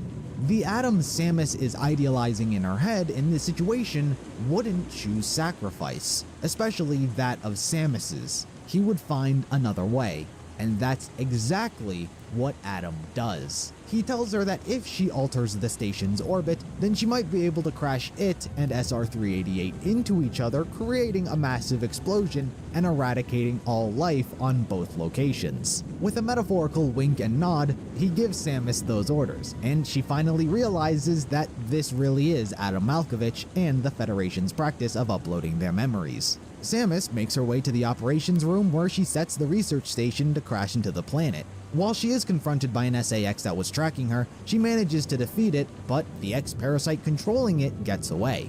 Having no time to concern herself with it, she immediately heads to the docking bay to escape on her ship. But the place is in ruins and her ship is gone. What she does find is an Omega Metroid.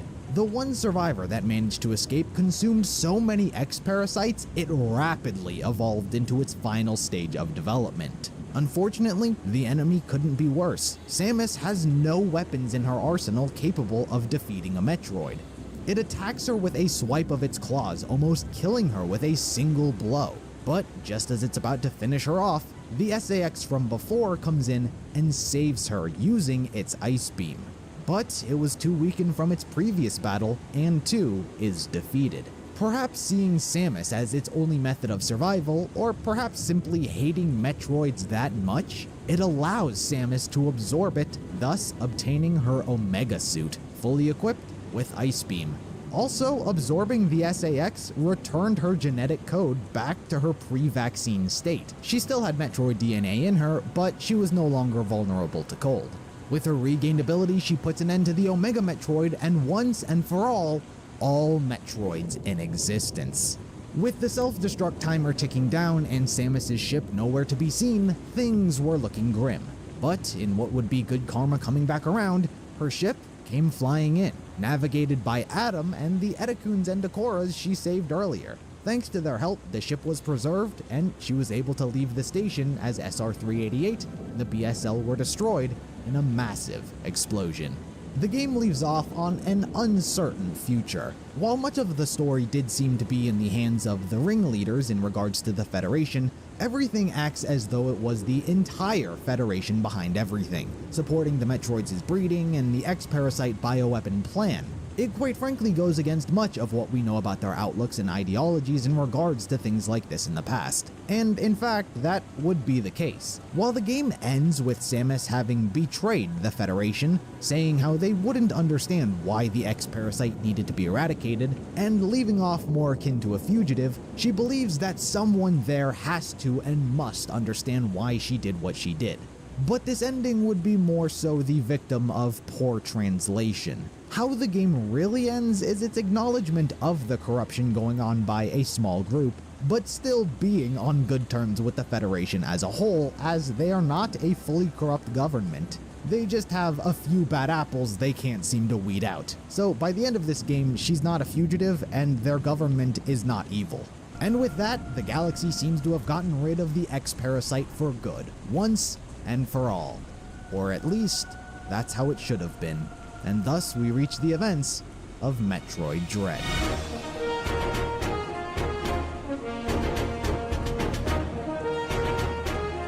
Metroid Dread focuses its attention back to Ravenbeak, who last we spoke about him was during Metroid 2. If you recall, he slaughtered all of the Toha Chozo during their time on SR-388, leaving only Quiet Robe alive while he and his men retreated back to their planet of ZDR. He always intended to return for the Metroids present on the planet at the time once he fully flushed out his plan.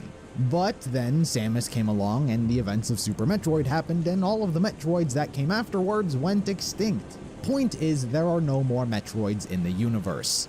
This would hardly matter, however, as shortly after returning to ZDR from SR-388, an X-Parasite from the planet snuck aboard and made its way to their planet. Things didn't break out immediately. All of the Chozo returned back to their designated duties. Even Quiet Robe had been instructed to develop their own bioweapon research on other species. But eventually the X-Parasite did what it does best and began spreading at a rapid pace.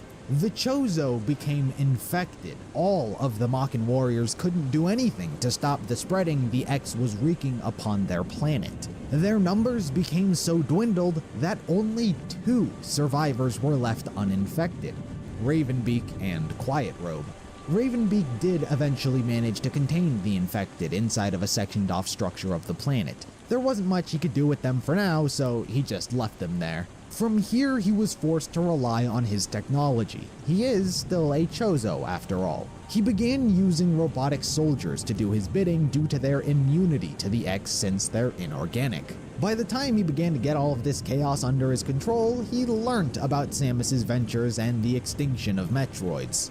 But with this news, he also learnt much, much more. It is important to note that he does have some kind of unspecified connection to the Federation, whether he be using the work and efforts of past members' goodwill, or technology that allows him to spy on them. Ravenbeak is able to receive intel from them one way or another. Through this, he learned Samus had Metroid DNA injected into her. So, in some way, shape, or form, Metroids can still exist.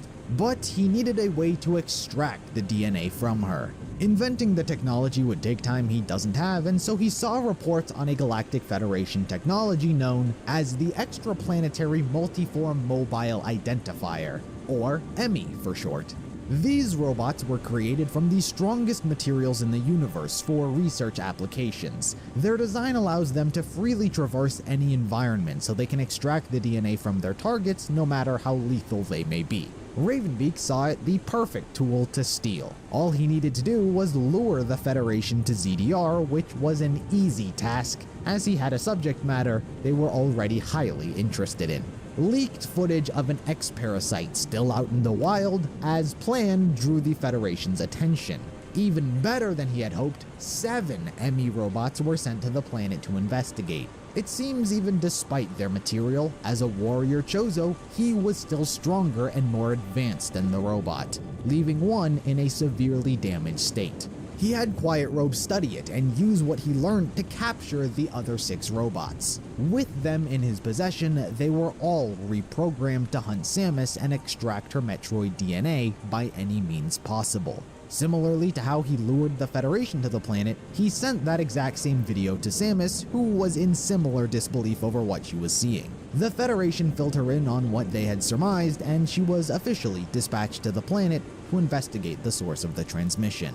Upon touching down on the planet, things were already working in favor of Ravenbeak. The signal quality on the planet was low, making communication between her and Adam shaky from the start. As usual, she is advised by Adam to connect to the facility's network, but Ravenbeak has already rigged that too. Before she even gets the chance, however, she has a fateful encounter with Ravenbeak upon stepping off the elevator. Without exchanging words, the two engage in an all-out brawl. But during their fight, something unexpected happened. When he grabbed her and prepared to kill her, stating power is everything, Samus's DNA destabilized. The Metroid DNA within her awoke newfound powers. You see, what had happened here was upon getting Metroid DNA injected into her, she began to undergo metamorphosis. However, she never actually wound up changing thanks to the Chozo's Toha DNA she was given as a kid. As they were the creators and designed to control the Metroids, the balance evened out and went unnoticed. But similarly, while the Metroids were meant to obey the Toha Chozo, they were meant to be incredibly hostile to the Makin Chozo, hence why Ravenbeak has kept Quiet Robe around. So when Ravenbeak grabbed her during their fight, he inadvertently became a catalyst which destabilized Samus's DNA and awoke her Metroid powers. Such energy coursing through her body knocked her unconscious, and Ravenbeak decided to leave her alive.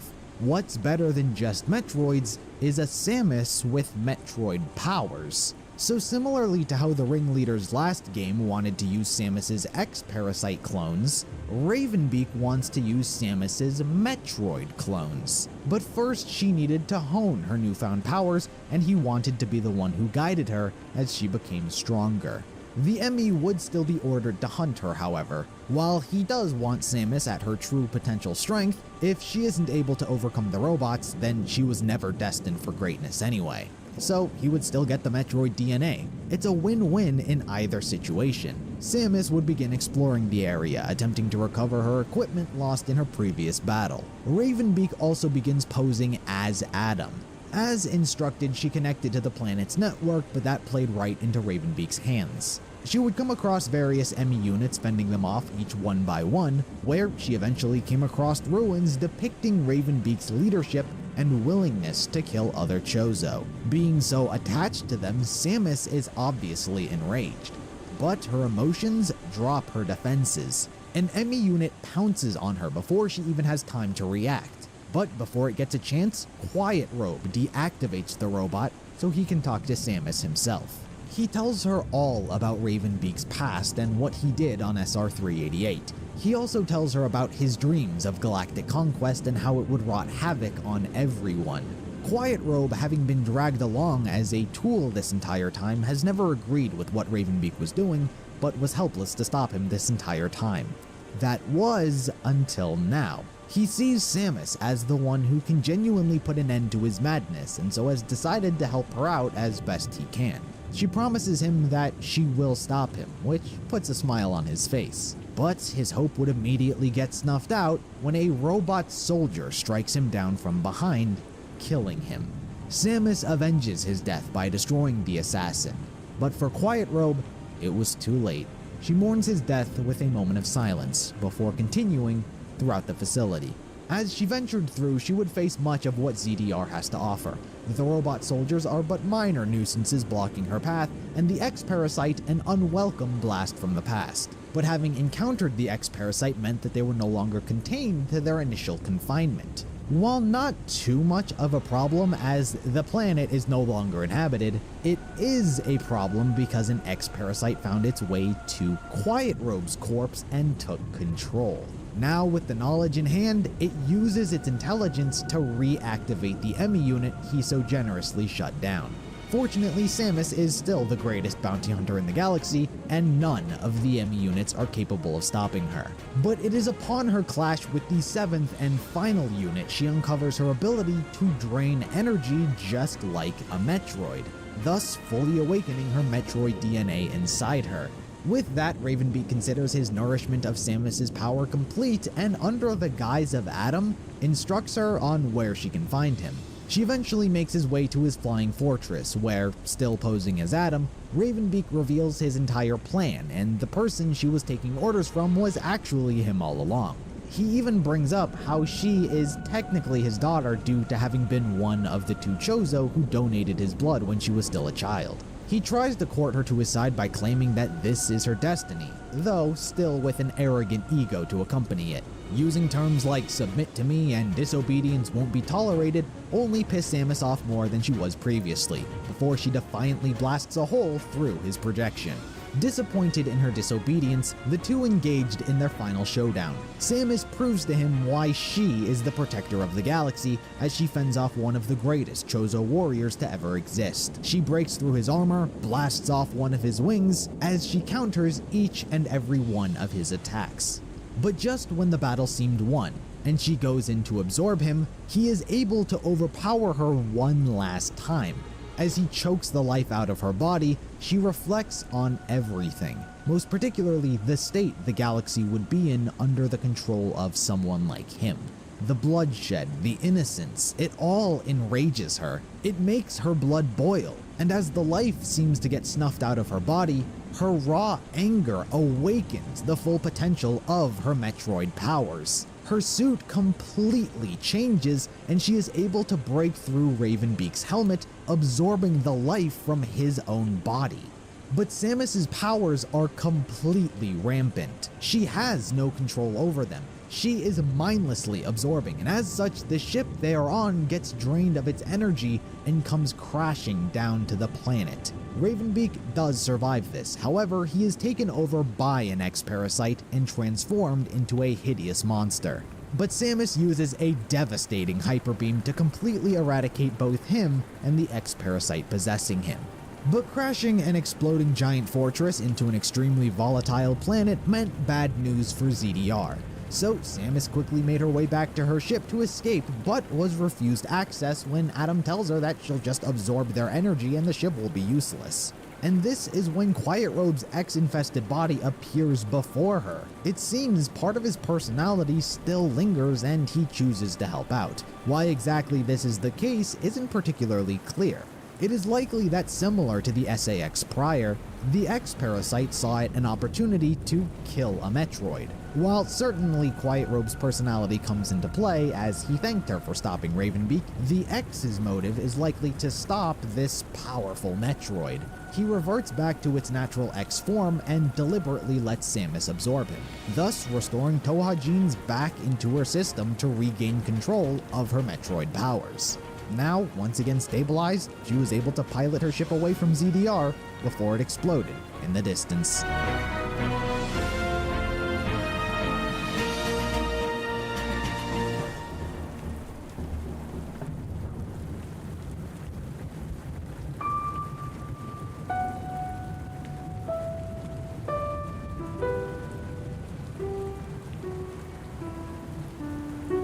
Samus Aran has stood tall as one of gaming's greatest icons for over 30 years. Her franchise has not only paved the path forward for others like it to take inspiration and build upon, but it is one of the most well-respected franchises by both fans and the gaming world.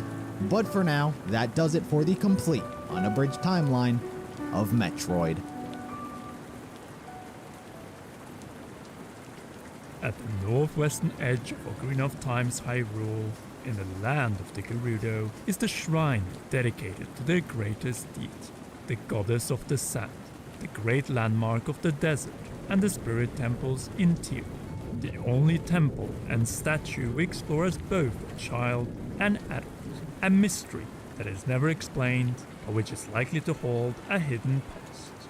I will give you the answer, but you leave a like, subscribe and press the notification bell as we're aiming for 2,500 likes. None of the Zelda title has introduced as many recurring races as Ocarina of Time. Kokiri with the Great Deku Tree, Sheikah of Kakariko, Gorons of Death Mountain, Caesar of Zora's Domain. Then you had the nearly all-female Gerudo, who prevented Childling from entering, and then their king, Ganondorf, played him like a fiddle. Back as an adult, Epona crossed the gap. It goes without saying, the Gerudo section and the tribe itself were designed properly by the Zelda All-Star team. The race had a simple purpose, as a countermeasure to the Hylians. Think Christian crusades against the Islamic Middle East. Speaking of, the original crest of the tribe. A symbol that a few years later was changed. Due to well similarities to Islam, this attitude of respecting strength and courage, all while ultimately trying to defy tyranny, that is a combination that defines the tribe and their goddess. Speaking of, let's go over her visual profile. So what was the inspiration when designing this iconic landmark of Ocarina? A number of Asian and Middle Eastern ancient cultures and religions predating the rise of Islam and originating west of Japan. Hence, to understand the goddess of the sand, we have to analyze our own history. The sitting position might be of Buddhist origin, but what about the wing symbol with Triforce beneath and eye inside the spirit temple? In an article in February 2023, Aaron Talon pointed out a resemblance, that of ancient Egypt seen in the winged sun of Thebes, fitting with the sun puzzles in the spirit temple, along with Faravar from Zoroastrian faith of Mesopotamia. This was believed to represent the concept of Farashi, or personal spirits. This is the possible source of Ocarina of Time's spirit temple itself. But back to ancient Egypt, since the desert colossus is probably tied to the giant statues of the Egyptian kings. Colossi, many with depictions of serpents. What is always a part of the goddess of the sand? A snake. In Ocarina of Time, hooded cobras. And the most visible connection is seen by the tooth found with Gerudo inscription. Not only that, influencing the Gerudo, including the independent Nabu, the second in command to Ganondorf, the king of the Gerudo. Ultimately, after his demonstration of strength, they accept Link as a member of their tribe. So, what is the origin of their deity and their statues? The answer might be in Ocarina of Time, the official Nintendo's Player's Guide.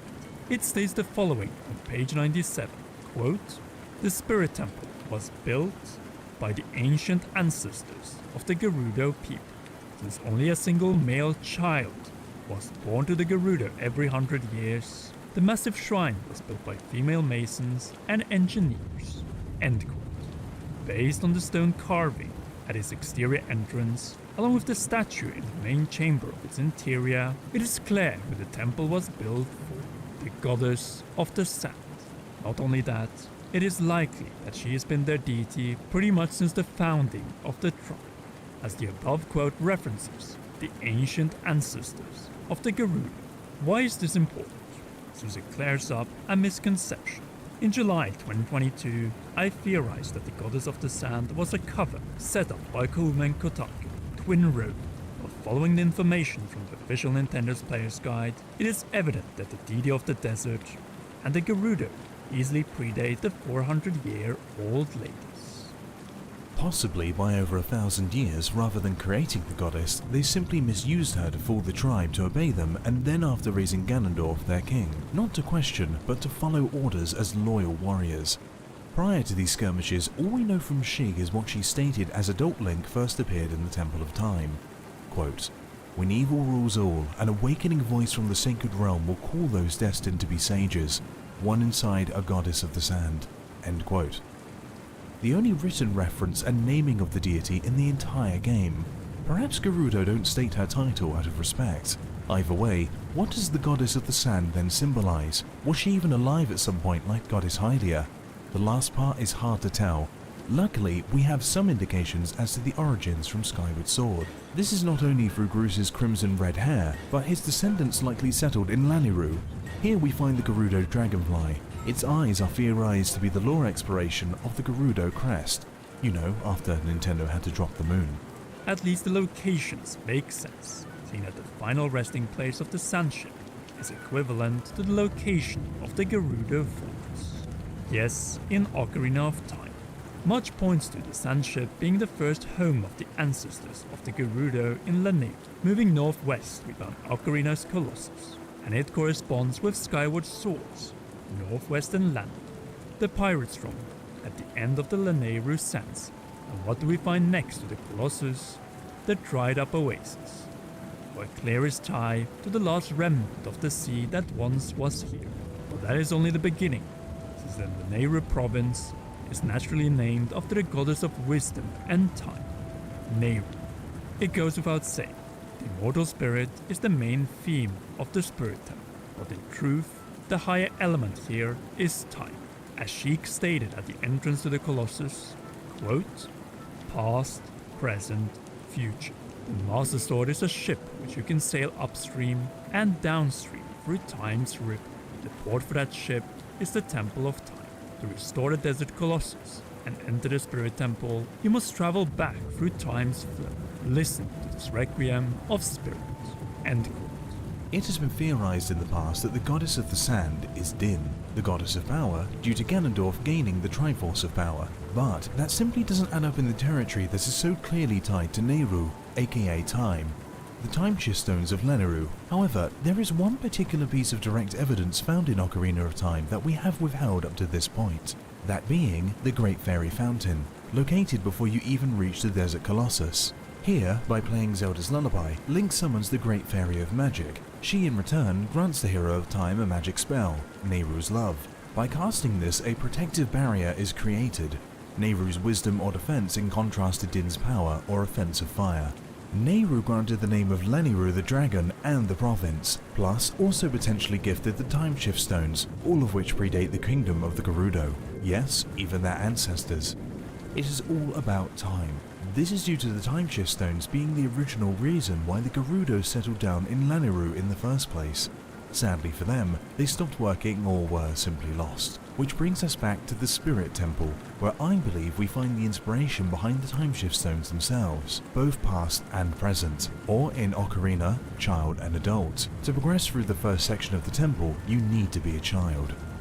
The highlight of this one is from the interior statue of the goddess of the sand, leading into a battle against an iron knuckle, all to gain the silver gauntlets from the right hand of the goddess.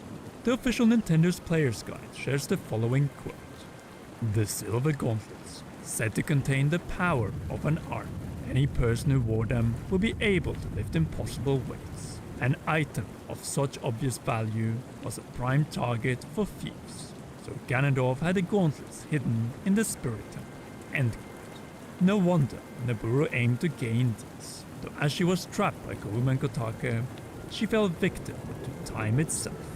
Instead, Link had to return with the gauntlets as an adult, and what followed mirrored the child section. Interior statue of the goddess of sand, battle against an iron knuckle, all to get the mirror shield from the opposite hand of the external statue of the goddess. Already before this, many of the puzzles are about bringing light into a place of darkness, which fits as the symbol of the Spirit Medallion is two dualities.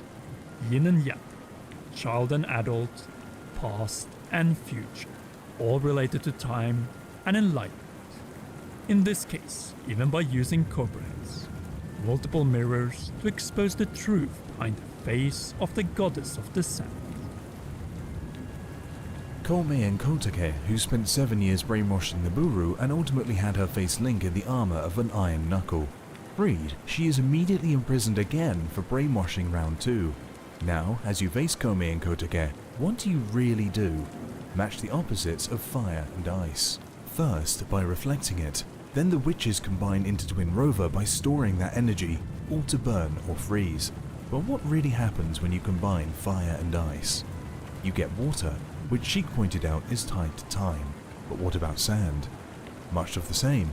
Sand, like water, flows. It is even used in hourglasses to count down what? Time. Sands of Time. A good game.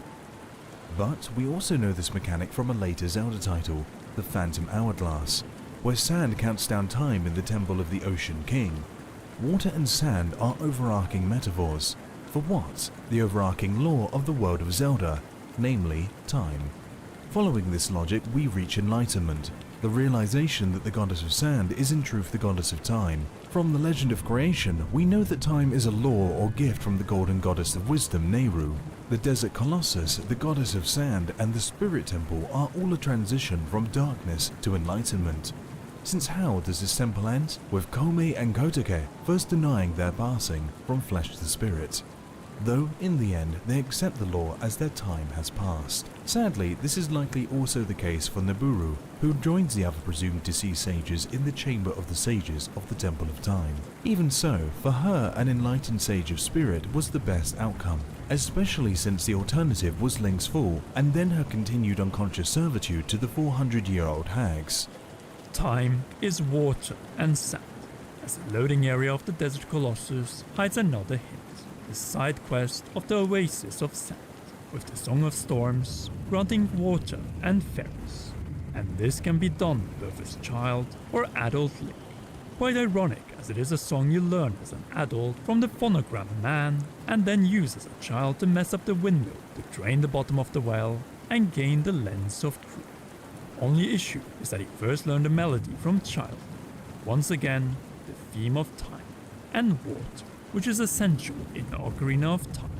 Let's not also forget Nehru, the Oracle of Ages, in Well, Oracle of Ages. Her Harp of Ages literally allows Link to travel hundreds of years to the past from the present. Nevertheless, there is one final proof of the goddess of the sand being Nehru outside of the Downfall time.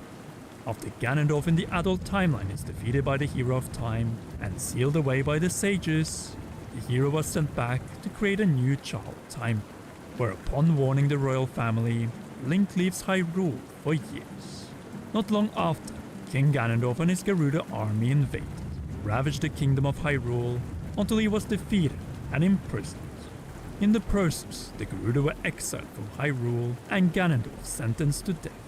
Though instead of carrying out the sentence right away, he was kept alive, all to witness the Gerudo Spirit Temple being turned into Hyrule's most notorious prison, Twilight Princess, Arbiter's Grounds, replacing Kakariko's Shadow Temple. Still, the Hylians must have known who the goddess of sand really was, the royal family's cherished protector, Nehru, hence why the statues of the goddess of sand are present. The only difference is that our encounters with the goddess are mirrored, first interior, then exterior. Standing in contrast to Ocarina, there we first witness the goddess at the entrance and then the second statue inside. The passage of time, and speaking of time, who during Ganondorf's execution performs the act? The Sage of Water, as seen by the medallion. In Ocarina, adult Link was granted this one by the Zora Sage, but what is their crest? That of Nehru of Time and Wisdom. And who does Ganondorf kill when spared from death by the Triforce of Power? The Sage of Water. There is a possible answer why the Goddess of Sand still stands proud. She is the Gerudo depiction of the Golden Goddess of Wisdom and Time, Nehru, the deity of the land their ancestors settled in, Lanayru with its Timeshift Stone and to whom they built the Spirit Temple. And that is the divine solution to Ocarina of Time's greatest mystery, one that stretches across multiple timeline branches. But what do you think? Was the Goddess of the Sand just a Gerudo interpretation of Nehru? And was it intended by the Ocarina of Time Zelda team to be this way? Sound off in the comment section down below. If you haven't already, be sure to leave a like, subscribe and press notification bell, as I really want to make more theory and mystery videos like this one on my favorite Zelda games. Last but not least, a big thanks to you for watching and to all our patreon.com/comearound patrons. Special shoutouts to our producers Zach Johnson and JC Fung and heroes Holly Wolf, Cheryl and Garrett Hall. You rock, and please enjoy one or both of these two awesome videos.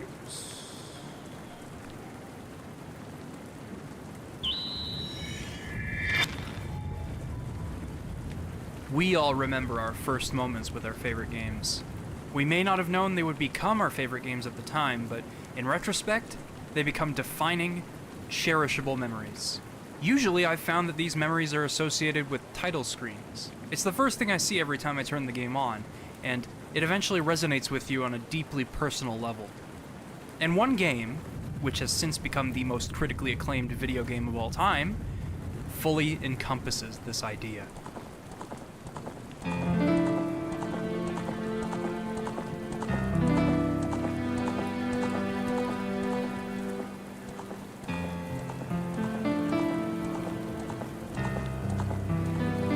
When you first turn on The Legend of Zelda Ocarina of Time, it immediately makes a lasting impression. Link rides in on Epona over the horizon as dawn slowly approaches. The field they gallop through is empty, as if no life has touched it in ages.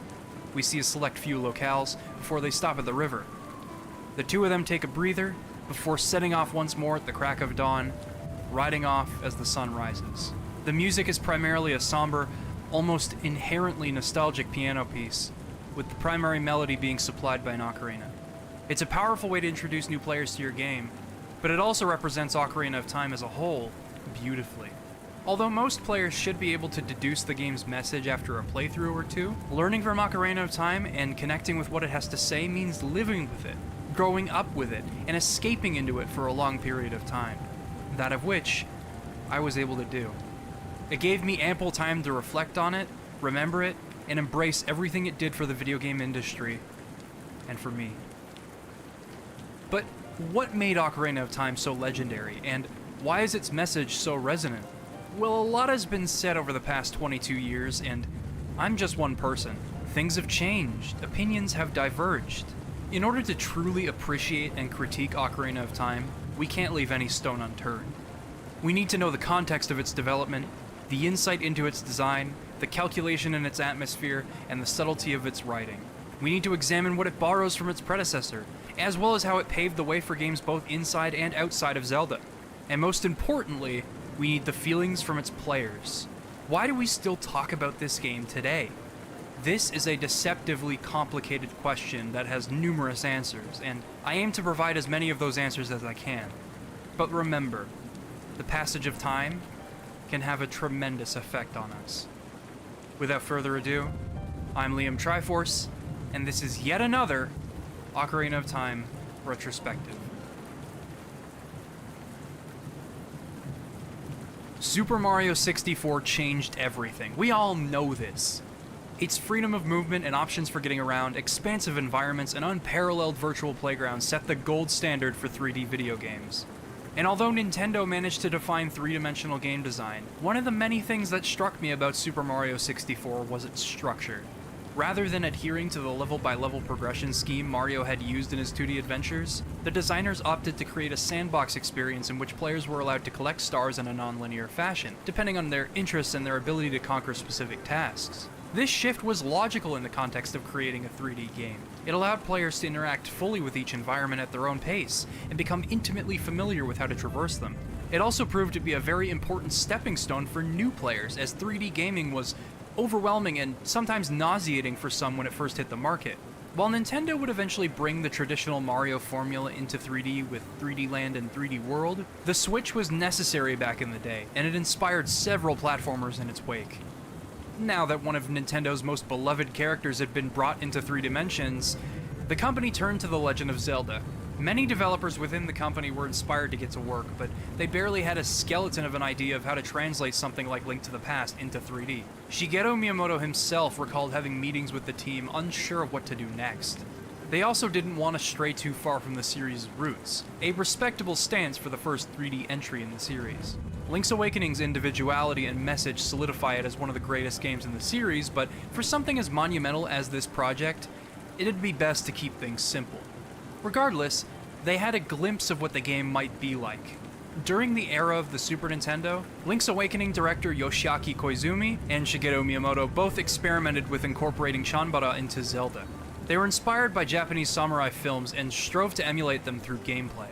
Aspects of Chanbara were incorporated into Zelda 2: The Adventure of Link, and if you recall, the combat was one of the game's most intense and enjoyable aspects. The few developers that were actually invested in the project at the time were all in agreement over centering the game's combat on epic Chanbara battles. They created a tech demo that was showcased alongside Mario 64 at the trade show Shoshinkai 95, reflecting their desire to capture this. Once Super Mario 64 was finished, the team repurposed the engine for the Zelda project. Initially, they felt like it would be best if the game was presented from a first-person perspective, and when you'd fight an enemy, the game would zoom out and present battles from a 2D perspective a la Zelda 2. This was scrapped as the team wanted to be able to see Link when he'd explore and fight, and to me, this would have created a pretty harsh disconnect. In the Space World 1996 demo, the swordplay had barely come to fruition, but the graphics on display were considered so impressive that even Nintendo Power doubted if it was running on actual hardware. The game pushed the N64 to its absolute limit, and the final version can barely break 20 FPS. Abysmal by today's standards, yeah, but just enough back then for it to be in a shippable state. Now here's some context for its low frame rate. Aside from games like Paper Mario for its unique art style, or Majora's Mask thanks to the expansion pack, Ocarina of Time, in my honest opinion, remains one of the best looking video games of its era. Kokiri Forest alone has lush and detailed textures, with particle effects dancing around to emphasize the magic this place is surrounded in. The significant amount of polygons, large environments, visual effects, and intense graphical fidelity all contributed to the game's frame rate barely breaking playable. I'm not familiar with the Nintendo 64's architecture, and I'm no software engineer, but I don't know how they were able to optimize this game at all. Anyway, sorry for the tangent, but Ocarina of Time is a genuinely incredible technical achievement, and that's discussing its graphics and performance alone. Up until August 1997, the general public were only able to see bits and pieces of a video game duct taped together into promotional material, but these pieces were seen as tantalizing all the same. The story was basically non-existent at the time, with the most in-depth summary being Hyrule, Ganon, the Triforce. When you think about it, a release date of late 1997 was seeming less and less likely as the days went by. Behind the scenes, the team took a trip to the Toei Kyoto Studio Park. Here's director Toru Osawa's recollection of events from an Iwata Asks interview. As we went along looking at everything, it was so hot that we ducked into a playhouse to cool off. They were doing a ninja show. A number of ninja were surrounded by the main samurai, and one lashed out with a kusarigama, a sickle and chain. The lead samurai caught it with his left arm, the chain stretched tight, and the ninja moved in a circle around him. And that led to Z targeting? Yeah, I think so, if my memory serves me correctly. Z targeting eventually became the catalyst for the entire game's development. Up until now, the game lacked direction. They were fully focused on getting the game's systems working, so early promotional material featured various unnamed locales with no sense of cohesion. There was no story for the game at this point. Most of what they had to show were locales that they wanted to feature eventually. This is similar to Super Mario 64. Most of the development period was spent on getting the game's systems functional, and most of the level design happened toward the end. Miyamoto said that some of the levels ended up being almost thrown together, but the point is, the systems falling into place made everything else come naturally. Z-targeting was perfect for translating what they saw into gameplay. It allowed for the player to focus their attention on a single target, switch targets freely in order to perform some crowd control, and perform unique combat maneuvers like dodging, jump slashing, and on-the-fly guarding. Their idea for exploration and combat modes could now coexist seamlessly.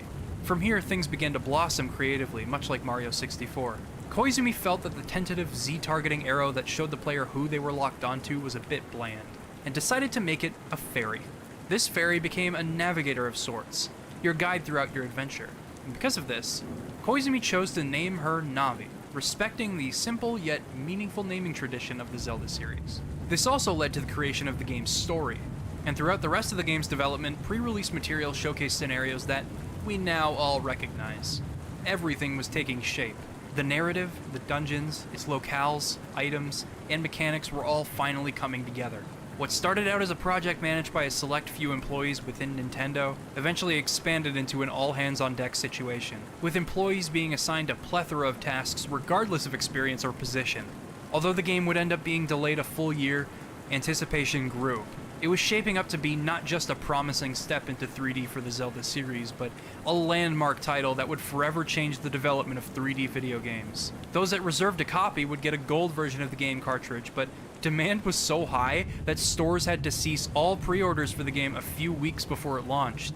It was going to be a pretty big deal. And as the saying goes, the rest was history. Critics and players around the world rejoiced in its magnificence. To this day, it remains the most critically acclaimed video game of all time on Metacritic, and the only game to outpace it on game rankings is Nintendo's own Super Mario Galaxy. With all this said and done, I need to repeat myself. Why? How did Ocarina of Time earn this praise, and how does it hold up today? Well, buckle up. It's time for yet another long-ass breakdown of Ocarina of Time.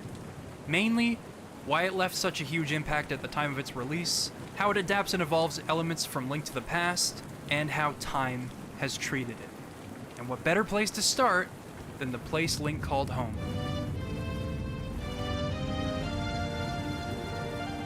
Kokiri Forest is the perfect place to begin your adventure. It's a secluded area shrouded in an atmosphere of childhood innocence and fun. Although, you've been summoned by the Deku Tree, so your time to enjoy it is cut short. You can explore the forest and talk to the Kokiri at your leisure, perhaps even discovering the lost woods or a sword in a chest. Mito won't let you through to see the Deku Tree until you've acquired both a sword and shield, and the time spent acquiring said items will acquaint players with the basic controls and mechanics of Ocarina of Time. It was extremely important for this game to be designed with players new to 3D gaming in mind, much like Super Mario 64.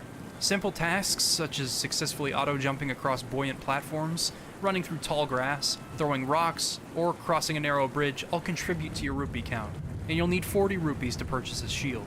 This gives the player freedom to explore new mechanics that interest them, and introduces them to the core of puzzle solving with something that doesn't necessarily have one concrete answer. As long as you get the rupees and acquire your sword and shield, it's all good. One of the most important things introduced to the player here, aside from Link automatically performing tasks, is the A button's context-sensitive commands. In Link to the Past, the A button was an all-purpose action button. You could grab things, talk to people, and dash with the Pegasus boots.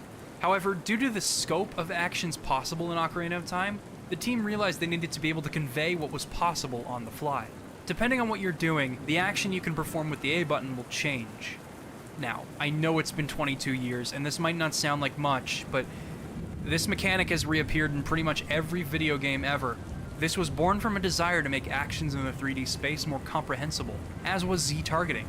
The team brought up an issue that arose in Mario 64, where players would have trouble stopping in front of a sign, instead jumping or circling around it when they wanted to read it. In Ocarina of Time, every action is immediately made apparent to the player.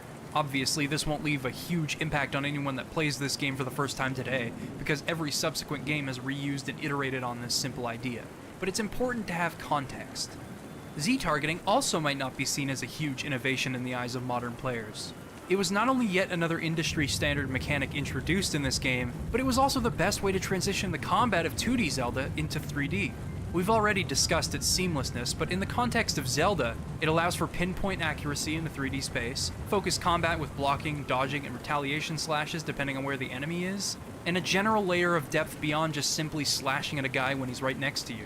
I think Ocarina of Time's combat, despite being the first Zelda game to feature such combat, is very good at what it does, even outside of Z-targeting. Enemies start out simple. In fact, the first enemy you encounter in the game, unless you count a giant rolling boulder, is a stationary Deku Baba.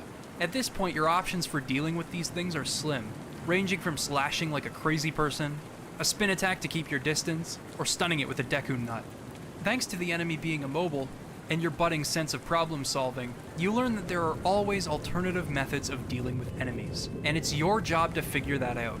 Once you acquire the slingshot, you'll learn that you don't always have to meticulously aim at flying enemies. Instead, you can lock onto them and fire once they're within range. Because Link to the Past had a selective Z-axis that only came to play when enemies would fly over you, you could still line up your attacks and effectively hit things on the relative X and Y axes.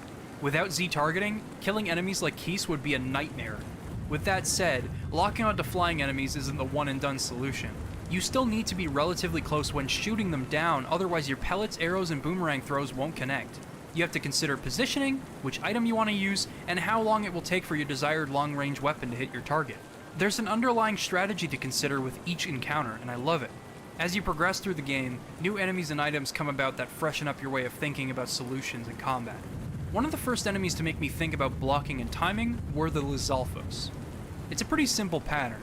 They jump over you and then slash, but remain open to attacks otherwise. These wolves also expand on the idea of timing and blocking, but they also open themselves up to alternative solutions like bombs to deal extra damage, or the hookshot to stun them in place. Just like Link to the Past, there's always extra damage you can be dealing, and with Z-targeting, throwing bombs at enemies or stunning them is made way easier and more reliable. The same actions you'd be carrying out in 2D space transition almost effortlessly into 3D thanks to Z-targeting. Sure, it's not nearly as smooth, but that's something that you unfortunately lose when you're working within an entirely new gameplay paradigm. The game's introductory dungeon has you exploring the inside of the Deku Tree. Something inside has poisoned him and slowly brought about his demise, and it's up to you to find out what that thing is. To this day, the inside of a tree is still a pretty unique location for any game, and the artist brought such an incredible atmosphere to the table with this one. Moody lighting, gross and dilapidated textures, interactive cobwebs all over the place, etc. The music permeates this sense of subtle, childlike wonder and mystery. The first puzzles you face are simple, but gently ease players into a 3D space. Now, there have been countless block puzzles in Zelda history, but this one right here tests players on elevation. It might seem silly to even bring this up, but elevation was a pretty big part of puzzle solving in Link to the Past. Certain dungeons ask you to think about where you would land upon jumping through holes, and you'd also have to pay attention to how you can traverse the same floors along higher levels of elevation. With a z-axis, platforms can be at virtually any coordinate, so problems arise when the player has to figure out how they can get up to a platform that's barely out of their reach. One of the solutions is to take a blind leap, as hinted at by this Deku scrub. You just straight up plummet through the cobweb in the middle once you gather enough velocity, and to this day I think it's a pretty cool puzzle. This may have been possible to do in Link to the Past, but it wouldn't have been an easy thing to convey without being able to see the whole dungeon from this one central room. In general, Ocarina of Time has a lot of puzzles that play with the Z-axis, but I'll talk more about them later. The Deku Tree doesn't overwhelm the player with puzzles that involve the Z-axis either. For example, once you get the slingshot, most enemies are stationary and can usually be Z-targeted, and puzzles are relegated to finding a ladder hanging from the ceiling or looking around for Queen Goma as you enter the boss room. It's a perfect introductory dungeon that isn't too challenging, but is also engaging and informative in the best ways. Honestly, with a type of game this new, the last thing you want is players to feel lost in a sea of options. And that's why the Deku Tree's simple design was important. At the same time, Ocarina of Time's difficulty curve is balanced well. In the same manner as Link to the Past, they wait until your second dungeon visit to introduce keys. This is effective in Link to the Past, but it's especially helpful here. This game gets weird and wild with keys in one dungeon in particular, and I think some of you might know which one I'm talking about. But anyway, the memorization that comes into play in a 3D space is much different than having an overhead view of a dungeon in a 2D Zelda game. Even though you'll have a map at your disposal, you still have to factor in the Z-axis. But what this dungeon excels at most is demonstrating why Ocarina of Time is great at establishing and then fleshing out concepts. Here you're asked to use bomb flowers to clear rooms and challenges before they allow you to have free reign with the bomb bag. This means getting a feel for the trajectory of bombs when you throw them, discovering how they can be used in puzzles, and how effective they can be with certain enemies. But it all culminates in a pretty cool problem. You might not think much of this bombable wall, but I see it as the dungeon's most effective test of a player's bomb throwing skills. You've learned about timing your bomb throws with an enemy's movements, and you have a basic idea of how long it takes for them to explode. So you're presented with an interesting predicament. This bombable wall is tucked away. You can stand on that ledge, but you can't bring a bomb with you. You can try to have the bomb land on the ledge, but that isn't exactly an easy process. Thus, the best solution is to time your throw so that the bomb explodes in midair. This process essentially forces you to sharpen your bomb throwing skills before you can proceed, and it's a bit of a subconscious thing. I may not be aware of my improved efficiency with bombs, but I can feel it when I'm fighting hordes of enemies or I'm solving tricky puzzles. Then you can apply what you've learned in opening the cave and fighting King Dodongo by timing your throws once more. This mindset of easing a player into a new mechanic or observing its possibilities in a dungeon, subsequently fleshing said mechanic out in the same dungeon, and then testing them on it with a boss fight is something that Ocarina of Time is consistently excellent at doing. In Jabu Jabu's belly, you see constant, gross appendages that you can't interact with without getting smacked or electrocuted. So you memorize what you see, and then once you obtain the boomerang, you deduce what needs to be done. Along the way, you figure out how awesome it feels to target flying enemies and destroy them with the boomerang, and it all culminates in a great boss fight that tests your knowledge of the item. You have to dodge its attacks while cutting it down with the boomerang and creating an opening. Oh, and because you're only observing these problems throughout the dungeon and making a mental note of them, simple navigation isn't enough to keep the dungeon engaging. Thus, the whole Princess Ruto dynamic was created. You need her to transfer between floors and open doors, adding a neat twist to your typical dungeon flow. As you can probably tell, dungeons up to this point focused on a central item, but starting with the Forest Temple, things get a bit more complicated and unpredictable, which is a good thing. At this point, you should have a basic idea of how dungeons are structured in Ocarina of Time, so shaking things up and really testing the player in new ways was a good call on their part. You'll walk into the dungeon with the hookshot ready to go, and things needed to be reeled back so that this thing wouldn't break the game. In Link to the Past, you could grapple to basically any object as long as it was isolated, opening a plethora of new ways to interact with the world. In Ocarina of Time, the Z-axis allows this to be even more complex, so instead, they limited interaction to designated spots, as well as enemies and stuff. You can use it to stun them, and killing small enemies while Z-targeting is immensely satisfying. With that said, you can also grapple onto climbable surfaces and anything that is made of wood, so the possibilities remain numerous. You should also be certain that you hookshot the nearest reed just to see what happens. Just saying. The Forest Temple is mind-bending beyond figuring out where the hookshot can take you. It seems to zero in on puzzling layouts based on its doors in the main lobby, and I'm a huge fan of seeing how they intersect and how I can collect each post soul. There's a switch that can twist and turn rooms, and you'll need to do this in order to progress further in the dungeon and unearth the boss key. The item that allows you to do this is the hero's bow, which also happens to be one of the most satisfying and important weapons in the game. There's something so fulfilling when you land your arrows in a 3D space. Since you can only shoot arrows in 4 directions beforehand, killing enemies and hitting targets is designed to make you feel like a marksman. You can also use it while Z-targeted, eliminating the need for asinine and cumbersome first-person aiming when trying to hit an enemy that flies all over the place. Now with that said, I still think the target practice minigame is a ton of fun. It's intense, but it doesn't feel impossible, and they iterate further on this by having you rack up 1,000 points on horseback in Gerudo Valley. I love this stuff, and thankfully it would become a recurring minigame in Zelda. They immediately test you on aiming in a 3D space with the boss. He'll go in and out of these paintings, and you have to listen to the sounds around you while you scan the paintings for him riding in on horseback. The Fire Temple has you rescuing imprisoned Gorons by collecting keys. It balances tests of a variety of the knowledge you've accrued over the course of the game, understanding of the utilization of your arsenal as things become varied, memorization of dungeon layout and how rooms can intersect, as well as this confusing central maze that requires you to make a mental note of what leads where.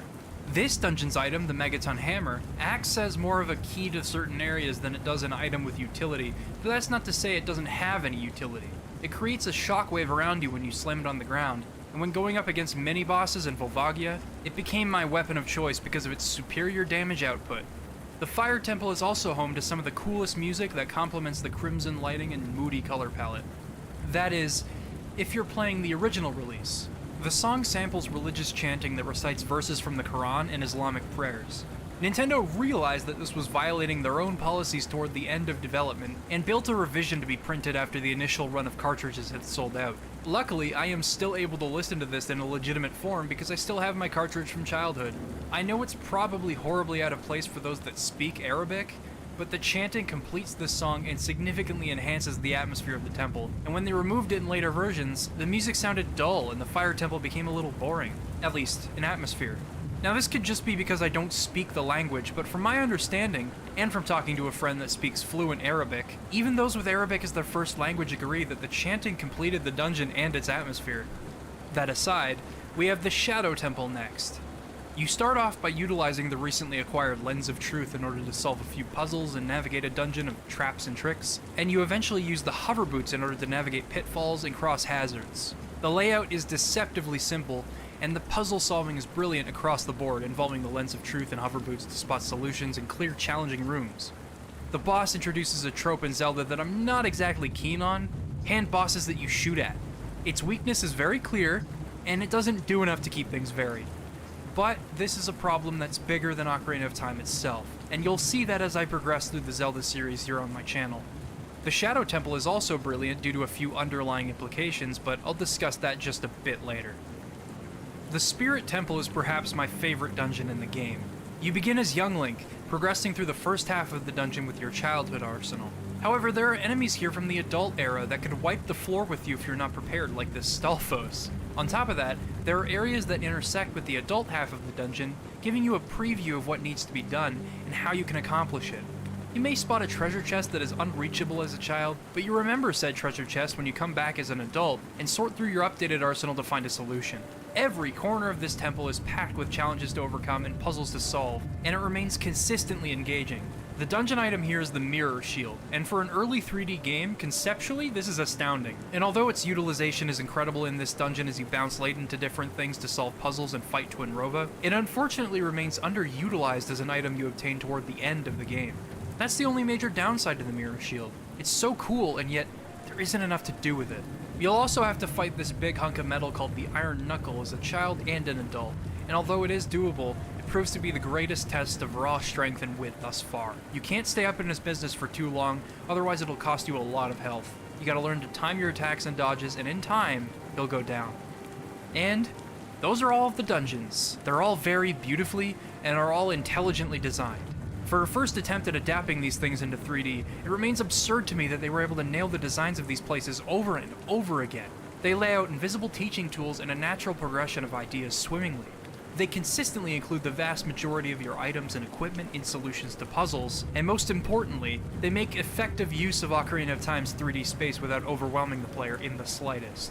Even outside of the game testing 3D space, Ocarina of Time's dungeons are some of the finest puzzle boxes in video game history, because of how they gradually evolve ideas one by one, and how effective they are in following up on concepts. What's that? I'm forgetting a dungeon? Oh yeah, that's right. The Water Temple. I haven't talked about this dungeon yet because it remains the most infamous. And with that said, I don't think it's a bad dungeon at all. It's complicated. Let's take a look. The Water Temple revolves around raising and lowering the water levels so that you can access different parts of the dungeon. However, things aren't nearly as straightforward as you might think. From the get-go, you can access several portions of the dungeon on the north, west, east, and south walls across 3 floors. There are many paths to take, and a lot of equipping and unequipping the iron boots as you slowly sink down each time. There's a good chance that in your quest to progress through this dungeon, you'll rack up a backstock of keys. And if you ever realize you've come to a dead end, you'll have to repeat the process in reverse. When you need to raise the water levels back up to the top, you'll have to ascend the middle tower each time. You can at least use Furore's wind to warp back to that spot, saving you the headache. The monotony of these actions stems from a term I like to call Water Temple Syndrome. This name came from the interesting mind of my good friend Wolfalos, who sometimes streams fun randomizer runs of this game on his Twitch page. I'll include a link to his channel in the description.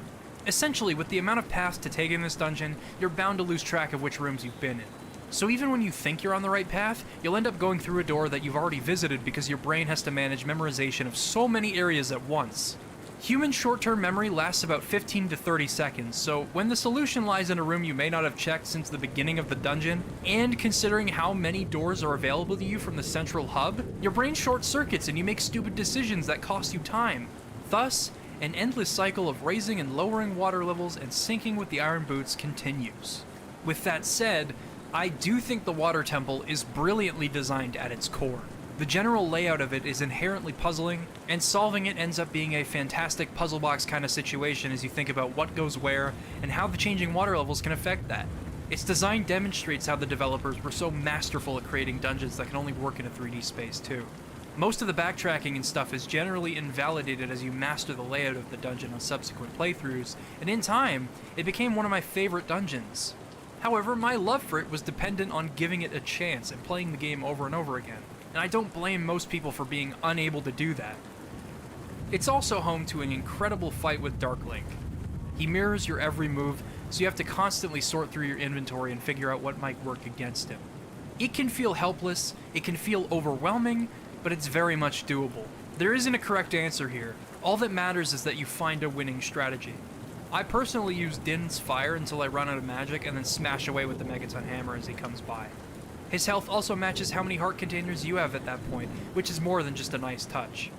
And in the end, it fades into a blank room as the illusion subsides. Because it's more lenient, comparing this to Zelda 2's Dark Link fight is like night and day. It feels like the developers accomplished what they set out to do with Chanbara sword fighting, a realization of their goal. By the way, Ocarina of Time's tests of knowledge and wit expand far beyond its temples. Most dungeons require a prerequisite to be completed before you can enter, and these miniature dungeons and places you visit both teach and expand on important concepts you'll be facing as you enter each actual temple. Think of them like adventuring through Death Mountain before you can enter the Tower of Hera in Link to the Past. For the Forest Temple, you race Dampé in his grave so that you can get the hookshot. It's a great test of movement that prepares you for the unexpected split-second decision-making that can be required of you in later dungeons. With the rematch, if you manage to shave off some more time through cheeky shortcuts, cutting corners, and general optimizations, he'll reward you with a piece of heart, and I love that. At this point in the game, I don't recall thinking much about my movement because it was calculated decisions that usually bring home the gold in most scenarios. But Dampé's race changed everything. Because of this, I felt like I was conditioned to the game's controls in an entirely new way. I could dodge obstacles, swings from an iron knuckle, and even juke Ganon's sword slashes at the end of the game because I learned how to move optimally. Before the Shadow Temple, you'll need to descend to the bottom of the well in Kakariko Village. As a child, this guy hints at someone having the item that you obtain here, the Lens of Truth, and he says his house stood where the well is now. And the area is pretty cool. non-linear progression based on the keys you find, tricks in the level's walls and floors, etc. But there's another reason it sticks out to me, and it has nothing to do with the game's design or even its overarching narrative. It is simply unsettling and reveals some dark lore on Hyrule's part. So when Ocarina of Time was initially released, it carried a modest E for everyone rating, which states that the game is appropriate for children aged 6 and above, according to the ESRB. And yeah, I can mostly see where they're coming from, although most of the game's content will fly over a child's head. More on that later. However, the bottom of the well definitely won't. It is disturbing, to put things lightly. There's blood all over the floors and walls, skeletons strewn about the cells, and the music is made up of drones, moans, and discordant instrumentation. The boss you fight here is called the Dead Hand, and he looks like something straight out of Quake or a Lovecraftian horror story. You have to wonder why a dungeon was built underneath Hyrule in which prisoners were left to suffer and rot away like this. The implications of this are pretty intense, as if the man who had seen the truth was severely punished for it. Moreover, the Shadow Temple mentions Hyrule's bloody history. When you enter the bottom of the well, you're seeing the truth that no one was supposed to see, and the Shadow Temple gives you further context for this. If anything, this made me question if the world I was saving was just and righteous. Nothing else in Ocarina of Time alludes to this thematically, and it's pretty engrossing commentary. Also, fun fact, the name Bottom of the Well is actually an idiom for a scenario in which someone has limited perspectives or opportunities, and obtaining the lens of truth quite literally gives them a new perspective from which to look at things, which in turn presents new opportunities. Whether or not this was intentional is dependent on there being a Japanese equivalent for this phrase that translates to the exact same thing, and I'll just pretend that's the case because it's awesome. The bottom of the well skimps out on the blood in the 3DS remaster, and considering the grim context of the events down here, it does the level a disservice. They also changed the color of Ganondorf's blood in the final fight with him, and it looks goofy. Ganondorf coughing up blood after you've slashed the heck out of him demonstrated to me that I've done severe damage to this guy, and I felt great about it. But in all further revisions of the game, his blood is green, so it looks like he's puking. Ugh. By the way, Ocarina of Time's narrative never tries to hide its mature subject matter, and it completes the game contextually. At the same time, it's something you have to look for, and when it clicks, the game's impact is heightened exponentially.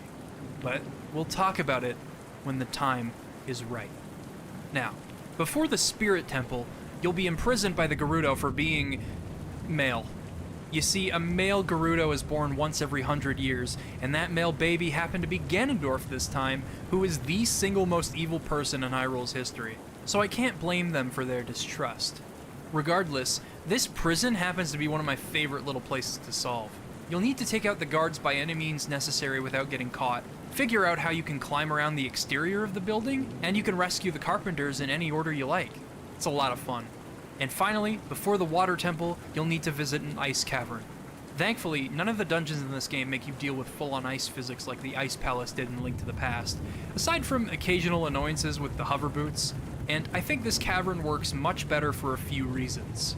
For one, the rooms are much smaller than rooms in the Ice Palace. You can see everything around you as soon as you enter, and you can move in more than 8 directions. Roll, jump, flip, and do whatever is necessary to dodge hazards.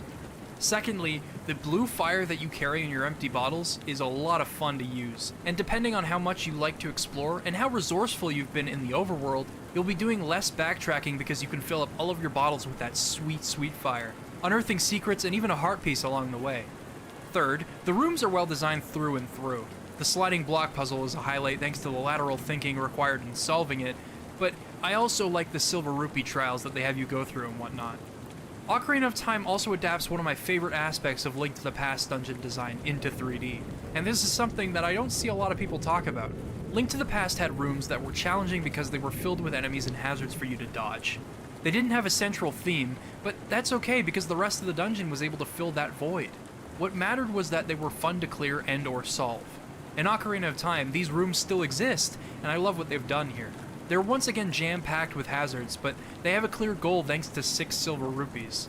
Each rupee is collected once you've conquered a challenge, and these rooms allow for so many tests of reflexes and knowledge. I really like the way they've been handled, and they get increasingly more difficult with time. They are perhaps best utilized in Ganon's Tower, which is one of the coolest endgame dungeons in the Zelda series to date. To think that this is what they were able to come up with for a first attempt at a 3D Ganon's Tower is amazing. These rooms are all rapid-fire tests of everything you've learned over the course of the game, all stuffed into one hell of a dungeon, all themed to whichever temple you're revisiting. Sometimes they're even an amalgamation of different items that you wouldn't even dream of being together, introducing yet another new dynamic for you to experiment with before your game is over. Ocarina of Time Master Quest also zeroes in on this philosophy of filling rooms to the brim with challenges pertaining to a dungeon's themes, and if you're experienced enough with the game, I highly recommend checking it out via either the GameCube version or the 3DS remaster. Ganon's Tower also includes the only intelligent implementation of bomb shoes. This isn't a joke, I just wanted to mention how much I hate bomb shoes. They are virtually useless, and this minigame sucks. Both depth perception and the damn bomb shoe's trajectory play a part in why it sucks, and it sucks. I save state the shit out of this one whenever I play on an emulator because it sucks. They're cute in the context of the developers experimenting with 3D a bit further, but yeah, they suck. Anyway, in the end, it all comes down to your confrontation with Ganondorf. As you climb his tower, this ascending organ melody plays. The suspense builds and builds as you face off with some tough enemies and you climb what feels like never-ending staircases. Then as you reach the top, you find out that Ganondorf is so badass that he's the one that's playing the organ. The fight starts with a game of energy tennis. Now this would eventually become a bit of a stupid trope in Zelda, but in this moment here, it works. With every reflection, the ball travels faster, and Ganondorf can continue to reflect for a long time. But when the ball finally connects with him, you could breathe a sigh of relief as you wail on him. After that, the tower begins to collapse, and you now have to run backwards through it on a time limit alongside Zelda, facing the occasional ambush along the way. Ganon's Tower was already a remarkable dungeon up to this point, but the rush of desperation and determination I feel when I get to this part firmly cements Ocarina of Time's final dungeon as one of the best in the entire series. Subsequent attempts at a Ganon's Tower had to live up to a standard set by this game. And hell, that's also true for the rest of the Zelda series having to live up to Ocarina of Time. But I'm getting ahead of myself. As you reach the bottom of the tower and examine the rubble, Ganondorf uses the Triforce of Power in an act of desperation and transforms into the hideous yet terrifying beast, Ganon. His silhouette towers over you against the pitch-black sky, and you only see glimpses of his full design as lightning strikes behind him. The atmosphere and tension in this fight is unparalleled. After coming so far, I felt a combination of both anxiety and a desire to succeed. He hits hard, but he's also vulnerable to a lot. Openings are created via stunning him, and this can be done with a few items. The item you use will also affect how long he's stunned, so you need to balance that with your magic meter. Spamming light arrows in tandem with the Megaton Hammer may work really well, but it's also very costly. Even in your final moments with the game, you have to think about your arsenal. You can even use Deku Nuts to stun him. You remember those? Alternative solutions go beyond stuff like this though.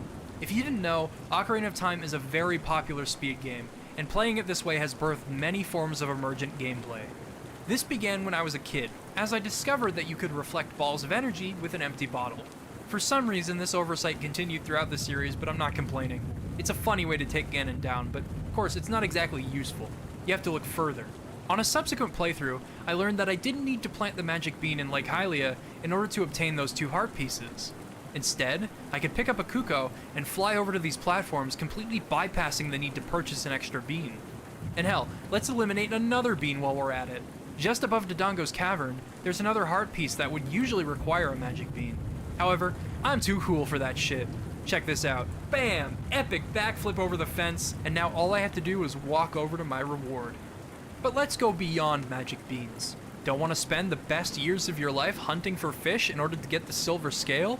Well, thankfully, you can grab one of the 2 heart pieces that require the scale using this neat trick. In the observatory, throw on the iron boots and sink your way to the bottom. Then, hookshot the box in front of you, and while you're being pulled towards it, pause and unequip your boots. Congratulations, you're a cheater. Don't feel bad about it though. Fishing is stressful. Now you might argue that these methods are not at all what the developers intended people to do, and you know what, you're totally right.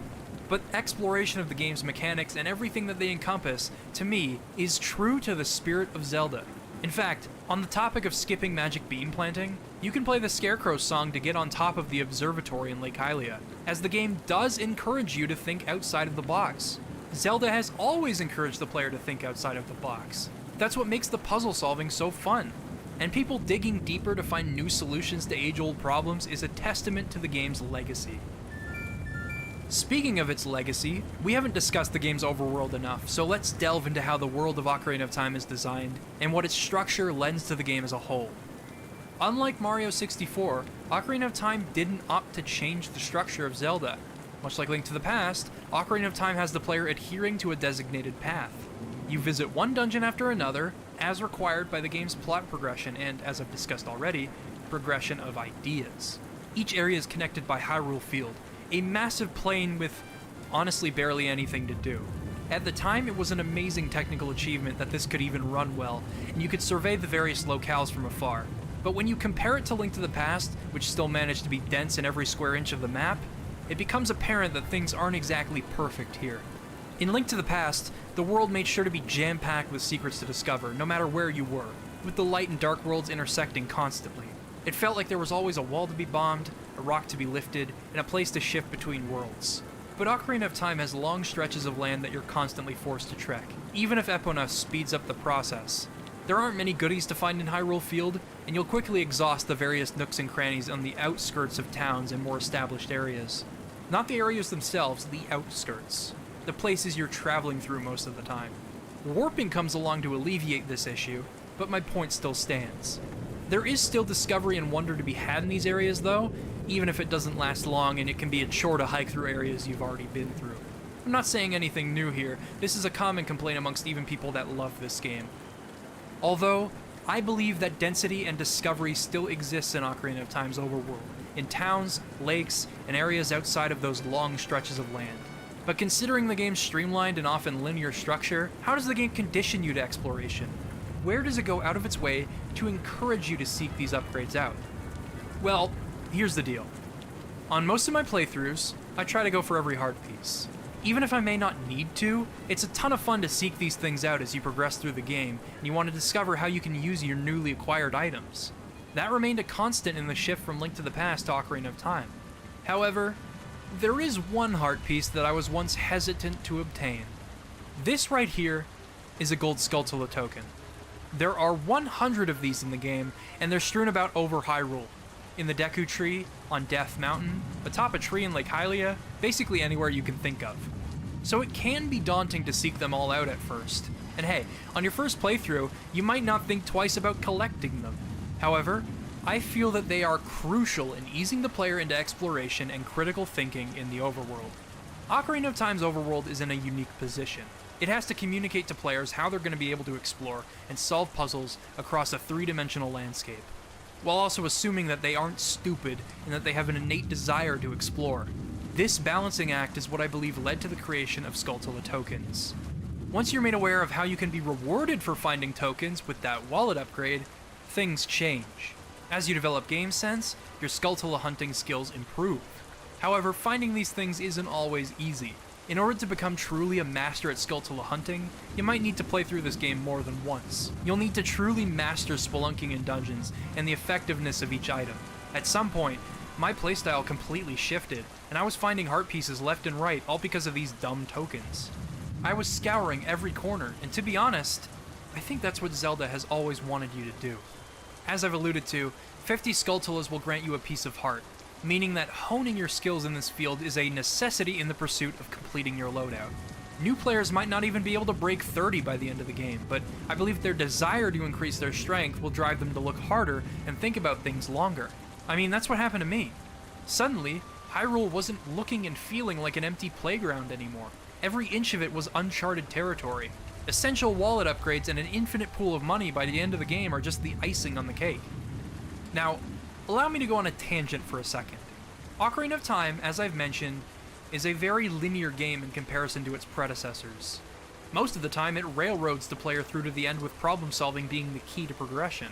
Its idea of adventure primarily shines through in its events, items, and how you're able to use them, and figuring out where to go.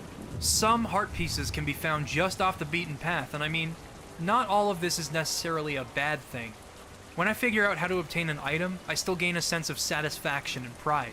I felt like a genius when I discovered that secret passageway in Lon Lon Ranch's barn, or when I discovered how to get behind the waterfall in Gerudo Valley. With a new tool at my disposal, I get excited about how I can use it in the overworld.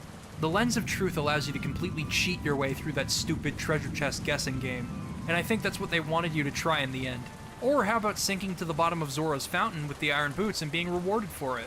Bottom line, the spirit of Zelda games of old still exists in Ocarina of Time, even if the structure and layout differ greatly. However, it does compromise on freedom in the context of streamlining things for players new to 3D gaming. It was new, and it would have been a little insane if things weren't reeled in a little bit. Alright Liam, so what does this have to do with Gold Skulltulas? Well, I'm glad you asked. They encourage the player to seek out more of the game in the interest of netting valuable upgrades, which in turn makes them more adventurous organically. It wants you to break outside of the confined path the game has set, and search thoroughly. Eventually, I stopped caring that Ocarina of Time was linear. What mattered to me was that I felt the urge to explore in a linear game, and the game rewarded me for it. As my understanding of the game's design expanded, my off-road adventuring perfectly supplemented the feeling of excitement as I'd reach a new area or dungeon. It presented me with the best of both worlds, and now, I look forward to challenging myself by finding every Skulltula token. While the hunt isn't exactly Zelda's crowning achievement in player freedom, it is essential to Ocarina of Time's design, a linear Zelda game by trade. Speaking of overarching quests that take place over the course of the game, remember Link's Awakening's trading quest? It mattered just as much to that game's design, but this is essentially a cheap segue into my discussion of Ocarina of Time's optional trading quest. Upon gathering all of Anju's lost Cuckoos, she'll give you an egg, and once that egg hatches, you can initiate one of the dumbest quests that lead to one of the coolest rewards. All of these hints come from your knowledge of the game, and on a repeat playthrough, you can beat this just before the Water Temple. So let's talk about why this quest works, and why you'd want to beat it before the Water Temple. If you recall, at the beginning of the game you had to wake Talon with the Cuckoo's crow. Once you do this a second time, you'll be given Kojiro, a Cuckoo that belongs to Anju's brother in the forest. Now one of the cool things about Ocarina is seeing how the passage of time can affect Hyrule. Without going into too much detail right now, it's usually wise to reinvestigate locales that once belonged to other people. That's the hint. When you make it to where Skull Kid once resided in the Lost Woods, you'll meet Anju's brother. He'll give you the odd mushroom, and you'll have to hurry to the potion shop. You can't warp. Remember, you're training with Dompe, and you'll pull through. The mushroom will be mixed into an odd potion, and when you rush back to the Lost Woods, you'll discover that Anju's brother had been turned into a Stalfos. Oh. Anyway, take the poacher's saw to those carpenters that you might remember from Gerudo Valley. You'll receive the broken Big Goron sword. In order to fix this thing, climb to the top of Death Mountain. The Medi Goron inside Goron City can't help you, his swords are bad. Unfortunately, the Big Goron got volcano dust in his eyes, so you'll have to head to King Zora in order to get some freaking eye drops. King Zora, however, will give you a frog, which needs to be rushed to the observatory in Lake Hylia in 3 minutes. Then, when you finally get the eye drops, you have 4 minutes to go from the observatory all the way back up to the top of Death Mountain. This magic bean sprout right here felt more rewarding during this quest than it ever did gathering heart pieces. Once you finally deliver the eye drops, you'll receive a claim check, and after several in-game days of waiting, you'll finally receive the Big Goron sword. So I know that kind of devolved into a pseudo walkthrough, but I believe I needed to go in depth. This trading quest is tremendously involved, and it deliberately tests the player's patience. But the reward is unquestionably worth it. The Big Goron sword deals double the damage, and it can tear through enemies with ease. I am always beyond ecstatic to unlock this beast of a weapon. I think this quest right here is a legacy of its own. It influenced hilariously pointless tasks in games that lead to a great reward, kind of like an Easter egg in Call of Duty Zombies. You know, with all this discussion of what goes on in the overworld, I can't believe I failed to discuss the locations themselves. In a 2D game, you can only convey so much atmosphere, which is why Link to the Past could be so impressive. Ocarina of Time, however, has the advantage of being one of the most technically advanced video games of its time. Now, with that power comes great responsibility, and they made sure that art direction came before graphical achievements. The areas surrounding Hyrule Castle, like Castle Town and the Temple of Time, all make use of digitized assets that don't compromise on the art style of the game, and they look astonishing. I've always been fascinated by how realistic the Temple of Time looked as it towered over me. It really feels like I'm investigating an ancient cathedral. In the 3D age of gaming, Nintendo seemed to be the dominant developer when it came to establishing atmosphere. Every environment in this game has a distinct vibe. I'll never forget the first time I walked into Zora's domain. The reflections of the water filling the cavern walls, and the music that invites you into tranquility. As an extension of this, the Water Temple is gorgeous. It's so detailed and vibrant, and it remains one of the most impressive levels ever featured on the Nintendo 64. Even Hyrule Field itself is a breathtaking landscape that inspires infinite possibilities. Despite how barren some areas might feel at times, simply being in them proves to be fun and immersive, and I believe that's something that Ocarina of Time was banking on. Thankfully, it worked out for them. They are some of the best escapist playgrounds in video game history, and I love getting lost in them. Ocarina of Time has a lot of favorites for me. A favorite dungeon, a favorite side quest or two, etc. But bar none, it has one of my favorite gameplay mechanics that I've seen in any video game, and it transcends the medium entirely. The game's namesake. I cannot articulate how important the Ocarina itself is to my love of this game. Depending on the characters and milestones you meet, you'll learn a new song, which can then be used in different contexts. Now, there are a few reasons learning songs in Ocarina of Time goes beyond entering cheat codes over and over again. When you learn a song, it is accompanied by a pivotal moment. When Saria teaches you her song, it's in her private retreat in the Sacred Forest Meadow, where she goes to hide away and ease her anxieties. When you learn Zelda's Lullaby, it's because you made a promise to work with the princess and save the world, no matter how much time may pass. When I play the Song of Time, I'm reminded of the colossal walls inside the Temple of Time and how excited I was to move through time. When I play Epona's song, I not only think about the peaceful atmosphere of Lon Lon Ranch that soothed me with each visit, I also think about how Epona has followed me through thick and thin, and how she's become a lifelong companion. In addition to all of this, the melodies are intentionally simple. When Koji Kondo was composing these tunes, he had to adhere to simplistic notes and time signatures so that those not well versed in music theory could easily play these back once they learned the controls of the ocarina. Incidentally, this also drove a lot of people to learn how to play music. Ocarina sales went up after this game's release because people were inspired to play these tunes. Not just because they were simple or easy to learn, but they also because they were associated with the moments people remember and cherish. Music in existing media is much different than music that was simply written to be heard, because it has an immediately present connection with something important. And music created for something of such importance has the power to inspire our imaginations outside of the game, performing covers, creating art, writing, sleeping, daydreaming, you name it. Ocarina of Time's soundtrack isn't just special because it enhances those moments we love. It's special because it's interactive, and it inspired a ton of people to go out and start playing music. This mechanic connects me with the game. I am thinking about those moments all the time, and as a result, they become exponentially more memorable. All of this is why I love Ocarina of Time. Its natural, intelligent, and astounding progression in ideas, how it conditions the player to exploration and puzzle solving, and the lengths it goes to be memorable. Everything about it was designed as if it was destined to be memorable. Not just because of its strides in game design and atmosphere, but also because of its emotional resonance. Both genuine appreciation for its mechanics and nostalgia bring about so many emotions attached to this game. That's right, nostalgia. Many people grew up with this game, and remember, time can have a tremendous effect on us. Picture this. It's a cold November night.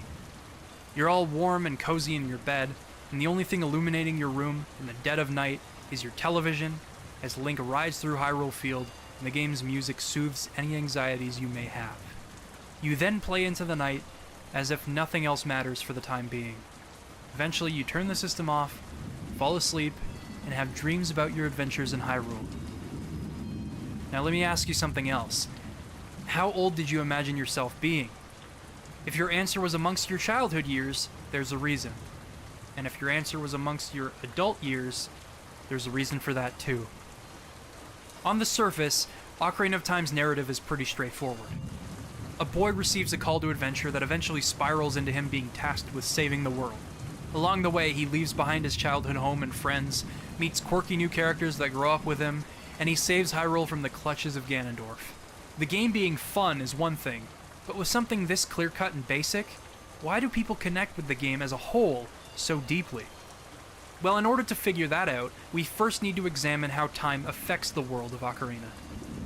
As Ganondorf's grasp on Hyrule gets tighter and tighter, different parts of the world start to see the effects. Zora's domain is completely frozen over, and devoid of any life whatsoever. Even the king is frozen in time. Malon remains hidden away as Ingo barters with Ganondorf, even as she once happily played with her horses on the ranch. Most important, however, is this moment right here, where you pull the Master Sword from its pedestal. In this moment, I was ready to set off on an even grander adventure. But as soon as I exit the temple, I see the world is in complete disarray. The air is thick with death, and Castletown, which was once bustling, is now home to the undead. It's as if to say, welcome to adulthood. Are you ready to proceed? Or would you rather go back? Although at some point, we must move forward. This is Ocarina of Time's central thesis, and it's presented subtly through metaphorical elements. Its dialogue, visuals, music, and events all come together to create one of Zelda's most engrossing messages. The Kokiri Forest is not just a good tutorial area for its accessibility. Thematically, it's withdrawn from the entirety of Hyrule, completely secluded and surrounded by ignorant bliss. Even as Ganondorf ravages the land, Kokiri Forest remains in its peaceful state, as if nothing had happened. It's as if it's a safe haven for the player to bask in eternal youth. Nothing bad can happen here, but as the player receives their call to adventure, Saria catches you on your way out and says this. Saria remains the last connection you have with your childhood home, and your life before things changed. After speaking with Princess Zelda and resolving to defeat Ganondorf, you visit Saria in the Lost Woods as she plays her ocarina. In order to find your way through the woods, you have to listen to where the music is coming from. Saria's song, to me, is the embodiment of childlike wonder and mystery. The sacred forest meadow is even further withdrawn from the rest of Hyrule, and when you play the song, you think of Saria, you think of your home, and you think of simpler times where childhood felt eternal. Once you save her from the forest temple, she accepts that things can't stay the same forever. To further illustrate my point, let's look at Goron City. Darunia has retreated to his room as he refuses to hand the Goron's ruby over to Ganondorf, who in turn is cutting off the Goron's food supply by shutting them away and making the Gorons crave the stone. Darunia has a lot on his mind, and in order to cheer him up, these are the clues you're given. Darunia says, I wanted to hear a tune. Something, from outside the mountains. Something green. Natural. That's the kind of music I want to hear. Meanwhile, another Goron says, I remember Big Brother used to always listen to the music that comes from the forest. Ah, yes. The good old days. That music makes me feel nostalgic too. As you play it for him, he bursts into a fit of happiness and dances to his heart's content. The song allowed him to forget about everything that was plaguing his people, if only for a moment, and the two of you form a strong bond. By the time the Fire Temple rolls around, that chanting I mentioned before becomes vital to the Goron's survival and happiness as they attempt to maintain hope through music. Escapism becomes the catalyst for hope. Over in Zora's domain, Princess Ruto promises to marry you after saving her from Jabu Jabu's belly, and she maintains this vow even as you meet her again in the Water Temple. But as she has to attend to her duties as a sage, she realizes that there are more important matters to attend to than sticking to her childhood promises. All three of these sages are characters that grow with you, and they all represent key values that shift and distort reality for us as we cling to childhood memories. Our unwillingness to grow up and desire for things to stay the same, our constant retreats and escapist tendencies, and the harsh realization that priorities change with time. It's a very harsh presentation of the unfortunate realities that come with transitioning to adulthood. Ganondorf, as a character, represents the looming presence of adulthood, something all of us must eventually confront. That's why collecting heart pieces and expanding my arsenal goes beyond simply powering up to defeat Ganon and save Hyrule. By the end of the game, Ocarina of Time had become an immensely personal journey. And there's one character in particular that I have to thank for helping me see it through. Their name is Sheik.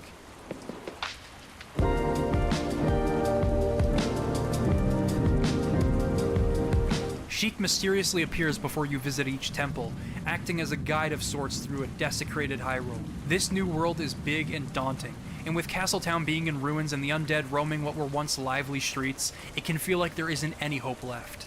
But there is. You are that hope, and it's up to you to bring hope to others. Now, of course, this is easier said than done. How are we to just simply grit our teeth and face the world head on if we're just barely getting the hang of things? How can we become adults when we're not quite ready to give up childhood? Not without a little help.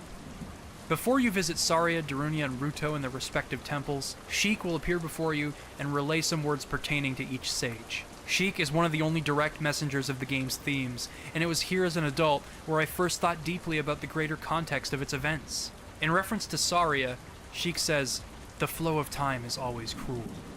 Its speed seems different for each person, but no one can change it. A thing that doesn't change with time is a memory of younger days." With this revelation, you learn the minuet of the forest. In contrast to the peaceful escapism that Saria's song provided, it's a simultaneously nostalgic and reflective piece. It symbolizes the acceptance of adulthood and responsibility, and it acknowledges that nostalgia is an important and valid emotion. Every time you play these sages' songs, you warp to their respective temples too, so you're reminded of this every time.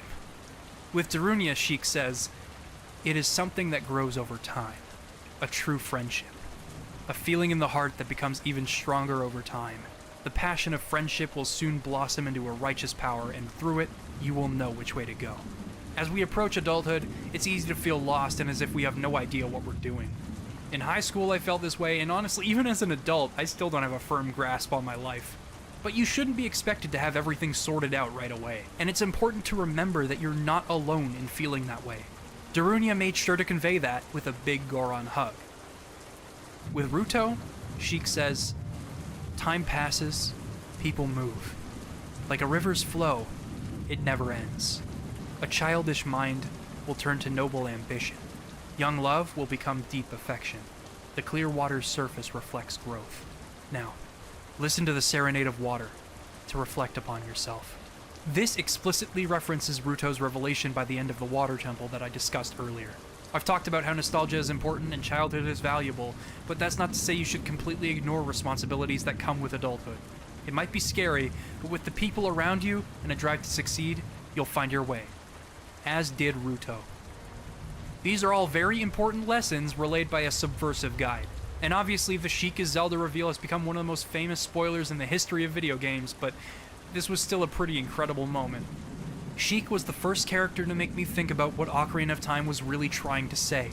As an adult, the things Sheik said suddenly had more relevance, and I began to think about the characters, the subtle hints throughout, and the metaphoric purpose of certain elements. As an example of strong metaphorical writing, Navi. I used to hate her with every fiber of my being, and to be honest, yes, there are still things that I dislike about her.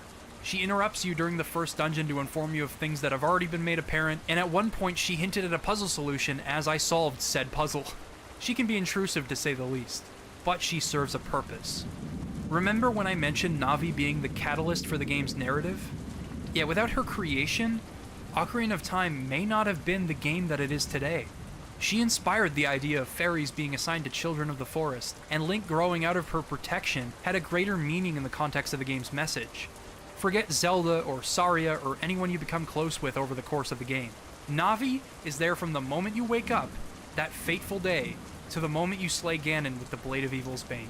She's with you every step of the way, and by the time you've killed Ganondorf, you've fully matured as a person, and she has no need to stick around. The moment she flies away has been cemented in my mind as the deliverer of this game's message. As comfortable and blissful as childhood may be, we can't ignore our imminent responsibilities. We have to accept that things change as we get older, and we'll have grand things to accomplish with age. But at the same time, some things won't change. Memories, true friends, and loved ones will stay by our side. As time moves forward, we can't remain stagnant. We need to change and adapt to our surroundings and answer the call to adventure. Metaphorically speaking. The best part about Ocarina of Time's narrative and message is that it's rarely explicit. Everything about it involves reading between the lines and thinking about the circumstances of the game. And because I grew up with this game, its message was stronger. It felt as if the game in every aspect was designed to grow more important with time. But time isn't always forgiving. In the last few years, a lot of legitimate criticism has been put toward Ocarina of Time, and I personally know a few people who just don't like playing the game at all. The most notable video to spark a new kind of discussion about the game was Egoraptor's Sequelitis video. Sequelitis as a series were some of the first videos on YouTube that made me think a little differently about the games I played. His Mega Man video, which is almost 10 years old now, completely shifted my mindset when it came to discussing video games. The videos were presented in a manner that gelled with me, but the actual arguments got me thinking. Now, his Ocarina of Time video still has stuff that I disagree with, you know. I've made a case for this game's narrative, I've made a case for Z targeting, and I've made a case for the game's use of 3D space. Hazards like the sweeping, spiky things he criticized still have a place in this game because you can actively survey their path and base your movements on timing, even when they're out of view. And some enemies that he criticized for forcing you to wait can be dealt with by actually finding an item in your arsenal that speeds up the process, which is something that he tended not to think about both when fighting enemies in his video and in the Game Grumps playthrough. And I don't blame him for it. I mean, not everyone is conditioned to think like that on the fly. On top of that, he was commentating, so it's not easy. It's totally fine to have that opinion, too. But I believe there are always opportunities to dispose of enemies faster in Ocarina of Time, and that problem solving is what keeps combat engaging. Now, there are things he said that I completely agree with, though. For one, I do believe Ocarina of Time makes you wait rather pointlessly. As Aaron said in the video, it creates the illusion of difficulty, when in reality it's just wasting your time. While I don't think Link to the Past gets off scot-free when it comes to waiting you out like this, Ocarina of Time is severely more guilty of this than Link to the Past. I still think these fights can work because you're thinking about timing your next attack during this period of time, but when it's the same enemy you fought over a dozen times, it's hard for this defense to hold any ground. Pose, for example, cannot be attacked or interacted with in any way until they reappear on this plane of existence. Ocarina of Time makes you wait in a very strange way outside of fights. Why do I have to wait for this Kuko to hatch just to wake up Talon? I just want to get in the castle.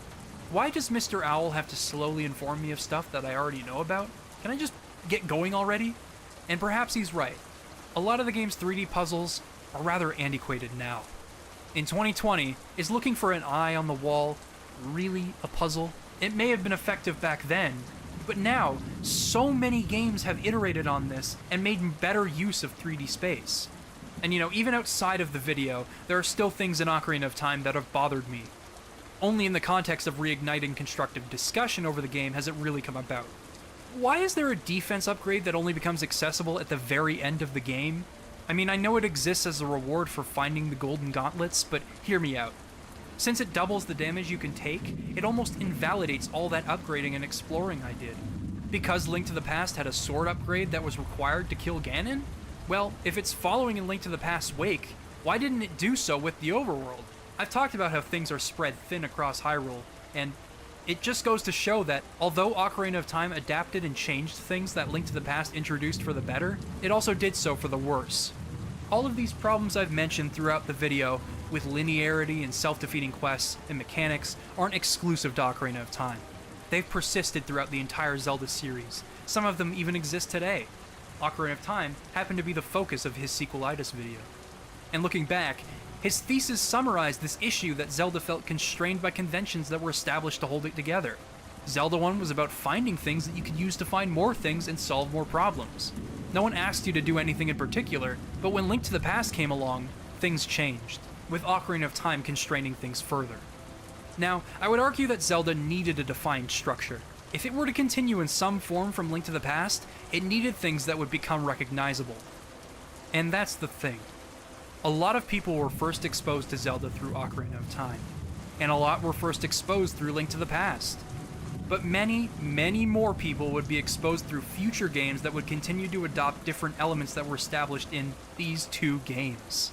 A question as broad as, what is Zelda, has an answer that varies from person to person. Is it about going from dungeon to dungeon in a linear fashion as you explore for heart pieces and arsenal upgrades in a non-linear fashion? Is it about the core adventurous spirit and freedom to do as you please? Or is it about something else that I've failed to mention? There is no correct answer to this question, and what Aaron said is merely an opinion. Nothing more, nothing less. But it remains a valuable opinion, just like all of our opinions on this game. What is truly important about this game? Is it the message? Is it the dungeons? Is it problem solving? Is it the world? Is it the atmosphere? Is it everything? Or is it nothing? Is it the best game of all time? Really, who are we to determine that? What I conclude should never be taken as fact. Nothing I said in this video should be taken as fact. After all, this is yet another Ocarina of Time retrospective. My voice is bound to be drowned out by the countless other videos about this game. But what I will say is this. A long time has passed since Ocarina of Time was released. Like I said in my Link to the Past video, numerous Zelda games have since released that have done unique things to separate itself from earlier entries. Ocarina is in a similar spot to that game. It was the first of its kind, and there's a first for everything. There are aspects of just about every mechanic that might seem too archaic and janky for those just getting into Zelda today, or after playing newer games throughout their childhood. Perhaps our idyllic view of the game really is nothing but a distorted childhood memory. Nah, I don't think so. No matter what anyone says about this game, I want you to know that your enjoyment is justified. It might seem unreasonable to say this, it might seem silly, but it's not. If this is your favorite game of all time, then you picked a damn fine game to love. You grew up with it, you live with it, and for some of you, it might have even helped shape you as a person. If you're on the other side of the argument, understand that the very concept of time affects all of us differently. Some of us have seen the Zelda series grow since its inception in the 80s. Others have only recently jumped in with Breath of the Wild. Everyone has a favorite Zelda game that shapes their idea of what this series should be like. And with a series so diverse, it can become a heated discussion, to say the least. The point I'm trying to make here is that although Ocarina of Time may not have aged as gracefully as you might be led to believe, it is an extremely important game for the industry and for the people that grew up with it. You may not like it for very valid reasons of your own, but it was important for a reason, and it still holds up in the eyes of many for a reason. Try to respect those reasons, whatever they may be. But above all else, above everything I've said thus far, there is something that Ocarina of Time has that no other Zelda game has. And that is its message about time. After everything was said and done, I had an entirely new perspective on my transition into adulthood. I grew up with this game, and now, whenever I turn it back on for another playthrough, that title screen means so much more to me. It's not just a soothing look at Hyrule Field before dawn. It's a message about nostalgia and growing up. Despite longing for things to stay the same, I have to accept that life is about change. Despite feeling alone as I grow older, I have to remember that my existence makes someone out there happy. And despite wanting to be that little boy playing Ocarina of Time late at night again, I have to accept that I can never go back. Just as Link and Epona set off into the sunrise, despite wanting to take a break from it all. Nothing will ever stop the flow of time. But with that said, my memories and personal nostalgia with this game are just as important as legitimate critique, as long as you distinguish the two. If a game can make you feel a certain way and help you get through a rough time, then honestly, that's what should matter in the end. Hell, my video really shouldn't matter much if you're accepting that. Maybe the game is flawed.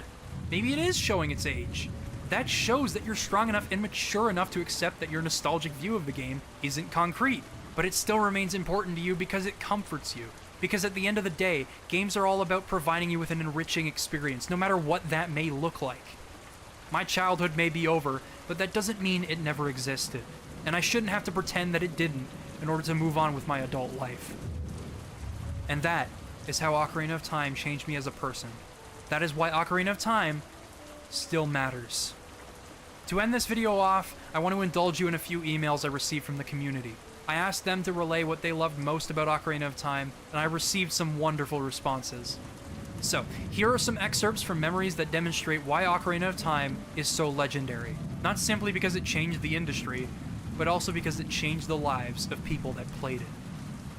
Maybe that's one of the main reasons it's remembered so fondly, the spectacle of everything. Who doesn't remember watching Ganondorf galloping off into the night on his warhorse with Zelda in tow? Or the feeling you felt when the Great Deku Tree gives his final words? Or how about pulling the legendary Master Sword out for the first time, only to have your excitement replaced with a sense of dread as you walk out into a deadscape that was once flourishing with life? Back when the internet didn't exist and those old playground rumors would start surfacing.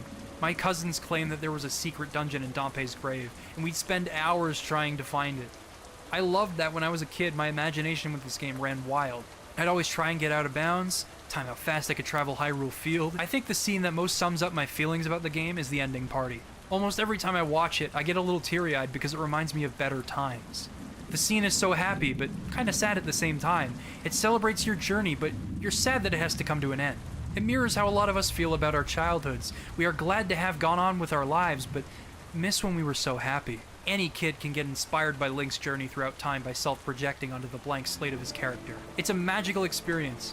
to go on such a magical journey with the belief of being able to be the hero yourself. I think that's why Ocarina of Time plays so well to the memories of those who experienced it at a young age. I just love the game to pieces. The visuals, the characters, the dungeons, the towns, the music, it's all been ingrained into my head to the point where I can't help but have this warm, comfortable feeling when I think of this wonderful game. I remember crying when the game ended as I beat it on a rainy night sometime during the fall. I love that the whimsical nature of the child portion gives way to a truly melancholy adult section. It is, to put it simply, a miracle of a game. Thanks for your submissions, and thank you all so very much for watching. Long live the Hero of Time.